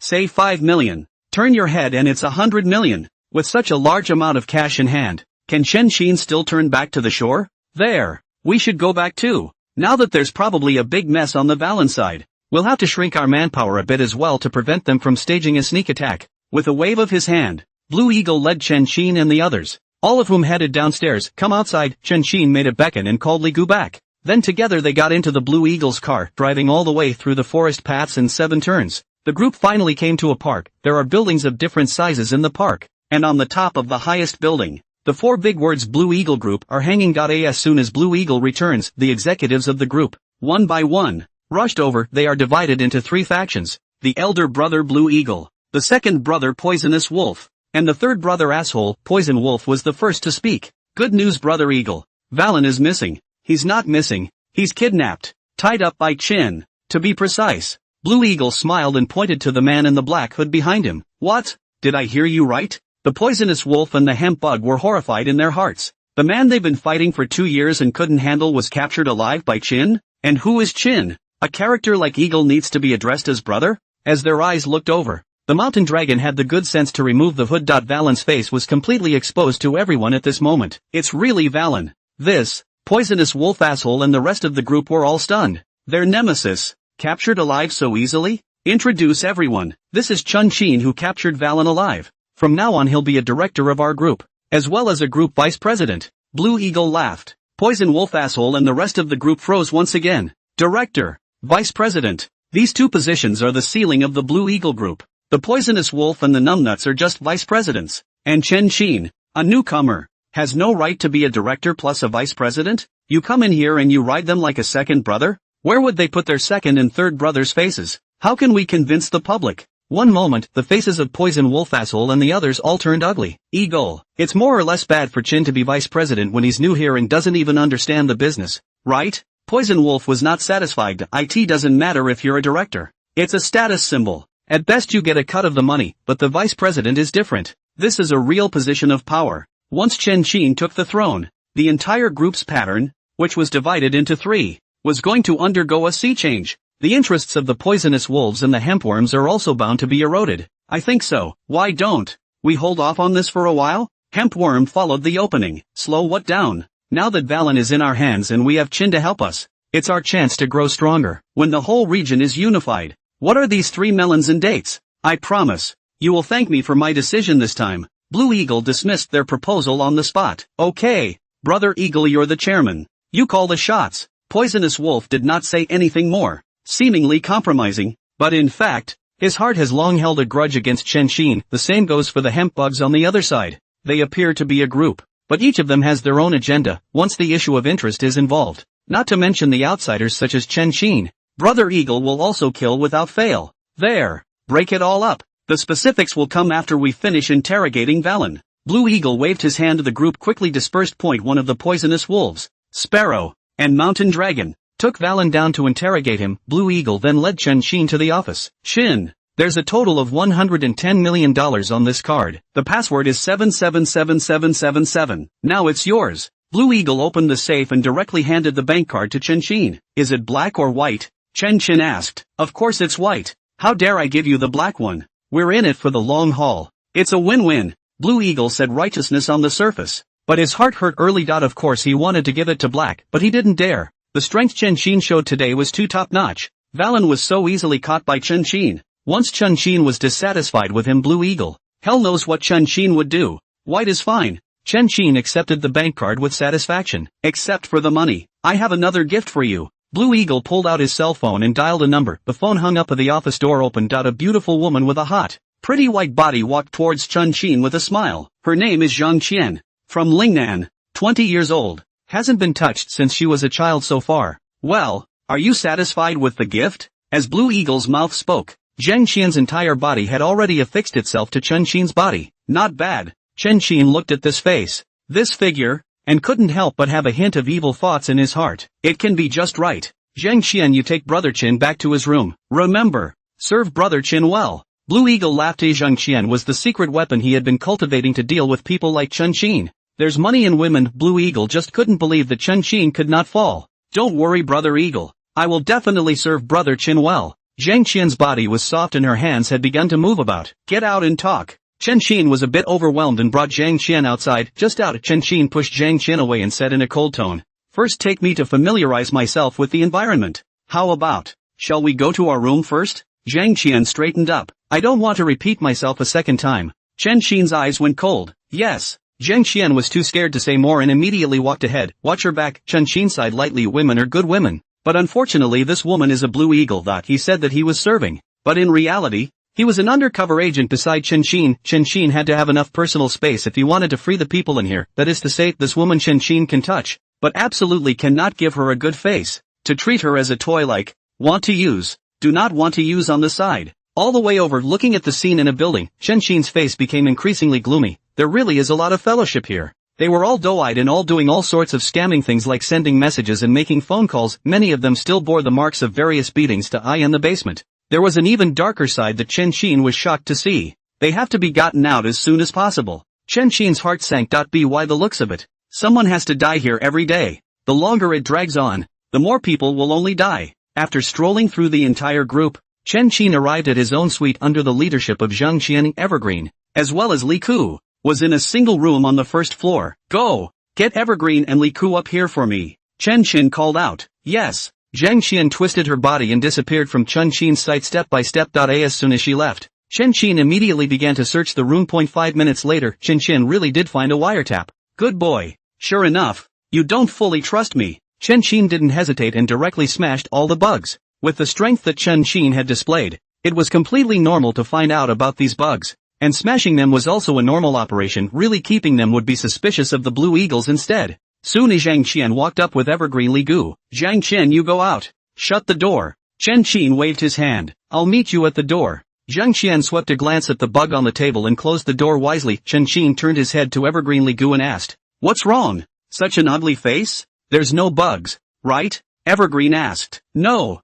Chen Qin returned. Then I'm going to have to ask, do you even realize what you're here for? Evergreen was truly convinced. He collected $100 million on the front foot, and now he's collecting a big beautiful girl. Looking at this situation, Chen Qin is purely here to enjoy himself. If you really want to be happy, the rescue plan will be lost. Not to mention that he, Chang Chang and Li Ku will definitely die here. It's not all about the mission. Chen Qin laughed. Taking out Valen is about taking trust. What do you mean you brought a woman in here? Don't tell me you're doing this for the mission too? Li Gu was cold. What Chen Qin is doing now is almost no different from the people here. I've been locked up in prison for so long. It makes sense that I'd want a woman, doesn't it? Chen Qin asked back with a straight face. When these words came out, Evergreen Li Ku was immediately embarrassed. It seems like, does make that much sense? But, Chen Qin is treated too well here. Sending money and women again. They were really afraid that Chen Qin would not be able to resist the temptation. Don't worry. I know what I'm doing. Now I'll tell you what's going on here,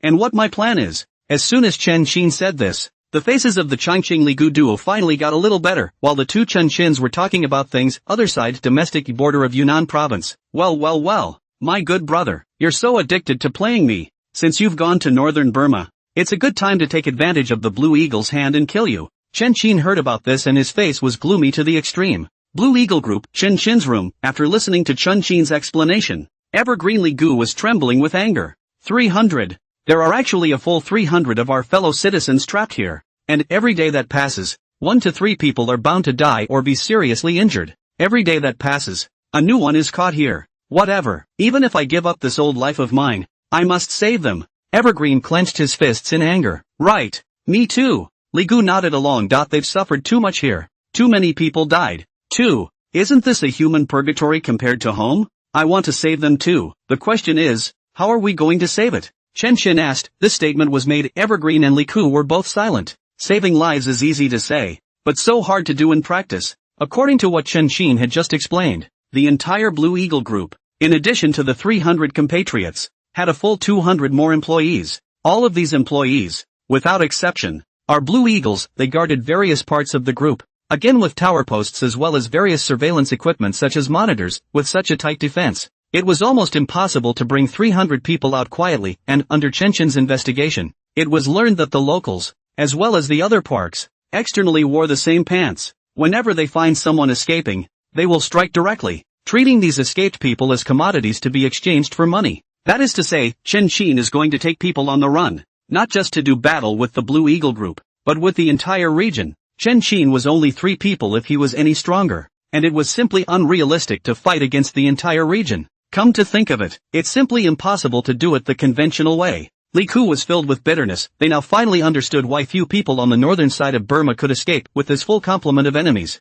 Escaping the park is just the easiest first step. Routine doesn't work, then use unconventional methods. Chen Qin suddenly spoke. You have an idea? Evergreen looked at Chen Qin with some surprise. If anything, if I'm the big brother here, then I'll take care of a whole north of Maine. Will I be able to rescue all of my compatriots from the park? All of them? Chen Qin asked with a smile. What did you say you were going to do? The Evergreen Liguans were dumbfounded. Being a big brother, and to be the big brother of the whole of northern Burma. What does Chen Qin want? He's here to rescue his countrymen, and he's here to start a business? And let them 2 armed police help. Are you kidding me? How can they, the armed police, help Chen Qin get to the top? Give Chen Qin a little power and he's really in charge of the armed police? You're not trying to put down roots here, are you? Li Ku asked with an ugly face. What a thing to say.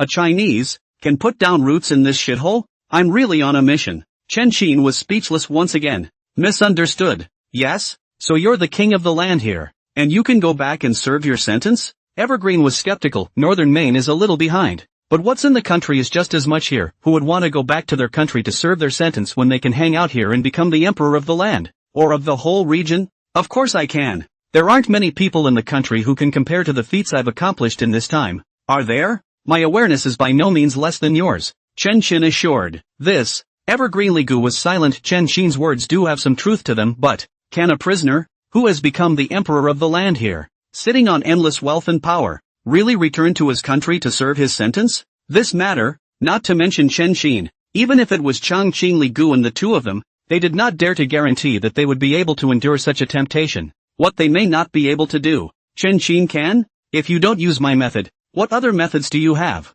Even if we did, even if we rescued them all, what about the rest of the park? Chen Qin asked one by one. This, Evergreen and Li Ku were silent again. Chen Qin is absolutely right. There is not one park here, but countless others, large and small. The only way to completely free this place seemed to be to carry out Chen Qin's plan, but, the armed police, really want to help Chen Qin to unify the park? What if Chen Qin really doesn't go back and really wants to be the emperor here? Evergreen Ligu was torn. This is too big. Get it wrong and they're going to make a big mistake that can't be fixed. They were on a mission and couldn't contact the country, so they had to make their own decisions, and all the consequences would have to be borne by them. Chen Qin, I'm only going to ask you one question. If we take care of this place for you, will you put all your compatriots back? Evergreen asked with a serious face. Of course. Chen Qin nodded. Yes, I'm on board with your plan. Evergreen gritted his teeth. This was the best plan at the moment. And as long as Chen Qin promised to release him, Evergreen was willing to choose to believe him. As for whether Chen Qin will go back to serve his sentence in the future,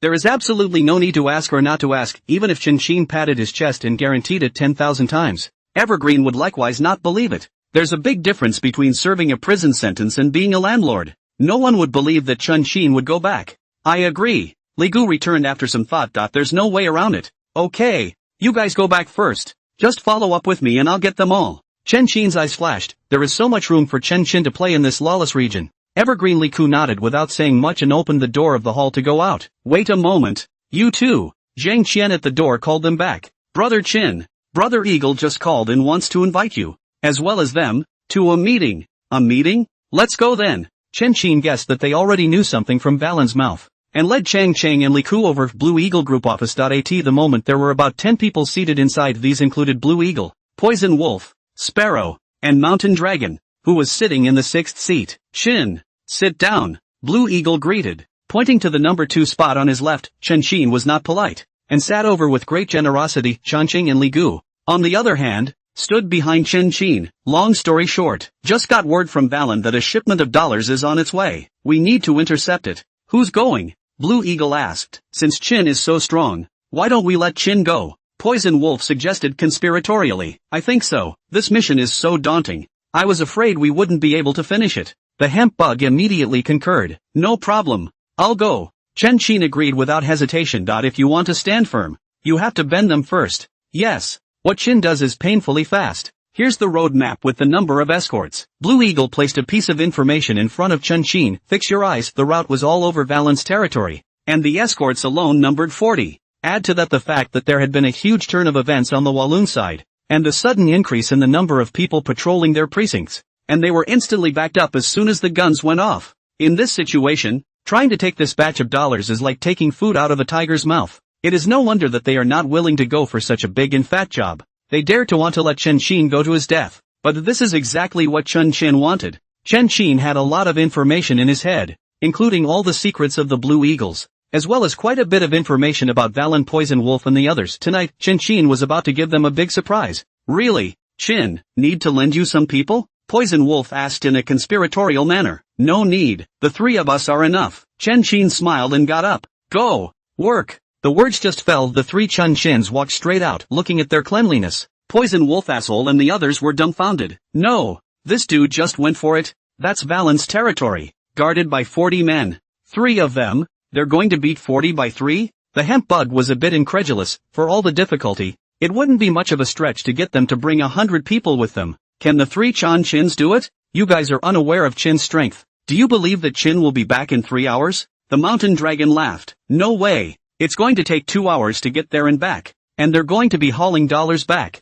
Really think they're Superman? Poison Wolf was the first to question. That's Valen's territory. When the guns went off, the whole thing had to be surrounded. When the time comes, let alone running away, it would be good to survive. Wait and see. Let's get down to business. Blue Eagle smiled sinisterly. He sidetracked Chen Qin in order to keep Chen Qin out of the inner circle. Money can be given. Power should never be given. Their next step was to nibble away at Valen's territory and grow themselves. The other side, Chen Qin and the three of them took their equipment and drove out of the park in one car. Chen Qin, you're not really telling us to fight 3 against 40, are you? Evergreen looked at the information and his face hardened for a moment. It's not that they're afraid of death. If they died on the way to rescue their compatriots, they recognized it and would never hesitate, but it's a fucking go for the dollars. Evergreen, Li Ku and the two of them sacrificed their lives by doing this. Is this counted as a martyr or a criminal? Evergreen and Li Ku are really numb. I followed Chen Qin out, but I didn't do anything serious, so I'm here committing crimes. Don't panic, I'll take care of this, just meet me outside. Chen Qin returned. Can you do it alone? Li Gu froze. 1 against 40? Can. It's easier to be alone instead. Chen Qin touched his nose. What do you mean by that? Think we're in the way? Evergreen Li Gu had a displeased look on his face. Who are they? It's one of the top armed police in Lingnan. When you look at the whole country, it's a powerhouse. Chen Qin is in the way? No. I have to go with you. Li Gu shouted defiantly. And no matter what, he couldn't be looked down upon by Chen Qin. Chan Chin Kung. They're not made of clay. Go ahead if you want to. Chen Qin had a disinterested look on his face. Under the 100-shot skill, Chen Qin didn't put the 40 opponents in his eyes at all. 1 hour later, somewhere on a mountain the three of them stood on high ground. And in Chen Qin's hand was a repeating sniper rifle equipped with a silencer, with an effective range of 800 meters and an actual range of 1500 meters. It was the only sniper rifle the trio had brought with them. As for why Blue Eagle didn't suspect Chen Qin's weapons, it was because in places like northern Burma, there was almost no such thing as gun control. Sniper rifles are hard to see here, but not non-existent. Soon the convoy then appeared in Chen Qin's sniper scope. A distance, 1200 meters. Chen Qin raised his sniper rifle without hesitation. Get closer and hit it. We can't shoot that far with the guns in our hands. Evergreen's words just fell. Chen Qin suddenly pulled the trigger. Boo! The crisp sound of a silenced sniper rang out. The bullet flew out. The glass shattered. And the driver's head exploded on the spot. Boom boom boom. A series of voices rang out. Chen Qin kept on pulling the trigger. A bullet was like the scythe of death. One head at a time. What are you doing? Wouldn't shooting now just be spooking the snakes? Evergreen Li Gu was flabbergasted. The effective range of this continuous sniper is 800 meters, even the most accurate sniper, over 800 meters, has little chance of hitting. Chen Qin was 200 meters away. How could he have hit him? And the streak? Chen Qin, are you okay? Almost. Go get the car with the dollars. Chen Qin's mouth was talking and his hands were still shooting. You're not kidding, are you? Li Gu was a little confused. That's it? People took out 40 transport crews from 200 meters away? Go! It's too late to go and people are all over us. Chen Qin returned. Changqing Li Gu was still half skeptical, but looking at Chen Qin's serious face, the two of them eventually ran down, while they were confused. It's 200 meters away, the brothers of Valen, one by one, were all scared silly. They couldn't hear the shots, they couldn't see the enemy, and they didn't even know where the bullets were coming from. All they saw was their companions falling one by one. The horrible shooting skill scared one individual to subconsciously duck toward the car, constantly looking for various kinds of cover. However, Chen Qin's marksmanship was fast, accurate, and ruthless, and even if he revealed a slight crack, under the conceptual level marksmanship of 100 shots, he would be able to send them away with a single shot. But for 3 minutes, before the other side support could come, the Evergreen Li Ku duo had already driven up. No way! He really took out all the people? That's a distance of 1200 meters. Li Gu's entire body was dumbfounded. What is the concept of beyond effective range? Within the effective range, the bullet is on a certain trajectory, and with a good grind, it's perfectly capable of hitting 100 shots. But, outside of effective range is a whole different story. That trajectory is simply impenetrable. Every time is no regular mess flying, not to mention killing people, can make a rough position even bull. Chen Qin is good. Not only can he kill people, he can also blow up heads. What kind of Yama spear is this? Outrageous. It's outrageous. How the hell does this guy practice? He really has a brother? Is he really wrongly accused of all these crimes? Evergreen grew more and more skeptical. Chen Qin's marksmanship is more bullish than even the specialized specialties. If you don't have the environment to shoot a gun, How did you develop this kind of shooting skill? Boo! A bullet suddenly hit in front of them. Next, not far from the wagon, another bullet struck. He's alerting us that there's someone inside. Evergreen immediately reacted. And then his heart sank again. Out of effective range, Chin can actually really point and shoot. Compared to Chin, they really are made of clay. Let's take care of people first. Li Gu took a deep breath, pressed the shock in his heart, and got out of the car and ran over immediately with Chin's reminders along the way. The Evergreen Li Ku duo easily took care of the remnants. After taking them out, Evergreen drove off in his car, while Li Ku walked backward to pick up Chin. 3 minutes later. By the time the people from the Valen group arrived, the three Chins had long escaped. Back on the road. Li Gu drove the car, looking at Chin from time to time, a face that turned increasingly grave. Something? Chin asked. You're honest? The man who came to the north of Maine 2 years ago, was it you or not? Li Gu was skeptical. There were no training conditions at all in the country, and it was only in a place like this that such a terrifying marksmanship of Chin could be created. Also, Chin is too familiar with this place. The big road and the small road, it's like living here for years. Everything seemed to be proof that Chin had been here. Look, suspicious again. How long is it going to be before you guys believe me? Chin was somewhat speechless. You've been born to die,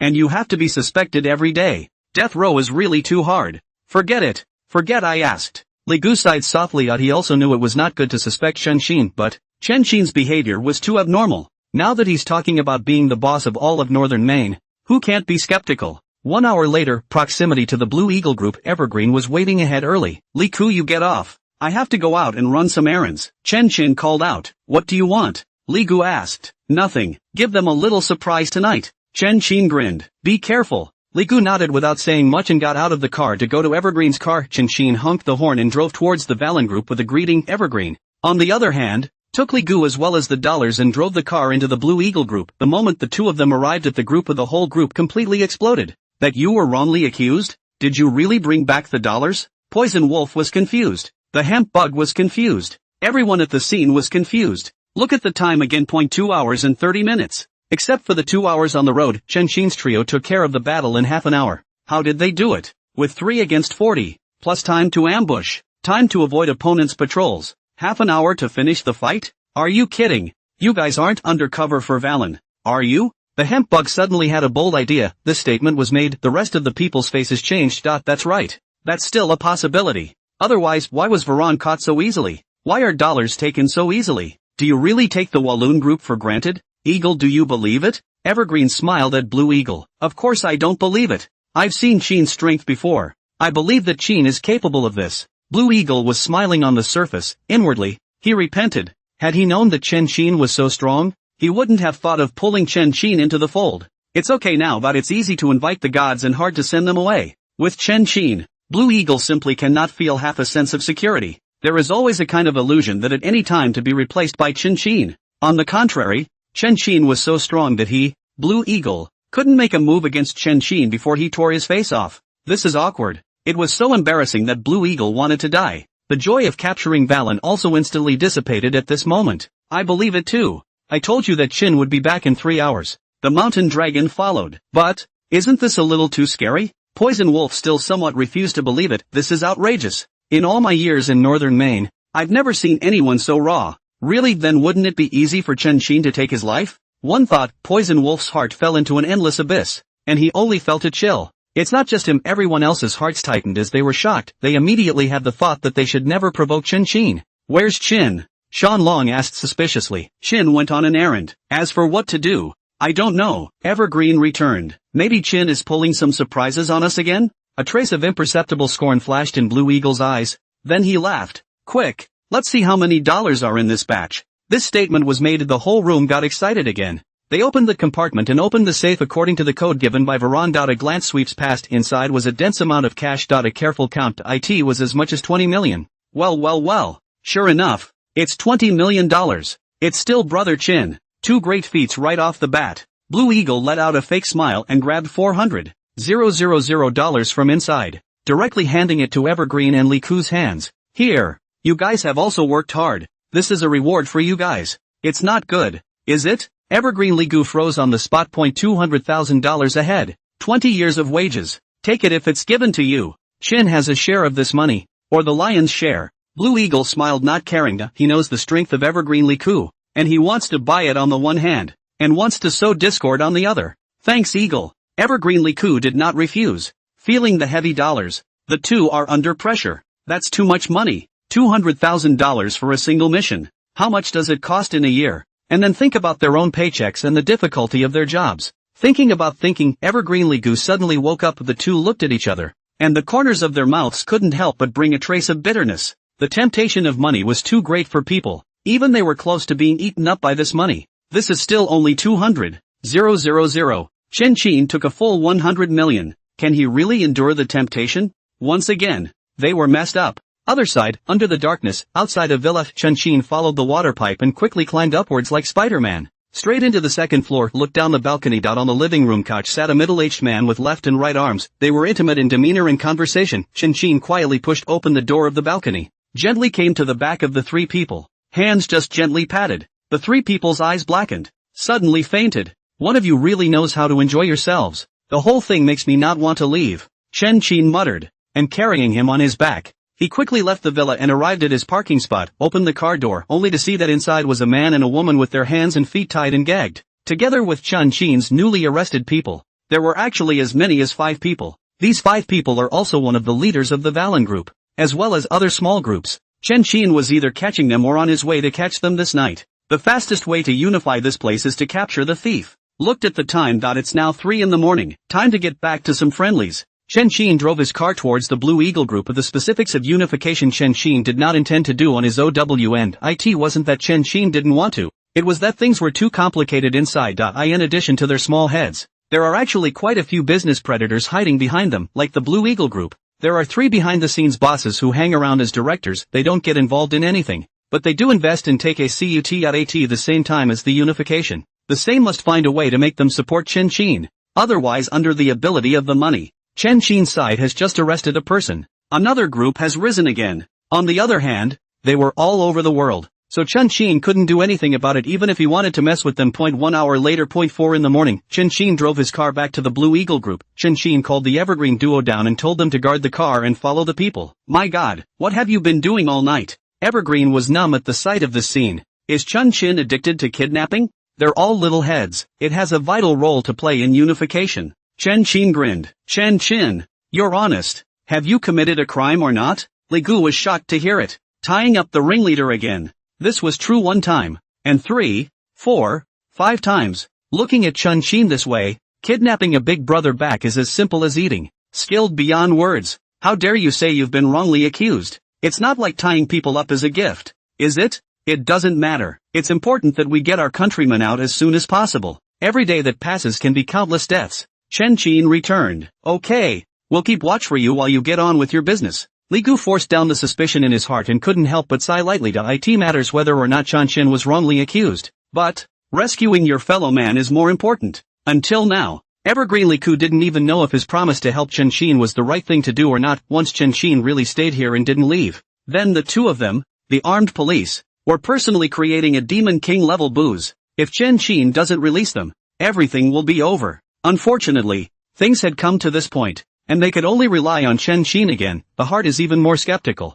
but can only be led by the nose by Chen Qin. Without much explanation, Chen Qin came all the way to Poison Wolf's home, ready to pull him into his camp. He was living in a small detached courtyard, with bodyguards standing guard all around, doubling the number of bodyguards from when Chen Qin inspected during the day. This kid is quite smart and knows how to add bodyguards, but that doesn't work for me. Chen Qin's eyes flashed as he made his way around to the very back. Here were bare walls and only a rickety water pipe. Normally, no one even goes up from here. On the roof of the building, Poison Wolf had similarly arranged bodyguards, so once someone used a hook and rope or something like that, they would definitely be discovered by the bodyguards. However, it's hard to beat Chen Qin. Chen Qin was seen nimbly climbing up the water pipe and rushing up to the roof of the building under the dark night. Fix your eyes. The 3 bodyguards above were chatting, and before they could react, Chen Qin followed the eaves of the wall and came to the 3rd floor in a flash, dodging the bodyguard's defense along the way. Chen Qin easily walked into the Poison Wolf room. At this very moment, this guy is snuggling a woman and huffing and puffing.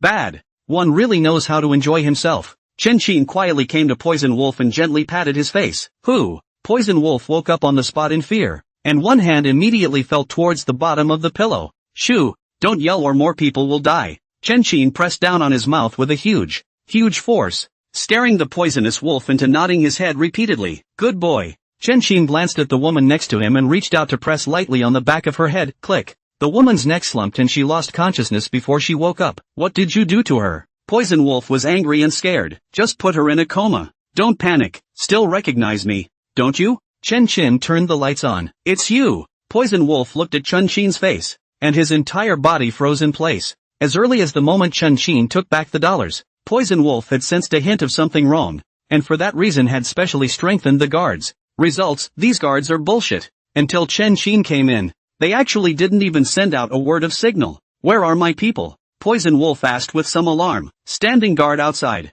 Chen Xin returned. What? How did you get in here when my men were standing guard? Poison Wolf was horrified in his heart. Is it hard? Chen Xin asked rhetorically. Isn't hard? The poisonous werewolf was stupid. He was truly convinced. Meet the pervert, never seen anything so sick. People were standing guard outside, tightly guarded, and Chen Xin, a big living person, such a big target, just came in. That is to say, if Chen Xin wanted to kill him, he could do so at any time. After the shock, Poison Wolf took a few deep breaths to calm himself a little and asked, what the hell do you want? Work with me. Unify all the groups in northern Burma. Chen Xin laughed. Ha! Poison Wolf's newly calmed heart once again stirred up shocking waves. Harmonization of all groups. What kind of concept is that? Even they, the veterans in the north of Maine, did not dare to think about it. Chen Xin has only been here for one day and he wants to unify? It's too arrogant. Do you know how hard it is? Do you know how many groups we have here? Do you know how many bosses we have behind us? Poison Wolf shook his head with a face full of bitterness. Even the local officials can't handle it.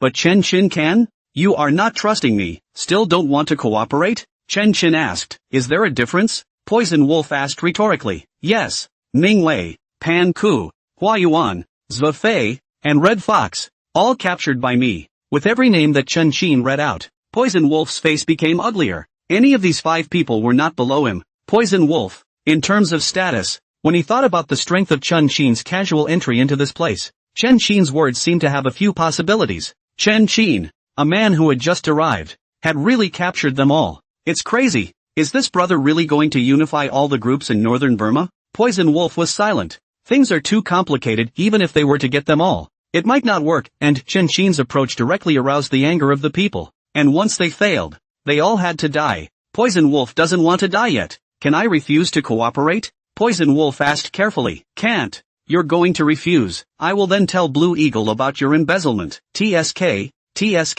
Dian Province fraud case, $10 million.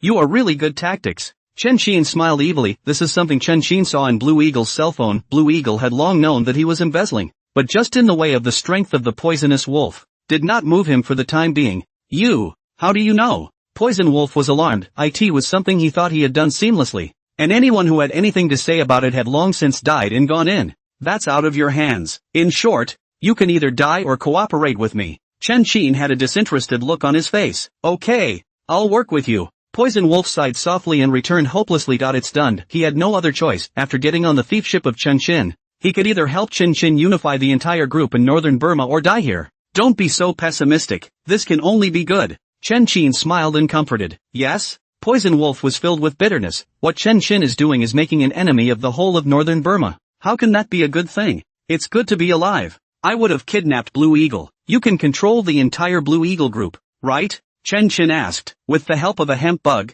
It can. Poison Wolf thought about it for a moment and returned. Wait here. I'm going to pull the hemp bugs into the group, and then we'll kidnap Blue Eagle for you. Chen Xin said and walked out, looking at Chen Xin's back as he left. Poison Wolf broke out in a cold sweat again, listening to Chen Xin's tone. Tying up the Blue Eagle was as simple as eating and drinking water. It's horrible. What kind of a scourge must such a man be to the north of Maine if he stays in the north of Maine? One short day Valen was tied up. Blue Eagle is about to be tied up. The 5 Mingwei men were tied up straight away. People with heads and faces were all about to be tied up by Chen Xin. At this rate, Chen Xin seems to have a real chance of unifying the entire northern Burma group of all sizes. Is this going to be true? Poison Wolf was a bit incredulous. What even the local officials couldn't do was really going to be done by Chen Xin. Really? Then Chen Xin becomes the real emperor of northern Burma. Worth $10 billion. Endless wealth. Endless power. Countless women. And collaborators like Poison Wolf as well as Sparrow are the number 2 or 3 people in northern Burma. One for all. One for all. The matter is just to think about it. Poison Wolf then felt a rush of excitement. If you choose to do it, Fight to the death. 10 minutes later. A knock on the door interrupted Poison Wolf's thoughts. The door opens, looking at Chun Chin and Ma Bug standing in the doorway. Poison Wolf's face changed again. It's only been 10 minutes, and Chin Chin subdued the hempworm? That's not too fast. No more bullshit. Follow me. Chen Chin greeted. Poison Wolf understood and followed Chen Chin all the way downstairs, only to see that outside the courtyard, a car was parked at the moment. When the Poison Wolf asshole saw the person inside, he sucked in a breath of cold air. Chen Chin actually did tie up all these people. These people are in your hands, whether you kill or surrender. In short, I'm going to take down all the big and small groups as fast as I can. Do you hear me? Chen Chin ordered. Understood. Poison Wolf Hempworm immediately nodded his head. Wait here, I'm going to get this Blue Eagle kid. Chen Chin's eyes flashed as he walked in the direction of the Blue Eagle, the other side, Blue Eagle residence. Even at 4 in the morning, Blue Eagle still couldn't sleep, for no other reason than a Chen Chin. Originally, Blue Eagle thought of pulling Chun Chin into the alliance to be an assassin, a think tank, and an ally to hold back the poisonous wolves and muggers. However, at first sight today, what Chen Chin did was beyond Blue Eagle's expectations. Live Tai Valen. With the body of 3 men, the front is hardened by 40 men. Each of these is something that Blue Eagle wants to do and can't do. In Chen Chin's hands, not only did he do it, but his efficiency was also ridiculously high. How can such a strong person be at ease as his Blue Eagle's second-in-command? If the roles were reversed, and Blue Eagle was replaced by Chen Chin, Blue Eagle would definitely kill himself to get to the top. Tick-tock. The cell phone is ringing. Blue Eagle picked it up and saw that it was a text message. Chen Chin entered the area of the hemp bug. It's really going to be something. Blue Eagle's pupils shrank, the heart regretted it even more. Chen Chin's first day of exposure to the hemp bug was clearly meant to be detrimental. Good thing I was prepared. I'm not afraid of you coming. I'm afraid of you not coming. Blue Eagle swept around with a sardonic grin. Only 8 bodyguards were standing or lying on their backs in his small room. Once Chen Chin breaks in, he is guaranteed to be beaten to a sieve. Brother da? Ha? I can't believe they didn't add more people? Chen Chin raised an eyebrow. I in the small villa of the poisonous wolf as well as the numbnuts. A number of bodyguards could be added. Does Blue Eagle trust him? Chen Chin. Completely. Or is he emboldened? Chen Chin's nose sniffed and focused on Blue Eagle's bedroom. One moment. A myriad of flavors hit my nose. 9 of them are clearly human in flavor. Good boy. Hiding 8 people in the room, huh? Trying to beat me to a pulp? Chen Chin laughed. Blue Eagle is really mean. This guy actually pulled the hole loose on the outside. Tight on the inside trick. Chen Chin really do not know the situation inside. A push door or a climb window. Really die in the hands of this kid. It's no wonder he's made a name for himself. His brain is really much better than that of Poison Wolf and Sparrow. But these tricks are simply not enough in Chun Chin's case.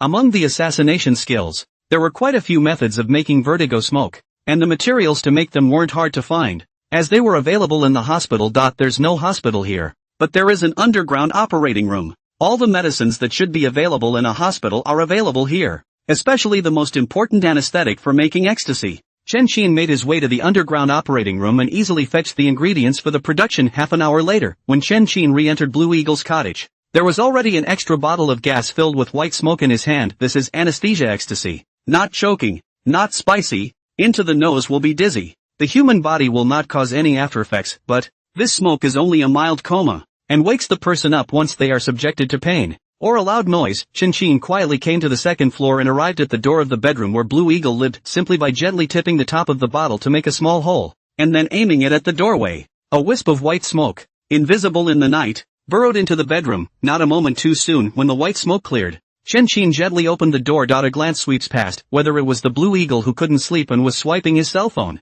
or the bodyguard who was standing on his back and squatting. One by one, they all passed out. Chen Chin smiled at Blue Eagle and brought him, as well as his cell phone, all the way to Poison Wolf's small courtyard. When they saw the Blue Eagle that Chen Chin was carrying, one of them didn't know whether to cry or laugh. Brother Chin, you're too efficient, aren't you? Poison Wolf was filled with bitterness. He was truly convinced. Just over an hour before and after, and the Blue Eagles are done? Is this the same eagle they feared? In Chen Chin's hands, it's just like chicken. The hemp bug was equally shocked and looked at Chen Chin as if he was looking at a monster. Almost simultaneously, regardless of whether it was the poisonous wolves and numbnuts, or the hardcore minions around the two, each and every one of them was afraid of Chen Chin to the extreme, and didn't dare to give birth to any dissenting thoughts at all. They were completely convinced. Let's wake him up. Chen Chin slapped Blue Eagle across the face. Snap. Blue Eagle woke up in a daze and looked at Chen Chin and the others. His face instantly changed wildly. You, why are you here? It's how you're in my place. Chen Chin laughed. Blue Eagle looked around,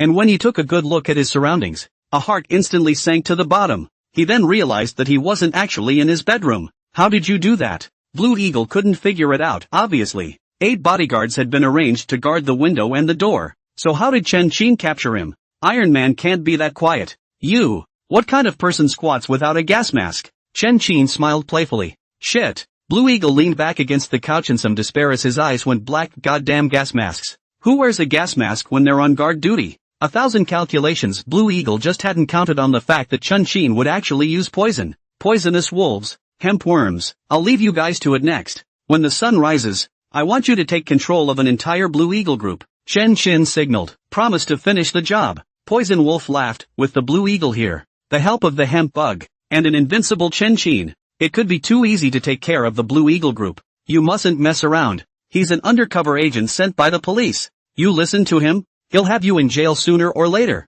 Blue Eagle suddenly exclaimed. It was his only saving grace. Pity Poison Wolf Hempworm didn't pay any attention to Blue Eagle at all, and not to mention that Chen Qin was an undercover agent. Even if Chen Qin was really a police officer, they would still choose to assist Chen Qin all the same because Chen Qin was too strong. Strong enough to take their lives at any time. Faced with a threat to their lives, do they have a choice? Next time, countless managed to die inexplicably under the operation of the poisonous wolves as well as the muggers, and a violent gunfight even broke out in the follow-up. Wait for the sun to rise, but all those who supported the Blue Eagles were all killed. While everyone was puzzled, the poisonous wolf leper held a group meeting, and all the members gathered together. Quiet, everyone. I've gathered everyone today to make a big announcement. Blue Eagle is dead. After this, our Blue Eagle group will be renamed Xinyu Group, with Chen Qin as the chairman as well as the president. Please welcome our Chen. Poison Wolf said this. The whole room was confused. Chen Qin. Who is he? Isn't this the dude who was here yesterday? Crap. Only here for a day and he's chairman of the board?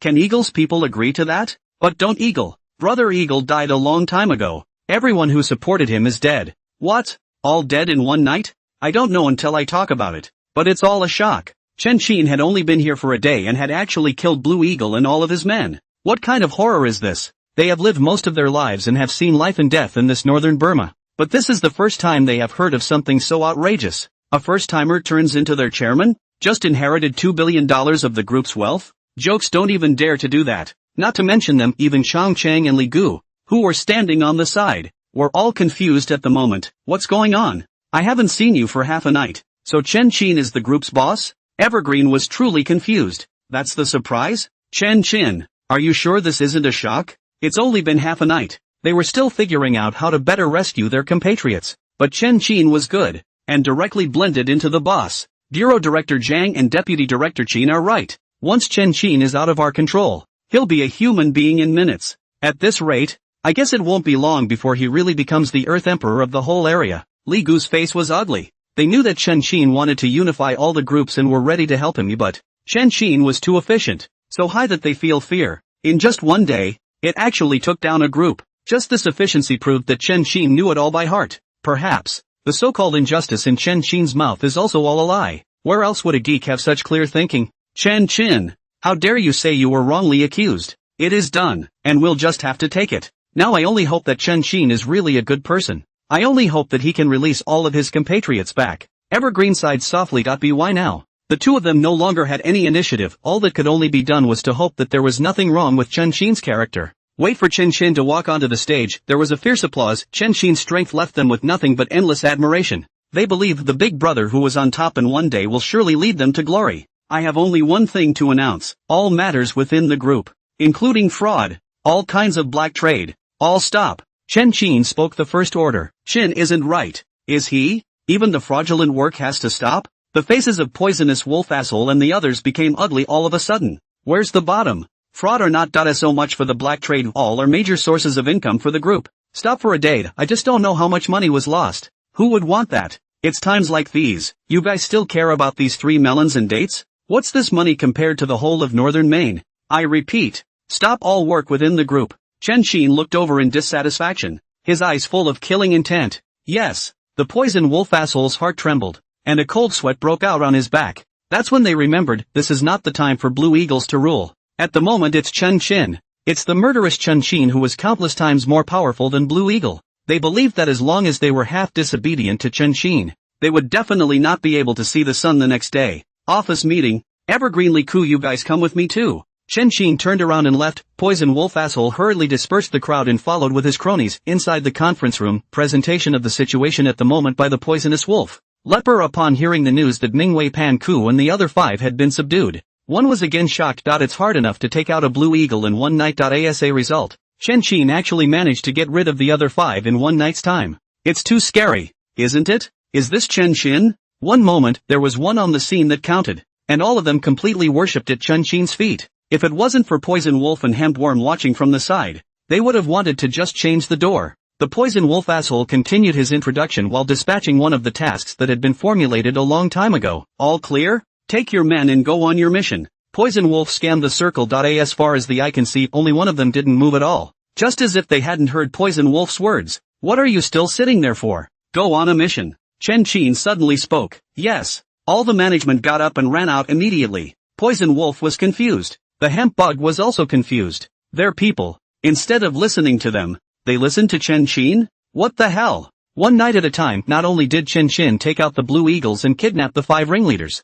but he also hollowed them out? Evergreen and Liku looked helpless. These scenes were all too familiar to them. At home, Chen Qin's prestige was just as formidable. Not only the netizens, but even they, the police, including the inmates inside the prison, all admired Chen Qin. Now that Chen Qin was able to make these managements so admired, they weren't surprised at all. Even the police admire the death row inmates. So what's the point of making these people instantly die loyal to Chen Qin? Who wouldn't want to follow someone who is nearly invincible? Go on. Chen Qin signaled. Shin, these people will have to be dealt with by you. Poison Wolf blushed a bit and handed over a list. None of the above wall are major players in the major parks. Getting them done means getting the whole park done. No problem. Let's go. Chen Qin walked out with Evergreen Ligu. Wait for the 3 to leave. Poison Wolf and Hempworm both let out a heavy sigh. You say, how sure can we be if we take out Chen Qin? A hint of killing intent flashed in the eyes of the hemp bug. Our people are listening to Chen Qin. Do you think it's still possible? Poison Wolf laughed bitterly. It wasn't like he hadn't thought about it before that. Chen Qin is a bare-bones commander. And even stronger, there are only 3 of them. As long as he kills Chen Qin, he, Poison Wolf, will be the boss. But now once Chen Qin's deeds came out, all became Chen Qin's followers. What's the point of this? They've become bare bones themselves. How do you think such a monster came to be with us? The hemp bug was full of depression. Accept reality. It's not us who are suffering now, it's them. Poison Wolf shook his head. They do suffer. The whole day, Chen Qin is either catching them or on his way to catch them. As soon as the word gets out, all the gardeners went completely crazy. At this time of day, the missing gardeners of all sizes alone actually numbered a full 10. To note, they only have so many 20 or 30 large and small parks in all of northern Maine. A third of them disappeared at once. What kind of concept is that? And every hour that passes, there is bound to be a gardener who either dies violently or disappears. What the hell happened? All the gardeners immediately mobilized their banknote abilities and started poking around everywhere, and so all the spearheads were pointed at the Blue Eagle group and at Chen Qin. Are you kidding me? Valen was captured? Blue Eagle was killed? And it was all Chen Qin's doing? Where did this brother come from? How come I've never heard of him? My God, this brother is still a wanted man? Selling national treasures? Intentional murder? Saving hostages? Shooting a sugar baron? What do you think you're doing in northern Burma as a death row inmate if you're not serving your sentence at home? They confused Chen Qin's information with that of Chen Qin and thought they were the same person. Looking at the details of one of Chen Qin's deeds, the park owners went all numb. At the top of the hose with a water gun, carrying people up the hill, facing the sugar lords in a 1-on-4, gun lock, stones as bullets in the cave, killing the humans in return. Is this a human being? Until now, they realized what kind of opponent they were really facing. Almost instantly, everyone panicked. They began to shrink their manpower, shielding themselves tightly with 3 layers inside and 3 layers outside. Even when he slept at night, he had to arrange for a dozen bodyguards to crowd the room, just in case Chen Qin took advantage of the situation. However, they play even tighter defense. It also seemed to only delay Chen Qin's efficiency, not stopping him at all. And there were still people dead or missing. It wasn't that they hadn't thought about rising up and attacking, but their thoughts had only just come out when the garden owners had died violently first. 3 full days, the major gardeners are dead and missing. In some of these parks, it was so hard to survive until the big brother died. It was so hard to get to the top, and before the butt was even warmed up, he died directly and violently that night. One way or another, the gardener has become the most high-risk position in northern Maine. Even if the seat was right in front of them, they wouldn't even dare to sit on it. Without a park owner, the major parks are a scattered and chaotic mess. All sizes of the head, panicked, does not even sleep well, for fear of their own deaths and the unexplained. Wait for the 5th day of finally. Someone couldn't take it anymore. Along with the first person's submission, one by one, the garden masters as well as the big and small heads followed suit, all handing over the resources in their hands. Day 6. All the big and small groups in the whole of northern Burma have been merged into the Chinyu group today, and all of them have hung up the brand of Chinyu group. Evergreen and Ligu, who had been busy all week, finally had time to sit in the lounge. I told you there was something wrong with Chen Qin. Look how many people he's karma'd in the meantime. With this ruthlessness, you dare him to be wronged? Ligu was truly convinced. Chen Qin is too ruthless. Karma doesn't even fluctuate half as much. It's like killing a chicken. Put the nation's prisons together and you might not find anyone this ruthless. With this performance, can Chen Qin not have a problem? Whether it's a wrongful accusation or not I don't know, but the question before us now is, what do we report? Evergreen was a bit overwhelmed looking at his cell phone. They've been busy and haven't reported back until now. To the state IT was all over and it was time for them to report back. The question is, how is this going to be reported? Tell HQ that Chen Qin has become the emperor of northern Burma? Boss? What else to report? Honestly, Li Gu said, easy for you to say. How can we be honest? Tell headquarters that Chen Qingar has nearly 100 men? And then tell them that Chen Qin has pulled full weight in prestige here, subdued one headman after another, and become a veritable emperor of the land? Evergreen was filled with speechlessness. Such explosive news, what can he say? Can HQ hold the top? And their biggest concern, is Chen Qin willing to let his compatriots go or not? And is he willing to return to his country to serve his sentence? Regarding the status and power and money that Chen Qin possessed, Evergreen was really not sure. How else could we report it? We can't hide it from headquarters. Can we? What will happen to Chen Qin in the end can only be negotiated by the headquarters. Li Ku spread his two hands and was filled with helplessness. Just as well. I hope I won't get scolded. Evergreen took a deep breath and dialed the video call. The call was quickly answered. The one who appeared in front of them was Bureau Chief Zhang. It's complicated, isn't it? Why didn't you call to report until now? Bureau Zhang asked. Complicated indeed. Otherwise, Bureau Chief Zhang, why don't you call the people together first, and we'll have a meeting while we report back? Evergreen offered with some hesitation. A meeting? You have that time on your end? Bureau Zhang froze on the spot. An undercover agent who can still make random video calls? Yes, we're basically done on our end. But, we have good news with bad news. Evergreen returned. So soon? It's only been a week. Bureau Zhang froze again. It's too efficient, isn't it? Chen Qin and the others weren't rescuing one person. They were rescuing 100 or 200 people. With so many people, just getting back home from northern Burma is a big challenge, let alone having to hide from people. Bureau Zhang was even prepared to fight for a long time, and was also thinking of ways to arrange for another person to go there. Results: 1 week, and Chen Qin finished the job? It's just as hard to beat Chen Qin when he's abroad. Talent. Give me the good news. Bureau Zhang called out in surprise. The good news is, as long as Chen Qin is willing, we can bring back our trapped compatriots anytime we want. And the whole of northern Burma, too. Evergreen returned. Did I hear you right? You mean the entire fellowship of northern Maine? Bureau Zhang was shocked. Right. You heard right. Evergreen nodded. Great. I was worried about this. And you guys are giving me a great surprise. It seems like I really made the right decision to take the risk of calling Chen Qin over this time. Bureau Zhang was ecstatic. Rescue all compatriots in northern Burma. It's something the whole country wants to do. Now it's made. Then he, Zhang Bureau, the commander-in-chief, is a great credit, and will immediately be promoted and receive a salary increase. Get it right and they all get a coat of arms on their shoulders. No. Later, Bureau Zhang suddenly noticed a hint of something wrong. No problem saving lives. It's no problem to bring them all back home. What do you mean you need Chen Qin's willingness? What could he not want? Don't you want to be a hero for your sins? Bureau Zhang asked suspiciously. Why should Chen Qin be willing? Because Chen Qin unified the entire park in northern Burma, become the king of Maine North. Li Gu returned. What? Say that again. Bureau Zhang exclaimed with some disbelief. Chen Qin is now the king of northern Burma. The big and small heads within it, the garden masters, all of them unconditionally follow Chen Qin's orders. Li Gu said again.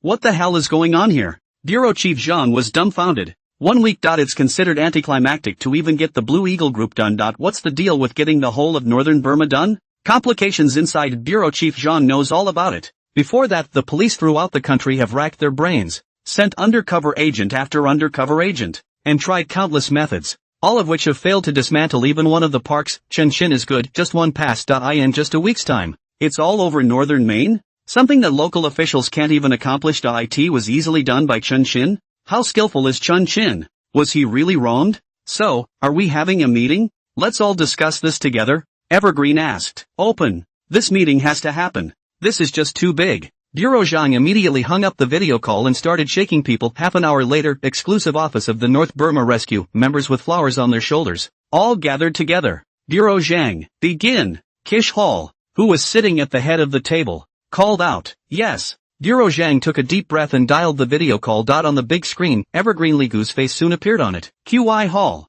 Bureau Chief Zhang. Deputy Bureau Chief Qin. Hello everyone. I'm Evergreen. I'm Li Ku. Evergreen Li Gu saw Chi Hall, not at all surprised, immediately greeted one by one, straight to the point. Bureau Zhang signaled, yes. Here's the thing. Evergreen told everything about coming to northern Burma. All the details. All of it. After listening, everyone on the scene was silent. Tied up Valen on the first day. Then one after another. He tied up 5 or 6 large and small gardeners with Blue Eagle. Just one day, Chen Qin went so far as to become the chairman of the Blue Eagle Group, and also changed the Blue Eagle Group into the Qinyu Group. 6 days after that, Chen Qin was in no man's land, continuously karming hundreds of people. Hundreds of them. That number came out. Everyone at the scene's face changed wildly. Too ruthless. Is this the same Chen Qin they knew? Or is it Chen Qin, who cries out that he's been wronged? He wronged the hell out of him. I think he's reverting to his nature. I told you to have reservations about Chen Qin. Now well, with this appearance, does he still look like a man who was wearing his sins?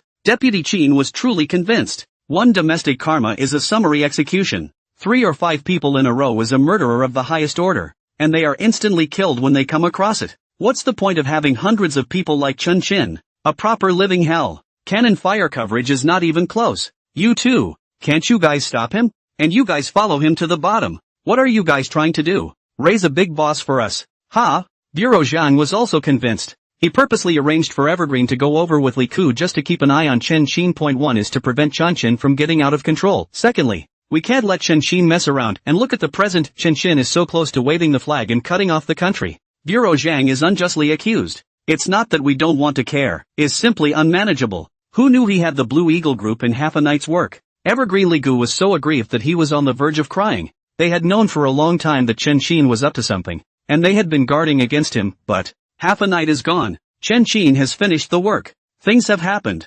Chongqing Li Gu can still do. They're nothing but dry eyes. And they're still dry eyes.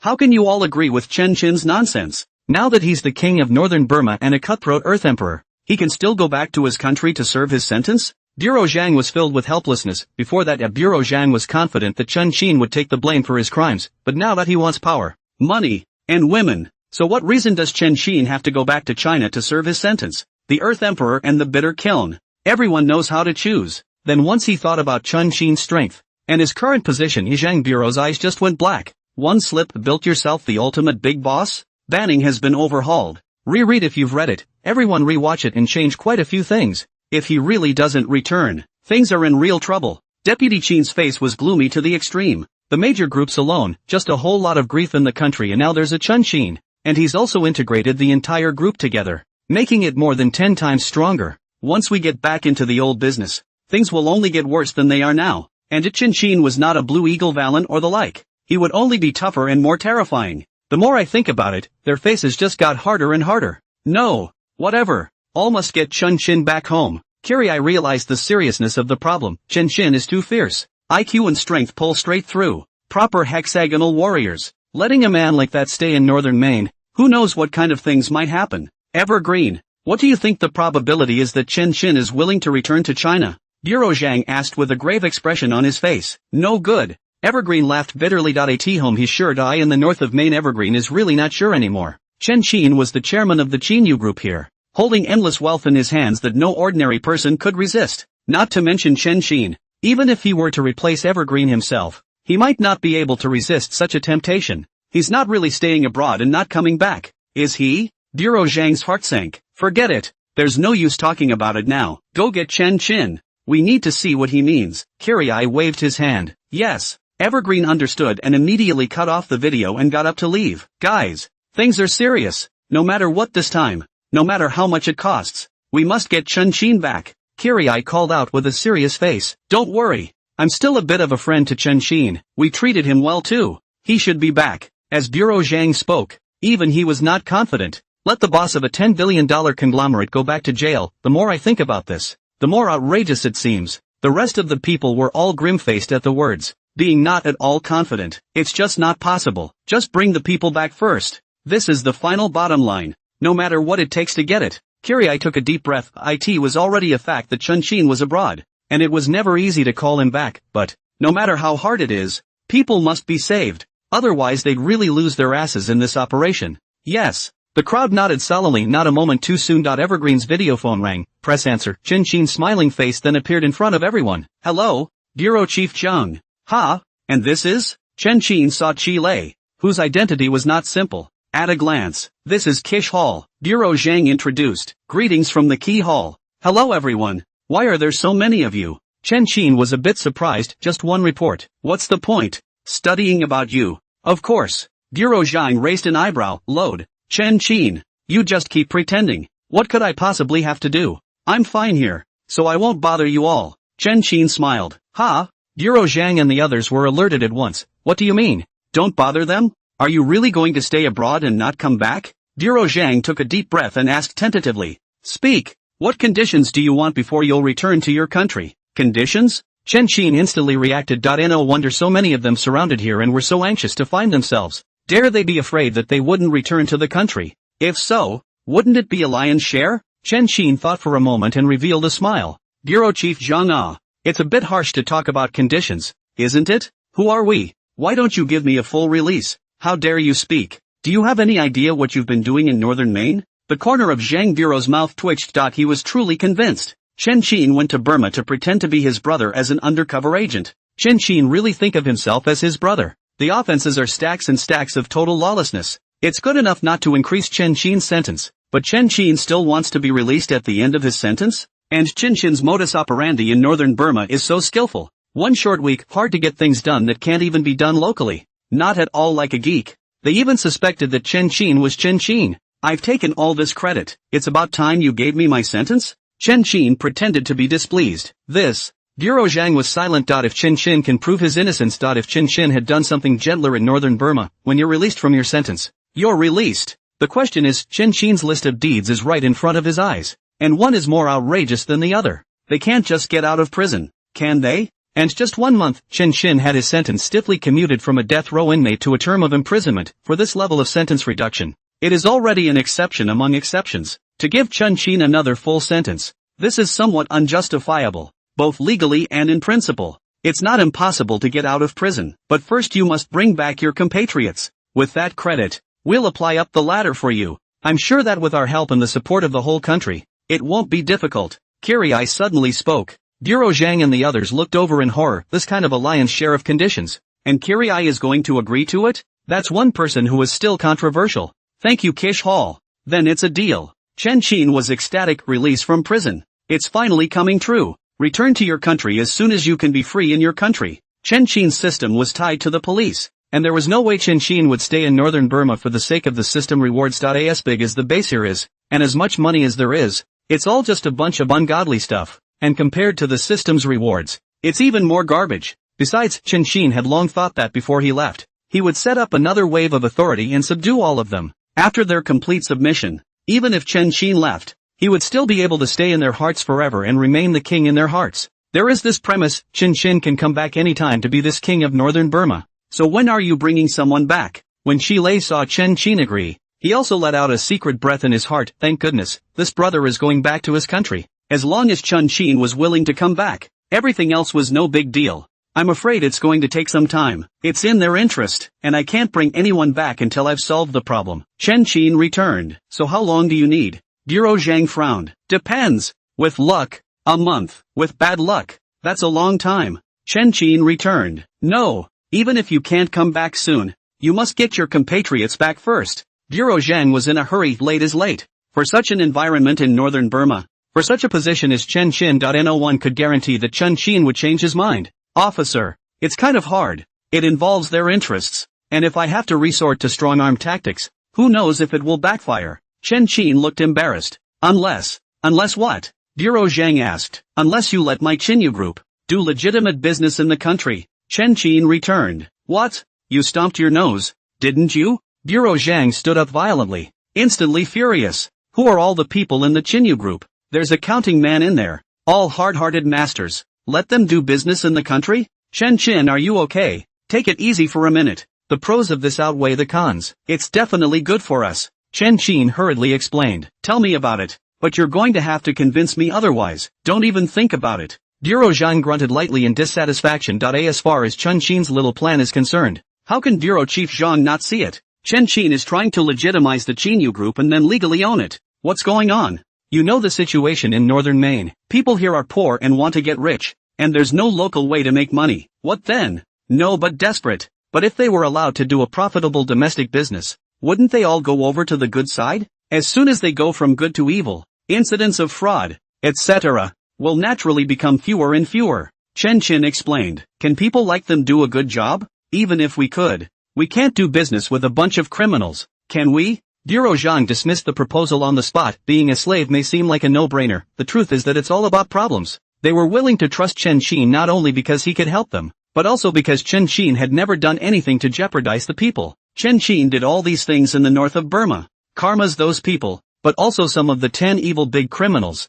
is not enough to die. But others are not. They are all criminals, and by rights, they should all be taken to prison. Who wants to put someone back if they're not offered a monetary package? Besides, who said anything about working with them all the time? We can totally stabilize them first, then we can arrange for manpower to replace all of the management with our people. If there's anyone unsettled during that time, we'll just deal with it. If it stays peaceful, why don't we give them a chance to reform? It's better to convert them than to remain evil, right? Chen Qin asked. This. Duro Zhang was silent again. The rest of the group was in deep thought. That's a good point about Chen Qin. There are too many people in the Qinyu group. Again, it's off the beaten path. They were just as intent on catching them even if they wanted to, instead of letting them run amok out there. It would be better to follow Chen Qin's intention to semi-incorporate them and turn them into their own. Can you guarantee that they will be converted? Can you guarantee that they won't do anything to jeopardize everyone? Duro Zhang asked again. I can guarantee it. Who wants to be a gutter rat when they have a legitimate business? Chen Qin immediately assured. One more question. Business isn't something you can do just because you want to. It's not like they know anything about it. So if the business fails, won't they go back to their old ways? Duro Zhang had a worried look on his face. There's no need to dwell on that one. All we need to do at the moment is stabilize them and then pick up the people. As to whether or not we can make money subsequently, whether or not we can stay settled, that doesn't seem to have much to do with us. Big deal. We'll cut them off and strike again. Chen Qin said so on his lips, but he didn't think so in his heart. If it really became a legitimate company, Chen Qin would be able to legally own it and would naturally run it properly. Chen Qin believed that with those skills of his, no matter what aspect of business he was doing, he would be able to make the Qinyu group bigger and stronger. Hiss. Chen Qin, are you doing this for yourself or for our people? Duro Zhang went numb. Chen Qin was trying to convince him by all means. You're not even out of jail yet, and you're already thinking about your own future? The word is mine. If you don't agree, then wait. Whenever I'm done with this side, I'll put them back. Chen Qin spread his two hands with a disinterested expression. What kind of attitude is that? Duro Zhang's face sank. Look at Chen Qin's meaning. If they don't agree to this, Chen Qin is going to put down his sword and swing for the fences. Really want to let Chen Qin in the north of Burma for a long time. The follow-up to what is going to happen. It is really hard to say, but is really going to take in such a group? Let's do what Chen Qin wants. I agree. Kirai suddenly spoke up. What? Shouldn't we think long and hard about this? Duro Zhang was alarmed. The release from prison promised to forget about it. You can even agree to let the Qinyu group do business with the country? If something really goes wrong during that time, it can be all about accountability. Did Kirai trust Chen Qin that much? I also think it's time to think long and hard, and it's best to shake people up and discuss it again. Deputy Director Qin and the others spoke up. This is too big. They have to ask all sides for their opinions. Say no more. This is the best program available. Well handled. And it does take care of a big hidden problem for us. Kirai forcefully argued. There was nothing Kirai could do about it. Chen Qin's position in northern Burma was too high. The temptation too great. Seeing that Chen Qin has the idea of returning to his country and the intention to join the Liang, it is necessary to get Chen Qin back as soon as possible. Otherwise, who knows if Chen Qin will suddenly change his mind. They don't have much initiative in this matter, not to mention these requests. Even if Chen Qin went a little too far, it seemed that he could only agree. But, Duro Zhang wanted to say more, but Chi Lei directly interrupted him. Don't butt it. The matter is decided. Chen Qin, you let it go. Regarding your subsequent needs, we'll all provide assistance. Go ahead. Bring the person back as soon as possible. No problem. Chen Qin was ecstatic. With this statement, the Qinyu group is the legitimate group. He himself will be able to be the chairman of this board as a matter of course. As for the money in it, Chen Qin can also distinguish between the big and small kings. It's time to pay up and be charitable. What Chen Qin wants is people. As long as there are people, and then Chen Qin's skills, there is no fear of not making money. And, Evergreen Li Gu, you will stay in the north of Burma and properly assist Chen Qin. And in the future, you will be in charge of all the people we pass. I said again. Evergreen Li Gu was confused. You came in fine, but you can't go back? That's it. Hang on. The video call was immediately interrupted as soon as Kiriai's words left his mouth. Evergreen Li Gu was watching from the side of the people who were dumbfounded. Release from prison. The Chinyu group does business in the country. 2 such outrageous requests. And all of them were agreed to? According to this, Chen Qin took a trip out of the country. And not only was he released from his sentence, but he also made a group worth nearly $10 billion? There's no mistaking it. Chen Qin is on death row. In 1 week's time, you've gone from being on death row to being a winner? Tens of billions of dollars in wealth. The Taishang of the north of Maine. Those 2 labels, like they could be applied to a death row inmate? Don't be a fool. Go. Everyone's almost here. It's time for the meeting. Chen Qin greeted. Ugh.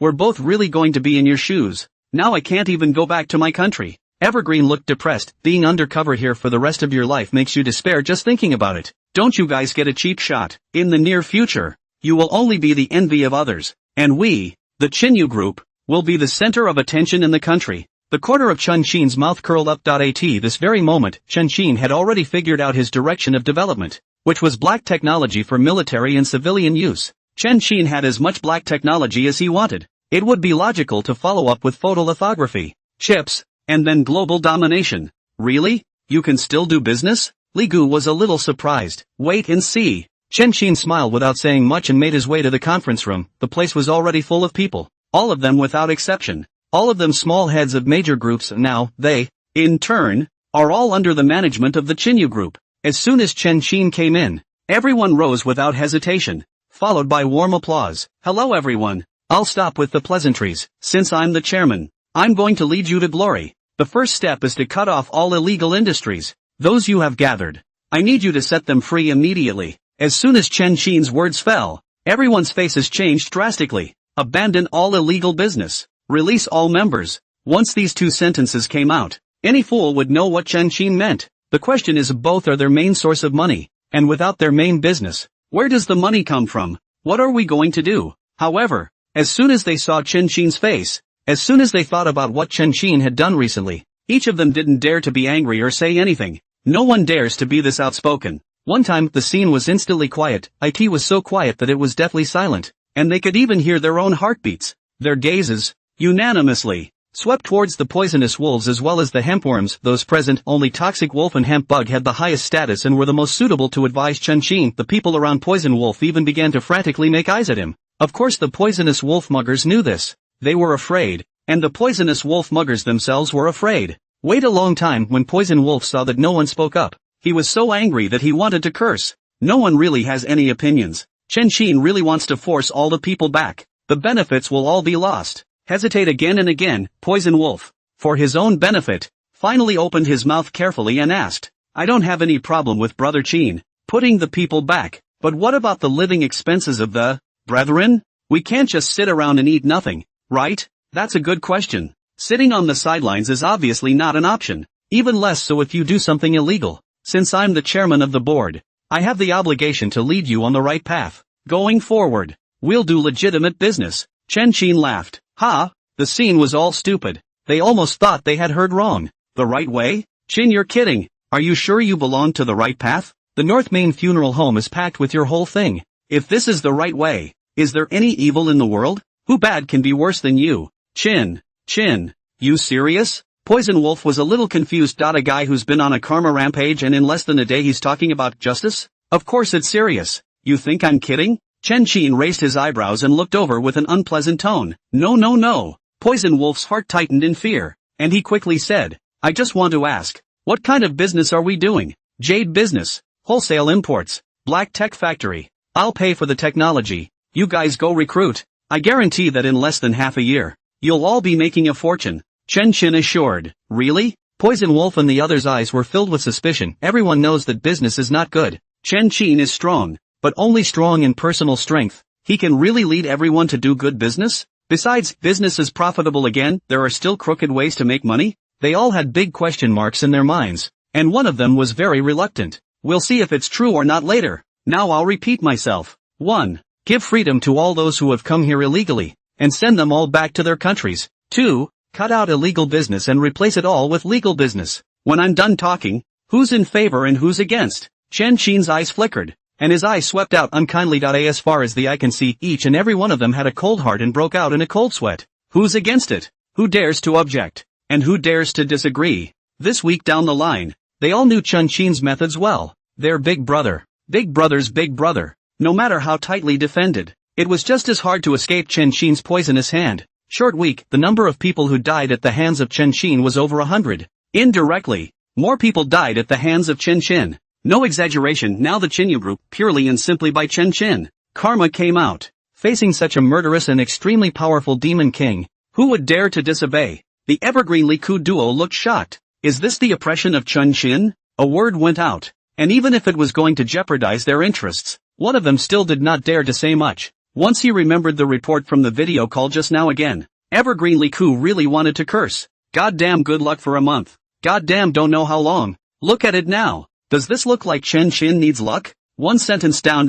Don't even dare to hum on it. You call that difficult? Dumb? Or against? Chen Qin said again in an icy tone. I'm for it. Poison Wolf sighed softly. It's done that he no longer dared to refuse. I'm for it. One moment, there was a count of 1 in the field, all of whom followed suit in agreement. Yes. I'll give you 3 days. You brought everyone here. I'll warn you again. Don't ever get sloppy with me. I'm sure you all know my methods. Chen Qin's eyes glared. Yes. All the people's necks shrank and they didn't dare to disobey as they returned one by one. See the situation. Chen Qin smiled with satisfaction when they brought all the people and sent them back. Chen Qin would make another heavenly feat. Its merit is even as great as that of recovering a whole set of the Young Legrand dictionary. Chen Qin, by then, will also appear in the public eye once again, shaking the nation once again. Countless reputation values were beckoning towards Chen Qin, as well as SS rank rewards. The thought crossed my mind. Chen Qin waved his hand and said, the meeting is adjourned. Poison Wolf, Hempworm, Evergreen Li Ku, stay for a while. A line of people as a relief. A smoke all disappeared.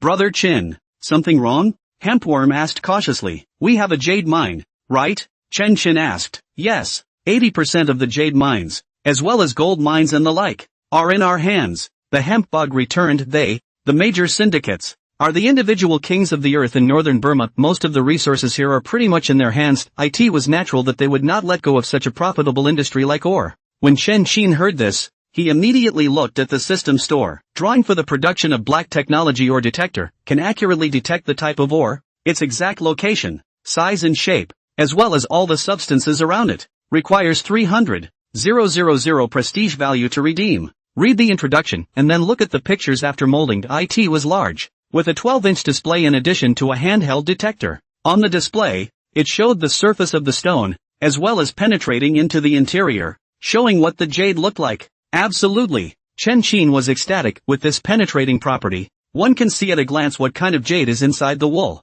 Gambling is a joke in front of it. And, with this instrument, when it comes to mining, it is possible to mine with precision, specializing in the good ones. In this way, the efficiency of mining jade, as well as all types of ores, would be greatly increased. With efficiency, labor can be saved and more good jade and good ore can be developed. Redemption. Ding. Consuming 300,000 prestige values. The production drawings for the black tech ore detector have been exchanged. Next, Chen Qin had completely controlled the method of making the black tech ore detector. Hemp bugs. You purchase all these materials, machines, all of them back for me. Chen Qin wrote down all the things he needed to use. Yes. Hemp bug finished and retreated with a list of purchases. Poison Wolf, you go and make a record of all their regular industries. Summarize it and report back to me. Chen Qin commanded again. Yes. The venomous wolves retreated like wolves. Evergreen, you go and get me the experts who make ore detectors in China, preferably the top experts. I need them to be inducted into my group with permanent contracts. Chen Qin looked at Evergreen. The group is big and has a lot of things to do. Chen Qin does not have that much time to make instruments of thinking about it. The only way to do this is to sign a permanent contract, then teach your skills and let them work for you. Big brother, you're kidding, right? Having the top experts in the country, signing permanent contracts with you? What's the difference between that and selling your body? Evergreen is numb. Kiri, I did say it was okay to mention a demand. But this demand was too outrageous, right? People are top experts in the country and are treated like laymen. Is it necessary to come to such a barren place or sign a permanent selling contract? Do you really think they're stupid? Coming. Ha? Ask me. Chen Qin don't even think about finding an expert. It's not bad to have college students willing to come here. Li Gu is also numb. I can pay. Offer high wages. Triple domestic wages. Chen Qin immediately offered generous conditions. Talent is hard to come by, especially such skilled people. As long as there were people, as long as they could learn the techniques on Chen Qin, it was a money printing machine. But don't triple it. 10 times people won't come. It's the north of Maine, not old America. Evergreen smiled bitterly. People in the country would have been the top experts. Treatment pool full. As to come to this kind of at any time life-threatening place? Do people think they are treated badly at home? Or do they have too many loins? Except for the money, I can also teach them cutting-edge technology. This is a small part of the drawing of the ore detector. Take it to them. They will naturally come after seeing my design. Chen Qin smiled confidently. Inside this was one of the parts of the probe disc. And the technology of this part was enough to overturn everyone's perception of probe discs. A professional can see the horror at first glance. And the drawings are only a very small part of it. They couldn't have built it even if they had looked at it. After writing everything down, Chen Qin handed this small portion of the drawing to Evergreen. No, you really do, don't you? Evergreen was a bit surprised. Chen Qin's individual strength is strong even so. You know how to make technology? It would be too much. Not two in the hand. How dare you take on such a big burden? Chen Qin smiled and asked rhetorically, even if you would, that won't work either. Evergreen took the drawing somewhat helplessly. Chen Qin will meet again. But can he still beat the top experts in the country? They couldn't just take a look at the drawings and follow Chen Qin to this kind of shithole where they could lose their lives at any time. Could they? How do you know if it works until you try? Be quick. My side of the family is short on patience. And after too long without a gain,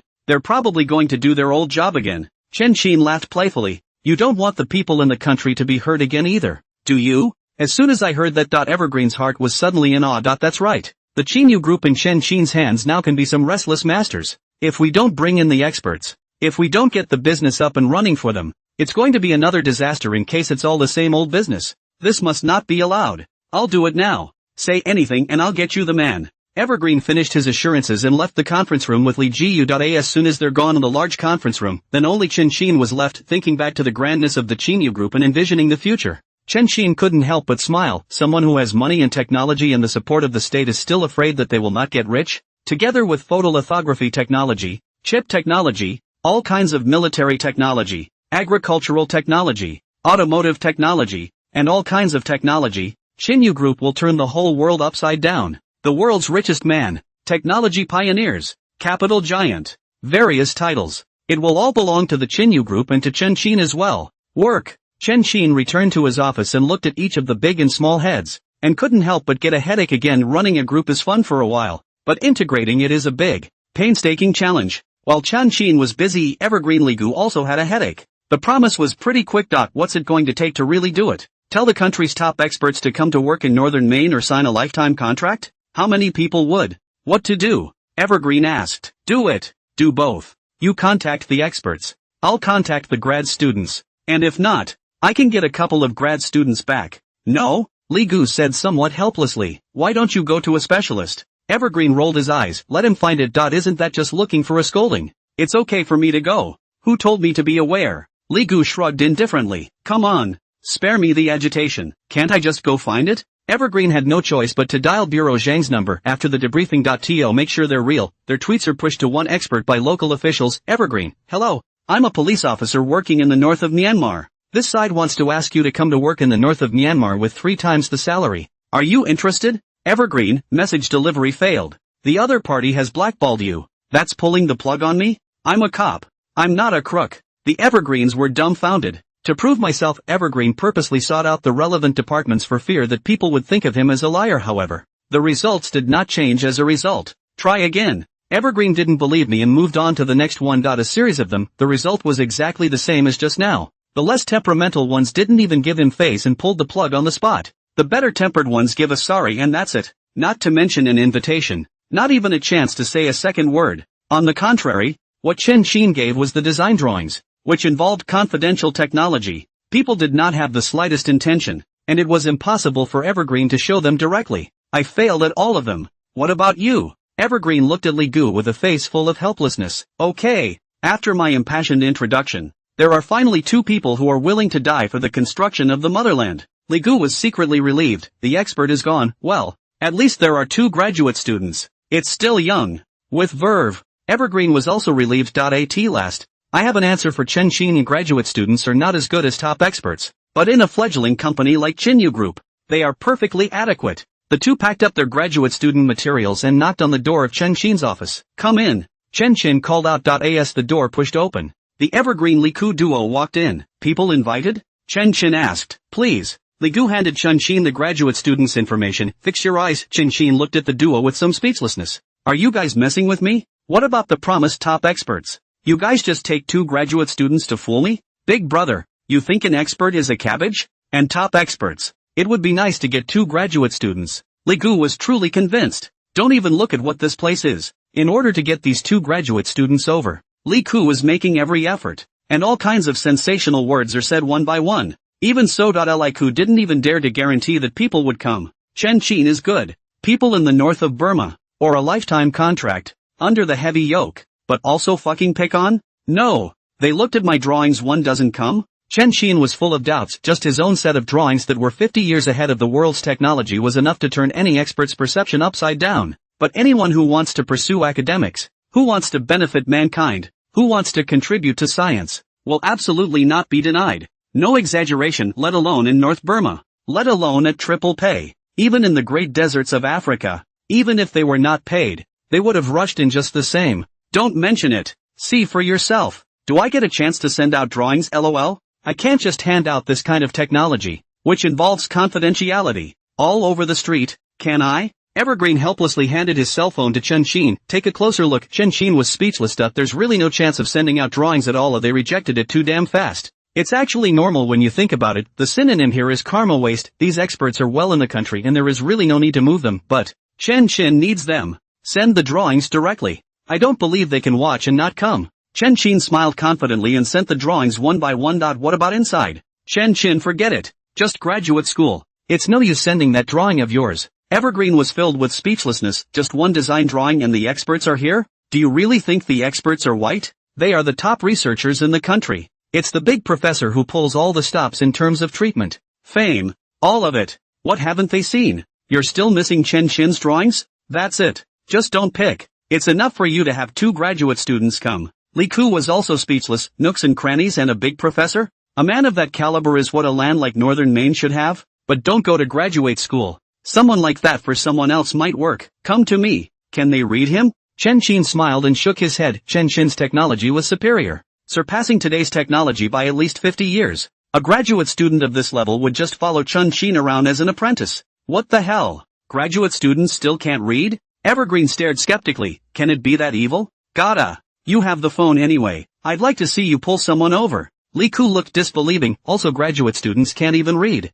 They don't understand. Can you understand? Do you really think research is a child's game? They questioned it at the same time. Domestic. A 985 college inside the office. Ding. The WeChat alert sounded. Professor Wang swept a glance. Looking at the above, Maine North Evergreen. Professor Wang a little helpless. Not said not to go? You still won't let it go? Do you really consider the north of Burma as a precious land? Professor Wang originally didn't want to care, but once he thought that this was the police and an official key reminder item, he eventually picked up his phone. Still too gentle just now. Rejected hard this time. Professor Wang tapped his cell phone. Above is a quote along with a picture. Evergreen, whether you come to Maine North or not, please look at the drawings before deciding. No kidding? A drawing to drag me to the north of Maine? Professor Wang was happy. Yet he's a big professor. What drawings haven't you seen before? This approach of Chen Xin is also too whimsical. Curious. Professor Wang clicked on the picture, fixed his eyes, and the whole person instantly froze. This can't be right. Professor Wang's face was full of disbelief,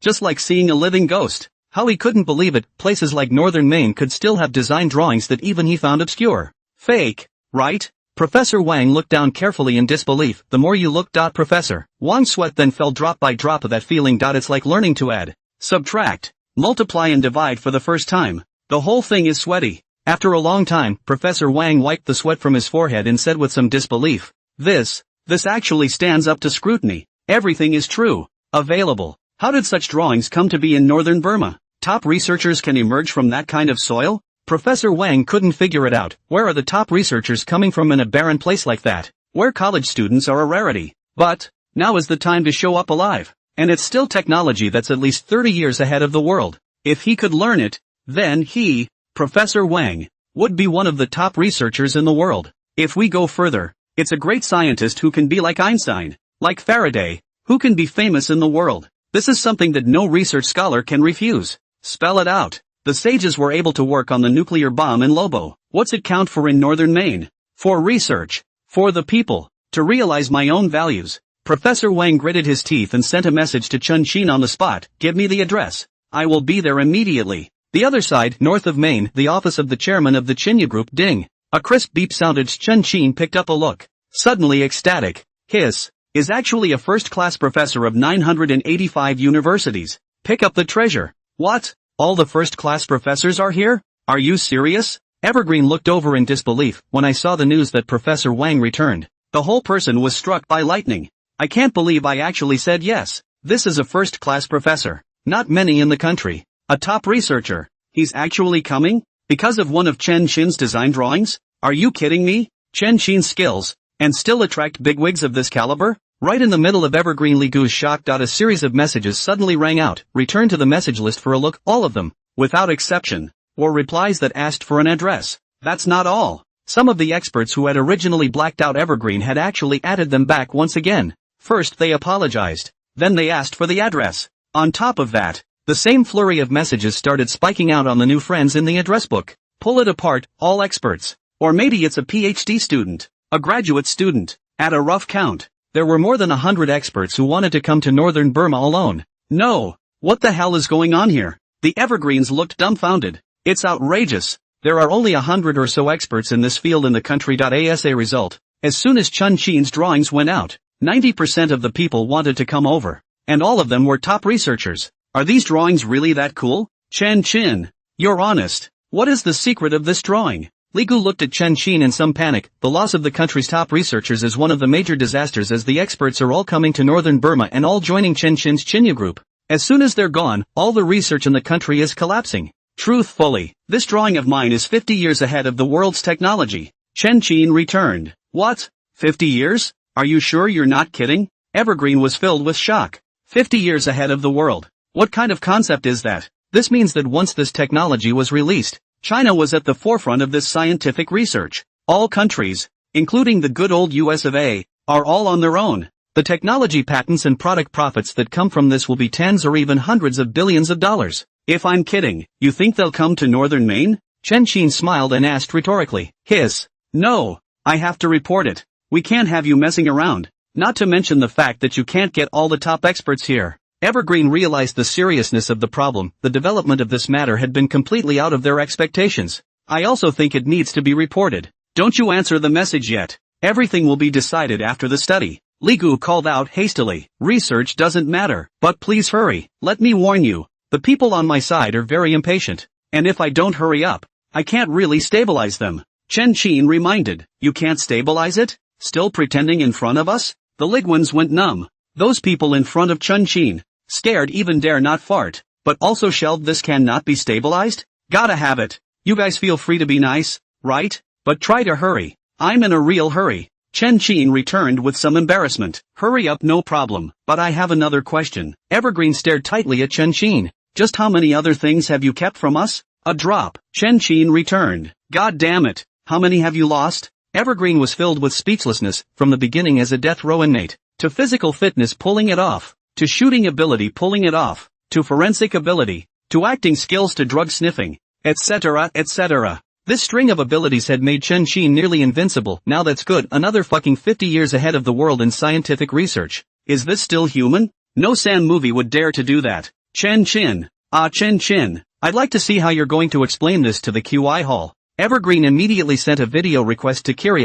We'll have to make it up to you. Won't we? By consent, the video call was quickly connected. Long story short, I have a meeting. Kiri warned as he worked. Report. Just learned. Chen Xin's technology in or detectors leads the world by 50 years. Evergreen returned. More. How much? Kiri put down his work and jerked his head up, glaring at Evergreen with a horrified look on his face. 50 years ahead of the world. That's enough to cause a global sensation in any kind of technology. Now Evergreen told him this is actually a technique that belongs to Chen Qin. There's no mistaking it. Chen Qin, a death row inmate. Even if he's physically strong, he's still so advanced in scientific research? He's not uneducated? Self-taught again? Chen Qin, how many more secrets do you have? Kirai was thinking, Evergreen said again. It's a technology that is 50 years ahead of the world. And, just now, all the major top experts, more than 100 of them, are all coming to work for the Chinyu group. What? Kirai was once again subdued. More than 100 experts. What does Chen Qin want? You're going to steal from everyone for the sake of your own group? If they all go to the Chinyu group, will there be any development in the country? This is absolutely not allowed. Kirai vetoed it on the spot. I think so, that's why I'm reporting directly to you. Evergreen returned. Chen Qin. Kirai suddenly called out. Chen Qin appeared in front of the camera with a smile. Good boy. I see you're hiding a lot of secrets. Honestly, are you really wrongly accused? And how many secrets have you not told? Chile stared intently at Chen Qin with some ill will. Scientific research has always been the most valued work in China. After all these years, China has always been working hard on scientific research. I don't know how much money has been invested during this period. And I don't know how many researchers have been trained. Results. Chen Qin, a death row inmate, a man who has never read a book, actually possesses a technology that is 50 years ahead of the world. Who can stand this? Chen Qin, by himself, has fucked over all the researchers in the country? To say that Chen Qin is self-taught, someone who has never read a book, who can believe it? Who self-taught can lead the world in technology for 50 years? Behind these, and just how many more secrets are there? Chen Qin? You're really Chen Qin? Chi Lei was very skeptical. A pair of eyes were dead set on Chen Qin, refusing to leave for a moment. Report. I'm so wronged. Chen Qin's face is full of aggrieved explanation. I just can't forget a little bit. Not just like to study a little bit. If you think I did wrong, the big deal is that I tore up the drawings. As if everything did not happen. Okay? Yeah, you boys are putting me in the army, aren't you? The Kirai went numb. Chen Qin's mouth is also too good at talking. One bite of doing it wrong. One bite of tearing up drawings. Chi Lei really want to say Chen Qin wrong. Really want to suspect Chen Qin. Is not a disguised call Chen Qin to tear the drawings? With a technology that's 50 years ahead of the rest of the world. Can Shirue give it up? This is a hard push for Kirai to say that Chen Qin is right. Where will you army? Chen Qin aggrievedly continued. I just feel a little chilled. Obviously made a contribution to the country. In exchange for suspicion. My fragile little heart. Gotta have it. I am so defeated. You're not wrong. Are you? I don't doubt it. Okay? Kirai was speechless as he listened. How dare Chen Qin say fragile heart? Karma's men are catching up with a company. But, Chi Lei's words turned, and suddenly added. You must give an account of just how many more secrets you have on you. Actually, I've had a modest career in research. Give me time and I might be able to build a photolithography machine. Chen Qin took a look at the reputation value. And at this moment, there were already 88.86 million, which wasn't too far from 100 million reputation value. After sending his compatriots back home this time, with the influence of this move, it would be no problem for Chen Qin to get a few tens of millions of prestige values. By the time the photolithography technology is exchanged, China will be able to have its own photolithography machine. Say that again. Photolithography? Kirai was once again horrified. That's a lot more important than in-ore detector. Once you have your own lithography, you can build your own chips. Nowadays, in the age of technology, whoever has mastered chip technology has mastered money and the power of speech. But, I need time and I need money. So, my Chinyu group's funds, can I pay less billion points? Chen Qin asked. You've been sitting here waiting for me? Kirai froze. Nice guy. Asking for experts and money again. Chen Qin, a death row inmate, really dares to ask. Do you really think you're a member of the Chinese Academy of Sciences? But, one thing is for sure. If Chen Qin can really build the photolithography machine, even if it is an investment of $10 billion, it is absolutely worth it. Nowadays, China needs photolithography technology too much. And judging by his performance, Chen Qin might actually be that much more likely. Say it. How much less payment are you talking about? Kirai eventually agreed. Leave me 10 billion? Chen Qin asked carefully. You call that paying less? Kirai was convinced. The Chinyu group is big and has a lot of black money, but there's always a number for anything bigger. And it's estimated to be around $10 billion. So, Chen Qin's sentence is that he doesn't want to turn it in at all? If it's not $10 billion, they'll have to make it up. It's true that you pay a billion points less. Chen Qin scratched his head. Just say it. Who can talk about you? Chi Lei was filled with helplessness. Wait for the news. I will apply for this matter. and I can't guarantee what the final result will be. Thanks. Don't worry. The technology of my Chinyu group will always be unconditionally open to the country. Chen Qin was ecstatic. It was enough to have Kiriai's words. Really keep a $10 billion. Chen Qin will be able to spread a bigger spread. As for the issue of the technology being handed over, this point will only do more good than harm to Chen Qin. On the one hand, it is to draw the attention of the whole nation, to gain prestige value, and to obtain all kinds of positive energy as well as support from the state. On the other hand, it's a dog's head to save your life, if you know what I mean. Not bad. Just for that realization, I wouldn't have been wrong about you. Chile smiled with satisfaction. For the experts you need this time, pick 5 of them as you see fit. Not enough to add later. Okay. 5 top experts is also enough for now. Chen Qin nodded. I have limited energy and too many students to teach. Everything is finalized and the video hangs up. Evergreen Li Ku looked at Chen Qin dumbfounded. His entire body numb. Chen Qin is hiding too much. I can't believe that even photolithography is involved. Even scarier, Chen Qin mouthed to stay 10 billion. Chile actually unprecedented promise. That's $10 billion. Not 100. There may not even be 10 billion here. That is to say, once the matter is finalized, Chen Qin did not have to turn in a single penny. And even managed to allocate a little more money down from Chile. This is outrageous. Dare they busy half a day. So hard to smash the whole group. So hard to hold tens of billions of stolen money. The result is all into Chen Qin's dowry? Damn. Him a death sentence.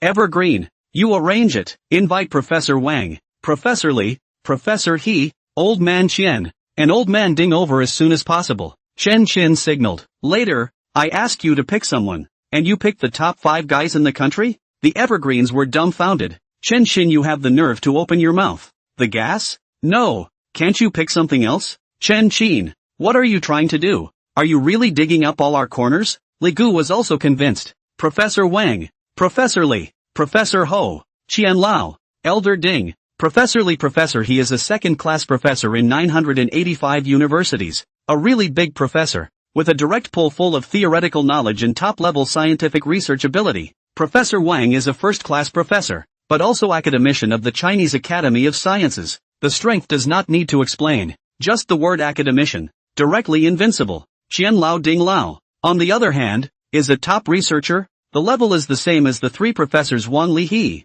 and has been doing research in research institutes. Is really practicing the action of scientific research. Big brother. As soon as these 5 are gone, domestic talent in detectors and other related areas is directly reduced by a whole grade. Who's gonna be able to handle that? They agreed. Kiriai wouldn't either. No, it has to be top researchers. If it were anyone else, they wouldn't learn it in a short time. And how would I have time to work on photolithography? Chen Qin continued to insist technology that is 50 years ahead of its time is not something you just learn. Even if Chen Qin taught it by hand, a certain amount of enlightenment was required. Obviously, these 5 are the most enlightened talents in the country. Even if we promise you, Key Hall won't agree to that either. Evergreen was truly convinced. Come to the north of Maine. Chen Qin is really the line of the market to see the growth. Really any outrageous request dare to mention. Just report what I say to the QI office. I'll change it if I can't, right? Chen Qin returned. Okay, I'll let you die completely. Evergreen immediately dialed Chile's phone and told the situation so. I agree.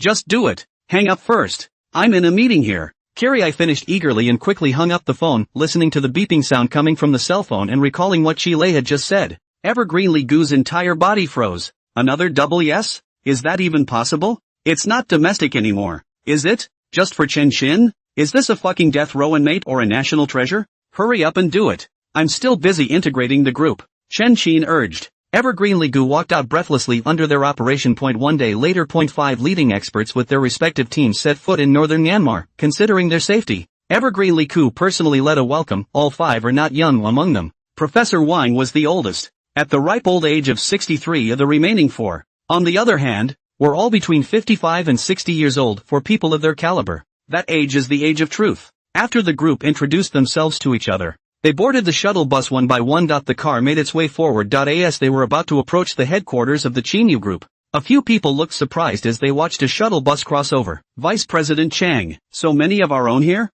Professor Wang was truly shocked. Thought this place was full of gringos. As a result, a shuttle bus went by and it was full of familiar faces. All of them were our own people. This made the 5 people, who had been bottomless, feel slightly more at ease. Ahem. There sure are a lot of our own people here. And our exchanges, our transactions, are generally the same as at home. Evergreen explained with some embarrassment, the so-called own people Professor Wang talks about are in fact all compatriots who need to be rescued. At this very moment, various heads, large and small, are transporting these compatriots from various places to the headquarters, where they will be uniformly sent back home by Chin. So it is. I'll ask again. It's said that they don't move around here in Katsuko. That can't be true, can it? Professor Wang asked again with some concern. That was before. We've taken over this place now. This will not happen again. Evergreen returned. That's good. Professor Wang and the others let out a dark breath. They were ready to give their lives. But at this moment of coming to the north of Maine, everyone has to panic. The shuttle bus traveled all the way. The closer it gets, the more our people we see on the road. The faces of Professor Wang and the others, too, were visibly stretched and had begun to talk and laugh. Wait until the moment you step into the headquarters. A sudden change in the picture. Just see in the big square, hundreds of our own people were standing there. Whether they were able-bodied or disabled, all of them without exception had dull eyes, stood or sat in a disorganized manner, and were completely devoid of any semblance of vitality. Surrounding them was a group of employees with loaded guns. The staff are lazy, occasionally yell, and are not polite to their own people. Just this scene, just the weapons in their hands, any fool knows what's going on. Isn't this the legendary park? What happened to the deal where you guys took over? What's all this? Professor Wang panicked. Just these guys with weapons in their hands. Where do they look like cops anymore? Can one's own safety be guaranteed when weapons are in other people's hands? Goddamn takeover. Does this look like a takeover? You guys aren't crooks, are you? The young scholars all tensed up, and a pair of eyes glared at Evergreen Liku,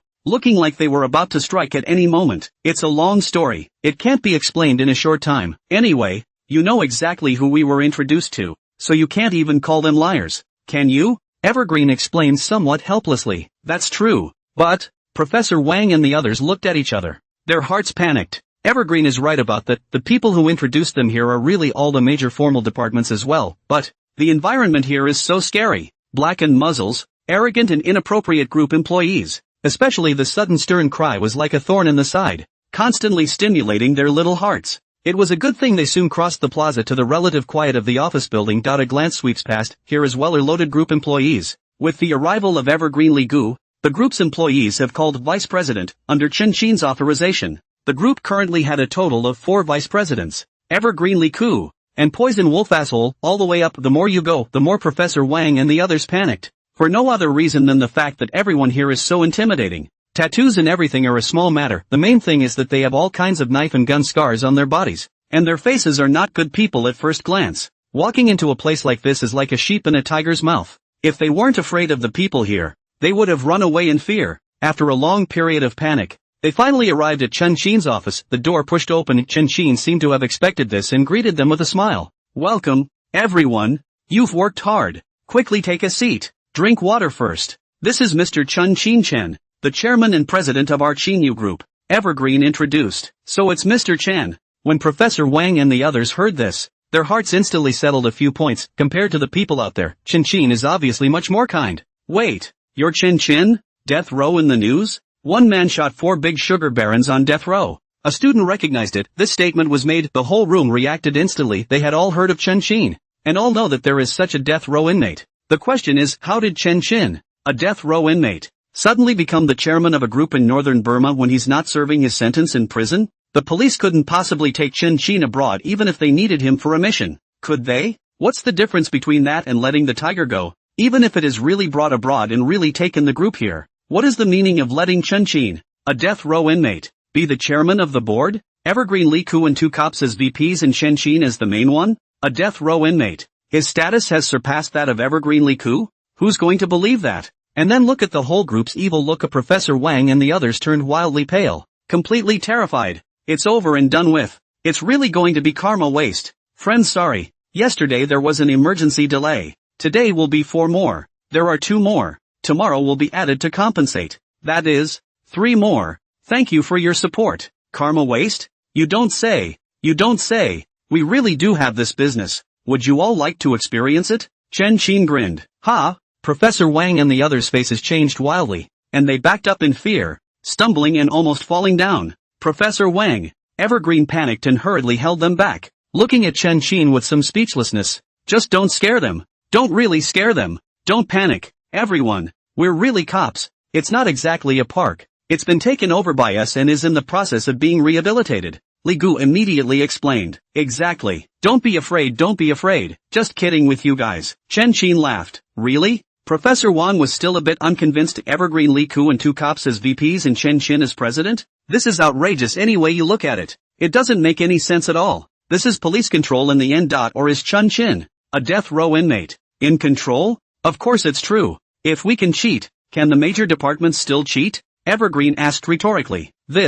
Professor Wang and the others looked at Evergreen and then at Chen Qin. Still somewhat unsure, the whole thing of having Chen Qin as president has shriveled their cerebellums. Can't figure out the logic at all. Actually, you guys don't have to dwell on this. With all the major departments vouching for it, you're still afraid there's something wrong here? When more time passes, you will naturally know exactly what is going on here. Chen Qin explained again. Just as well. What goes around comes around. Professor Wang sighed softly. Come all the way. There's not much point in saying more, that is. They could not resist and had no possibility of escaping. The others, like Professor Wang, could only be forced to accept it. Then let's get back to business. Here's the signing contract. Please sign it. Chen Qin smiled and took out the contracts one by one. Take a closer look. Professor Wang's five are paid $5 million a year. Others on his team are paid anywhere from $500,000 to $1 million a year. That's a proper high salary even in this country. Looking again at the number of years signed, the line of people smiled bitterly. Lifetime contract, meaning they are bound to the Chinyu Group for the rest of their lives.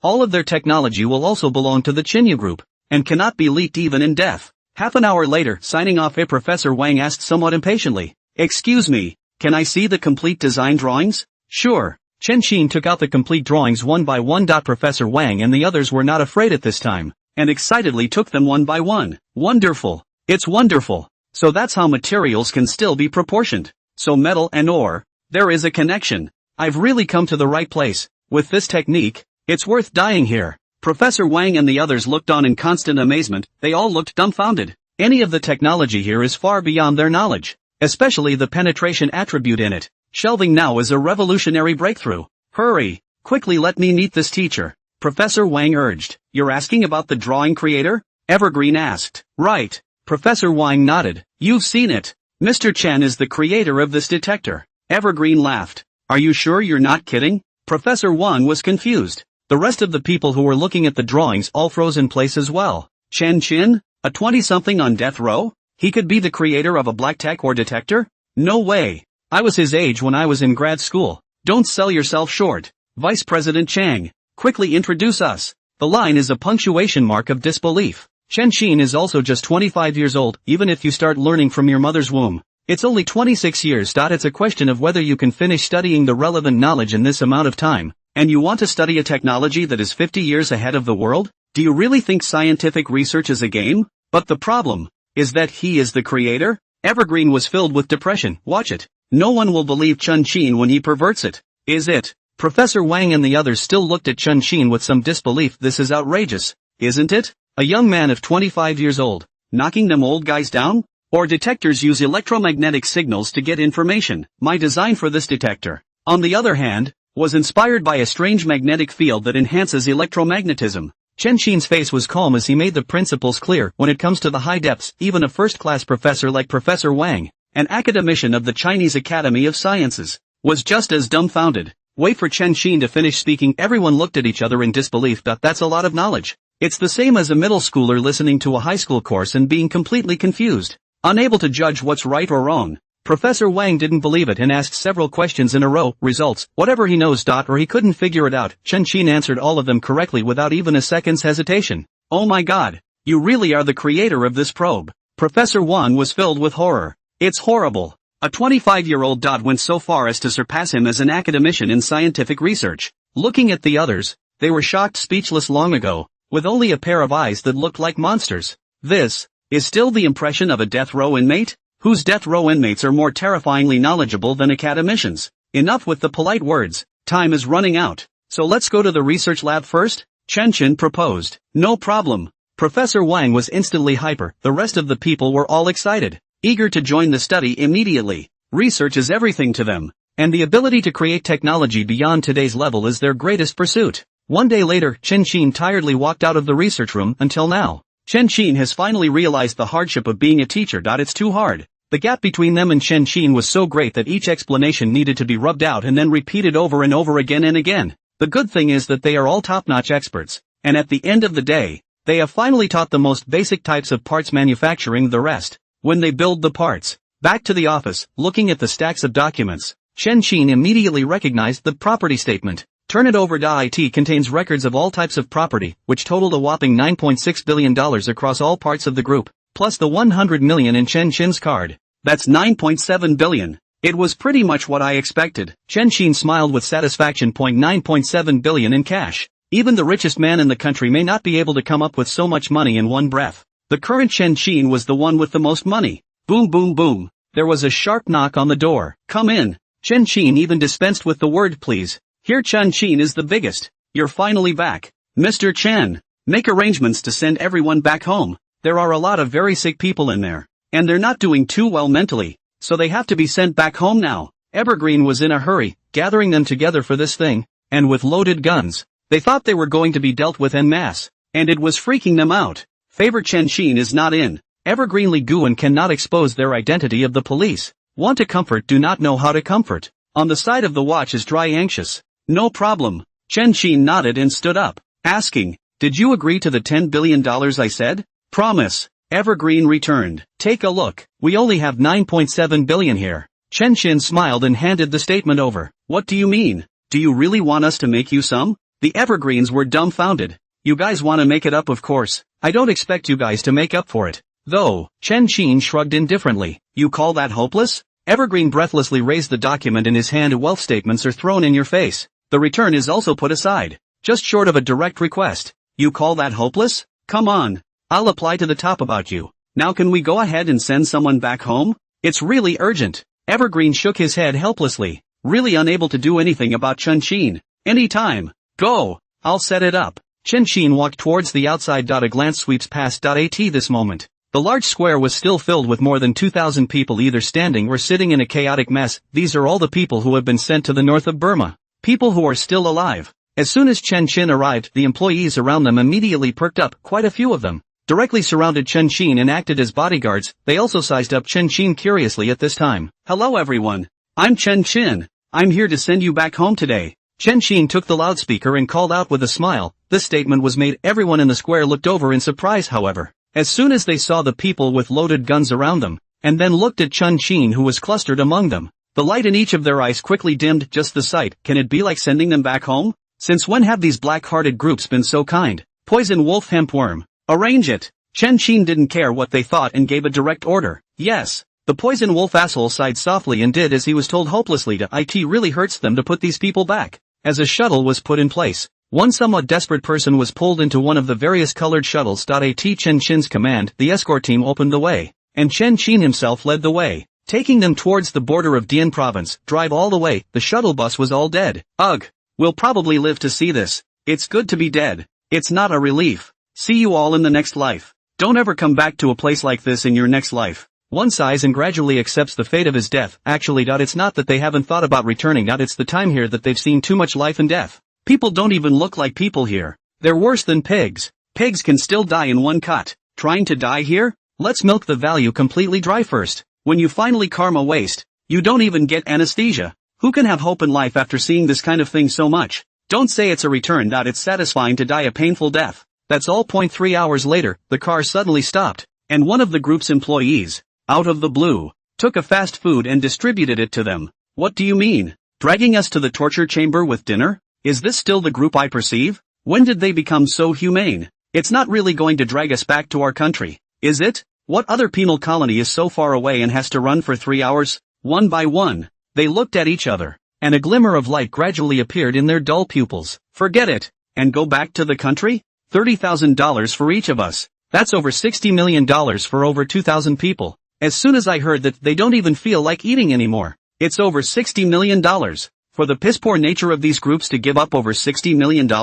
Never. Eat, drink, and continue on your way. Another 3 hours later, after a 6-hour-long journey, they gradually realized something was wrong. They actually came to the border. Looking down the highway, they could even see their soulful homeland. No way, no way. We're really going back home? It can't really be that evil, can it? What the hell happened? They clung to their seats, excited and scared. And one I began to look around, trying to find an answer. Finally got I in half an hour, the moment the People's Liberation Army as well as the People's Police appeared in their field of vision. Everyone cried. I'm not dreaming, am I? Police. The PLA. I actually saw them. Back. We're really back. In the midst of their weeping, the bus stopped in front of the policeman and the doors opened. A police officer came to the door of the car and smiled gently. Get out of the car. Come home with us. Go home. Really go home. The people in the car hissed. And one by one they all rushed down, all excitedly hugging a policeman, a soldier. Home. We're home. Thank you guys. I love you guys. Woohoo. Woohoo. Ah, they were incoherent, in tears, hugging the police servicemen and women and cheering constantly, completely oblivious. The moment, the police soldiers are gods in their hearts. Only through desperation do you realize the greatness and importance of the men and women of the police force. They're excited. The police and military laughed too, guarding their weapons while allowing them to do all sorts of not-so-polite things. As Chen Qin watched the scene, his heart was filled with a sense of accomplishment. 2,000 or so, over 4,000 families. Saving a life is better than building a 7-level pagoda. Chen Qin, this is more than 4,000 levels of pagoda. Chen Qin, thank you. You are our hero. Shi Lei greeted him with Bureau Zhang and the others, taking the initiative to shake hands with Chen Qin. It's all I'm supposed to do. I would do it all the time if I could. Chen Qin returned with a serious face. It's the truth. Killing without a second thought is killing without a second thought. But if it was an ordinary person, if it was within his ability, Chen Qin was willing to save it. Yes, that's what I've been waiting for. But this will wait until later. Kirai smiled with satisfaction and added, it was really hard work this time. Everyone is here, right? It's all here. They may not be in very good health. You'll have to go through a physical exam for all of them. Chen Qin reminded. Don't worry. We get it. Shi Lei nodded and looked at the scene that gradually quieted down, smiled and pulled Chen Qin over. At this point, the people who had been rescued all looked over as well, looking at the shoulder patches of Kirai and the others. They all guessed what was going on. Guys, welcome home. Kirai laughed. Thank you. People bowed in excitement and gratitude. You should be more grateful to him. Chen Qin, the undercover agent we sent. Your true savior. Shi Lei made a please gesture to Chen Qin. Chen Qin, it's actually really him. Isn't he the new chairman of the group? He's actually an undercover agent? An undercover agent who became the chairman of the board? People looked all dumbfounded. Undercover they've seen and been exposed to, and watched even more on TV. One of the most classic phrases is, close the net. If we don't close the net, I'm going to become a boss. Results. Now this scene is actually happening in reality. Chen Qinjin then became the boss, or the boss of the entire northern Burma, and saved their entire population of northern Maine, all in one breath. Too fierce and invincible. Even when the facts were before them, they were as if they were living in a dream. In their excitement, Chen Qin's system panel began to jump continuously. There was one on the scene that counted. No matter if it was the people who had just been rescued, or the police and military people, all of them completely worshipped Chen Qin. All of them contributed 1,000 prestige values to Chen Qin. 3 hours later, when word of this got back home, the whole internet was abuzz. 4 updates. It's around 11:30 p.m. every day. Today's update has been made up. 3 tomorrow. Thank you for your support. And lastly, please make sure to catch up on your reading, and flip to the end of the chapter if you don't. It's important. The people's heroes deserve it. Am I reading this right? Saving over 2,000 people in one breath? We're smashing all the groups over there? How in the world did this happen? No news at all before. And now you're giving me a direct hit? Really? You rescued over 2,000 people? Are you really not kidding me? Netflix people are numb. This news is so explosive. What is Northern Burma? A real fixer-upper. In the past, anyone who can get 1 or 2 of them back from Northern Burma can go straight to the headlines. If someone could have escaped from it and come back, it would have been even more explosive. And they would have been able to start a live broadcast and make money on the spot. Now that's good. It's a straight-up rescue of over 2,000 people. Who would dare to think that? Even if this news is officially released, everyone is like a dream. The heart is full of questions. They started searching all over the net. The search.an official livestream immediately caught their attention. Click in and take a look. This turned out to be a live interview from the rescue site in northern Burma. Hello everyone. I'm the reporter for this interview, Kobayashi. This is our comrade Shi Lei, who is also the commander-in-chief of this operation. This is Bureau Zhang, the deputy commander-in-chief of this operation. This, reporter Kobayashi introduces them all in front of the camera. The camera follows each person as they are introduced, all of them, without exception, are public officials. As for Chen Qin among them, he had long since returned to the group. Comrade Kirai, excuse me, Is this the owner of the main North Group? The reporter asked. That's right. This action. Let's rescue all the people in northern Burma who need rescuing. One by one. Carrie returned. Great. The stone of worry in my heart has finally fallen. The reporter exhaled secretly and asked again. And how did you bring all the people back? As we all know, it's not a peaceful place inside. That brings us to one person. Chen Qin. Carrie laughed. Chen Qin? You put Chen Qin on a mission abroad? The reporter almost thought he had misheard. Chen Qin he certainly recognized. This is death row. Even after receiving several amnesties, they are still prisoners who need to serve their time in prison. Let's just let Chen Qin carry out his mission in the country. Chile actually sent Chen Qin abroad. Are you kidding me?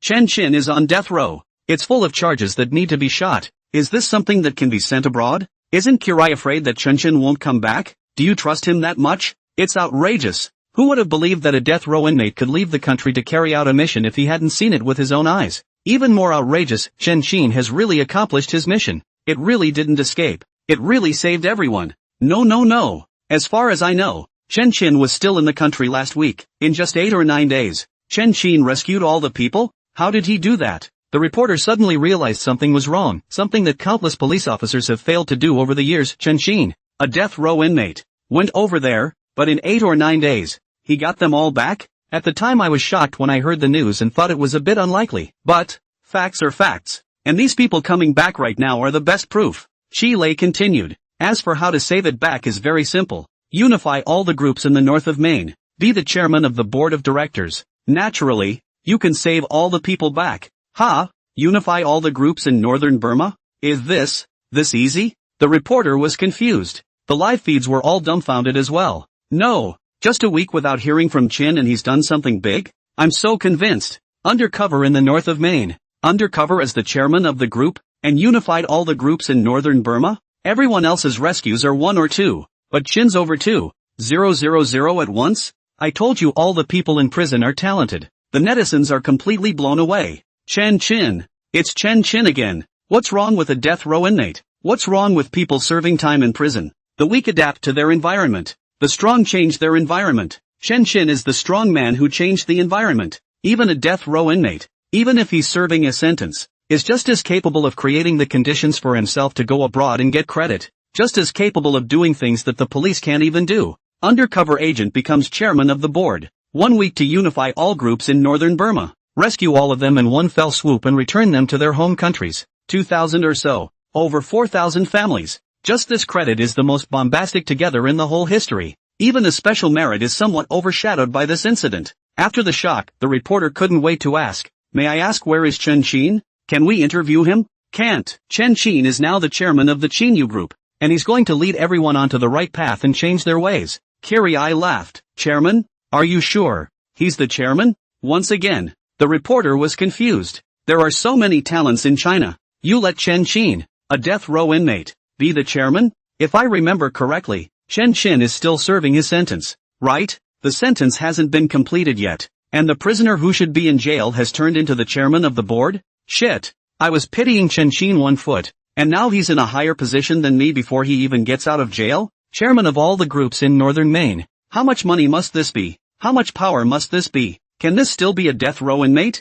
I'm convinced. I'm totally convinced. The netizens are completely in awe. He is indeed the chairman. The matter of northern Burma needs to be continued by him as well. Kirai was helpless even as he spoke. Normally speaking, this chairman can't be Chen Qin for sure, but Chen Qin's prestige in the Qinyu group was too high. They simply couldn't switch even if they wanted to. Briefly, ostensibly the Qinyu group is under the control of the police. In fact this is Chen Qin's group. As soon as Chen Qin left, Chanqing Ligu or whatever, it is impossible to suppress them. Qinyu group must be in chaos. That is to say, in the future, Chen Qin will always be the chairman of the Qinyu group, so he doesn't have to serve his sentence? The reporter froze again. Truthfully, we are looking into the question of whether Chen Qin should be released after his sentence. Taking advantage of this live interview, if you think we should be released after our sentence, you can come to our Lingnan official website and leave a message. Carrie laughed. On the one credit that Qin has made, it's impossible to say no more without criminal law release. Release on completion of sentence?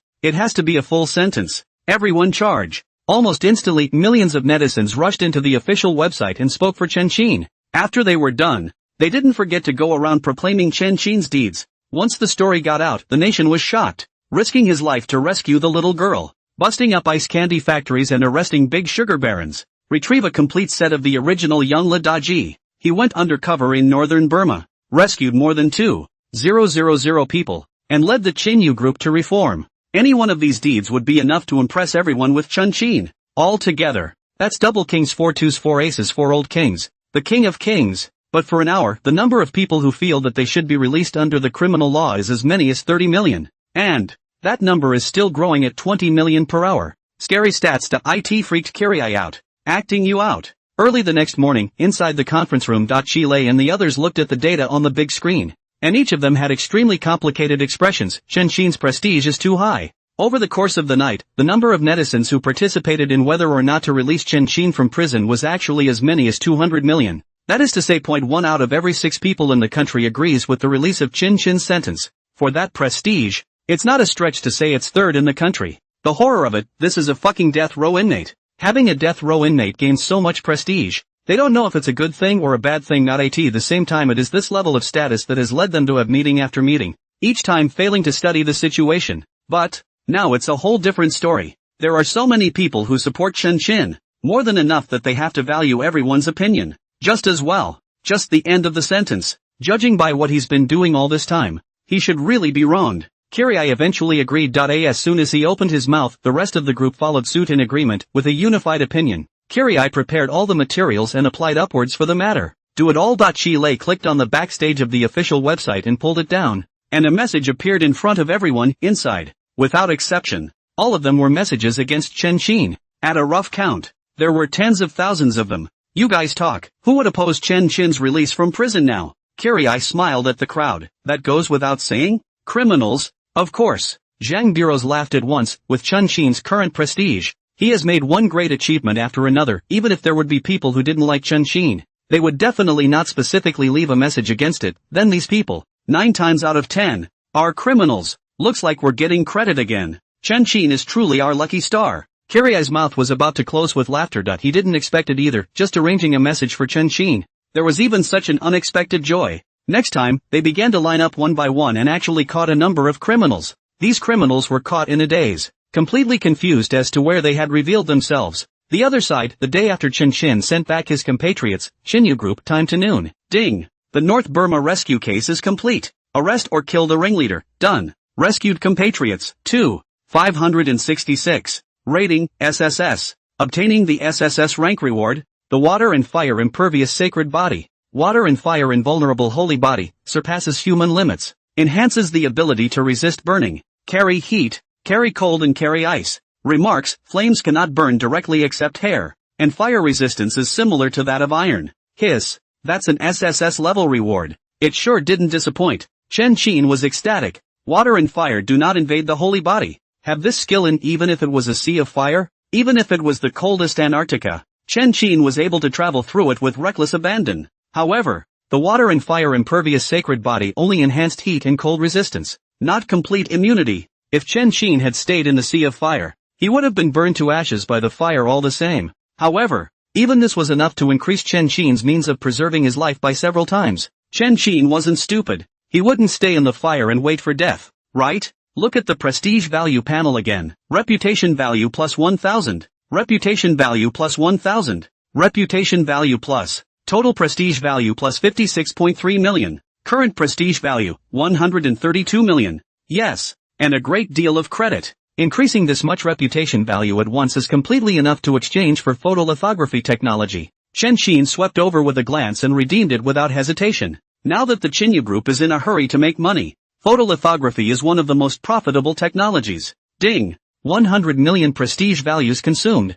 Photolithography technology has been exchanged. Current reputation value, 32.55 million. Next, countless knowledge appeared in Chen Chin's mind as slightly more organized. Chen Chin was shocked. It actually contains all the lithography technologies from 10 nanometers to 1 nanometer. That is to say, and now Chen Chin will be able to build photolithography machines that can make 1 nanometer processes. If I remember correctly, the best process right now is, like, 2 nanometers, right? Chen Chin opened the web page and searched, and sure enough, it was 2 nanometers. That is to say, Chen Chin's 1 nanometer photolithography is the most advanced technology available today when it comes out. Unfortunately, with photolithography or not, It doesn't seem to be much use without chip technology. Chen Qin took a deep breath. If he wanted to eat the meal of chips, he had to continue saving up his reputation value. Good on. After this series of merits by Chen Qin's reputation value was increasing every moment, even if Chen Qin no longer made any more meritorious achievements. Within a year, he would be able to save up 100 million prestige values all the same. If we wait for the Qinyu detector to come out,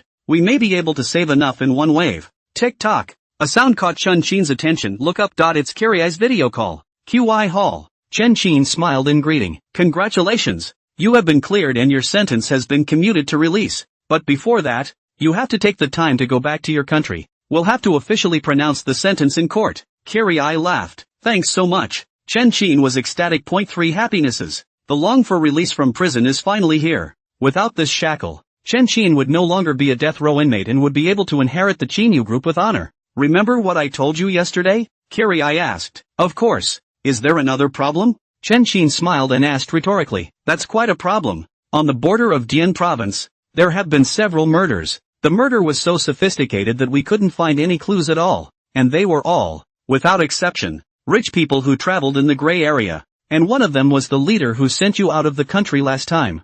Chi Lei said with a grave expression on his face. Sophisticated maneuvering without a clue? And all gray characters? Give me the list now. Chen Qin's heart jumped as if he had thought of something. Kiriai didn't hesitate and sent it immediately. Chi Yu, Jiang Shi. Half of these are people my brother knows. If nothing else, it's probably him. Chen Qin's pupils shrunk. This guy came after me after all. The country hadn't caught him in so long. He was bound to find a way to get out of the country. One of them, the border of Dian province, is undoubtedly the best place to escape. Not bad for your brother. That's pretty tough. 8 kills in a row. Kiriai sucked in a breath of cold air. There's no good in these two brothers. What do you mean? Not ashamed? Don't talk like that. Chen Qin went numb. I'm a good person. I can't be in the same boat as Chen Qin. As they speak, north of Maine, some small town inside a restaurant box. Good boy. I had a hard time getting out of the border and you took out Blue Eagle? Chen Qin looked at the cell phone news with some disbelief. In these 9 days, Chen Qin has been trying to cross the border in a. Chen Qin was on a mission, and the defense of the border was too strict. After 9 days of waiting, Chen Qin found his way out from the other side when he sent someone back to his country. He thought of notifying the Blue Eagle to kill Chen Qin. But in the end, he took out his cell phone and saw that Chen Qin had united the entire group in northern Burma, to be replaced by someone else. Seeing Chen Qin so terrifying, he was afraid to turn his head and leave. But Chen Qin is different. He's strong and cocky. My good brother, got a kick out of playing me, did you? Now it's my turn to play you. Chen Qin smiled evilly, his eyes full of killing intent. Today cannot write 3 chapters, only 2 chapters. There is a chapter the author will continue to write. Write on more. To sleep early. Everyone wake up and then see group accounts? Release from prison. People's heroes. Chairman of the board of directors of Qinyu Group. One piece of major merit. Every title and identity of Chen Qin. Chen Qin, look at the heart itchy. If you replace Chen Qin will have everything that Chen Qin has now. Just the identity of the chairman of the Qinyu Group is enough to make Chen Qin red in the eyes.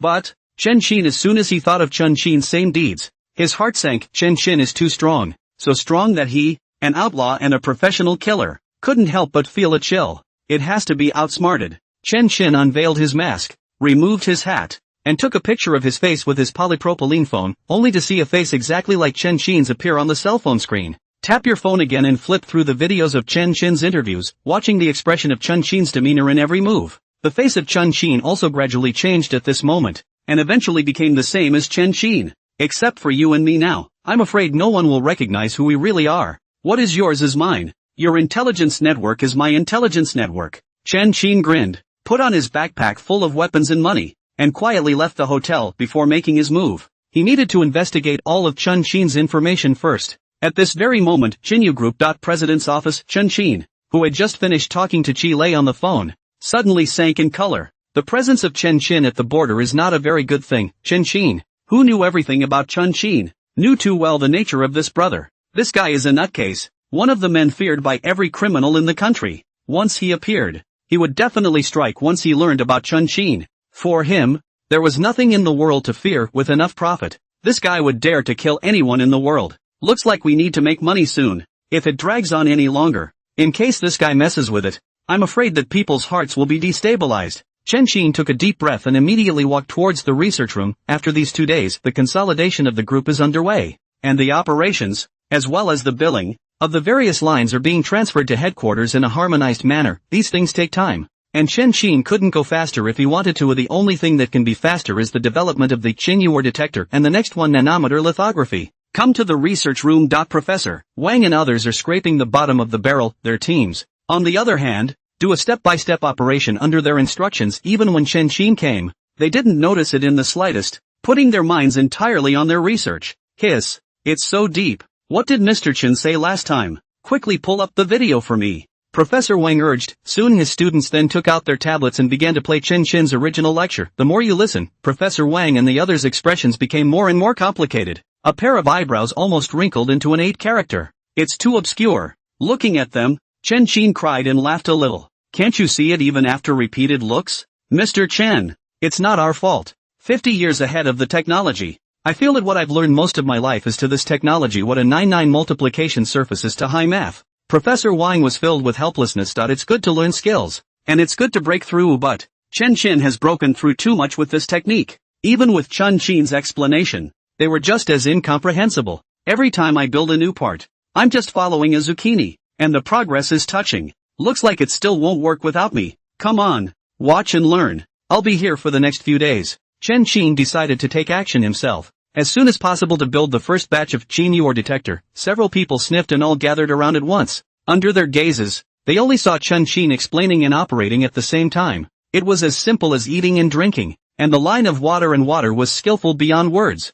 Is this still a death row inmate? This is still a 25-year-old? Professor Wang and the others all looked dumbfounded. They only knew that Chen Xin's theoretical knowledge was awesome, but now at a glance, Chen Xin's practical operation was even more awesome. For 2 days in a row, Chen Xin was in the research lab building detectors while teaching them hand-to-hand. Noon this day, Poison Wolf hurried to the research room before he even approached. The sound of Chen Xin's tirade came from his ears. I'm so convinced. Teach it again won't. Teach it twice or 3 times and you still can't do it. Are you really the best experts in the country? Chen Xin was really getting pissed off at them. After being taught 3 times in a row, it was amazing that they hadn't gotten a handle on the essentials. It is still only a matter of following the gourd. How can a high-tech detector like this one be manufactured by following a gourd? At this rate, Chen Xin will have to build all these detectors himself. Where did Chen Xin get the time? Mr. Chen, can't really blame us. As you know, we don't have as much knowledge as you do, so how can we keep up with your ideas? Professor Wang and the others were on the verge of crying in aggravation. 4 days on end, they were either on the receiving end or on their way to being scolded. The gap between them and Chen Xin was too great. They, the former pride of heaven, had felt countless times in front of Chen Xin that they were complete fools. What's the situation? The poisonous wolves looked dumbfounded. They brought in experts in high-tech and they're getting yelled at? That's a first-class professor. It's one of the top in the country. Such an existence also had to listen to Chen Xin's teachings? So Chen Xin invited them here to give him a handjob? Poison Wolf was full of questions. Silently walked to Chen Xin and asked, Brother Qin, just now you are? Nothing. Chen Xin didn't say much about this and asked, Speak. What's the emergency? Oh yes, there's been an accident with the man we went to collect the bill at the Moro Casino. The accounts were not received, and the people did not return. I sought to send a dozen people to check the situation, but the result was that not even one came back. Not even a word left for me. Poison Wolf's face instantly turned ugly as soon as he talked about this. What is the background of the Moro Casino? Chen Xin raised an eyebrow. The Qinyu group is a dominant player in northern Burma. He's the king of the land. It's a real talking head. In this 1 acre of land, there's actually someone who dares to disobey the Qinyu group. He's backed by Eagle Sauce Capital, which is really powerful. But, here, in front of us, he's a collaborator. We're the ones rewarding him. He's not even a hair on the ground. I don't know where the hell they got the guts to touch our people. On second thought, I think there might be something fishy about this. So I came to ask you, Brother Qin, for your opinion. Poison Wolf explained. 2 waves in a row without half a word. They're most likely dead. Does it? Chen Xin suddenly remembered someone. Someone exactly like himself. If it was him, it all made sense. If Chen Xin wanted to kill himself, he would either rush in or make some noise outside. The Qinyu group is full of people, and there are armed police lurking in the dark. Chen Xin almost no chance then. The only way for him to do so was to lure Chen Xin out. Xin, you know who it is? Poison Wolf asked. 9 times out of 10 it's him. Calling all departments. A man exactly like me has appeared. If I don't have an evergreen standing VP by my side, all of them are fake. Chen Xin's eyes flashed. Since he's here, go meet him yourself. Chen Xin was all-powerful. there was no reason to be afraid of him, and it was also a good time to take this opportunity to finish him off. The third shift has been made up. Go! Whoever this person is, we're all going to take him down. Chen Qin's murderous aura appeared and he took the lead to walk out of the research room. Poison Wolf was about to follow and leave when he suddenly looked at Professor Wang, who remembered something. Professor Wang, what were you guys doing just now? How did I see that Brother Qin was teaching you guys? Ugh, don't mention it. We're just so stupid. We can't learn it even if we learn it 3 or 5 times. We're the ones dragging Mr. Qin down. Professor Wang sighed reproachfully. What? Is it really Qin who was teaching you? That is to say, this drawing was researched by Qin? The poisonous werewolf was stupid. Being physically strong beyond everyone is even better. Even the research in science and technology, Chen Qin is actually above a first-class professor?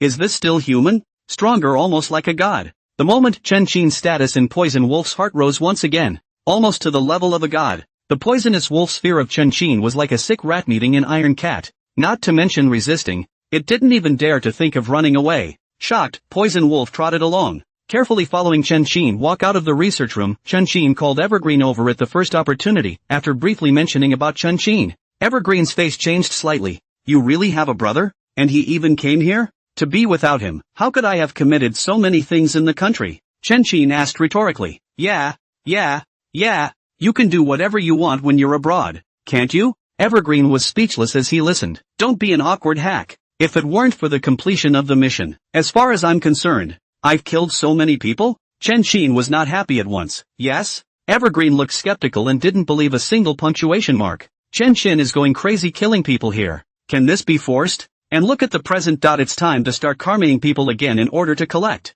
Poisonous Wolf was numb from listening to the people on the side. Chen Qin has the nerve to say as far as? If it wasn't for Evergreen Liku watching here, Poison Wolf was pretty sure that Chen Qin would definitely let himself go. And even he, Poison Wolf, would have to die by Chen Qin's hand. By now, something about Chen Qin being an undercover agent had long been rumored along with the interview video. The first moment of learning about this, including Poison Wolf, their hearts were unbalanced. It's not like they haven't thought about fighting back, however. The thought of Chen Qin's terrifying strength immediately dispelled most of them, thinking that the free laborers have been sent back to China by Chen Qin. The rest of the more courageous big people, but also a moment of no resistance to the Minda nowadays. The entire Chinyu group had accepted the fate of being under Chen Qin's command. When people come to a place like this to start a business, in the final analysis, it's all about the word money. As long as Chen Qin could bring them enough benefits, with Chen Qin's great strength, there was nothing wrong with taking Chen Qin as their lord to wait for Chen Qin to come to the office. Having only just finished reading about the Morrow Casino, a series of knocks suddenly sounded at the door. Come in. Chen Qin looked over. Boo. The door opens. All the manager-level people, including assholes, swarmed in. Something's wrong, Qin. Look. Hempworm pulled out his cell phone and silently placed it in front of Chen Qin. Take a closer look. Inside was a casino, and on top of one of the tables, there were 5 or 6 men all bruised and bound. It's Chang and the others. The men I sent. Poison Wolf yelled. We got the same video. That man said that if you don't go, Brother Qin, he'll tear up the ticket. A crowd returned. Naming names? Chen Qin raised an eyebrow. It's really coming at you. What a young move. Now that Chen Qin has only just become this chairman, the group is in the integration stage internally and externally. It is the most unstable time. If Chen Qin ignored these hostages, if he let them die inside, Chen Qin's prestige in the group would be greatly reduced, and he would definitely be unstable. This time, Chen Qin seems to have to go, whether it is to maintain his prestige or to take out Chen Qin. It's coming at you. I don't think you can go. Evergreen had a stony face. Once Chen Qin is dead, the entire Chinyu group will be out of control.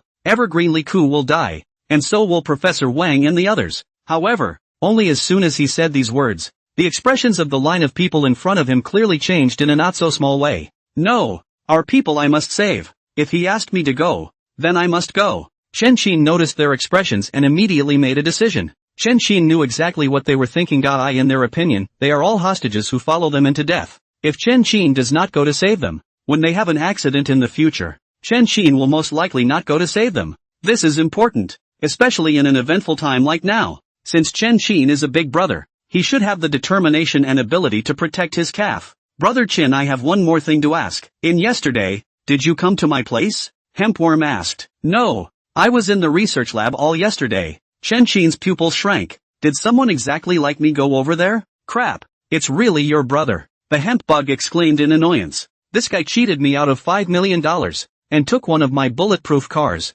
No, I saw you too. He also got all the information about our Chinyu group. My money, my gun, and I gave away a chick. The managers on the floor blushed furiously. In the past 2 days, they met Chen Qin more than once, and every time, Chen Qin took a lot of benefits and cheated a lot of information. What? You've all been tricked? Evergreen listened in awe. Is this Chen Qin? A fake Chen Qin? To cheat these managers under the hand even if he actually dared to cheat Hempworm. Hemp bugs aren't like other people. The Hempworm is the group vice president, is one of Chen Qin's close friends, and Chen Qin contact with Chen Qin I do not know how many times. Chen Qin actually dare to cheat? Isn't he afraid of being exposed? True to form, they are twins. What Chen Qin dares to do, Chen Qin dares to do. And look at the way Chen Qin fooled these people. Obviously a master no less than Chen Qin. I don't want to be lied to either. Problem is I didn't know Qin had a twin brother either. The hemp bug's entire body went numb.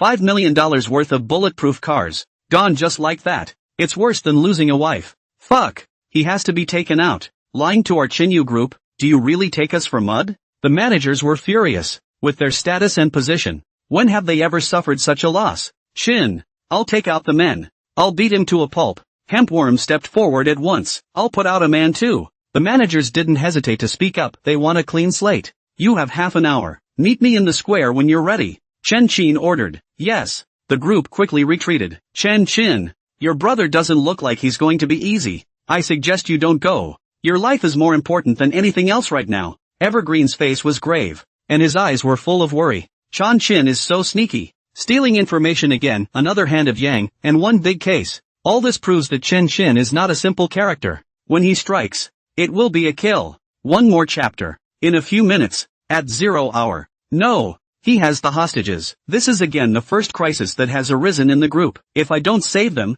how will I be able to stand in the group in the future? Who will still want to follow me? Chen Qin shook his head. The Chinyu group said it was a group, but in reality it was a grassroots organization, or the most jaded kind. Once they were not saved, even if Chen Qin could still subdue them, it would only be by word of mouth. This was clearly something that would not be allowed to happen for Chen Qin, who wanted to build a world-class group. It's not just a loss of some prestige. What does it matter? A bunch of hostages who take up blood and die. Evergreen's brow furrowed as he listened. Also just north of main.to be shelved domestically. Evergreen had them all arrested long ago. Now just because of some people who should have been shot. Letting Chen Qin risk his life and gamble on the fate of the entire Chinyu group. Chang Chang was obviously not too agreeable. It's just one of those things. If you know my brother, and you'll know that once he strikes, there will be absolutely no peace for me except to finish him off. Except for him to give up of his own accord. I can give up once, and I can keep giving up? Chen Qin continued to explain. And, you mustn't forget that he robbed a large sum of money over and cheated away a large sum of money.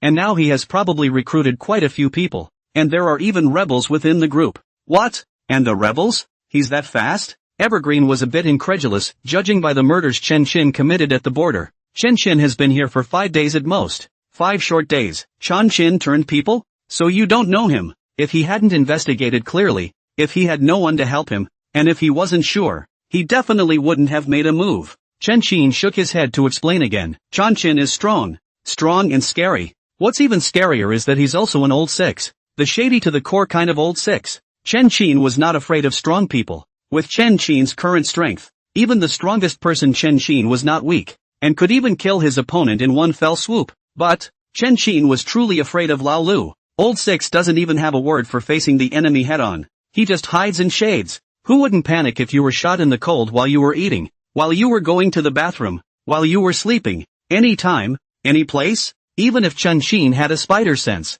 he wouldn't dare to guarantee that he would be able to dodge this kind of assassination every time. And the current environment of the Chinyu group does not allow Chen Qin to act recklessly. If you really want to ignore it, the Chinyu group will have to be made panic, torn apart.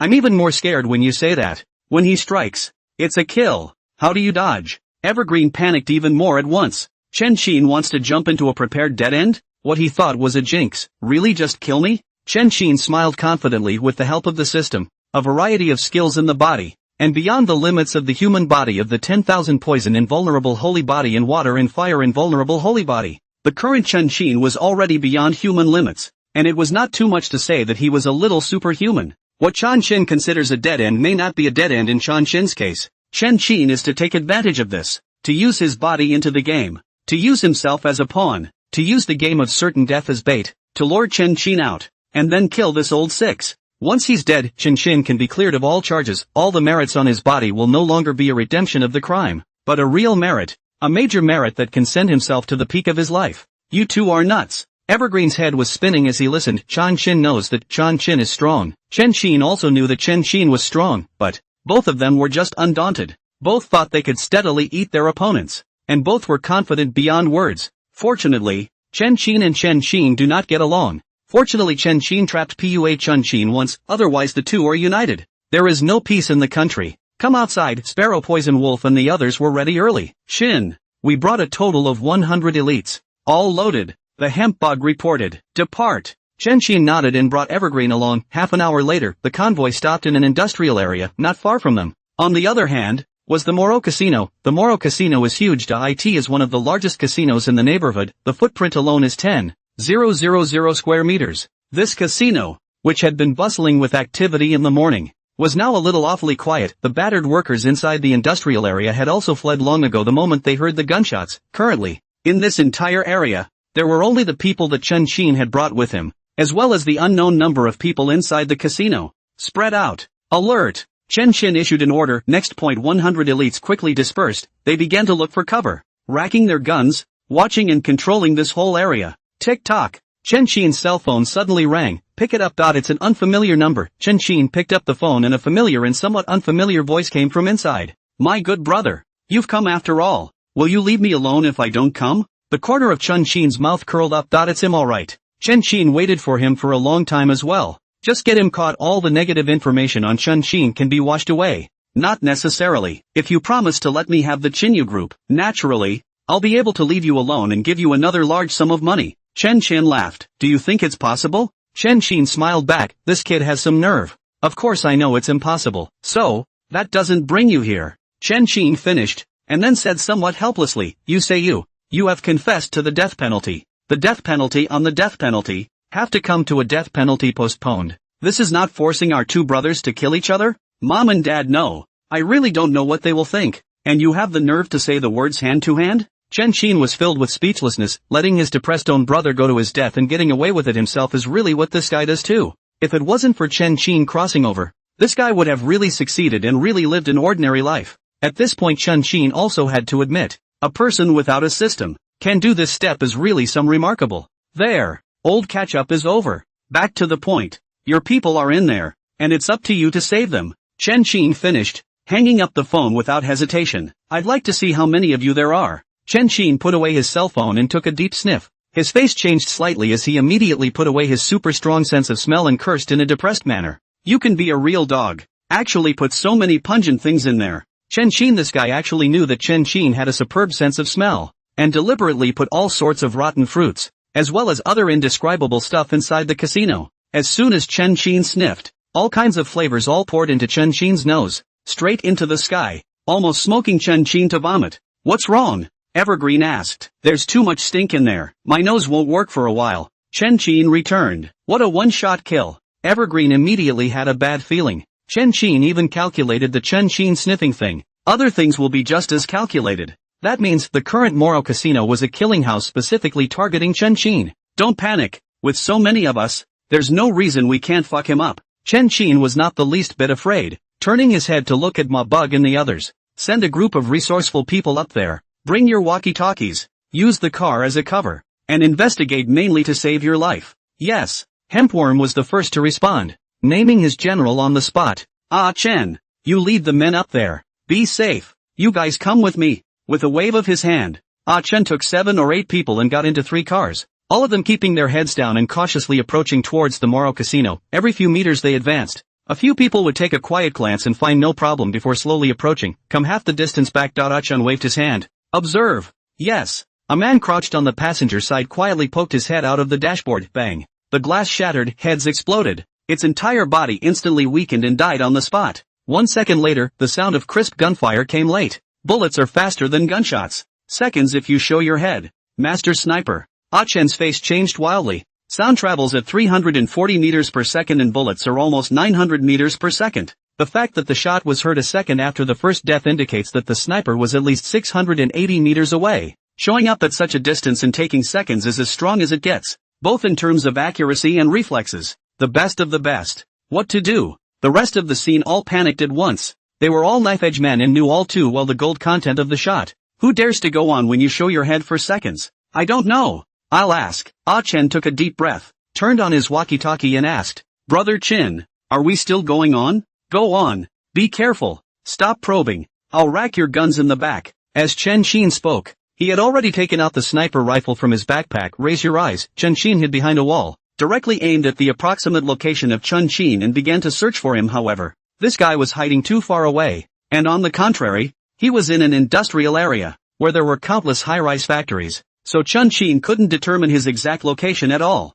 Strip. Stick your shirt out. Pretend to show your head. Chen Xin ordered. Yes. Chan took off his shirt and, crouching inside the car, he gave a flick of the front glass. However, everything was calm and quiet, and the other side had no intention of firing at all. What a chicken thief. This is Chen Xin's brother? Evergreen looked on in awe. A precision shooting, excessive patience, meticulous mind. All of this proves the horror of Chen Xin. Why don't we just forget about it? The hemp bugs looked to have panicked a long time ago. The rest of the guys were thinking the same thing. Chen Xin is too strong. 700 meters out in the open for seconds. This made them all think of Chen Xin some time ago, when Chen Xin was also like this. Put them as the whole a little temper. It's okay now. The IT was so hard to surrender to Chen Xin, so hard to settle down, and then a fucking brother comes along. Are these two brothers trying to ruin the north of Maine? Mr. Chen, to not count? Evergreen agreed with Hempworm. He's been wanting to pull out for a long time. Chen Xin's life is more important than anything else.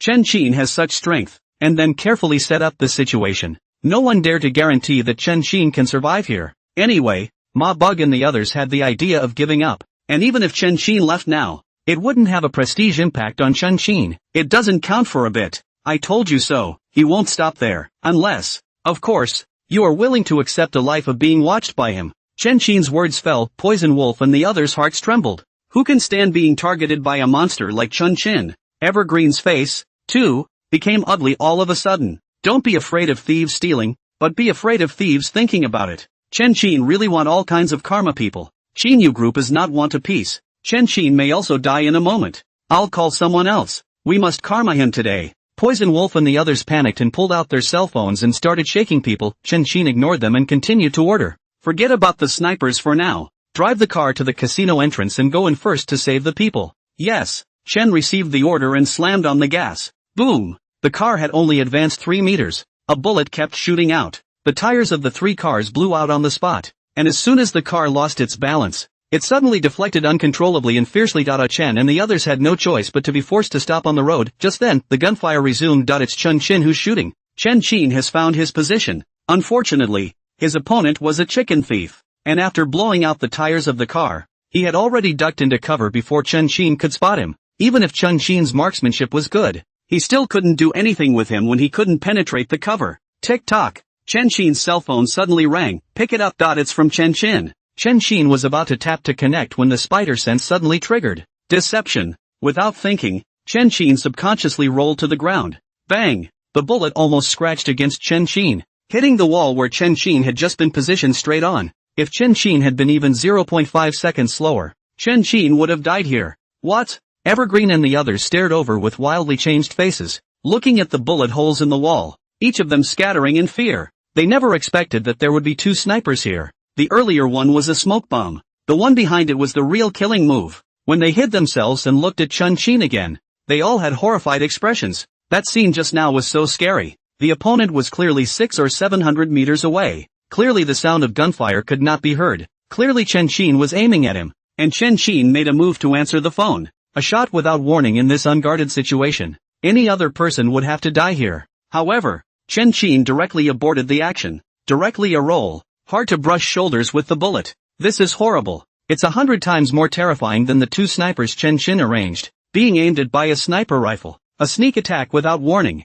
Chen Xin actually managed to dodge it as well. It's more amazing than seeing a ghost. Could it be that this was the sense of danger possessed by the supremely powerful? Does this thing really exist? Under their horrified expressions, Chen Xin had already tumbled behind the cover and connected the phone with a dark exhalation of breath. My good brother, you're really underhanded. How did you do that? Chen Xin is terrified. Engage in a sneak attack of a shot, or sniper rifle. On this distance, before and after the most 0.8 seconds of time. Chen Qin actually can seem to have a sense of avoidance? Chen Qin is an expert, and he knows the difficulty all too well. If he hadn't seen it with his own eyes, Chen Qin wouldn't have believed that such a person existed in the world, not to mention the fact that he was asked to come. Don't forget, you and I are twin brothers. Not only do we look exactly alike, but we were once in our mother's womb for 10 months, and I can sense your thoughts. Chen Qin spoke in a calm tone, not panicking at all as he swindled. Don't bluff me here. And telepathy? Do you take me for you?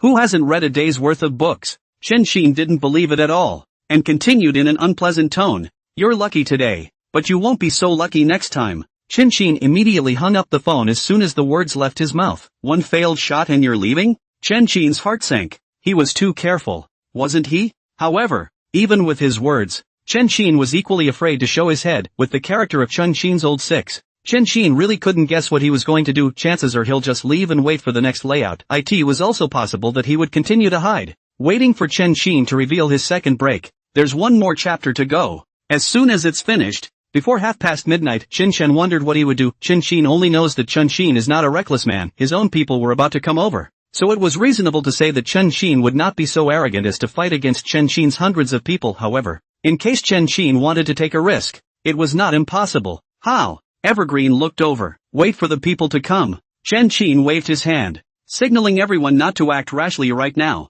Chen Qin's position was being attacked by them from front and back, and there was no chance to strike at all even if Chen Qin wanted to run. Chen Qin could only watch. This is completely out of Chen Qin's expectations. Chen Qin also did not expect, but just a few days, he actually found a strong sniper. Chen Qin even suspected that this was a mercenary he had found. Half an hour later, the brothers of Poison Wolf and the others all rushed over. Hundreds of people stood around, and their panicked hearts, at last, settled down a bit. Come out. They should be gone. Chen Qin sighed lightly. I thought I would kill Chen Qin in one fell swoop, but it turns out that this kid is even more sneaky than I thought. People hiding a few hundred meters away, running away without being hit by a shot. Chen Qin really didn't have much of a solution for him. However, even if he didn't finish him off, Chen Qin had to be thankful for his appearance. For one thing, once Chen Qin comes out, together with the phone records, it can prove to the police that Chen Qin really has a twin brother. This was one of the reasons why Chen Qin had called Evergreen over. Secondly, Chen Qin scared the hell out of Poisonous Wolf and the others.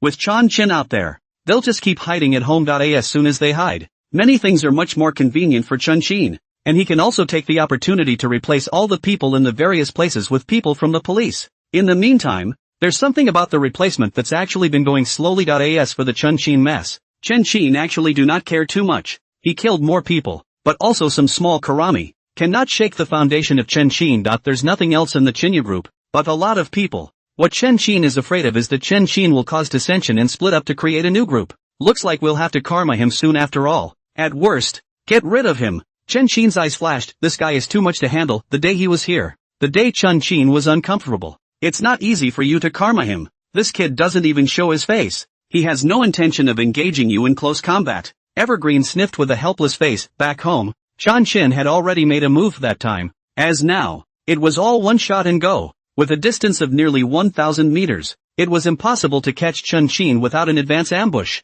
Didn't karate him this time. Doesn't mean you can't karma off next time. You guys go ahead and save the day. Then send someone over with me and follow me over to find his sniper position. Chen Qin sneered. As long as he appeared, Chen Qin would be able to smell his specific flavor in the traces he left behind. With this scent, once he appeared within 1,000 meters of Chen Qin would be able to detect his approximate location, and then precisely find him and finish him off. Chen Qin led the men and soon appeared at the approximate location of Chen Qin earlier. Half an hour later, a search by hundreds of people eventually led to a suspicious location. A 10-story building. Just got downstairs, Chen Qin's nose just twitched. This is actually the same as the casino. All kinds of strange flavors. Rushing Chen Qin, Tai and Lingui all pain. You guys wait here for me, I'm going up to search for clues. Chen Qin twisted his head in a gesture. Don't, Qin. We have to follow you. We have to protect you. Poison Wolf panicked at his words. He had watched the scene that had just happened. If the target of Chen Qin was not Chen Qin, but the people present at the scene, it would have been impossible for them to avoid the shot. Being close to Chen Qin means that Chen Qin will only shoot at Chen Qin. If they were not with Chen Qin, they would have to die here if Chen Qin were to strike at them. Wolf is right. Now is the most dangerous time. We're not strong. Good thing we have so many pairs of meat. We can still block bullets for you. Brother Qin. Hempworm looked serious. As if that were really the case, the rest of the people also opened their mouths one after another, all wanting to follow Chen Qin and protect him. They had the same idea as the poisonous wolf, and were all frightened by Chen Qin. Protection? Are you guys protecting me, or do you want me to take a bullet for you? Chen Qin's tone was cold. Misunderstanding. Ah, Qin. We really want to protect you, Poisonous Wolf and the others explained in a frightened manner. All right, stay here. Chen Qin shook his head without saying much and walked towards the upper floor alone. While walking, Chen Qin maintained a high level of vigilance, and the odor was even more foul. Chen Qin always turned on his super sense of smell to the extreme. It's times like these that no one can guarantee that Chen Qin will not hide here again. It was just that the smell here was too miscellaneous and impulsive,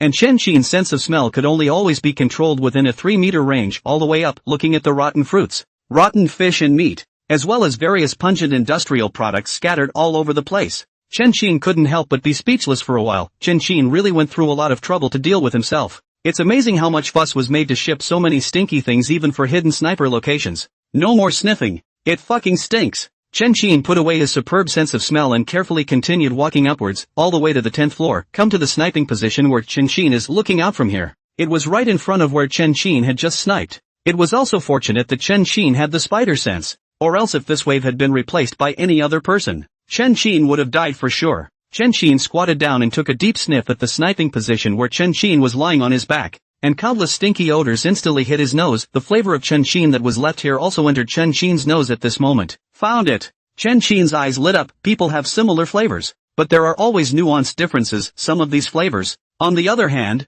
were a person's unique scent, and that was what Chen Qin was looking for. If you memorize the smell, you will be able to locate Chen Qin the next time you smell it. No, it smells like gunpowder. Chen Qin's pupils shrunk violently. Next. Spider sense triggered again. Before Chen Qin could even react, his body rushed into the corner first. In the meantime, boom! An explosion came from downstairs, followed by a variety of explosions. The gas pipe exploded and countless flames spewed out. But in an instant, the entire building was instantly engulfed in flames. Those who had not yet had time to come out were burned to a fiery death in the twinkling of an eye. Outside, the evergreen Poisonous Wolf and the others who watched this were all stunned at once. In their dreams, they never thought that Chen Qin actually left a backhand. The Moro Casino is the killing game. Sniper locations are just as much of a kill zone. He even guessed that Chen Qin was coming here, and went so far as to install a time bomb here early, and also used gas to start a fire. It's over and done with. Even if Chen Qin hadn't been blown up, he would have been burned alive by the fire. Evergreen's face was all despair. After all the planning, it was a bad move. There's one more chapter. You can read it when you wake up. I guess I have to write until 5 or 6 o'clock. Once Chen Qin is dead, the Chinya group would be completely finished. Evergreen looked at the others with an ugly face. They were all horrified by Chen Qin. Chen Qin, who was nearly invincible and had completely convinced them, was actually killed by Chen Qin in this way. With this kind of strength, wouldn't it be easy to kill them? The Chinyu group is changing ownership? They swept a glance at Evergreen, and each of them had mixed emotions to the extreme. They knew Evergreen's background and Chen Qin's ambition. Once Chen Qin died, it was the moment for them to take sides. The other side. It's 800 meters away. On a 10-story building, Chen Qin held a sniper rifle and watched the fire with a smile on his face. My good brother, you're a little too young after all. Still want to search the traces I left behind? You can't eat hot tofu in a hurry. Chen Qin is getting happier and happier. In order to kill Chen Qin, Chen Qin disguised as Chen Qin had checked the information for several days. When he learned about Chen Qin's skills, Chen Qin was really shocked.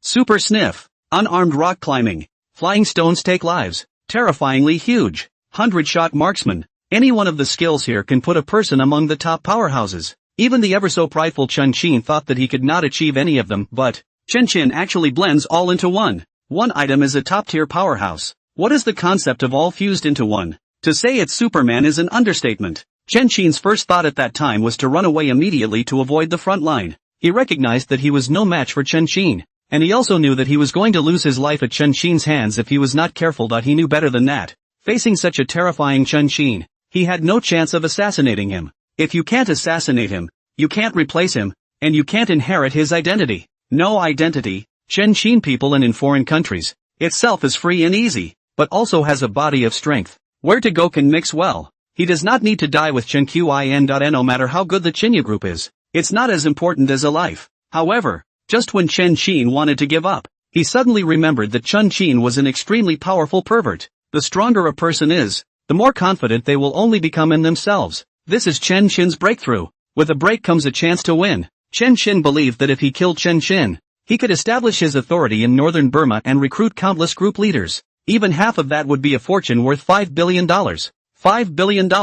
Who could refuse such riches? For this reason, Chen Qin arranged 2 killings in a row. Facts. Chen Qin's thinking was correct, and Chen Qin did fall into his trap twice in a row. Not dying the first time was an accident, a stroke of luck. You want to live the second time? Chen Qin followed the sniper's scope, looking at the skyfire more and more, smiled more and more pleased. For this killing game, Chen Qin has calculated everything. First, arrange all kinds of stinky stuff inside to disable Chen Qin's nose. Then arrange the time bomb on the 9th floor so that Chen Qin can't smell it. Considering that the bomb was not powerful enough, Chen Qin also came to this building with a gas pipe. When a gas pipe blows through, gas leaks and starts a fire that can engulf the entire building in an instant. Under fire. At the height of the 10th floor, Chen Qin still wants to live? Once you're dead, $5 billion is mine. Chen Qin, under the excitement, seems to see 5 billion beckoning to him. Seems to see Chen Qin climbed out of the window. Soul. Ha? Soul? No. That's fucking Chen Qin. No way. Chen Qin's eyes glared as he instantly focused his mind only to see under the sniper's scope. Chen Qin was wearing underwear, naked and crawling on the wall, like Spider-Man quickly crawling down. The ever-bursting fire, the ever-heating walls, seemed to do him no harm. How is that possible? He actually managed to rush down from the fire, and still act like nothing happened? Chen Qin looked dumbfounded throughout. He was the one who had read the book, and he knew all too well what was going on in the fire. Not to mention the burning, just the smoke and the heat can be unbearable, especially above the walls, which are estimated to be hundreds or thousands of degrees. At this temperature, not to mention climbing on it, even touching it would take off a piece of skin. Chen Qin, how did he do it? Fuck. Intelligence is wrong. This kid has hidden skills. Are you fucking Superman? There's nothing you won't do. Chen Qin is really convinced. Chen Qin's body of skills was already horrifyingly unlike a human being. Results, Chen Qin had actually hidden his skills. If he hadn't been born in the same mother's womb, Chen Qin would have thought that Chen Qin was a monster in disguise. No, we can't let him go back alive. Chen Qin reacted sharply after the shock. Facing such an unfathomable opponent, Chen Qin knew very well that if he didn't kill him today, he would definitely die by Chen Qin's hands in the future. And right now, Chen Qin, who was climbing on the wall, was a living target. Chen Qin took a deep breath to adjust his breathing. His attention was highly concentrated, and only Chen Qin's body was left in his pupils. Boo! Chen Qin fired. He shot an advance shot, anticipating Chen Qin's trajectory. However, almost at the moment when Chen Qin fired the shot, Chen Qin actually crawled and did not move. The bullet from Chen Qin hit Chen Qin's feet at once. What do you mean? He predicted my prediction? Chen Qin was filled with disbelief. Crawling and crawling. He's going to shoot, and Chen Qin isn't afraid? This is too weird to. Weirdly, it was as if Chen Qin had sensed that he was going to shoot and knew exactly where to aim. Is it hard to believe that it's really twin telepathy? No. Why wouldn't I if he did? Chen Qin couldn't figure it out.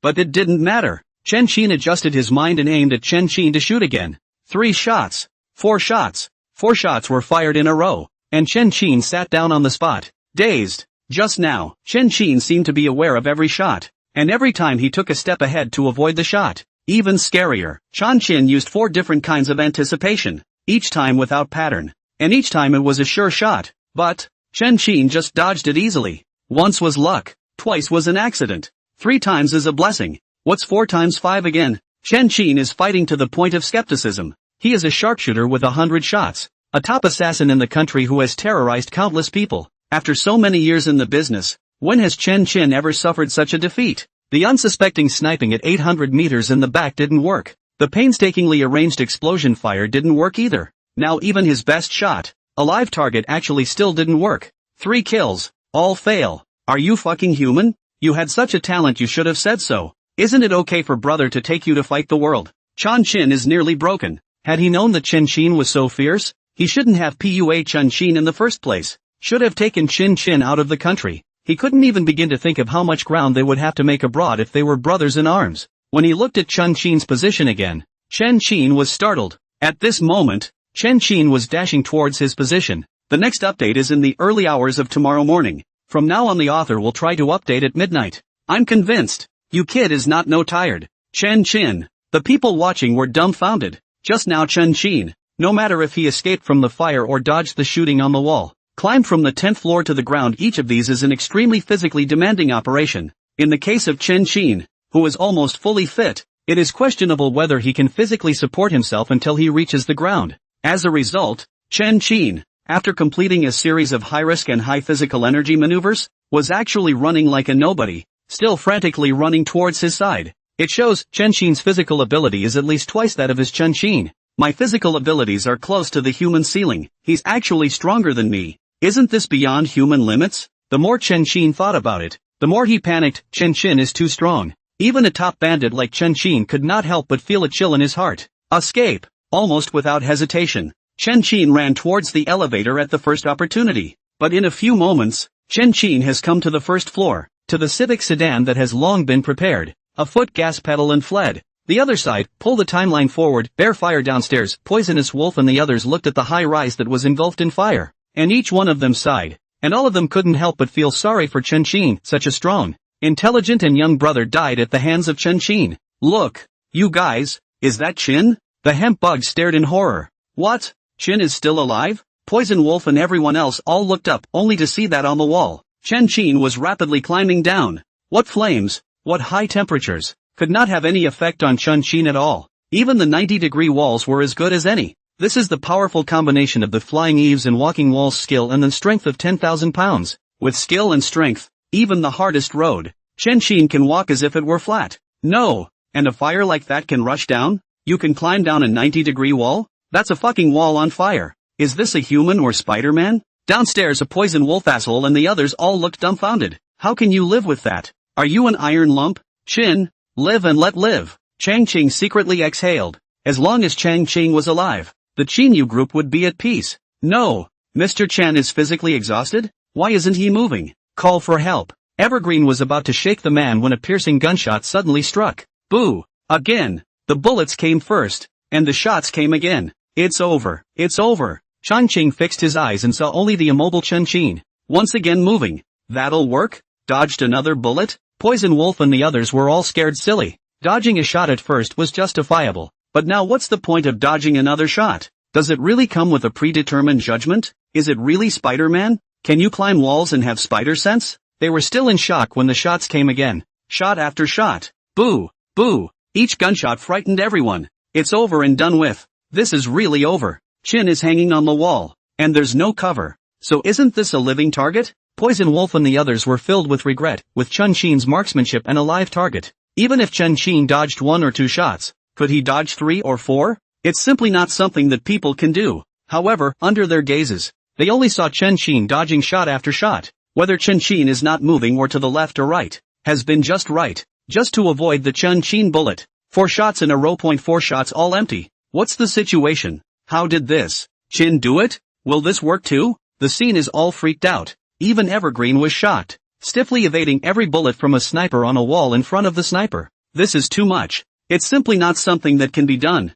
As far as the rate of fire of a sniper rifle is concerned, once you aim and then fire, it's a matter of 0.8 seconds at most. In such a small amount of time, there was almost no chance of dodging on flat ground, and Chen Qin had even less to say on the wall. The only possibility was that Chen Qin was able to anticipate the sniper's shooting position and began to dodge at the same time he fired. But, where in the world is this ability to anticipate? Shit! Chen Qin's brother is a master of body tracing, isn't he? Poison Wolf was the first to react, the first to question. Except for this reason, they could think of no other possibility. It's not as if Chen Qin could really predict Chen Qin's prediction, right? Under their horrified gazes, Chen Qin had already run downstairs and had arrived in front of them. Clothes. Gun. Chen Qin said as he began to strip Evergreen's jacket. No? What do you need a gun for? And you're going to Kagan him? Evergreen was shocked, thousands of meters away. Chen Qin still wants to chase and kill people? Even if I can't fuck him up, we'll have to skin him too. Chen Qin's face was filled with murderous anger.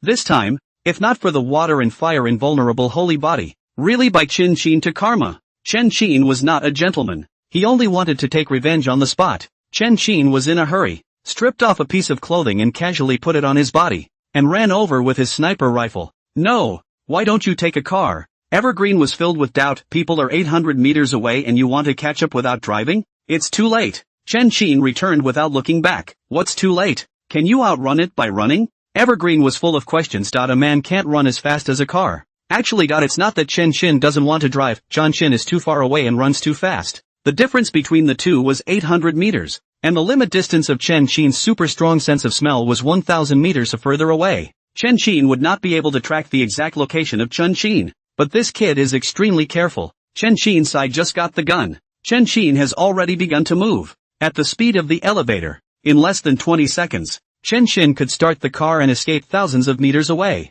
With such a short period of time, Chen Qin had no time to get the key and start the car again. System shop. Chen Qin swept down with a single glance. Top running skill, extreme human speed, can instantly explode to 40 km per hour hourly speed. Duration is equal to the host's physical ability. Requires 100,000 prestige value to redeem. Human limit, i.e. 40 km per hour. Redemption. Chen Qin did not hesitate. 40 km per hour is enough. Boom. Chen Qin only felt that his legs were filled with power, and with just a slight movement, Chen Qin's entire body rushed out like a rocket. 40 yards a second. What kind of speed is that? Qin disguised as Bolt? Evergreen and the others were all stunned. After fire escapes, bullet dodging, wall climbing, another fucking stunt? Is there really no ceiling in this little body? 40 yards a second. That's faster than Bolt. In their horrified gazes, Chen Qin made his way forward, all the way to a high, steep slope. From here, following the smell, I saw that 700 meters away, Chen Qin had gotten into the car and was in the process of starting it up. Gotcha. Chen Qin picked up his sniper rifle and immediately aimed over, only for a moment. Chen Qin's Civic then appeared in Chen Qin's sniper scope since it was facing his back. Chen Qin could only see a car's butt and a rear windshield with black film on one side. That is to say, Chen Qin could not see the exact location of Chen Qin. Not being able to see anyone, even if it was Chen Qin's 100-shot concept-level marksmanship, it was just as likely to be ineffective. You are such a chicken. Chen Qin's pupils shrunk. He didn't expect it either. Chen Qin actually thought so thoroughly. Even the car used to escape, have been put on the black film early. With this black film, the sniper can't guarantee the accuracy of the first shot, and people in the car, under the high-speed movement, it would have been difficult to hit. The first shot missed. After the opponent has a defense, under the car deliberately shaking, even stronger snipers will not be able to hit the target in the car. However, this is a surprise to Chen Qin, who has a conceptual level. Boo! Chen Qin took aim at an approximate location and fired off a shot. The bullet was incredibly accurate and instantly penetrated the back glass. The glass shattered. The bullet penetrated the seat and went straight into the dashboard at the front of the car. Take a closer look through the sniper scope. Chen Qin, this guy actually drove in a crouching position, not even showing his head. If he had been sitting just now, he would have been a corpse. Fortunately, so close. Chen Qin touched his brushed off hair and broke out in a cold sweat of fear. If it wasn't for his principle of caution above all else, he would have really died in Chen Qin's hands this time. But, you didn't kill me with one shot, so don't even think about killing me. Chen Qin violently hit the steering wheel, and the car instantly began to turn, it suddenly to the left, suddenly to the right, without any bit of regularity at all, coupled with the speed of 60 yards, as far as 700 meters away. Even the strongest sniper, it is impossible to hit him. Chen Qin from behind. Bang! The bullet penetrated before the gunshot. Seat shattered. A bullet hit Chen Qin's hand, which was gripping the steering wheel, with a terrifying might. The entire arm was completely broken at once. Ah! Chen Qin screamed in pain. His entire body's veins rippled. Bean-sized beads of sweat instantly appeared on his forehead, and horrifying blood flowed madly down from his broken hand. No way! How did he hit me? Chen Qin was filled with disbelief. He was moving at high speeds, swaying left and right without regularity. In this state, you can't even aim, let alone shoot. Offhand, Chen Qin just hit it. Escape! Stop squatting. Come and get me. Chen Qin hissed in his mouth, stopped the car, immediately pulled down the co-pilot prepared white gauze and hemostatic drugs, a brain all to the wound press. Hiss. Ah! Chen Qin wailed in agony, gritting his teeth to hard stop his bleeding. No more squatting? He can't hit you from this position right now, and I have a feeling he's going to come over to you. This is a great opportunity. Chen Qin. A hoarse voice came from the cell phone. What do you mean? You want to use me as bait? Chen Qin was furious. This is no joke. If he hadn't been injured, Chen Qin would have approved of the decision. But now, he is a wounded body. Even his hands are broken. A body strength is less than 10%. Shooting is a problem. What kind of fishing is this? If he fails, he will die here. Chen Qin is not ruthless enough to use his injured self as bait. What? You don't want to kill him anymore? The hoarse voice sounded again. I'll say it again. Come help me. Chen Qin exclaimed through gritted teeth. Sorry. It's out of your hands now. The husky voice smiled disdainfully. At his full strength, Chen Qin would be feared by anyone who's afraid of the crippled Chen Qin. Now he only needed to kill Chen Qin to completely disrupt the entire Qinyu group. Here's a mess. They can then take the opportunity to swallow this big cake. $10 billion worth of conglomerates. A three-way zone. Such a tantalizing paradise of chaos. Who wouldn't want to get in on the action? Well. It's really a tiger falling down and being bullied by a dog. Chen Qin laughed back in anger and took out a controller from his body, gently pressed it and shouted, "Do you think I didn't prevent you? Kid, listen carefully. Is there something ringing? What? It's 500 meters away, inside a building." Rusty stared behind him in shock and anger. It was a cluttered heap of debris, and a sound, unique to remote-controlled bombs, was resonating continuously inside. Rusty lifted the inside to see that it was actually lined with remote-controlled bombs. Just this amount. Once it detonates, the whole building has to collapse. You cunt me. Rusty was full of disbelief. He was a friend until he went rogue. In the face of friendly forces, Chen Qin also arranged for remote-controlled bombs. That's a scary mind of his. Even Rusty, who has seen a lot and has seen all kinds of bandits, was scared by Chen Qin for a while. Nearly as wise as a demon. He's almost there. Why don't you block him? Why don't you call your men to rescue me? Are you trying to die with me? Chen Qin exclaimed anxiously. Yes, I save. Rusty inexorably opened the intercom. Everyone out. Get Chen Qin out. Yes. The walkie-talkie responded twice, and the two groups of people went out at the same time, driving their cars quickly towards Chen Qin. On the building, Rusty, on the other hand, continued to rack his gun, keeping his sights on Chen Qin, who was running wildly. Across from him, there was a sniper likewise. This is the fourth and final plan of Chen Qin. Two snipers, one on the left and one on the right, just happened to be sandwiched between Chen Qin, plus the front seduction of the Chen Qin. That is, 3 snipers. Once Chen Qin was seduced and came to a specific location, the 3 of them would strike together and Chen Qin would surely die. Pity. Before Chen Qin could seduce him, his hand was cut off by a shot from Chen Qin, and all of a sudden, the plan fell through. Still not shooting? Do you have a death wish? Chen Qin exclaimed anxiously. If Rusty didn't shoot, he was going to hit the detonator. Easy. Rusty freaked out and pulled the trigger instantly. Boo! The distance was so close that the moment the bullet flew out, the sound of gunfire followed. The main road. Chen Qin looked at the bullets hitting in front of him, and with a shock in his heart, he immediately went to look for cover and hid himself tightly. It was true that Chen Qin had spider sense, but this thing wasn't a 100% dodge. In case the opponent had more than one sniper, in case the opponent blocked off all of his positions, it would be futile for Chen Qin to dodge out of the way no matter how much he sensed. In the end, Chen Qin is just a fleshly mortal that is a billion points better than an ordinary person. He is i.e. not Superman or the Man of Steel, and he still has to take bullets with a grain of salt. In a situation that wasn't desperate, Chen Qin would never foolishly expose himself to sniper fire. Many of those confident big bosses in the movie were killed by their own waves. Chen Qin even know all the skills, and have the system to help, but also will never be empty-minded. The time to cower is to cower. There is only one life. What a cunning fellow. You two brothers are freaks, aren't you? The rustlers went numb. Chen Qin is as wise as a demon, and his plans are almost seamless, even counting on them as accomplices. As a result, all of these killing strokes were met by Chen Qin, and he was even slightly better. The two of them are really close to making Rusty look stupid. It's so exciting, with all its reversals and battles of wits, that it could be made into a movie to win awards. Don't shoot yet? You'd better fire a shot every 5 seconds or I'll assume you've run away and detonate the bomb immediately. While Rusty was frozen, the roar of Chen Qin suddenly rang out. You're crazy. If I keep shooting, won't I expose my position? Won't I be sniped by Chen Qin? Rusty is about to be pissed off. Snipers are most wary of exposing their position, preaching a shot for a shot. What's the difference between shooting continuously and looking for death? You don't shoot. How do I know you didn't run away? Chen Qin asked coldly. In return, Rusty was 500 meters away. If he really wanted to escape, Chen Qin would not be able to detect him at all. The only way to be sure he was in place was to tell him to shoot Chen Qin one after another. The position of Chen Qin. When you look up, you can see Chen Qin's movement, and you can also see the traces of the bullets. I've sent someone to meet you. You still don't believe me? Rusty asked angrily. Chen Qin didn't answer him, but shouted, 2 seconds to go. You.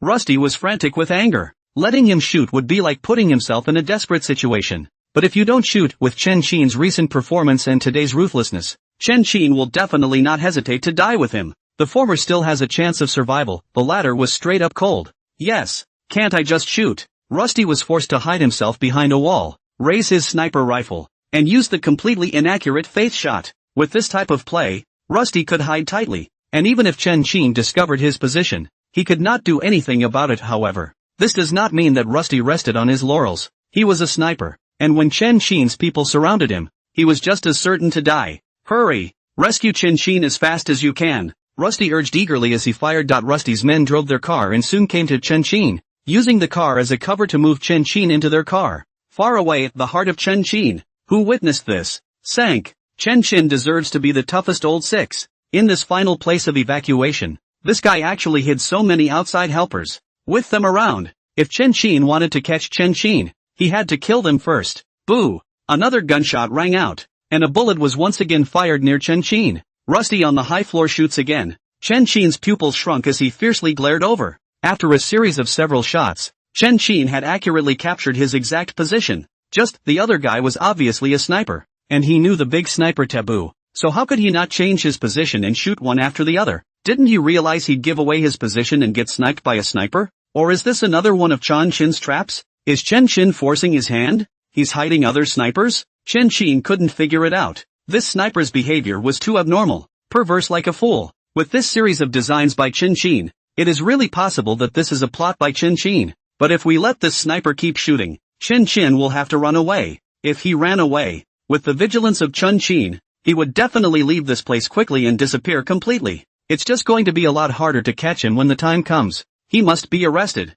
Chen Qin took a deep breath, and with his nose twitching, he began to look for the smell of gunpowder and gun maintenance oil. One sniff, Chen Qin was numb. This hellhole is backward. Weapons are down all over the place. That is. Chen Qin was still thinking of relying on his sense of smell to find nearby snipers, but as a result, inside this building, there were guns on almost every floor. Under these circumstances, Chen Qin simply couldn't search for hidden snipers. Boo! Another shot was fired. 5 seconds had passed and Rusty struck again. Chen Qin raised his eyes to scan. Chen Qin has been carried into the car, looking to leave. Looking behind them again, Poison Wolf and the others' men were driving over. They were about 700 to 800 meters away from Chen Qin, and with one fleeing and the other chasing, there was almost no possibility of catching up. It's too late. It's going to have to be me. Chen Qin's heart sank as he turned up his spider sense to the maximum while raising his sniper rifle and aiming directly at the wall at Rusty's position. Boo! The bullets were instantaneous. With a terrifying power, it punched a small hole in the wall on the spot,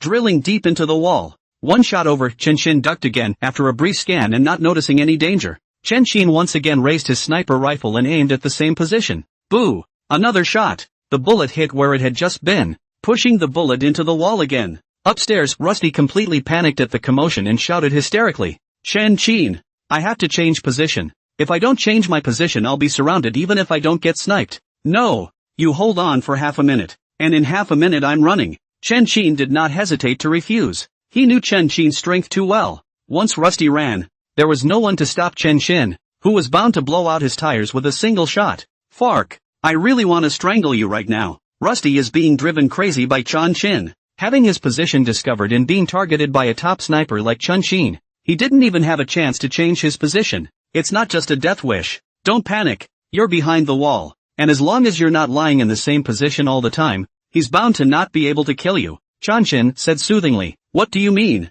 Can he still walk through walls?" Rusty's pupils shrank, and he panicked and rolled immediately. Almost simultaneously shots rang out as a bullet struck a small hole in the wall, and the wall, which had already taken 2 shots, was instantly shattered by the complete washout of a third bullet. The bullet it had started with also pierced out in a moment, shooting straight at Rusty. "Ah!" Rusty lost his voice and wailed. "Turn your head," only to see that right above his shoulder, a bloody hole had appeared, with the bullet piercing straight through his body. Countless amounts of blood, at this moment, were frantically bubbling outwards. Along with that went Rusty's physical abilities. Suffered. Rusty felt the changes in his body and completely despaired in his heart. He knew that it was a bullet hitting an internal organ, a sign of death. He's dying. But Rusty wasn't having it. He wouldn't have had to die. He would have just had to hide. Chen Qin. All because of the coercion of Chen Qin. Rusty's pupils grew large, and his entire body instantly became energized. Hysterically roaring, "Chen Qin!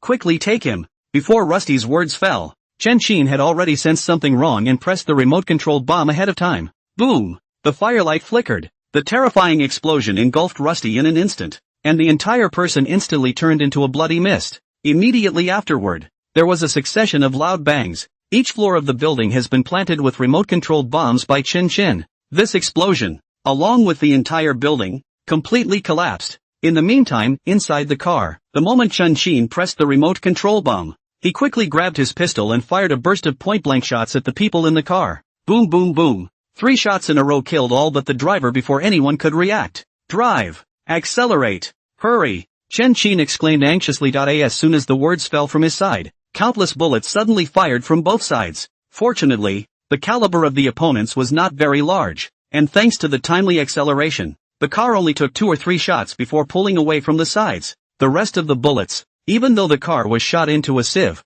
but the angle is not right, cannot cause damage to Chin Chin. Look behind again. Chin Chin is at least 500 meters away from where he was. In other words, he was a full 1,000 meters away from Chin Chin. Sorry brother, we'll never see each other again. Chin Chin grinned triumphantly. At a distance of 1,000 meters, or in a car moving at high speed, it was impossible for even the strongest sniper to hit him. This departure will enable him to escape from northern Burma and wander the world. However, what he didn't know was that at this moment, Chin Chin had already run to the high point, ready to snipe Chin Chin. Boo! Boom boom boom. The gunfight continues. Chin Chin is still fighting against Rusty's men. Don't look at Chin Chin, only has one hand. Don't look at him in a bloodied state. His shooting skill is still accurate to the extreme. Every shot that goes out kills an enemy with unerring precision. But for a few moments, after the 2 drivers were shot in the head, the car rolled over on its side and lost the pursuit for a moment. Hiss. There's too much bleeding after all. Finish resolving your opponent. Chin Chin sucked in a breath of cool air in pain and lay down on the seat somewhat weakly,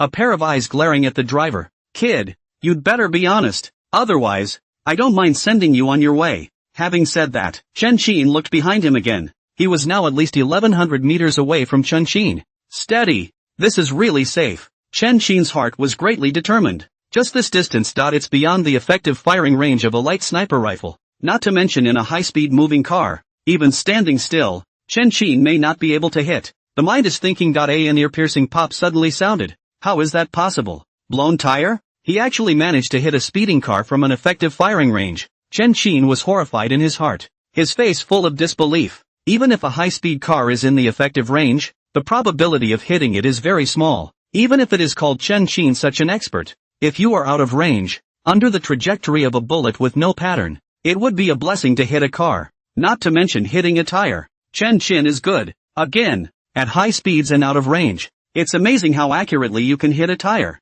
What kind of horrible shooting is this? Even though Chin Chin had seen a lot of things, he was stunned by Chin Chin at the moment. In his trance. The tire blew out. The car veered violently and slid out on its side on the spot. Chin Chin awoke with a jolt, and his 3 limbs were fired up to firmly stabilize his form. After the car stabilized a little bit, Chin Chin looked up. A black muzzle of the gun is facing over. No good. Chin Chin was so shocked that he shot at the driver while quickly dodging away. Boom boom boom. A series of gunshots rang out. Blood was splattered all over the car. Bullets are flying all over the place. But for a moment, the gunfire stopped. The driver dead. Looking at Chin Chin, there were 4 scarlet muzzles on his body, with countless blood bubbling out. Already weak, his body was getting worse after being shot 4 more times. The blood that was frantically draining from his body drained almost all of Chin Chin's strength, and even his gun slipped down helplessly. After all, the sky is the limit. Chin Chin was filled with bitterness. This place is too small. As small as the strength of Chin Chin is, there is no way to avoid it.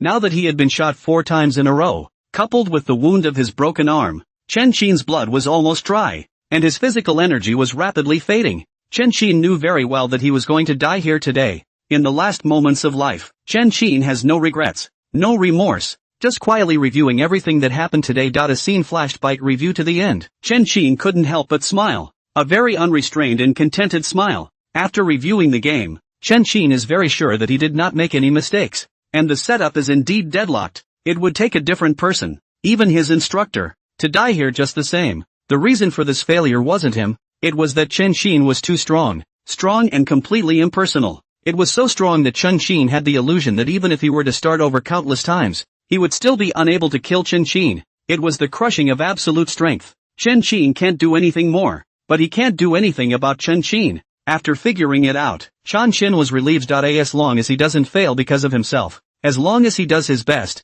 Chin Chin doesn't care about his results, even if it means death. Chin Chin will accept it with pleasure. If you planted the cause, you should accept the final result. 5 minutes later, Chen Qin has arrived. Looking at the overturned car, looking at the blood-covered Chen Qin did not hesitate. 10,000 pounds of force of a fist blast. Boo! The car door broke off. Chen Qin ripped the car door open with one hand and casually threw it behind him. Chen Qin looked at Chen Qin's rigid maneuvering. His eyes were as calm as water, without a single ripple. It's not that Chen Qin wasn't surprised, it's that the strength Chen Qin showed was too strong. So strong that Chen Qin has long been numb. Now even if Chen Qin could fly with a sword, Chen Qin wouldn't find it too strange. I got you after all, didn't I? My good brother. Chen Qin grinned. For this person who was not related by blood and wanted to kill himself, Chen Qin did not have the slightest affection for him. Chen Qin only wanted to capture him alive, and then make him confess to all the crimes on Chen Qin's body before clearing his name. I'm not wrong to lose to you. It would be an honor to die by your hand. Unfortunately, I'm going to die and you won't be able to take me alive. Chen Qin smiled like a victor. He lost. Chen Qin also lost. Once Chen Qin is dead, even if Chen Qin proves to have a twin brother, so what? Without physical evidence, who knows if these crimes were committed by Chen Qin or Chen Qin? The police can't possibly clear Chen Qin just because of a corpse. If Chen Qin does not confess, these charges will only hang on Chen Qin forever. Who says I can't take you alive? When I get my hands on you, it's up to you whether you live or die. Chen Qin's eyes swept. Top surgical medicine, 100. 000 reputation value redemption. Top internal medicine, 100. 000 reputation value redemption. Top Chinese medicine skill, 100. 000 reputation value redemption. Top nutritionist skill, 100. 000 reputation value redemption. 999 hellish torture skills, 100. 000 prestige value redemption. Redeem them all. Chen Qin did not hesitate. You want to die by your own hand? Dreaming. Ding. Consumed 500. 000 prestige value.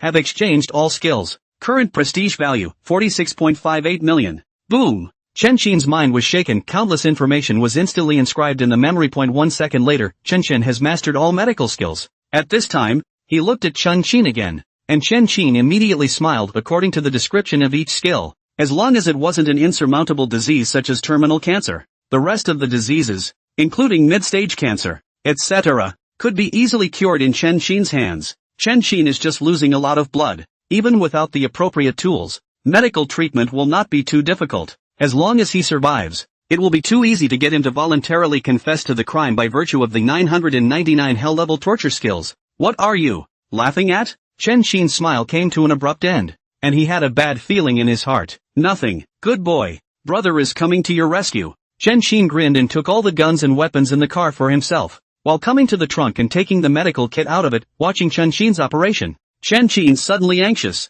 He was able to accept his death, but he did not accept that he had cleared his name for Chen Qin. At the same time, Chen Qin also knows very well that once he is alive, waiting for him is all kinds of torture. Until he confesses, he would never accept that. There was little hesitation. Chen Qin lifted the last of his strength and ripped away the gauze from his broken arm, while at the same time reaching out and pounding his hand into it. Ah! A wail. The blood, which had just been stopped, suddenly spilled out again furiously. See this scene. Chen Qin's pale face suddenly revealed a smile. When the blood dried up, he would surely die. The update will be at 5 or 6 a.m. So don't wait. Wake up and read it less. Nice one. You're really not afraid to die. Chen Qin was convinced. Eyes are dying. Can't even hold the gun. The guy actually managed to kill himself. Without a moment's hesitation, Chen Qin rushed over it the first time, and without saying a word, a hand knife knocked out Chen Qin on the spot. Looking at the broken arm that was bleeding profusely, Chen Qin immediately took out his medical kit and began to resuscitate it. 5 minutes later, Chen Qin's side had just taken care of the preliminary work of stopping the bleeding, and Shang Cheng and the others had finally rushed over. Looking at the Chen Qin lying on the ground with a pale face, everyone could not help but sigh for a while. Half a day of contact. Chen Qin, one of these near unsolvable kills, had given them too deep an impression. To leave them to their own devices. Didn't even have to last until the second kill. The first one alone would have sniped them all. Unfortunately, instead, he met the stronger Chen Qin. In Chen Qin's hands, a seemingly unsolvable killing game was hard to see. What premonition bullets, rushing out of the fire, flying over the wall, sprinting bolt, the same kind of seemingly impossible things, on the contrary, happened to Chen Qin. Losing in front of such a Chen Qin is not wrong. If you want to blame it on Chen Qin for being too blind. What do you think you're doing messing with a monster like Chen Qin? If not for this, with the wisdom and strength that Chen Qin has shown, Once he goes to the land of chaos, he will surely be able to do something great. The mind thinks so. The eyes of Poisonous Wolf and the others looking at Chen Qin,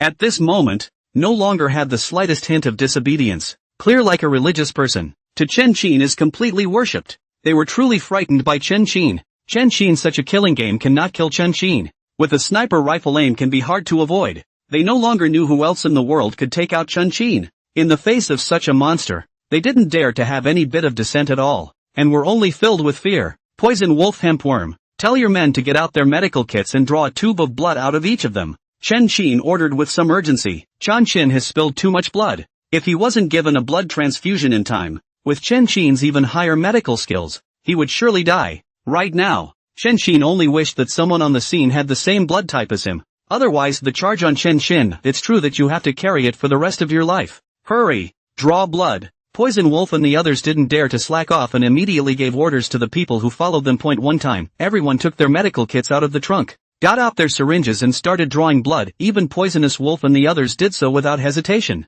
Mr. Chen, I know you're in a hurry, but you can't lose in this environment even if you match the blood type. Why don't we just take him to the hospital first? Evergreen couldn't help but remind. It's too late. He can only live for 10 minutes at the most. I have to give him a blood transfusion as soon as possible. Chen Qin shook his head in the negative. If this guy hadn't acted suicidally, Chen Qin could have taken him to the hospital for treatment. Now this blood is released. Chen Qin then had to have a blood transfusion on site. Qin, my blood is drawn. Poison Wolf was the first one to charge. I smoked mine. The big brothers, such as Aspergillus, all rushed over in a swarm and raised the syringe high as if to please fix your eyes. Chen Qin cried and laughed a little. These guys actually smoked a full pipe.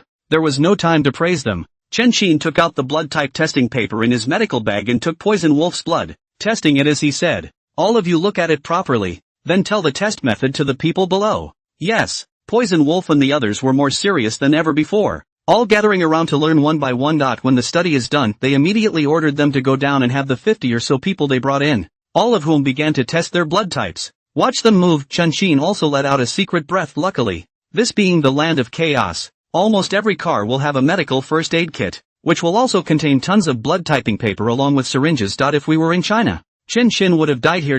As for why Chen Qin didn't test his blood type, it comes down to common medical sense. Chen Qin and Chen Qin are twins, but in fact, their blood type may not be the same. Even if it is the same, blood transfusions between immediate family members will have the probability of triggering graft versus host disease, which, when it occurs, is almost impossible to save. Plots like the blood transfusion of the next of kin inside the TV show are completely devoid of any logic, literally rubbing the viewer's IQ on the ground, and are even more outrageous than the authors who wrote the novels. Chen Qin saw that they had tested about the same, and immediately yelled, all of the blood type A's come over here. Soon. One by one, the A-listers ran on. Upon inspection, after determining that there is no problem with their blood, Chen Qin immediately began to transfuse blood, and at the same time, in accordance with traditional Chinese medicine techniques, began to massage the various acupoints of the Chen Qin, so that his whole body is hyperactive, so that the brain and organs operate at high speed. Well, Chen Qin seemed to be stimulated and woke up with a start, as he looked at the tool that continuously transfused blood to him, and felt the recovery of his body's functions. Chen Qin's face changed drastically, and without hesitation, he was about to raise his hand and try to shake off the blood transfusion syringe. However, before he could raise his hand, Chen Qin pressed him down and said with a smile on his face, I told you, if I don't want you to die, you definitely won't die. Chen Qin didn't speak and opened his mouth to bite off his tongue. Pity, Chen Qin understands him too well. As soon as he opened his mouth, Chen Qin knew what he was going to do, and on the spot he stuffed a ball of cotton, and then with a wave of his hand, tied him up tightly with a rope. Woo, woo. Chen Qin struggled violently and whimpered in displeasure. He doesn't want to live. He knew very well that once he fell into Chen Qin's hands, it would definitely be an endless torture until he confessed. He's already lost. He didn't want Chen Qin to win. However, Chen Qin had already been completely controlled, and his life or death was completely out of his hands. Poison Wolf and the others watched from the side in shock. Chen Qin is so cruel. At this point, he actually had the courage to kill himself. For this reason alone, they are 100,000 miles behind Chen Qin. The blood transfusion is almost done. My good brother, I'm going to have to operate to remove your bullet. Chen Qin took out the dagger, and suddenly remembered something, and smiled apologetically. I almost forgot to tell you, we have more of everything here, but too little anesthetic, so you'll have to bear with it. Woo! Chen Qin's eyes widened and he struggled even more severely. Hurry! Get some men to hold him down, Poison Wolf ordered on the spot. I'll do it. It's a business we're all too familiar with. Several men grinned, volunteered to run up. Dead Chen Qin held down. Under their professional techniques, no matter how hard Chen Qin struggled, his body was still as stable as Mount Tai, without the slightest sign of shaking. Quite skillful, you guys. Chen Qin was a bit surprised. That's not true. Karma wastes we can hold down. Taking a few bullets is even better. The man returned somewhat smugly. The words came out. Evergreen's face was suddenly gloomy.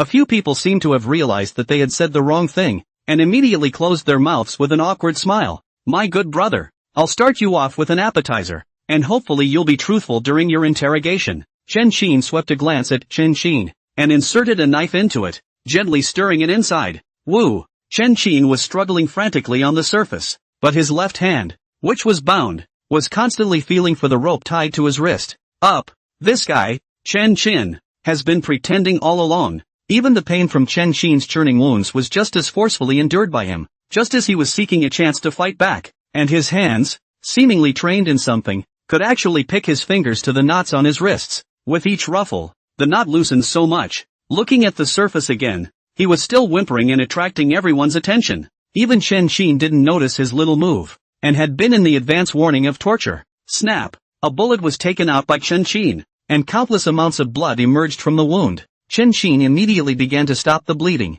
while looking at the well. I'm doing okay, right? When you're better, it's best if you take the initiative to confess. Don't force me to come down hard on you. We're blood brothers after all. It's not good to spread the word like this. After Chen Qin finished speaking, he continued to remove the next bullet. When the surrounding poisonous wolves and the others heard this, each one of them had a cold heart and went numb on the spot. Goddamn brothers. Who's a brother who strangles meat with a knife? Just this operation is the ultimate torture of last resort in their case. Chen Qin is good. The exit is an appetizer. Then how many tortures more horrible than this must have been inflicted on Chen Qin? If you do this to your own brothers, what will it be like to face them someday? Hiss. Everyone couldn't help but suck in a breath of cool air, their bodies shaking violently. It's too scary.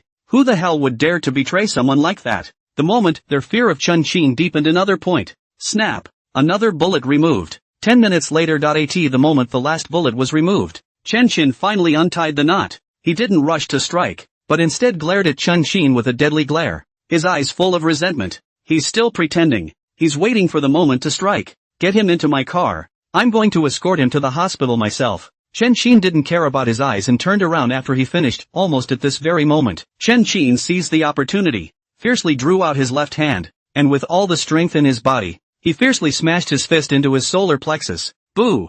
That punch was too fast. So fast that everyone couldn't react. By the time Chen Qin realized something was wrong and turned his head, Chen Qin had already punched his temple and was already unconscious. Fuck! He's crazy. How did he do that? He can still untie the rope with one hand? At this point, he's going to kill himself? The scene was stunned by Chen Qin. This dude is so mean. Tough enough to kill even himself. Chen Qin ignored the rest and quickly went up to check the breathing and pulse. A few moments later, Chen Qin let out a dark breath. It was good that Chen Qin had lost a lot of blood, and that the pain and struggle just now had almost drained his strength. That punch just now looked ferocious, but it didn't have much power, and even if it had hit his temple, it wouldn't have killed him as much as it did himself. Vice President Chang. This guy is so ruthless and decisive in his actions and his ability to find opportunities. I suggest that they be anesthetized at all times except for interrogation time. Chen Qin had a solemn face. He was the only witness to Chen Qin's whitewash, and Chen Qin had to secure his life. Trying to kill yourself? Chen Qin was going to make sure he didn't even have time to come to his senses.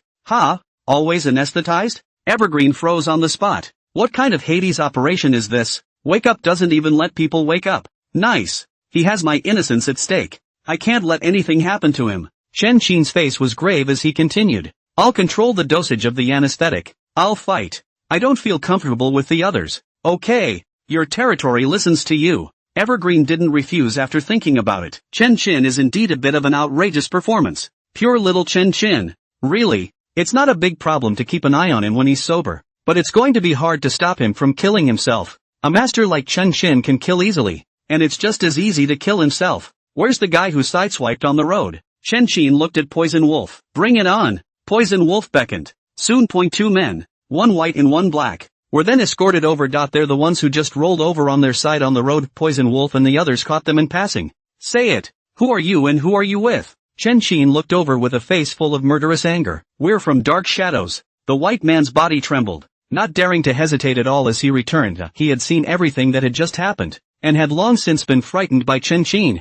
Dark shadows. Hiss. The world's largest and most elite mercenary company. The boss behind Left Rope. Poison Wolf was startled. Left Rope? The Left Rope of the town up north? Do you recognize him? Chen Qin's pupils shrunk. This was someone from the Qinyu group.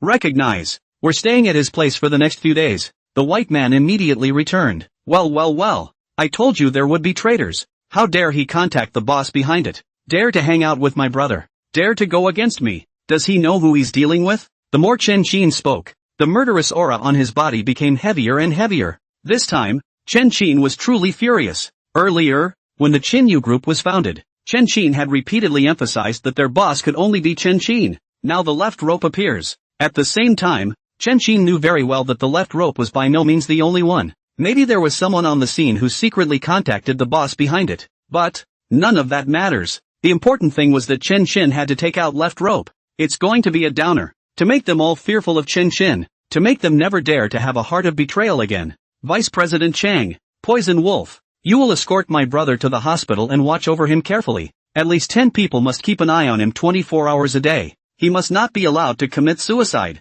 I'll anesthetize him when I get back from my errands. Chen Qin commanded. Wrap it up on us. Evergreen Viper Wolf immediately assured. Hemp Bugs. Call Left Rope and tell him I'm coming for his life. Chen Qin commanded again. Are you mistaken, Qin? Shouldn't we send someone to quietly surround him first, and then finish him off? The marmot was flabbergasted. Now call and tell Left Rope. Won't he run away? No shit. Make the call. Disperse yourselves after the call. I'm going to clean up this man myself. After Chen Qin finished speaking, he grabbed a set of clothes, turned around, and got into his car, taking his weapon with him and heading off. No. What does Qin mean by that? Tell the Left Rope to kill him, and then finish him off? The hempworm man was stupid. If Chen Qin really wanted to make such a thing, wouldn't it mean that as long as Chen Qin wanted to kill someone, even if he knew in advance, even if he escaped in advance, he would die in Chen Qin's hands all the same? This is so desperate. It's like a countdown to death. Like a death wish from Hades. Living is worse than dying.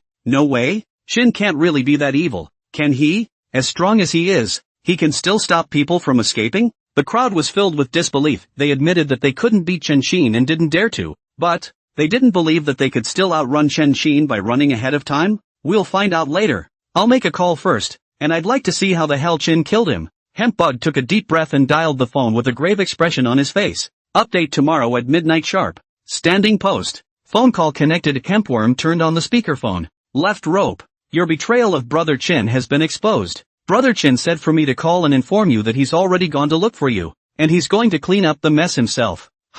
You're not mistaken, are you? He's coming to kill me and he has to tell me in advance? The Left Rope was full of questions as he listened. He is also a group manager of his own size, and there are 80 people in his hands if not 100. With this number, with advanced preparation, could they still fail to defeat Chen Qin? Even if you really can't do it, can't you run away? Bug, you're not blackmailing me here, are you? Left Rope was a little disbelieving. With Chen Qin's intelligence, how could he do such a stupid thing? Even if they really wanted to kill him, they'd sneak around and do a direct assassination, right? Do yourself a favor. Asshole hung up the phone after saying that and turned his head to look at the others. What do you guys think? Will the Left Rope survive? Let's see if he runs or fights hard. He'll die if he's going to fight hard without thinking about himself. If he wants to run, even if Brother Qin is strong, there's no way to stop him, right? Someone returned. I think so too. The size of the Left Rope is also a manager. The hands of dozens of people. Millions of wealth. He really want to run. Still cannot run out? The group nodded their heads. Even the marmot thought so. In such a chaotic place, people like them at the managerial level have long prepared several means of escape. Take the Left Rope for comparison. It would take Chen Qin at least an hour just to get to the northern town. And this hour, the Left Rope is almost escaping abroad. How can Chen Qin kill? The Left Rope is so, they are just as much so. That is to say, with advance notice. As long as they wanted to run, and Zhuo Rope wanted to run, Chen Qin had no possibility of killing Zhuo Rope at all. The other side is Zhuo Rope had a face that was already gloomy to the extreme. He is a manager in the Qinyu group, hands dozens of people. To power have power. To make money a year down can make a few million. With this kind of treatment, Left Rope really didn't want to give it up. But the Left Rope couldn't ignore the words of the hempworm. Regardless of whether or not hempworm had swindled him, He had indeed done something to betray Chen Qin. Once this matter was revealed, with Chen Qin's strength, he knew very well that if he didn't run, the probability was that he would die here. Call and ask first. Left Rope sulked for a moment, but eventually dialed Rusty's number. It rang for a long time. A phone call connected. The opposite side did not speak, and the Left Rope frowned, not daring to speak for a while. After 3 seconds of such a stalemate, the Left Rope's heart jumped and he hung up the phone on the spot in fear. Something's really wrong. As per past practice. As soon as the call was answered, Rusty spoke up early. He's actually dead. Their plan actually failed. No way. I have to run. Without the slightest hesitation, Left Rope made a phone call out, immediately arranging a back way for himself. He's moving fast. Or rather, Left Rope had been ready to run away when he teamed up with Dark Shadows. But in 10 minutes, Zor Rope, with his cash and other possessions, was already in a new car that had been prepared long ago. Run for it, but it can't just be left alone. Left Rope took out his cell phone and dialed a number. Wang Hu, ambush all your men at my house. No matter who is coming. Shoot on sight. Kill anyone? Wang Hu was slightly shocked. Kill anyone, including Chen Qin. The Left Rope had a hard look in his eyes. Chen Qin wants to kill him, that he can kill Chen Qin just as well. Being caught off guard may not be out of the question. No problem. I'll kill whoever you say to kill. Brother Rope. Wang Hu immediately agreed. He, including his dozen or so people, follows the Left Rope every year to eat and drink, and women and money, and whoever goes against the Left Rope is going against them. What happened to Chin? Chin didn't give them a dime. Kill it as it is. I really didn't train you for nothing. Be smart, all of you. My plan has gone down in full force. As long as you kill Chen Qin, I'll be the president of the Qinyu Group, and you'll be the vice president of the Qinyu Group from now on. And your people, all of them, will be managers. Left Rope's voice was loud and clear, and he spoke as if it were true. Promise to finish the job. Wang Hu returned excitedly. Yes, do it and go. Satisfied, Left Rope hung up the phone. With Wang Hu's words and the vice president and manager's big cake, they will definitely die to do it. With these dead men, even if we can't kill Chen Qin, we can still stop him for some time. You need to tell me in advance to kill me? Do you really think you're a god? Left Rope smiled disdainfully, and immediately started the car and took off. Before that, Chen Qin, who just got into the car, Chen Qin pulled out the system panel as he drove towards the northern town of Left Rope. And the reputation value column. A flurry of information was pulled out at once. Poison Wolf has been completely worshipped. Reputation value plus 1,000. The Hempworm has been completely worshipped. Prestige value plus 1,000. Evergreen has been completely bowled over. Yukue has been completely worshipped. Reputation value plus 1,000. Master Shinto has been completely worshipped. Reputation value plus 1,000. Look at the last two names. Chen Qin immediately dialed their number. They were the people of the Left Rope, and the people who had thoroughly worshipped Chen Qin in the first place. They might not do it if they were asked to kill the Left Rope, but if they were asked to report on the location of the Left Rope, they obviously wouldn't have any problems. Yukue's call was quickly answered. I'm Chen Qin. Keep your voice down. I'm on a secret mission. Chen Qin was the first to speak. Qin, I didn't expect you to call me. You tell me what the task is. I promise to do it right away. Yukue was overjoyed, so excited that even his voice was trembling. You're the one next to Left Rope, aren't you? Keep an eye on everything he does for me and text me immediately if you find anything new. If he goes out, you follow him quietly. Chen Qin ordered. Yes. Yukue agreed without hesitation. He was not a close friend of Zor Rope, nor had he been favored by Zor Rope, and he would not have any burden at all in doing this. Moreover, with Chen Qin's trust, there is still a chance to get to the top as a manager. Chen Qin hung up the phone and continued to contact Shin Tu-Shur and the others as he had done. Like Yukue, they were mutinous on the spot when they heard it was Chen Qin. They spied on Zor Rope at the first time, and sent all of them, one by one, to Chen Qin, as well as all of the things that were going on in the company. Even the ambush of Wang Hu and the others was all reported by them. One of them, Yukue, had been quietly tracking the Left Rope, constantly sending Chen Qin his location. Well, and you dared to arrange an ambush for me. Chen Qin was a bit surprised. It's all come to this. Instead of thinking of escaping, he had the audacity to have thoughts of killing back. There were now two paths before Chen Qin. For one, just take out the Left Rope. Second, take out Wang Hu and other dead soldiers, then take out Left Rope. There was little hesitation. Chen Qin directly chose the second one. This time Chen Qin was trying to establish authority. Since we have to establish authority, Chen Qin is going to do it beautifully and invincibly. Chen Qin wanted everyone to know that even if he ambushed himself, even if he escaped, it would be just as impossible to change the final outcome. Chen Qin said he wanted Left Rope dead. He would have to die. Jesus couldn't keep it even if he came. 1 hour later, Northside Town. 300 meters away from the left rope branch of the Chinya group, Chen Xin stopped the car and swept a pair of eyes coldly over. The left rope branch says it's a company, but it's really just a couple of small bungalows the dozen or so people brought by Wang Hu, on the other hand, were ambushed one by one in various places at the entrance, facing them. These little caramels. Chen Xin didn't think much at all and got out of the car and ran wildly.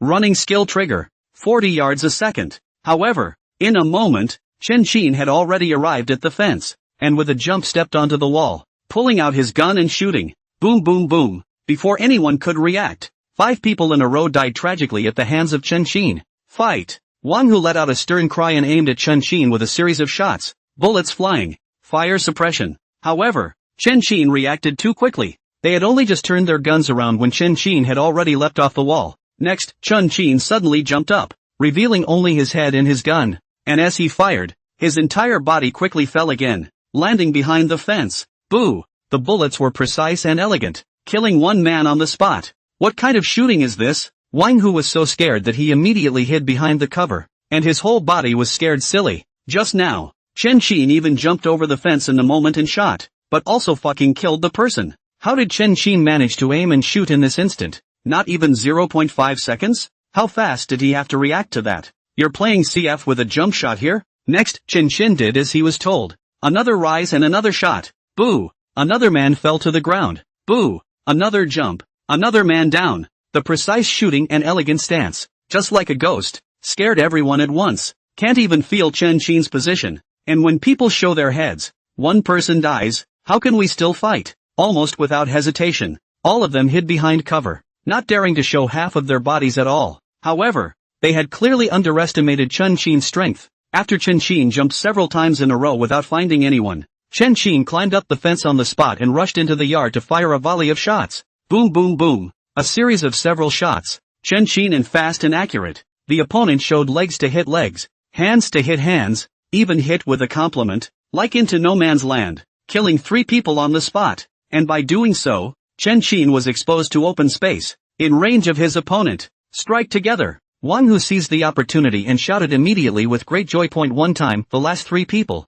including Wang Hu, all rushed out of the cover at the same time and raised their guns just to aim at Chen Xin. Boom boom boom. All 3 struck at the same time, emptying their magazines directly. They both laughed at the messy yet beautiful sound. With their marksmanship, under the combined attack of the 3 of them and emptying their magazines, Chen Xin would surely die. However, the smiles on their faces quickly froze, replaced by eyes full of horror, only to see Chen Xin like a ghost, frantically walking in the open space, horrifying speed, as if he had opened the ghost knife in the game, and even walked out of the stump. Their bullets, all of which also hit behind Chen Xin, simply couldn't keep up with Chen Xin's 40-yard speed. Wait for the magazines to empty. Everyone was dumbfounded. They never dreamed that the 3 of them could not even hit a meat target with a barrage of bullets. Next moment. 3 rounds came in almost simultaneously. 1 for each person. 1 for each headshot. Boo! The 3 men fell to the ground, bleeding. Chen Xin twisted his head, only to see that directly in front of him, a dozen or so people with guns were rushing over.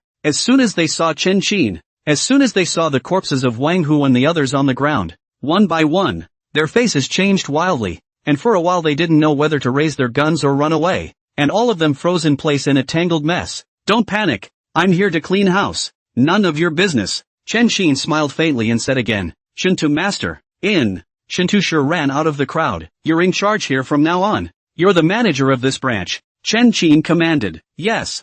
I promise to manage everything. Shintu sure was ecstatic. Just 1 surveillance, a couple of intel, and he's a top manager. Chen Xin's generous reward made Shintu sure worship Chen Xin even more. Do you have any objections? Chen Xin scanned over. No. A crowd of frightened bodies trembled and returned without hesitation. They just heard the gunshots but rushed over it the first time. Before and after only half a minute. As a result, in just this half-minute time, Chen Xin actually killed all of Wang Hu and the others who were ambushed inside, directly from the front. With that kind of strength, who the hell dares to disagree? Yes, Master Shintu, let me remind you, I can give you power or I can take it all away from you. Chen Xin warned in an icy tone. Don't worry, Brother Chin.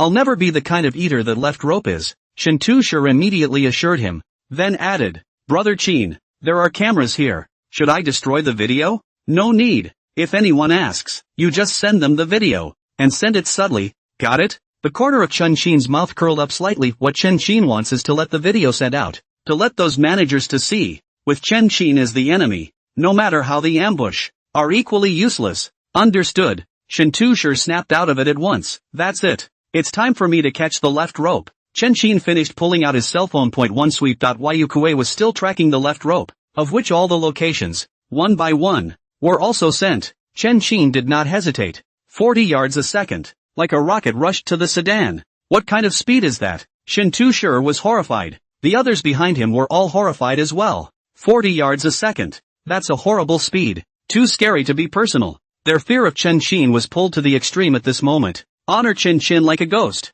North Burma border. Left rope drove the car and took a look through the rearview mirror. A face that instantly smiled and said into his cell phone, "Boss Hardy, I'm pretty sure the one following me behind is the scout. Chen Qin should be following him over to hunt me down. Oh, in just 10 days or so, Chen Qin has planted undercover agents around you?" Hardy was a little surprised. That's normal. This Chen Qin kid is really something. In just 7 days, he stirred up northern Burma and integrated us all together. With this ability, not to mention arranging an undercover agent, I wouldn't be surprised if my son was allowed to assassinate me. The left rope was full of bitterness. The strength Chen Qin had shown was too terrifying. So terrifying that the left rope is nothing but fear, including this escape. He didn't even dare call on his own son. It seems like Chen Qin really scared you guys. It's no wonder Rusty and my students lost to Chen Qin, but it doesn't matter. It's just as well he didn't come along this time. If he wants to follow me, I'll make sure he doesn't come back. Hardy's tone was all murder. Boss Hardy, I suggest you stay on site.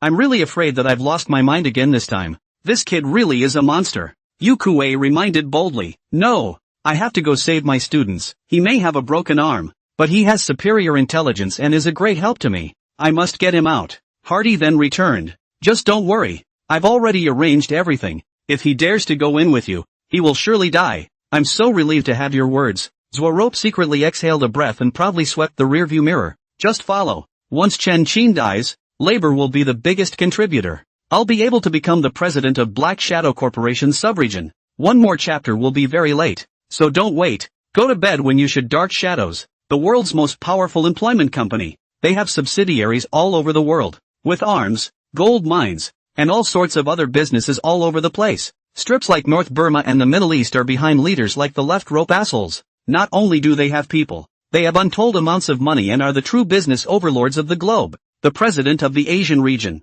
who was one of the top executives of the Black Shadow Company, could smoothly take over the Qinyu group after taking down Chen Qin. So much for that. The left rope can have a global voice and is a true dominant party. The more the mind thinks, the smile on Zhuorope's face got wider and wider, and even the speed of the car slowed down slightly, just in case Yu Kuei couldn't keep up. The two are one before the other. Left rope soon arrived at the border and drove into a valley. The valley is surrounded by mountains on all sides, with only one path in, making it the perfect place for an ambush. After the left rope went in, Yu Kuei parked the car on the side of the road and immediately tipped off Chen Qin. 20 minutes later, Chen Qin drove his car all the way to Yu Kuei. Shin, the left rope is just going into the valley inside. I suspect that he just wants to cross the border over the mountains, and there's probably one of his men in there. Yu Kuei analyzed. In a place like northern Maine, the more secretive a place is, the more it can hide people and things that can't be seen. Valleys with access roads like this one also tend to be home bases for these people. You didn't get caught by him, did you? Chen Qin looked at the valley and frowned. This place was too good to ambush people. If someone was hiding in the hills surrounding the valley, no matter how strong Chen Qin was, and no matter how sensitive his spider senses were, he wouldn't be able to escape under fire coverage. I don't think so? Yu Kuei returned with some uncertainty. Forget it. It doesn't matter. You stay here and meet me. Be safe. After Chen Qin finished his order, he touched down towards the mountain, regardless of whether there was an ambush here or not. In order to clean up the door and to give them a kick in the pants, Chen Qin had to take out left rope. Chen Qin walked carefully, and his nose was always stretched full. The more you hear, the more Chen Qin felt strange of the valley, including the hillocks that surrounded it on all sides, seemed to be devoid of outsiders. Inside, that means there is only one left rope. What's he thinking here? Are you going to hide from me here? Or are you picking up the money? Chen Qin was a bit uncertain, but, since he was the only one here, Chen Qin naturally had no intention of letting him go. After making sure it was safe, Chen Qin rushed all the way down, only on the flat ground in the middle of the valley. The left rope was looking around with a pistol. Don't look, I'm here. Chen Qin stepped out from his flank. You did come. Left rope was not the least bit flustered. and took a small run to hide right in front of the car, only revealing his head with his gun, staring at Chun Chin and screaming, "I'm telling you, you've been surrounded by my snipers. You can still have a chance of survival if you tie your hands now." "Sniper? You did have an ambush." Chun Chin said so on the surface, but in his heart, he became more and more puzzled. Seeing Zhuo Rope's performance, he did deliberately seduce Chun Chin here, and he did arrange an ambush, but, just now, Chun Chin had already quickly checked the 4 hillocks and repeatedly checked them with his super strong sense of smell. Chun Chin was very sure that this was the place where there was just himself and the left rope. And where is the ambush of the left rope? Chun Chin couldn't figure it out, for the left rope to act so confidently. By all rights, there should really be an ambush here, now that there is nothing. There is only one possibility that the ambush was not arranged by left rope, and that person, in all likelihood, is Dark Shadows. Nope, Dark Shadows. Chun Chin suddenly remembered something and jerked his head up as a sniffle. Next something suddenly crossed the sky, and a strong smell of gunpowder instantly drilled into Chun Chin's nose. "It's a cannon." Chun Chin's face changed wildly, and without thinking, he pulled his legs out and ran, and his spider sense was instantly pulled full at this moment. Boom! Boom boom boom! A shell fell from the sky, but in a matter of moments, the entire valley instantly turned into a sea of fire. The left rope, which had just been longing for the president of the subregion, was reduced to ashes in the blink of an eye. I guess he never thought in his death that he, the one who drew the cake for Wang Hu, would one day die in the cake drawn by others. Boom! Boom boom boom! The explosions continued, a series of dozens of shells that covered the entire valley on the spot. They were blowing up over and over again for a full minute. That's how dense it is, not to mention the people. The dirt inside alone was turned over and over by the blast. The terrifying fire also swept through the entire valley at this moment. Outside, the Yukui people watching this scene were dumbfounded. He had never dreamed that his opponent had actually used a cannon formation in order to take out Chun Chin. And fucking boom for a whole minute. Is this something a human being could do? Who deals with a man with a cannon? Just this movement, those who don't know think they're blowing up a tank core. It's over and done with. Chin is cool. It's really completely over now. Reacting. Yukui had a look of despair on his face. It was so hard to get on the Chun Chin line, but once Chun Chin died and his rivals took over, wouldn't he be the first one to take him on? Just as he was despairing, Chun Chin was all black and ran down from the mountains with a gloomy face. Chin. Are you a human or a ghost? Yukui looked up when he heard the commotion, and his entire body was instantly petrified. Of course it's human. Chun Chin had a depressed look on his face. This time Chun Chin was really close to dying here. 1,000 calculations, counting on all the machinations. I just didn't count on the fact that these pussies actually don't talk about martial arts, just to kill Chun Chin alone. They actually even use their cannons. It also fucking covers the entire valley directly. It's really just a little bit of pussy. It's a good thing this valley isn't too big. And it's a good thing 40 yards a second is fast enough. But the valley that was only about 40 meters wide, Chun Chin ran through it in 5 or 6 seconds. That is to say, after the first wave of artillery fire, Chun Chin had ducked into the mountains. Otherwise, with this constant bombardment of artillery fire, Chun Chin's spider sense, no matter how powerful it was, would have to die inside all the same. Stronger? Who is stronger than artillery coverage? Are you really not dead? Yukui was once again confused. 1 minute of continuous bombardment. The soil has been turned over several times, and Chun Chin actually came out alive? They're not people. Chun Chin is even more fucking inhuman. Cut the crap. Drive. I'm going to take out their gun line. Chun Chin blared angrily, his face full of murderous aura. 10 years too late for revenge. What Chun Chin wants is now. It's just an immediate rush, and then yank them all. What Dark Shadows? What an arms baron? It's all bullshit with Chun Chin. How can you be bullied by others in this part of northern Maine? No. Chin, you say you're going to take out their gun line?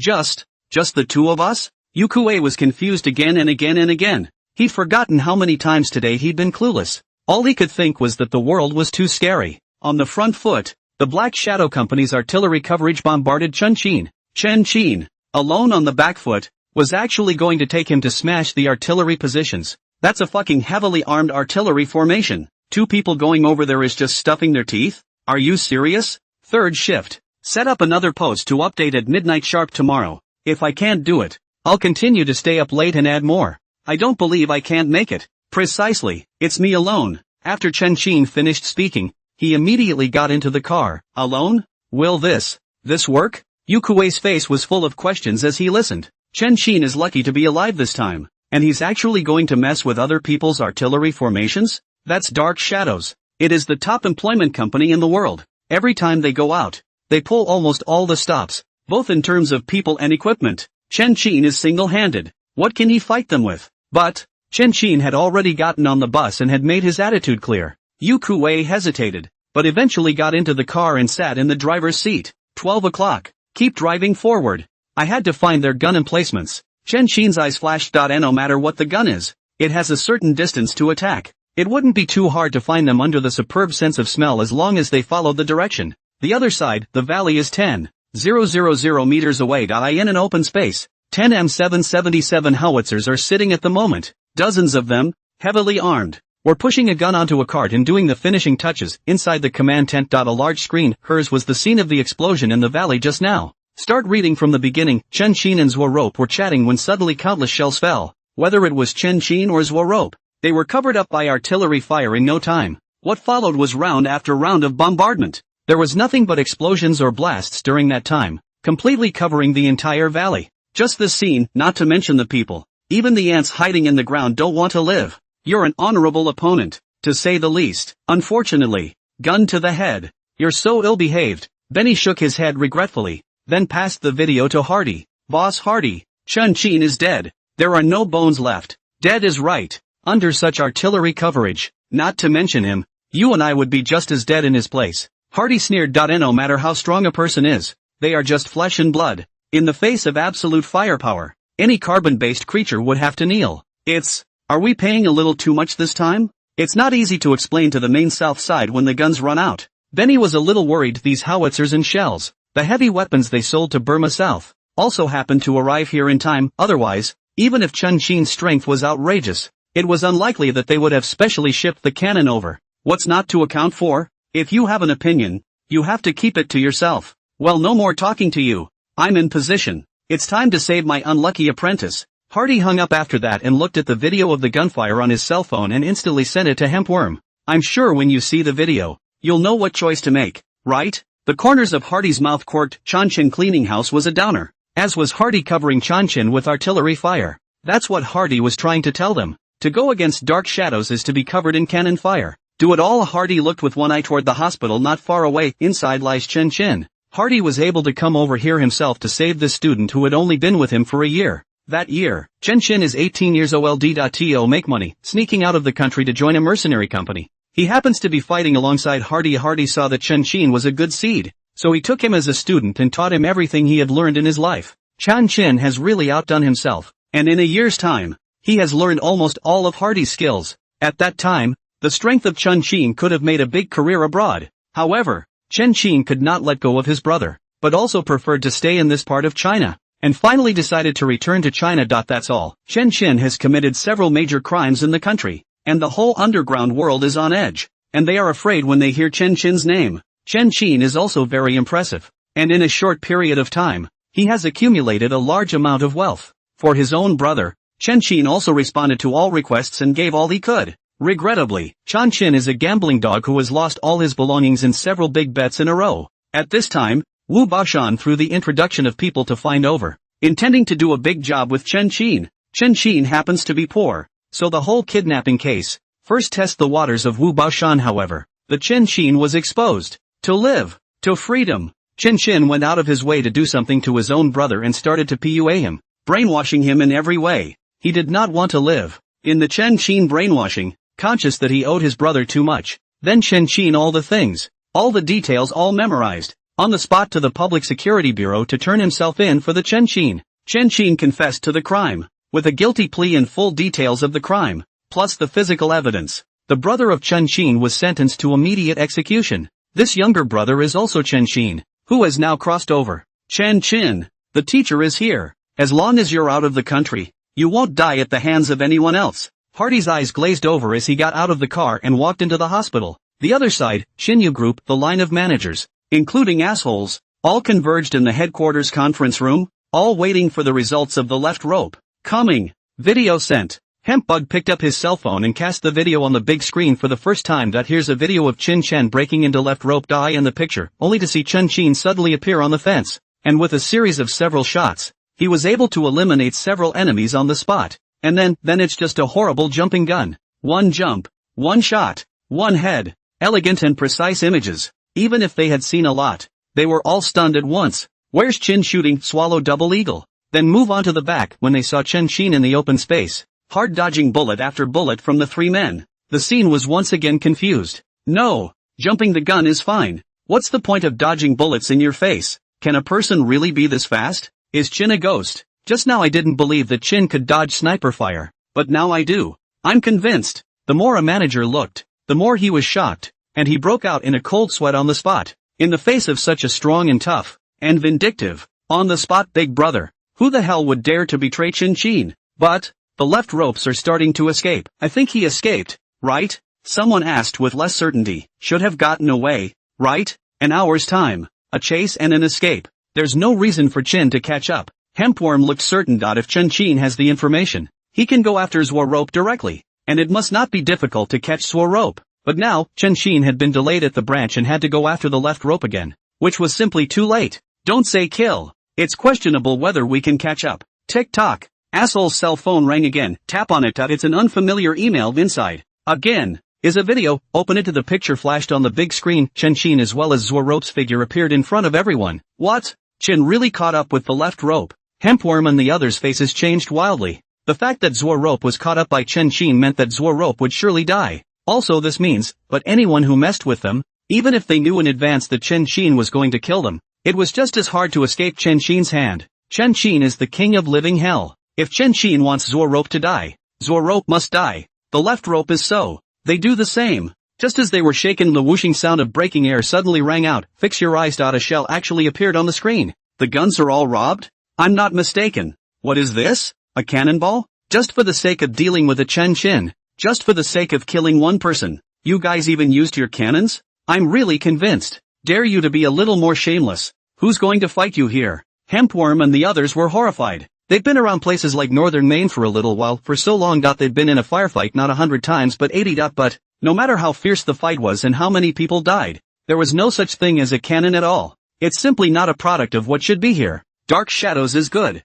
Just for the sake of dealing with a Chen Xin, he went straight to the cannon. Still the whole valley was covered in artillery fire, and it blew up for a full minute. That's fucking mean. Just the sight, not to mention Chen Xin. A different tank would have died here. If you don't understand, ask, is Chin dead? Someone asked numbly. Do you think Chin is still alive? The hemp bug is also numb. Artillery coverage was used. Chen Xin still wants to live? This time, even calling Yan Xuanying couldn't work. Once Chen Xin is dead, what are they going to do? Just as they were pondering, at the end of the video, a text suddenly popped up. Dark Shadow's email, XXXXXXXX. Is he trying to recruit us? The hemp bug's heart sank, and his mind began to spin wildly. The rest of us are similarly weighing the pros and cons. Now Chen Xin is dead, they no longer need to follow the orders of the Chinya group. Every one of their managers, they could have gone solo on their own. Or they could also join the Black Shadow and along with it, annex the entire Chinyu group together. And the first to get in on the action is bound to get the biggest slice of the pie.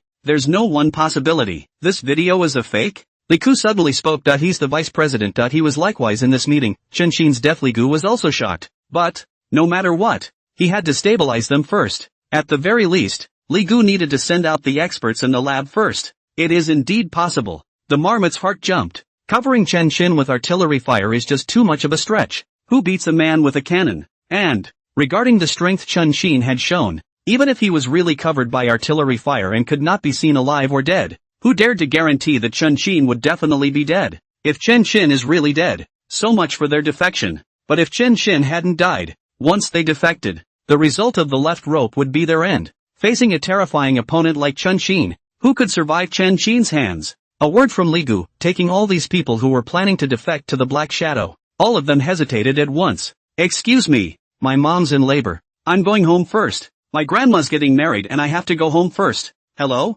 7th granduncle is here? I'll be right back. With words on their lips, one by one they all left the conference room. Whether Chen Xin is dead or alive they don't know, they have to go back and investigate first. The defection to the Black Shadow involves one's life, and no one dares to mess around with it. As soon as they're gone, Li Gu's cell phone suddenly rang. It's evergreen on the phone. As soon as it was connected, Chang Cheng's anxious voice immediately came from inside. Li Ku, quickly, arrange for someone to come over. Chen Xin's brother has been rescued. I'm afraid I can't arrange anyone. We just received a video. Chen Xin is covered in artillery fire. It's hard to tell if he'll live or die. Li Gu returned. What? Artillery coverage? Evergreen froze on the spot. It's not like there's a war on, and with a cannon? You come back first. It's not clear whether Chen Qin is dead or alive, but the Qinya group is bound to change. Li Gu had a stony face. Whether Chen Qin is dead or not this time. At this juncture, there must be someone who chooses to defect to the dark shadows. Riches and riches. There's never a shortage of gamblers in a place like northern Maine. Or rather, they came here, originally, as professional gamblers. Now there's such a great opportunity to get to the top. No one wants to give up. When they mess up, the entire Qinya group is in total disarray. I know. I'll be back now. Evergreen realized the seriousness of the problem and hung up immediately. After this incident, the entire Qinya group is surging with dark currents. Disengagement of disengagement. Alignment of alliances. Casting the black shadow of casting the black shadow. In the meantime. The border. After 10 minutes of searching, Chen Qin finally found the black shadow's position 10,000 meters away. A glance over, there were dozens of heavily armed men in the position. They've got the howitzers all stuck in the car and are packing up the whole site. Qin, there are too many of them. Why don't we just shake people first? Yukue almost pissed himself watching. Dark shadows is no little kalami. Inside, one by one, 9 times out of 10, they're all tough guys who've been to war. With this quantity, with this quality, what's the difference between the two of them going up there and looking for death? Don't panic, wait here for me. Chen Qin got out of the car and slowly touched over. Perhaps he had just finished a fight. Perhaps he was cocky. And the dark shadow was not particularly strict in his vigilance. Chen Qin easily felt his way into their camp. Looking at the person patrolling over, Chen Qin fiercely flashed out with a punch of 10,000 pounds, instantly killing him. After finishing off this man, Chen Qin changed into his clothes and automatic rifle on the spot, transforming himself into a man of the black shadow. All the way over, Chen Qin quietly came to the command center, looking at the 2 men standing guard at the door. Chen Qin didn't say anything, and hit the 2 men with a pike. Boom boom boom. A series of bullets went out. The 2, as well as the command camp, were instantly turned into a sieve. His adjutant, Benny, was killed without even meeting Chen Qin. The gun went off. It caught everyone's attention at once. Without saying a word, they fired a volley of bullets at Chen Qin. If it were anyone else, there would be no chance of escape under intense fire. But Chen Qin's speed was too fast. 40 yards a second. Like a rocket sprint. He blinked out of the scene and hid in cover in a puff of smoke immediately after. Then it's Chen Qin's solo show. Only to see Chen Qin like no one's business, constantly changing positions in the position. And every time he changed, someone was bound to fall to the ground. Fighting. All of Dark Shadow's men panicked. They found out their own men are getting fewer and fewer. It was only for 10 minutes or so. 80 to 90 people, but less than half of them were left. A battle loss of this magnitude would be hard to come by, even on a real battlefield. Look at Chen Qin again. He's still swimming in dragons. It's like a grim reaper that keeps reaping their lives. They, on the other hand, couldn't even figure out where Chen Qin was. While their bullets hit the air, Chen Qin's bullets hit their foreheads one by one, and so on and so forth. Who can stand that? Seeing their accomplices fall one by one, everyone was completely scared out of their wits. Escape. One moment everyone did not hesitate and all fled like crazy. Outside. Yukue had been stunned by Chen Qin long ago. He never dreamed of it. Chen Qin alone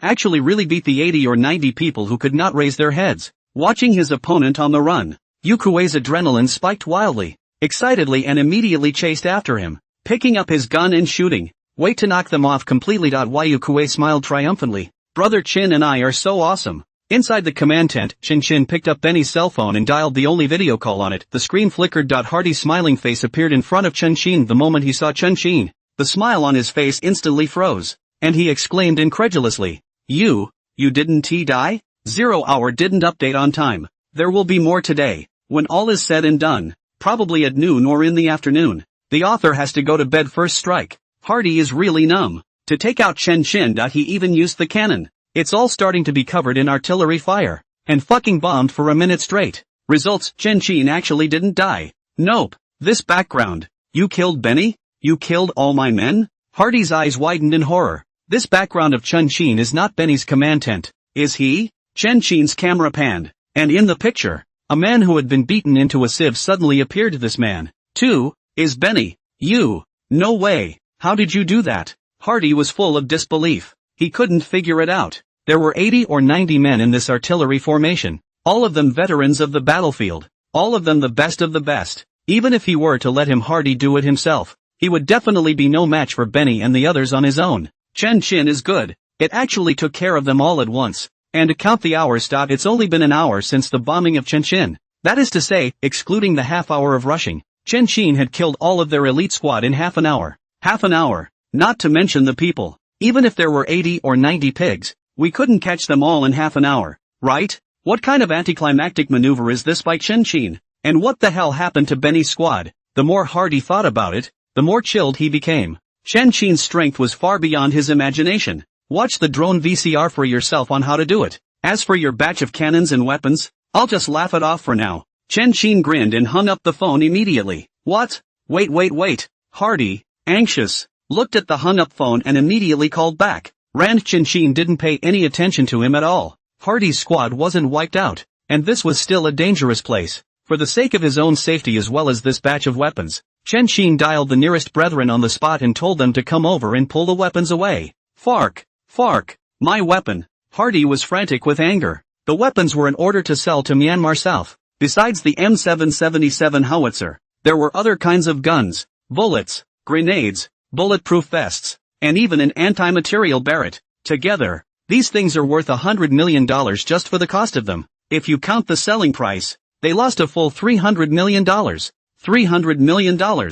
Even for them at Dark Shadows, that's not a small number. And, after this, not only did they lose money, they also allowed Chen Qin's strength to skyrocket. This $100 million of equipment to give, Chen Qin group inside a small hooligan, all of a sudden turned heavily armed. All the damn into the regular army equipment. Tick-tock. Hardy's cell phone rang and glancing at the caller ID. It was Trevor. He was also Hardy's lieutenant. A lunatic like Chen Qin. He actually didn't die under Chen Qin? Hardy's brow furrowed. As far as Trevor's fearless character was concerned, he actually fled? Hardy suspiciously picked up the phone, and Trevor's panicked voice immediately came from inside. It's not good, Boss Hardy. Chen Qin didn't die. He actually killed back. He alone, in less than 10 minutes, killed a whole half of our men. What? Are you sure you're not mistaken? The Hardys were stupid. Chen Qin alone took out half of them in 10 minutes? What kind of concept is that? Even if they were to go into battle and face a battalion of 300 men, they would not be able to reach half of their battle losses in 10 minutes. It's no wonder a lunatic like Trevor is running away. Half the battle damage in 10 minutes in shelving Hardy would have been a long time ago. It's simply not a battle that can be fought. Boss Hardy, you don't know. That guy is like a ghost. He's too fast. Shifting in front of us. Charging in front of a dozen of our guns. Trevor's mouth was full of bitterness. At that time, a dozen of them were all aiming at Chen Qin. And they saw Chen Qin rushing out. And they saw that they were going to beat Chen Qin into a sieve. However, Chen Qin is too fast. They'd only just glanced over and Chen Qin disappeared in the blink of an eye? Their aiming speed can't even match Chen Qin's running speed. How can they fight? Can't even aim right. How many more of you are there? Hardy asked. 15. Trevor returned. Just 15 left? Hardy was full of questions. Where's the promised half of the battle damage? That's what's left of the 20%? Watch the video yourself. Boss Hardy, I'm sending you the video taken by the drone. As soon as Trevor's words were out of his mouth, the video was in Hardy's cell phone. Tap on it. Hardy's entire body looked dumbfounded. Chen Qin is too strong. With a speed of 40 yards per second, Chen Qin was like a ghost, and could not even aim. The truth is just as Trevor said. In 10 minutes, though, there was less than half of them left. One more minute, they were down to a dozen or so straight away. And that's all it took for them to escape. If Chui Fu and the others didn't run, or if they ran a little slower, they would all have to die at the hands of Chen Qin. Now Hardy also finally realized why Trevor, the psycho, had run. With this sight, who dares to stay? Trevor is mentally ill in the head, but he's not stupid. How can there be someone so strong in the world? Is this still human? Hardy was truly convinced. Outside. He, Hardy, was the king of mercenaries, the top practical soldier in the world. During this period, he has experienced 300 battlefields of various sizes, all of which were great victories without exception. When you can compare it with Chen Qin, Hardy suddenly felt that he, the king of soldiers, is a joke. It's the toy in Chen Qin's hand. It's a good thing I wasn't there. Otherwise, it's a toss-up whether I'll survive. Hardy took a deep breath, murderous aura in his eyes. Since we can't be defeated by force, let's outsmart them. Hardy swept a glance toward the Apple computer. Only on top of that, it was a sent email. The sender of these emails is also none other than a bit manager of the Chinya group. They all thought Chen Qin was dead. They all wanted to work with Dark Shadows in advance to get the most out of it. Guys, take action. Whoever gets the most credit is who will be in charge of the Chinyu group in the future. The corners of Hardy's mouth curled up slightly, and he sent out the orders with the relevant meanings on the spot. Now that Chen Qin is outside, A round of bombing down. The cell phone has long been blown up. Unless Chen Xin took the initiative to contact the group. The whole group had no idea if Chen Xin was still alive or not. Take advantage of this information gap. Hardy could then make the first move and use the big pie as bait to get these group managers to act immediately. As soon as they do, they then become complete traitors. Even if they knew that Chen Xin was still alive, there was no turning back for them. Once the Chinyu group is in disarray,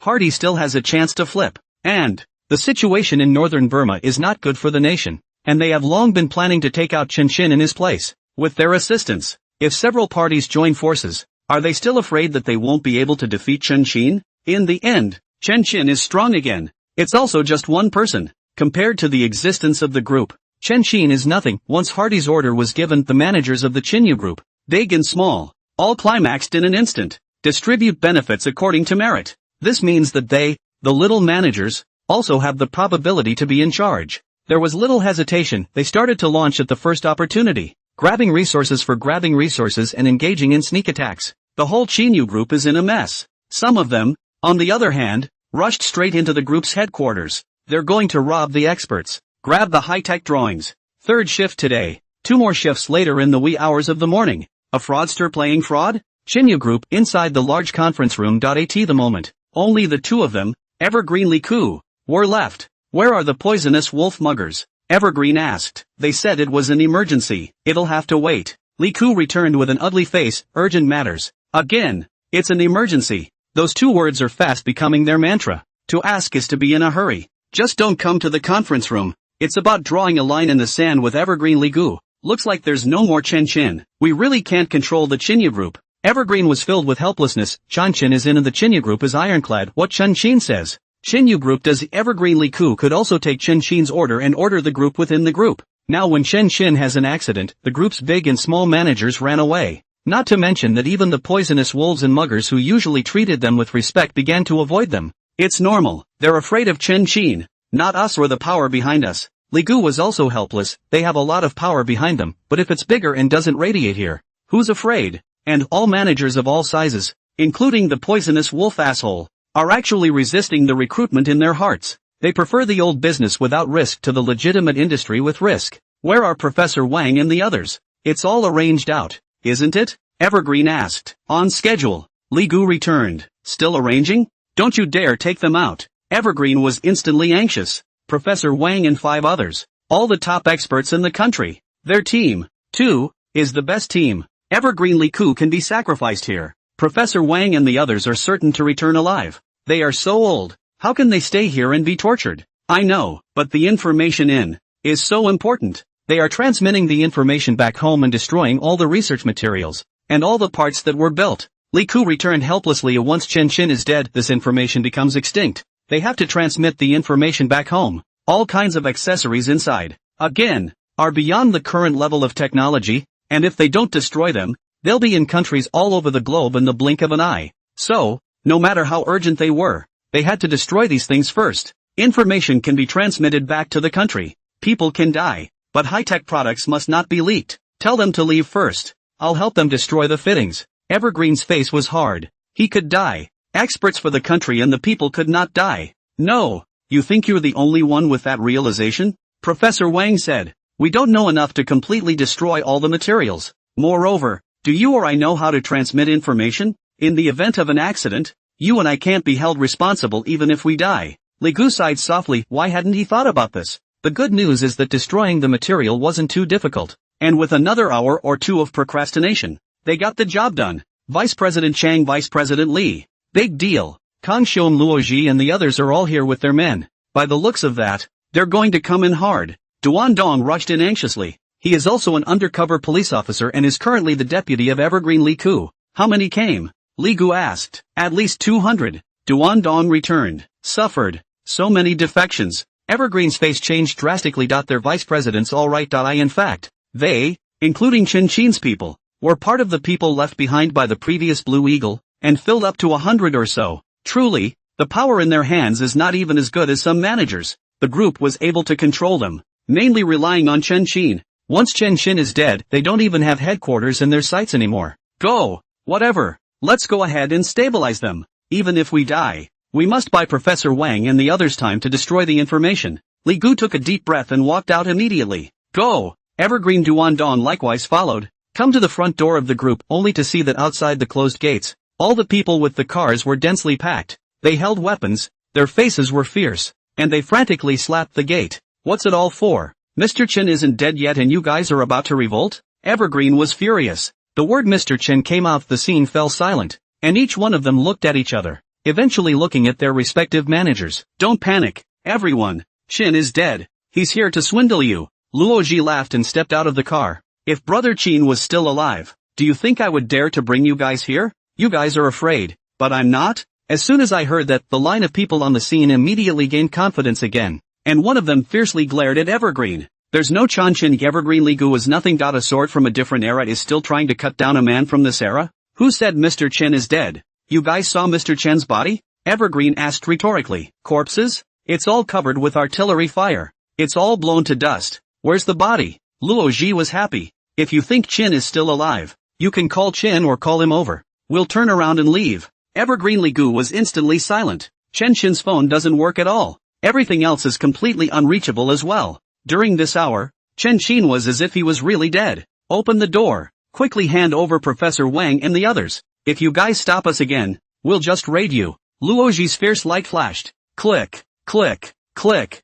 A series of gunshots rang out as everyone loaded their weapons and all raised their long and short guns. Without Chen Qin, they didn't bring fear at all. Storming the headquarters. They are the headquarters. A great opportunity for a promotion and a raise is something no one wants to give up. What to do? Li Gu was in a hurry. Luo Ji and the others were slow to move because they were throwing their hands under the bus. They had 100 people in the end, and if they really fought, Luo Ji would win, but the casualties would definitely be small. Before that, Luo Ji is trying to force Li Ku to surrender voluntarily, but now Luo Ji's patience seems to be running out. If Li Ku didn't give up again, they were really going to come in hard. The most difficult thing for Evergreen Li Ku was that, in order to protect the destruction of information accessories, they deliberately divided 50 people to guard the laboratory, to prevent the poisonous wolves and hemp bugs to engage in a sneak attack. That is to say, there were only about 50 people here. 50 to 200 is no way to fight. Just in the nick of time. Evergreen's cell phone suddenly rang. Picking it up, it was an unfamiliar number. Evergreen was about to hang up when a thought suddenly popped into his mind. This can't be Chen Qin's call, right? Evergreen turned on the speakerphone and asked wistfully. Who? It's me, Chen Qin. Chen Qin returned. What? It's really you. You're really not dead? Evergreen was ecstatic and kept shouting in excitement. Chen Qin is still alive. Chen Qin alive. The crisis of the Qinyu group could be lifted in an instant. All of them, along with Professor Wang and others, don't have to die. This Qinyu group, still surnamed Chen. What are you barking at? It's come to this, and you're still trying to swindle me? Really forgetting our old job? Roji laughed. A cop still trying to scam them scammers? What's going on here? There's another one to be posted at 23:58 p.m. along with tomorrow's chapter. What? What's that noise out there? Chen Qin asked. It's Luo Ji. Everyone heard you were blown up. With his men, he has surrounded the group's headquarters. Evergreen returned. Surrounded? How dare he? Take the phone to him. Chen Qin was furious. At the critical moment when he is making his mark, does anyone else dare to be a backslider? Yes. Evergreen walked to the door and handed out his cell phone. Luo Ji, Mr. Chen wants you to answer the phone. Joke. You still want to lie to me? Chen is dead. Black Shadow is standing. I won't believe you if you say more. Luo Ji didn't believe it at all. Being in northern Burma, Luo Ji was all too aware of the fraudulent tactics involved. Simulating Chen Qin's voice with AI is not a difficult task for them. Luo Ji, do you want to die? Chen Qin's angry voice came out from the cell phone with a cold murderous aura, which immediately startled Luo Ji. The AI could imitate Chen Qin's voice, but it couldn't imitate Chen Qin's killing aura. No way. You must be lying to me. How can Qin still be alive? Luo Ji's face was full of disbelief. It's all covered in artillery fire. Chen Qin still survived it? Absolutely not. Turn on the video. Chen Qin shouted angrily. Video? Luo Ji's heart sank. Kang Xiong and the other managers in the back, their faces instantly changed drastically. Sound can be AI. Video can be AI. But, they are supposed to be experts in this area. And video AI can be seen at a glance. There was no way Evergreen would be stupid enough to actually trick them with a video AI. Soon. As soon as the video call was connected after hanging up the voice call, Chen Qin's gloomy face appeared on top of the phone. Just a glance, Luo Ji and the others' faces changed wildly. The person inside was really Chen Qin. Chen Qin actually really didn't die. This news was tantamount to a bolt from the blue. blowing everyone at the scene out of the water at once. From regular employee to manager, the mind instantly recalls desperate week. That week. It's the week of Chen Chen's rise. It was also the week that Chen Chen went completely kill crazy. Up to the big brother of the group, down to the bodyguards who embraced it. But all those who were targeted by Chen Chen, all of them died in a single death. With Chen Chen's character of being vindictive and retaliating on the spot. Wouldn't they, the betrayers, be targeted by Chen Chen all the same? If they can't even fuck Chen Chen with artillery coverage, what are they going to fuck with? Damn! Hardy, you dog thief! Luo Zhikangxiong and countless others regretted their intestines.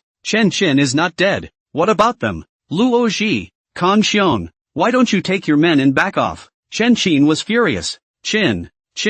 Luo Zhi and the others' bodies trembled, and their bodies involuntarily had to step back, but, after just 3 steps back, all of them immediately stopped again. It's already a fact that they were lied to by Hardy. Betrayal is also a fact. If they really want to leave just like that, with Chen Chen's character, can he let them go? Even if Chen Chen was magnanimous and really gave them a small life, it was absolutely impossible for them to still have their current status. The double setback of interest and status made them hesitate on the spot. Death is terrible. Losing status is just as scary as profit. Besides, they had a dark shadows behind them. A mercenary company with howitzers, together with their help. If they really fight, it is not yet known who will die. Are you guys leaving? Luo Zhi suddenly asked. Go? Is it too late to leave? Kang Xiong and the others were filled with bitterness. That was a shady move by Hardy. There was no turning back when they took the initiative. Yes, Chin won't be back for a while anyway. Let's charge straight in. As long as we control Professor Wang and the others, our little lives will be saved. Luo Zhi's face was hard. That's right. It's hard to escape death anyway, so why not have a fish out of water fight with them? Kang Xiong also clenched his teeth. At this point in time, they have to go for broke. Luo Zikangxiong, let me remind you, you'd better tie your hands, or when I come back, I'll have you all dead here. One by one. Chen Chen was furious as he listened. Shin, there's no way back for us. Luo Zhi took a deep breath and waved his big hand violently. Everyone, open.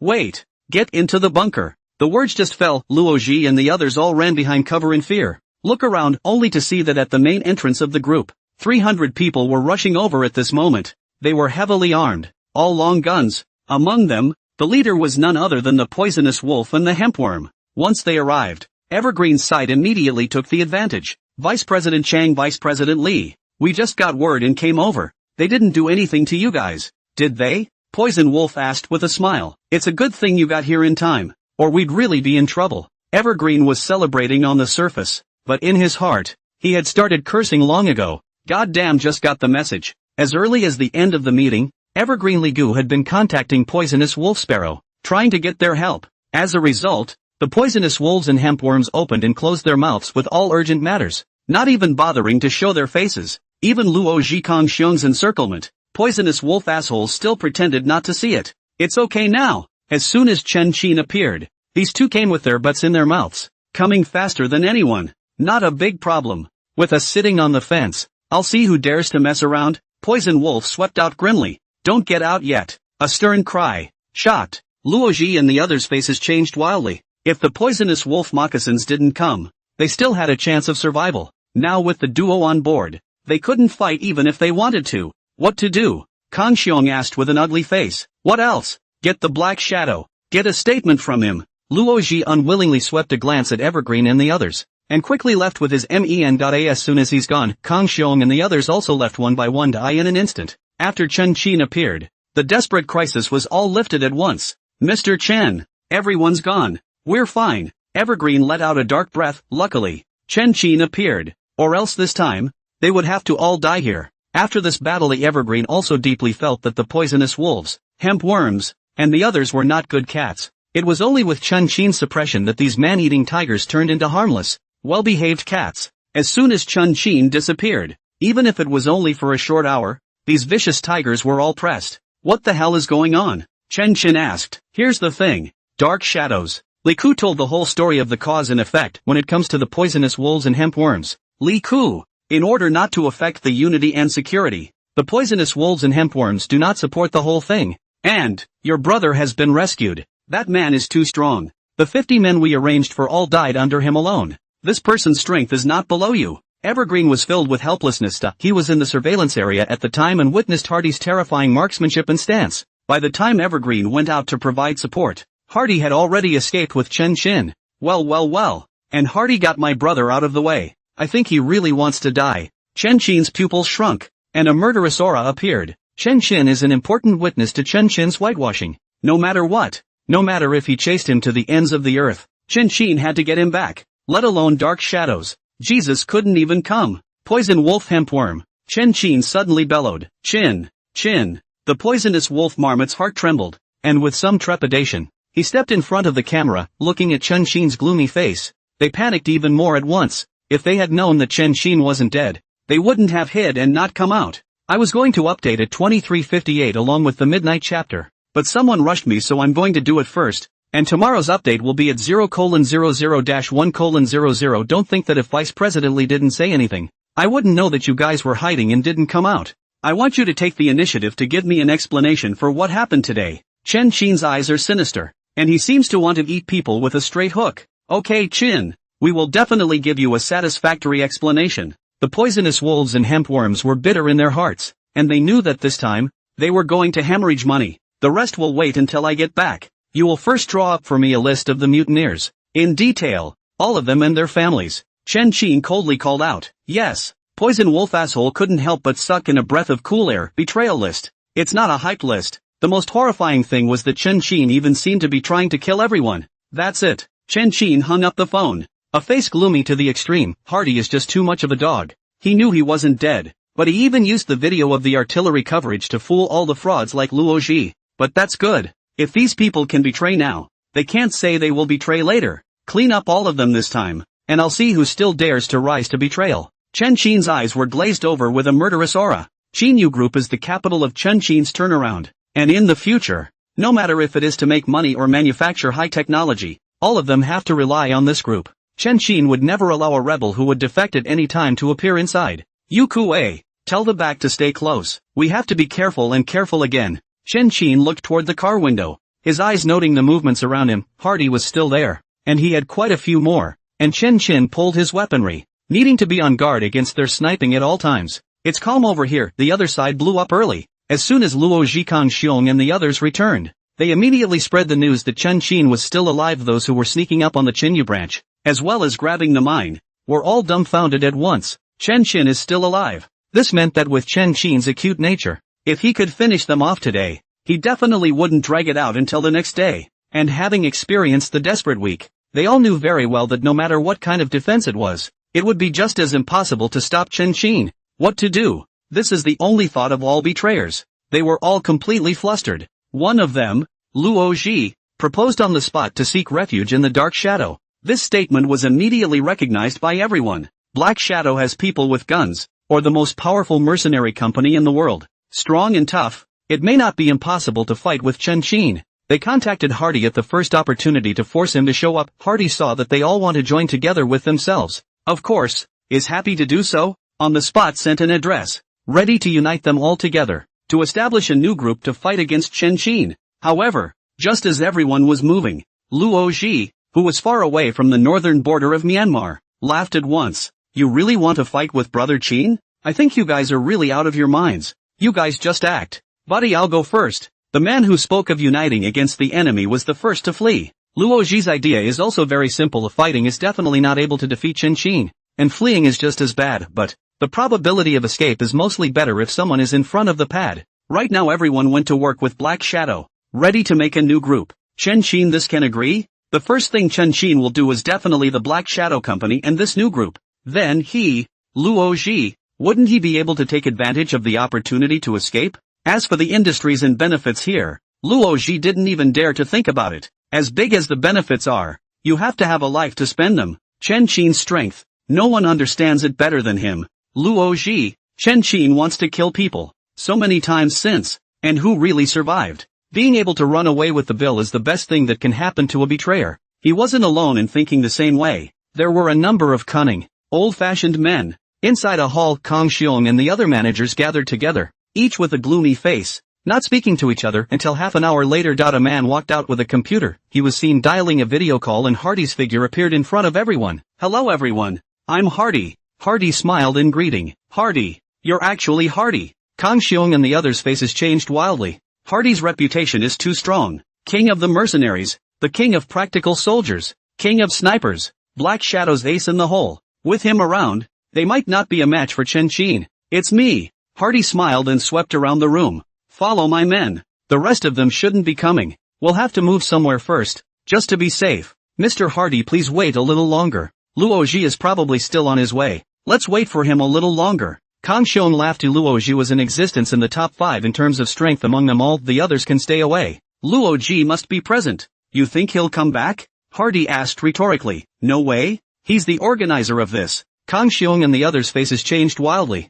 If Luoji doesn't come, won't they be cheated again and again? What happened to the organizers? Now he's almost at the border. But don't worry. I'll bring back his head for you. Oh, Luoji's head has arrived. Everyone please look. Hardy tapped the screen and 2 images appeared on the screen at once. The eye in the second image. It was Trevor and the head of Lo Chi that he was carrying in his hands. You. What do you mean? Kang Xiong and the others were horrified. You won't let me escape if I want to?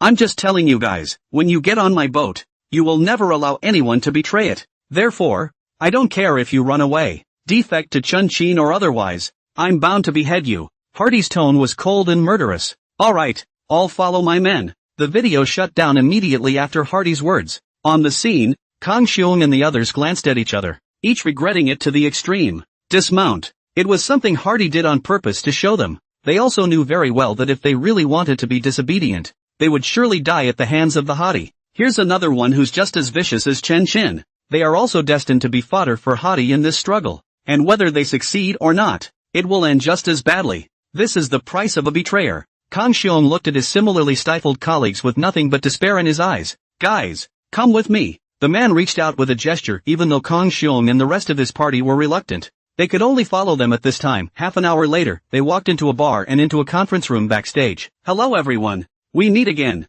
Hardy smiled at them. Mr. Hardy. Kang Xiong and the others squeezed out a smile and greeted reluctantly. No more bullshit. For the first mission, I want you to take your men and indiscriminately attack the branches of the Chinya group. Hardy gave the first order. You're crazy. You still come like this? Are you trying to make us die quickly? Kang Xiong was the first to say no. Chen Qin was worried about finding them now, and they were still exposed to Chen Qin's view. They came to Hardy to be sheltered by him, not to work for him. Don't panic. We call that drawing the snakes out. Chen Qin dares to come out, just in time to snipe him on the spot. Hardy laughed. Really? Kang Xiong half expected it. Seriously. Once Chen Qin is dead, I will reward him for his achievements. Hardy had a solemn look on his face. Kang Xiong and the others were filled with speechlessness as they listened. Another fucking pie in the sky.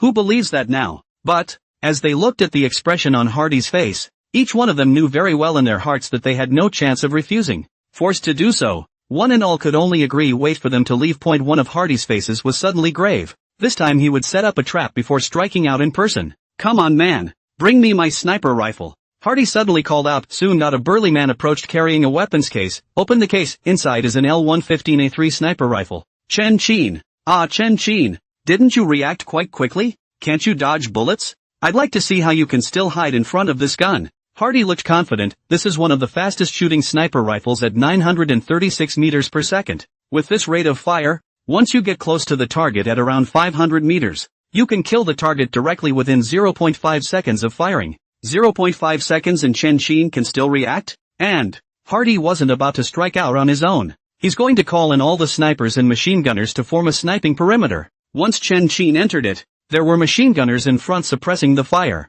and snipers in the back constantly sniping. Under these scenes, Hardy didn't believe that Chen Qin could still survive. All of them. Action. Hardy assembled the L115A3 sniper rifle and walked out instantly. The other side, evening, Chen Qin drove for a full 2 hours and finally returned to Qinyu Group. Evergreen Li Ku, Poisonous Wolf Asshole and others waited here early. As soon as Chen Qin appeared, the group immediately greeted him. As it approached, looking at the howitzers pulled behind the big trucks, one of them was all freaked out. What is this? Poison Wolf Hempworm was confused. Evergreen Li Gu was confused. Now they all look stupid. Chen Qin didn't die under artillery coverage, but he even grabbed all the howitzers? A meat bag with no return? The howitzers in question aren't meat bags, either. A position that can carry a howitzer is defended by a few dozen men at least, right? Chen Qin just robbed it? And they're all fucking pulling back. This is something that rarely happens even on the battlefield. How did Chen Qin do it? Under their shocked gazes, Chen Qin pulled the howitzer all the way to the group square. Get out of the car, Chen Qin immediately commanded. Call out all the people and carry down all the weapons. And weapons? Evergreen was shocked and walked over to take a look. Then he sucked in a breath of cold air. 10 M777 howitzers, 416 Hong Kong dollars automatic rifles, 10 HKMG-43 light machine guns, 2 Barrett heavy snipers, 300 bulletproof vests, 50 boxes of shock bombs, 50 boxes of grenades, and boxes of bullets. For that amount, it's enough to equip a battalion. No, you robbed the local camp? The Ligwans went numb. The north of Burma is chaotic, but most of them are short guns, and only rich managers like Poison Wolf Hempworm are equipped with long guns. Moreover, their long guns were still AKs and the like, and they simply couldn't afford to use the 416 Hong Kong dollars. Chen Qin is good. Another gun and a bulletproof vest. This is an uprising. Just fucked up the Black Shadows gun line, and grab all their weapons too. By the way, Chen Qin laughed. You alone? Evergreen was alarmed, too, and a Yu Kuei. As soon as Chen Qin opened his mouth, Yu Kuei instantly puffed out his chest with pride. It's like saying, see, we're the best, aren't we? Yu Kuei, Poison Wolf and the others were filled with speechlessness. Why Yu Kuei they really know. A few kilograms they are fully aware of. That is to say, Chen Qin, alone, actually did take out the cannon formation. One man against a battalion. Is this a human being? Realistic version of Rambo.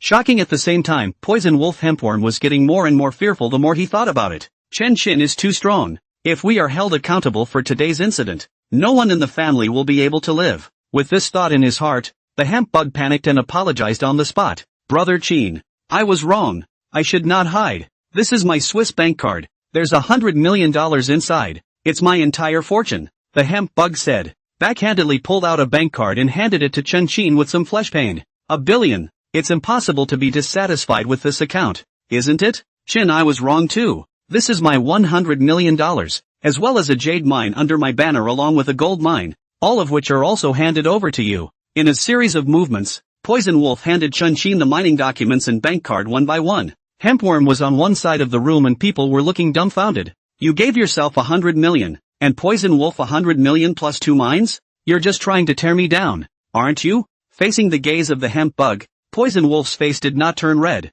Still looking at Chen Qin with a pinched and charming face, whether Chen Qin was full of satisfaction or not Poisonous Wolf didn't know. But, compared to Hempworm, Chen Qin was definitely more satisfied with himself. Even if he really wanted to make an example of him, he couldn't kill him. Poison Wolf. Chen Qin took the bank card with the minerals in the hands of the Poisonous Wolf, turned his head to look at the muggers, and just quietly looked at him, not saying a word. Shingo, I'll transfer my 2 mines to you later. Hemp bugs rushed to assure him in fear. Yes, seeing as you're so sincere, let's call it quits today. But, you remember that there can be only 1, not 2. In this matter, Chen Qin took the item in the hands of the hemp bug and reminded in a cold tone. Promise there won't be a next time. The Poisonous Wolf asshole's mouth was assuring, but his heart was in a state of bitterness. This $100 million was all the savings they had accumulated in 10 years in the north of Burma. By all means, 2 minerals and only 2. It's okay now, just because of 1 bad choice. It's back to the drawing board. Mr. Chen, just now Zhang Ming and the others called for backup. Everywhere they are, they have been attacked to varying degrees, and among them, Zhang Ming is the most dangerous, with 200 people surrounding him alone. Duandong anxiously ran over. They don't run, and they dare to venture out, and dare to attack without discrimination? Chen Qin was furious. Chen Qin hadn't made a move against them yet, but they made a move against themselves first. After their betrayal, what the Chinyu group liked the most was people. How can the Chinyu group get bigger and stronger if they fight again and knock out all the people? Qin, I'm willing to go for backup. Poison Wolf Hempworm called out almost in unison. Take half the weapons here and the body armor and go. Chen Qin nodded his head in a gesture. Yes. Poisonous Wolf asshole was ecstatic and immediately called on his brothers to change their equipment. At their command, the 2 teams quickly rushed over. Vice President Chang, Vice President Li, you guys also make arrangements. Call up our men, bring equipment and weapons, and go support Zhang Ming. I believe that with our equipment and weapons, they will surely be routed once you are there. Chen Qin smiled disdainfully, not taking them seriously in the slightest. They were all small managers, with weak families, not many long guns, all small pistols. And then look at Chen Qin's people. Clear 416 Hong Kong dollars automatic rifles, full automatic mode on, bulletproof vests, pure and simple descending blow. Chen Xin didn't even know what they should do against it. With all this equipment, we naturally have no problem. Evergreen smiled back, then asked, what about you? Give me the list of betrayals. I'm going to take them out one by one. Tackle the thieves. Chen Xin's murderous aura flashed. As long as they are taken out, the people under their hands will, naturally, retreat without a fight. Here's the list. Evergreen handed over the list, fixed his eyes to it was densely packed with people. Hundreds of them. These people are either branch management or their family cronies. Action. Tonight I will cleanse all betrayers. Chen Xin's eyes flashed, and he took the lead to leave in his car. Chongqing Ligu also immediately arranged to go down. Bai Ligu sat in the town. Chongqing with 100 armed to the teeth, all rushed to Zhongming. At this very moment outside of the Zhongming branch you hear gunfire is constant. Flashes of fire, and both sides are fighting to a standstill. 500 meters outside the perimeter. On a high point, Hardy looked at the battlefield below. A smug smile hanging at the corner of his mouth. Zhongming was only a few dozen people, and there were more than 200 of them. 200 against a few dozen. Chen Xin must send support. When the people sent couldn't beat them either. Chen Xin had to be there in person. Once Chen Xin arrived, he naturally fell into the trap they had prepared. In urgent coding. Crazy. 15 towns, this is the closest branch to the headquarters. It is also the location of the betrayer. Chen Yong. Chen Xin didn't rush in, but first poked around the opponent. Hardy was strong and a professional mercenary, and since they could attack indiscriminately, they must have laid traps. Maybe it's here. Maybe it's somewhere else. No matter how strong Chen Xin was, he was still just a mortal flesh, so he had to be careful again and again. After checking around to make sure there were no problems, Chen Xin swept a glance towards Chen Yong's branch. Only in the distance was a series of 5 buildings, each of which was a full 7 stories high. There were countless rooms inside, so I don't know how long it would take to find them just by looking for them one by one. Exact location. Chen Xin took out his cell phone and immediately edited a text message and sent it out. This person was the one who thoroughly worshipped Chen Xin, and Chen Yong's position was learned from this person's mouth almost simultaneously within the branch. In the basement of a certain building, on a table that held countless cell phones, a cell phone suddenly lit up. Coming. Trevor's eyes lit up as he looked at the text message on his cell phone. Boss Hardy was right. Chen Xin is really confident. So confident that he knows we will set a trap and he will still come. Let's hope we can finish him off this time. Chen Yong was filled with helplessness. To lure Chen Xin, he was forced in as a decoy. Now it's either him or Chen Xin. Don't worry. No matter how strong Chen Xin is, he's still just a mortal flesh. As long as he dares to come in, I'll make sure he doesn't come back. Trevor gave a hideous smile while signaling Chen Yong a hand. Chen Yong would understand and picked up his cell phone to send a text message to Chen Xin. Room 505. Building 3? Chen Xin looked at the text message and couldn't help but look towards the target location. Building 3 is the most crowded and heavily guarded building. By the looks of it,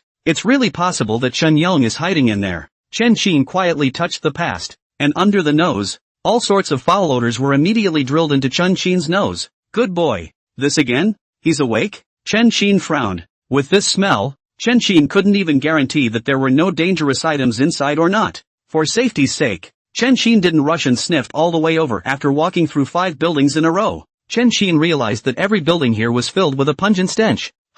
There are 2 people around that are clearly odorless. Chen Xin's eyes lit up. All around the others, there were all sorts of foul odors. They were the only 2, and the stench was extremely far away. Cold and damp. Is it in the basement? You guys think I can't smell it if you're hiding in the basement? Chen Xin laughed. All the way to avoid if you can avoid it, and if you cannot avoid it, you can take out the people on the direct road. Soon Chen Xin then arrived at the entrance of the basement. Look around only to see dense piles of smelly things piled up here, trying to affect Chen Xin's sense of smell, trying to cover up the stench they were carrying. Pity they miscalculated. Chen Xin didn't hesitate and kicked out violently. The force of 10,000 pounds instantly erupted, and the portal was blown to pieces in a matter of moments. Next, Chen Xin quickly rushed in, and with the 100-shot skill triggered, he raised his hand and fired 2 shots. Boom boom. Trevor Chan Wingman didn't react yet and died on the spot. Next, Chen Xin smiled and left. At this very moment. In a group called Tomorrow Kang Xiong at everyone. All still alive, right? 1.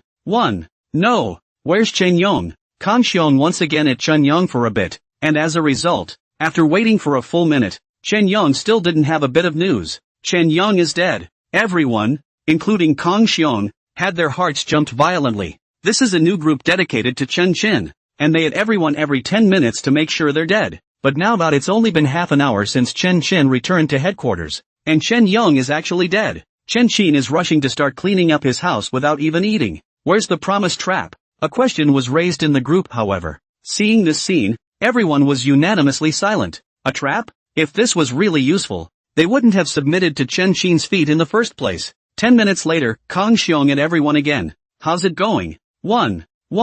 Another one missing? Kang Xiong's heart went cold as he looked at the people who had reported for duty. It's only been 10 fucking minutes. Chen Qin just arrived. Right? Less than a minute. And you've taken someone out? Are the bodyguards on defense for show? Another 10 minutes passed and another person died. With 3 deaths in a row, the group all panicked at once. At this rate, all of them will die at the hands of Chen Qin in less than an hour. Under fear, they no longer hesitated to follow Hardy's orders, and one by one they all rushed out. They thought, staying at home is still a death sentence. If we all run away together and put some distance between us, we might still have a chance of survival. At least, it was much more troublesome for Chen Qin to chase after him. As soon as they run, the brothers, who had been engaged in a sneak attack without discrimination, were all confused at once. The big brothers all ran away during the fight? What's the point of fighting without your big brother? With little hesitation, they surrendered on the spot. When the people from the poisonous wolf assholes rushed over, they looked at the people who surrendered one by one,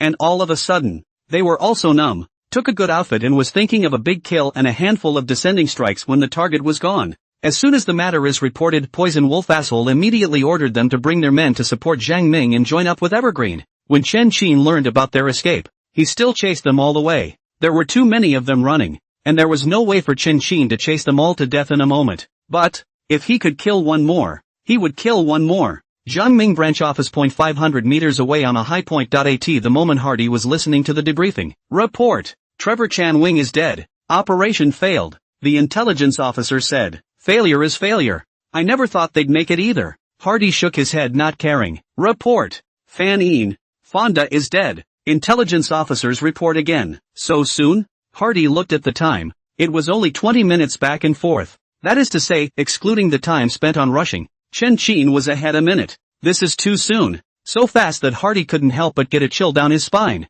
This kind of strength had far exceeded him. Report. All of our men are gone, and all their brethren surrendered. Now Chen Qin's men are on their way to Zhang Ming branch. The intelligence officer said in an unpleasant tone. What? Aren't they afraid of our Black Shadow's pursuit? Chen Qin is the god of death, but we're not? Hardy's eyes widened in anger on the spot. Before that Hardy had explained long ago that no one could escape without authorization, or they would have to bury their entire family with them. Results. As soon as Chen Qin came, his Hardy's words were all bullshit. In less than half an hour, one by one, they all ran away. As soon as they run, everyone is rushing towards Zhang Ming's side. It's a toss-up whether Hardy can beat it or not. So how can this attract Chen Qin over? The plan seems to have, straight up, fallen through? Boss Hardy. Or we can think long and hard about it? The intelligence officer worried back. Never mind. It's so hard to arrange a trap. I have to wait until Chen Qin. Hardy's eyes were fierce. Where's Chen Qin? He's on his way to you. The intelligence officer returned. Well. He's the one I've been waiting for. Hardy was ecstatic. As long as Chen Qin came, as long as he fell into their trap, Chen Qin would definitely die. Zhang Ming branch. A fierce gunfire rang out. Hundreds of people on both sides fought. Half an hour later Evergreen finally arrived with his men. There were only 100 of them, but every one of them had automatic rifles plus body armor. Only one contact. They didn't hesitate as to turn on the full automatic mode. A barrage of bullets instantly shot out. Da. The terrifying firepower scared everyone on the spot. Immediately after, then the shock bombs and grenades were thrown. But only a minute had passed, and Hardy's side was suffering heavy losses, with 20 to 30 casualties at once. Fighting. Kang Xiong's face went black. Small handguns for yourself. Automatic rifles plus body armor plus various mines for the opposite side. How can this be a fight? Let's not talk about suppression. Even if you're behind cover, you're just as likely to get grenaded. The crushing of the equipment make it impossible for them to fight at all. As soon as they shrunk their heads, the opposite side was directly fierce, pressing them without even a chance to catch their breath. Boss Hardy, retreat. It's all automatic rifles across the street. We can't beat it at all. Kang Xiong was in a hurry. Now there are casualties every moment that passes. The 200 or so of them were simply not enough to build it. Take it easy. Hold on a little longer. Chen Qin will be in place immediately. Once he arrives, everything will naturally be solved after we finish him off. Hardy's mouth was comforting. His mind was freaking out with anger early on. The equipment in the hands of Chen Qin and these people could all belong to him. Hardy, use your own guns and shoot your own people. It's too damn much. Okay, Kang Xiong knew that he couldn't change Hardy's decision, so he could only agree hopelessly. However, the firepower of Evergreen and the others was too fierce. Their men were falling one by one. The horrific suppression of fire and the grenade explosions gradually scared the guts out of everyone. They hid behind cover and were trembling with fear. Suddenly, there was another horrible burst of fully automatic gunfire from behind.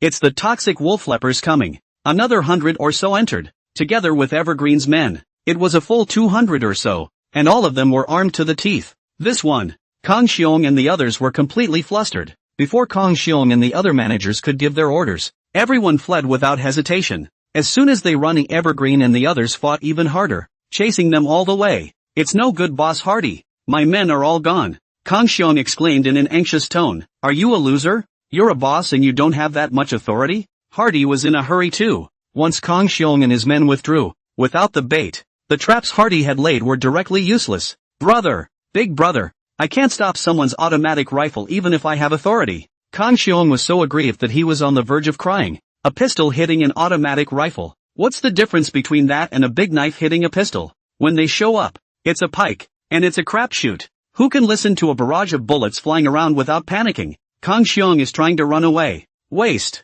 What a bunch of losers. Hardy yelled in exasperation. It was hard to organize a game, but because of his own weapon, it all went down the drain at once. Can't top it, brother. I'm slipping too. Kang Xiong's words fell and he pulled out his legs and ran. His life was about to be lost. At this moment he couldn't care less about chasing or not chasing. At least live first. Fark. All of them. Prepare to retreat. Hardy knew there was nothing he could do but give the order to evacuate. However, right at this critical moment, Chang, who was originally chasing Kang Xiong and the others, led his men to quickly surround them. No good. It's Chen Qin coming. Hardy's heart sank. With their sneaking means, other than Chen Qin, no one else would be able to discover them. The question is, and how did Chen Qin find them? Hardy couldn't figure it out. Long before they arrived, they had changed into camouflage uniforms while wearing a variety of grass scents. At first sniff, all they smelled of was grass and trees. In this situation, Chen Qin could actually know they were here too? Can he smell better than a police dog? Upon further association with Chen Qin's terrifying strength, Hardy instantly panicked. He knew very well that he was no match for Chen Qin. Once he was bitten by Chen Qin, he would surely die. A thought crossed his mind. Hardy held the sniper rifle and then quickly ran, while ordering, quickly, take cover, pay attention to Chen Qin's position, everyone evacuate alternately. Yes. Everyone in the ambush immediately responded. The next moment, fierce gunfire erupted. Machine gunners and snipers together. They're all first-rate masters of the hired company, and they're extremely accurate. Evergreen's men just rushed up and quickly turned into a corpse. Don't be reckless. Hide behind cover and suppress fire. Leave the rest to me. Chen Qin commanded from behind, then looked at Evergreen. Bring me the Barrett. This, kind of inhumane, isn't it? Evergreen was startled. Barrett can be a real criminal when he hits people. Humanity? They blow me up with a howitzer and it's humane? Chen Qin had a disgruntled look on his face. He has never been a person who was addicted to killing. But, if the opposite side is unkind, don't blame Chen Qin for being unrighteous. Okay, get the Barrett. Evergreen thought about it and thought it was right. The opposite side was also a murderous demon anyway. Killing them clean would be considered a good deed for the people around the globe. Soon a man then came to Chen Qin holding Barrett. Chen Qin found a position and raised his gun to aim at a machine gunner. The man hid behind a tree, showing only the head of his gun, hiding his whole body. But, it worked for others. It did nothing for Barrett. Boom! A terrifying roar sounded. Barrett fired a shot, a horrible bullet that instantly pierced the tree, and the man lying behind it was cut off on the spot. Fark! He's crazy! Hardy's neck craned in fear. Hit someone with a Barrett? Chen Qin, you're too ruthless. Not only him, but the others under Hardy were also frightened by Chen Qin. If it was an ordinary sniper rifle and they were hiding behind cover, Chen Qin wouldn't be able to do anything about it for a while, and they would still be able to gamble a bit. When Barrett strikes, hitting anywhere is a direct hit through. Together with Chen Qin's precise shooting, how can this still be gaming?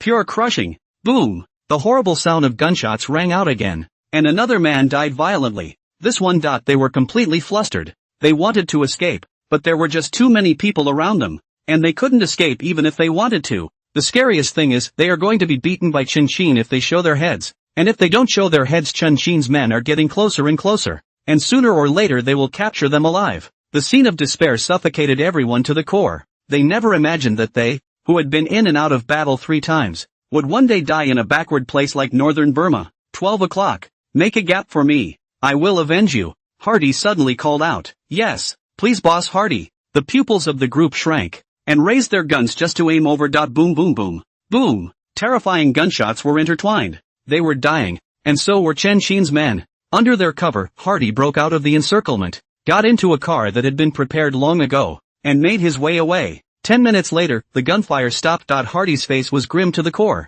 Years out of the gate, it was the first time Hardy had ever been defeated. It was also the first time that the losses were so heavy. The weapons and ammunition that were transported were robbed. Not to mention that even the 100 or so people that were brought in were almost all buried in the hands of Chen Qin. Chen Qin, I'm not done with you, Hardy yelled in defiance. He's going to make another comeback. If you can't beat Chen Qin with a human, then go for the Mojave drones. Hardy just couldn't believe it. Chen Qin can dodge bullets, but can he dodge a Mach-class missile? Who is it? Vice President Chang. Manager Duan. This place is all yours. No problem? Chen Qin was already anxious in his heart as he listened to the diminishing sounds of gunfire and thought about Hardy, who had already fled far away. Hardy was known as the king of mercenaries, and backed by a great plutocrat like Black Shadow. His methods were unknown, and if he didn't finish him off today, there would only be endless trouble. No problem. Leave it to us to clean up the mess. Evergreen nodded in agreement. He and Duandong were both top 10 armed police officers at the provincial level,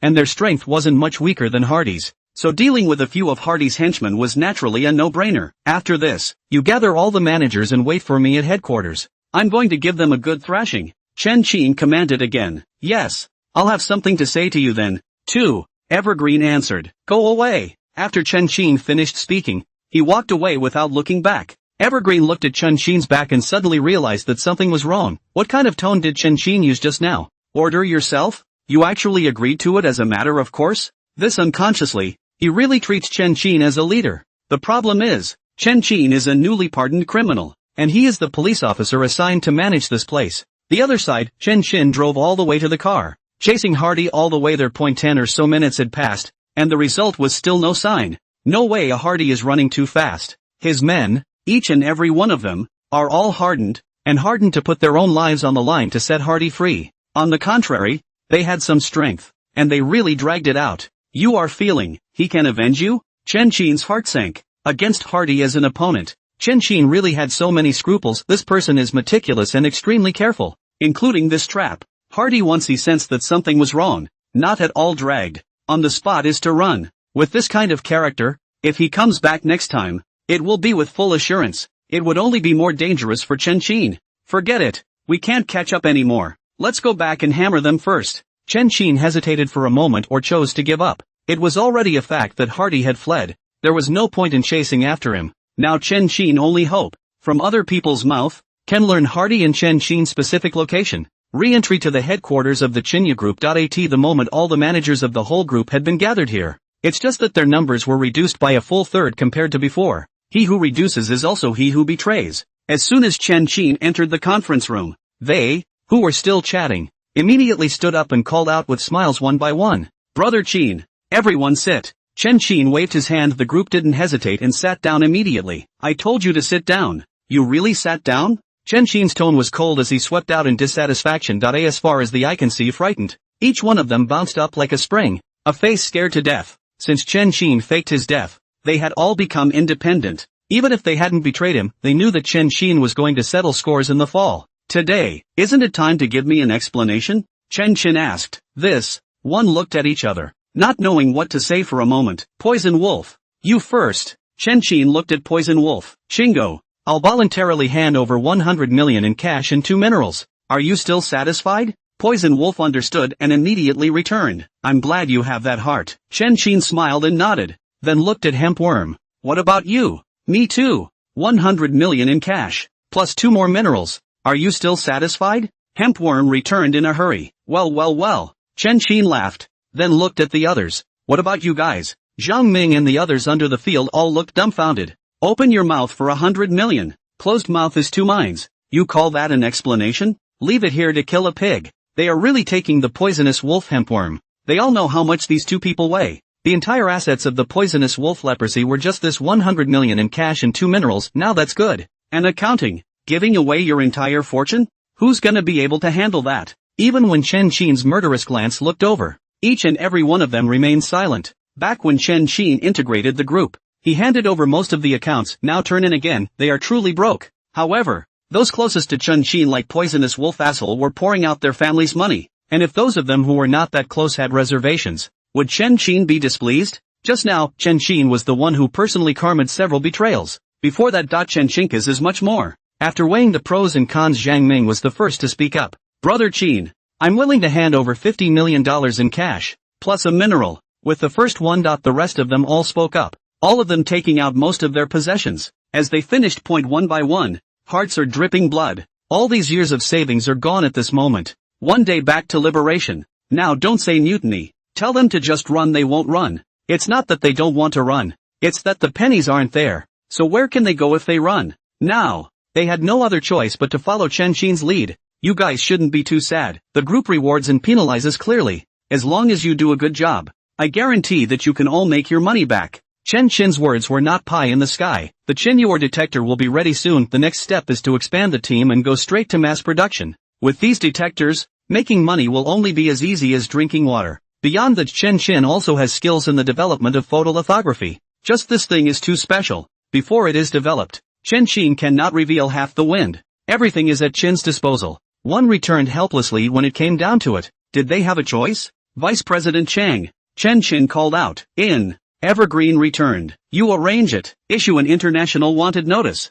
Arrest Andy and Black Spider. Live and let live. Chen Qin's tone was cold and murderous. These two were the only two who escaped from this chase. At this point in time, the two of them are probably already abroad. But it doesn't matter. Behind Chen Qin stands the police. They were already criminals who had fled the country to northern Myanmar, and it made sense to issue an international warrant. No problem. I'll arrange it right away. Evergreen nodded instantly. This statement was made. Everyone shuddered and broke out in a cold sweat. Until now, it was only then that they suddenly remembered who exactly was standing behind Chen Qin. As strong as Black Shadow was, he was just a plutocrat with a little more money. No matter how awesome the plutocracy was, could it still be as awesome as the existence behind Chen Qin? And Chen Qin and Evergreen are simply perfect complements to each other. Crime is committed. Evergreen takes care of it. There was no crime. Evergreen provided the information, and Chen Qin personally reaped the rewards. There is no such thing as committing a crime here in Chen Qin. That is to say, as long as Chen Qin wasn't dead,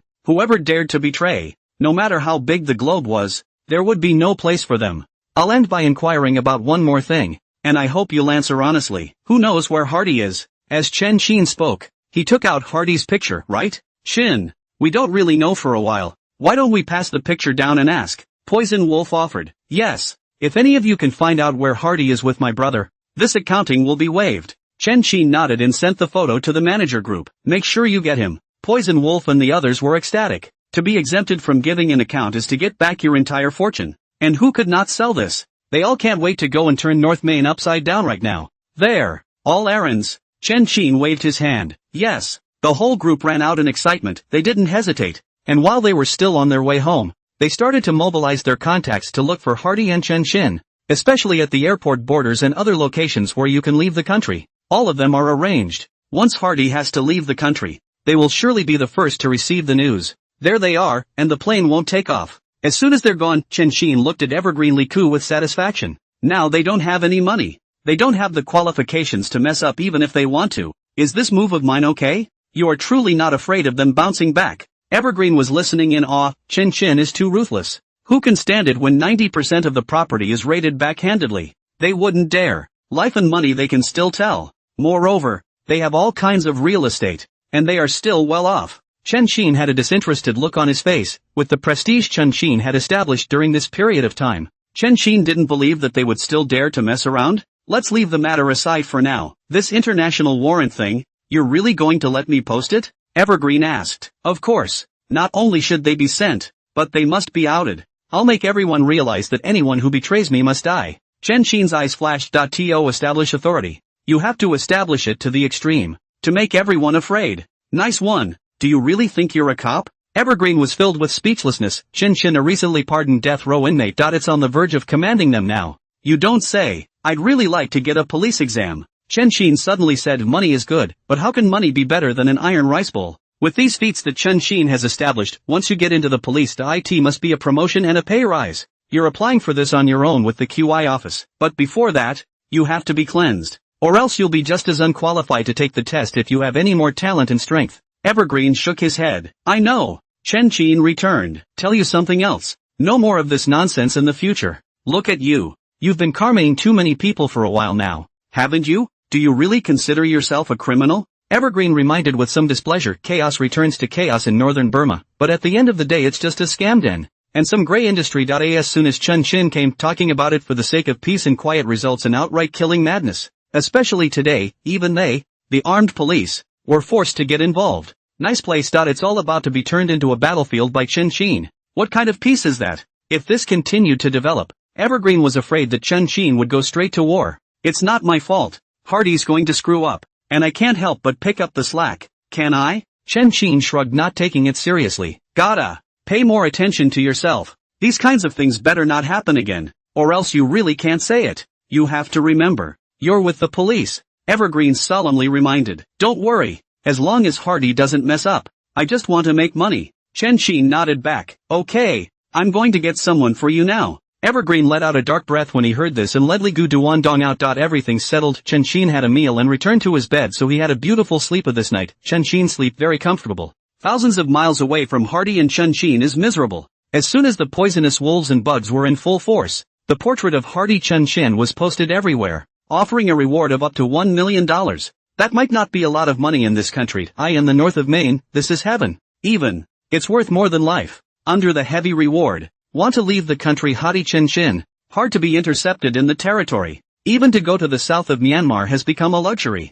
A whole week passed, they are hiding and suffering. Fark, what kind of freak is your brother? If we keep searching like this, we'll be exposed sooner or later. Hardy was frantic with anger. Like him, this kind of soldier king level characters, to where is not good food and drink supply, is not bright and shiny bull coaxing. As soon as we get to Chen Qin, not only were the weapons robbed, but all the elites they brought with them were folded here. Even he himself, the king of a generation of mercenaries, had to live his life like a street rat. When had he, Hardy, ever been so wronged? Instructor, I'm very confused too. He's obviously a geek who stays at home every day. Where did he get such strength? Chen Qin was so depressed that he wanted to cry. One trip down, Chen Qin didn't finish it off and left his own hand here. Now, Chen Qin is regretting all his mistakes. There's another one. Fark. Hardy blushed and hid in the bathroom as a movement. It wasn't that he didn't want to kill. It was that once he did, Chen Qin would surely smell the odor and rush over. With an opponent like Chen Qin, Hardy really didn't dare to mess with him before he had a powerful weapon. That's all. A Hardy Chen Qin is either in hiding or on the way to hiding. The small life is bitter and suffocating. Chen Qin sighed, after a week of research and development, finally developed the Qin ore detector. This detector not only detects ores such as jade, but also metals such as gold. It is a high-tech product that is truly 50 years ahead of its time. Hurry, let's try the mine. Professor Wang's tired face was all exuberance. The rest of the experts followed the team in the same way. Go! Chen Qin was also eager to try its strength, and with one phone call, called all the managers to the jade mine site. At a glance, the place had been filled with a dense crowd of people. All the big and small managers, including the new undercover manager, were there. Mr. Chen, Andy Black Spider are under arrest, currently arrested and returned. Evergreen was the first to come up and report. This statement was made to the whole room blanched. People like this who have escaped from a foreign country are usually very difficult to arrest successfully, even if they are pursued by Interpol. It's only been a week. Not only did they arrest the man,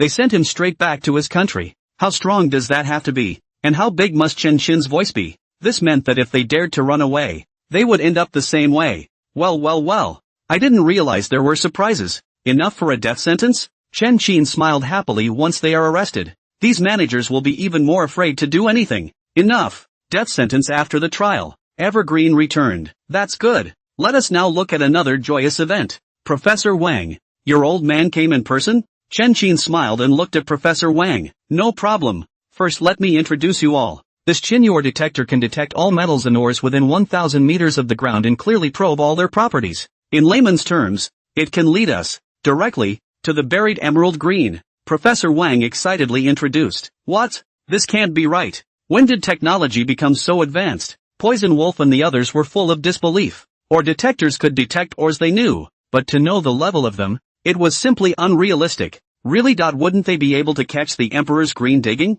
A piece is tens of millions of dollars. Who the hell still plays fraud?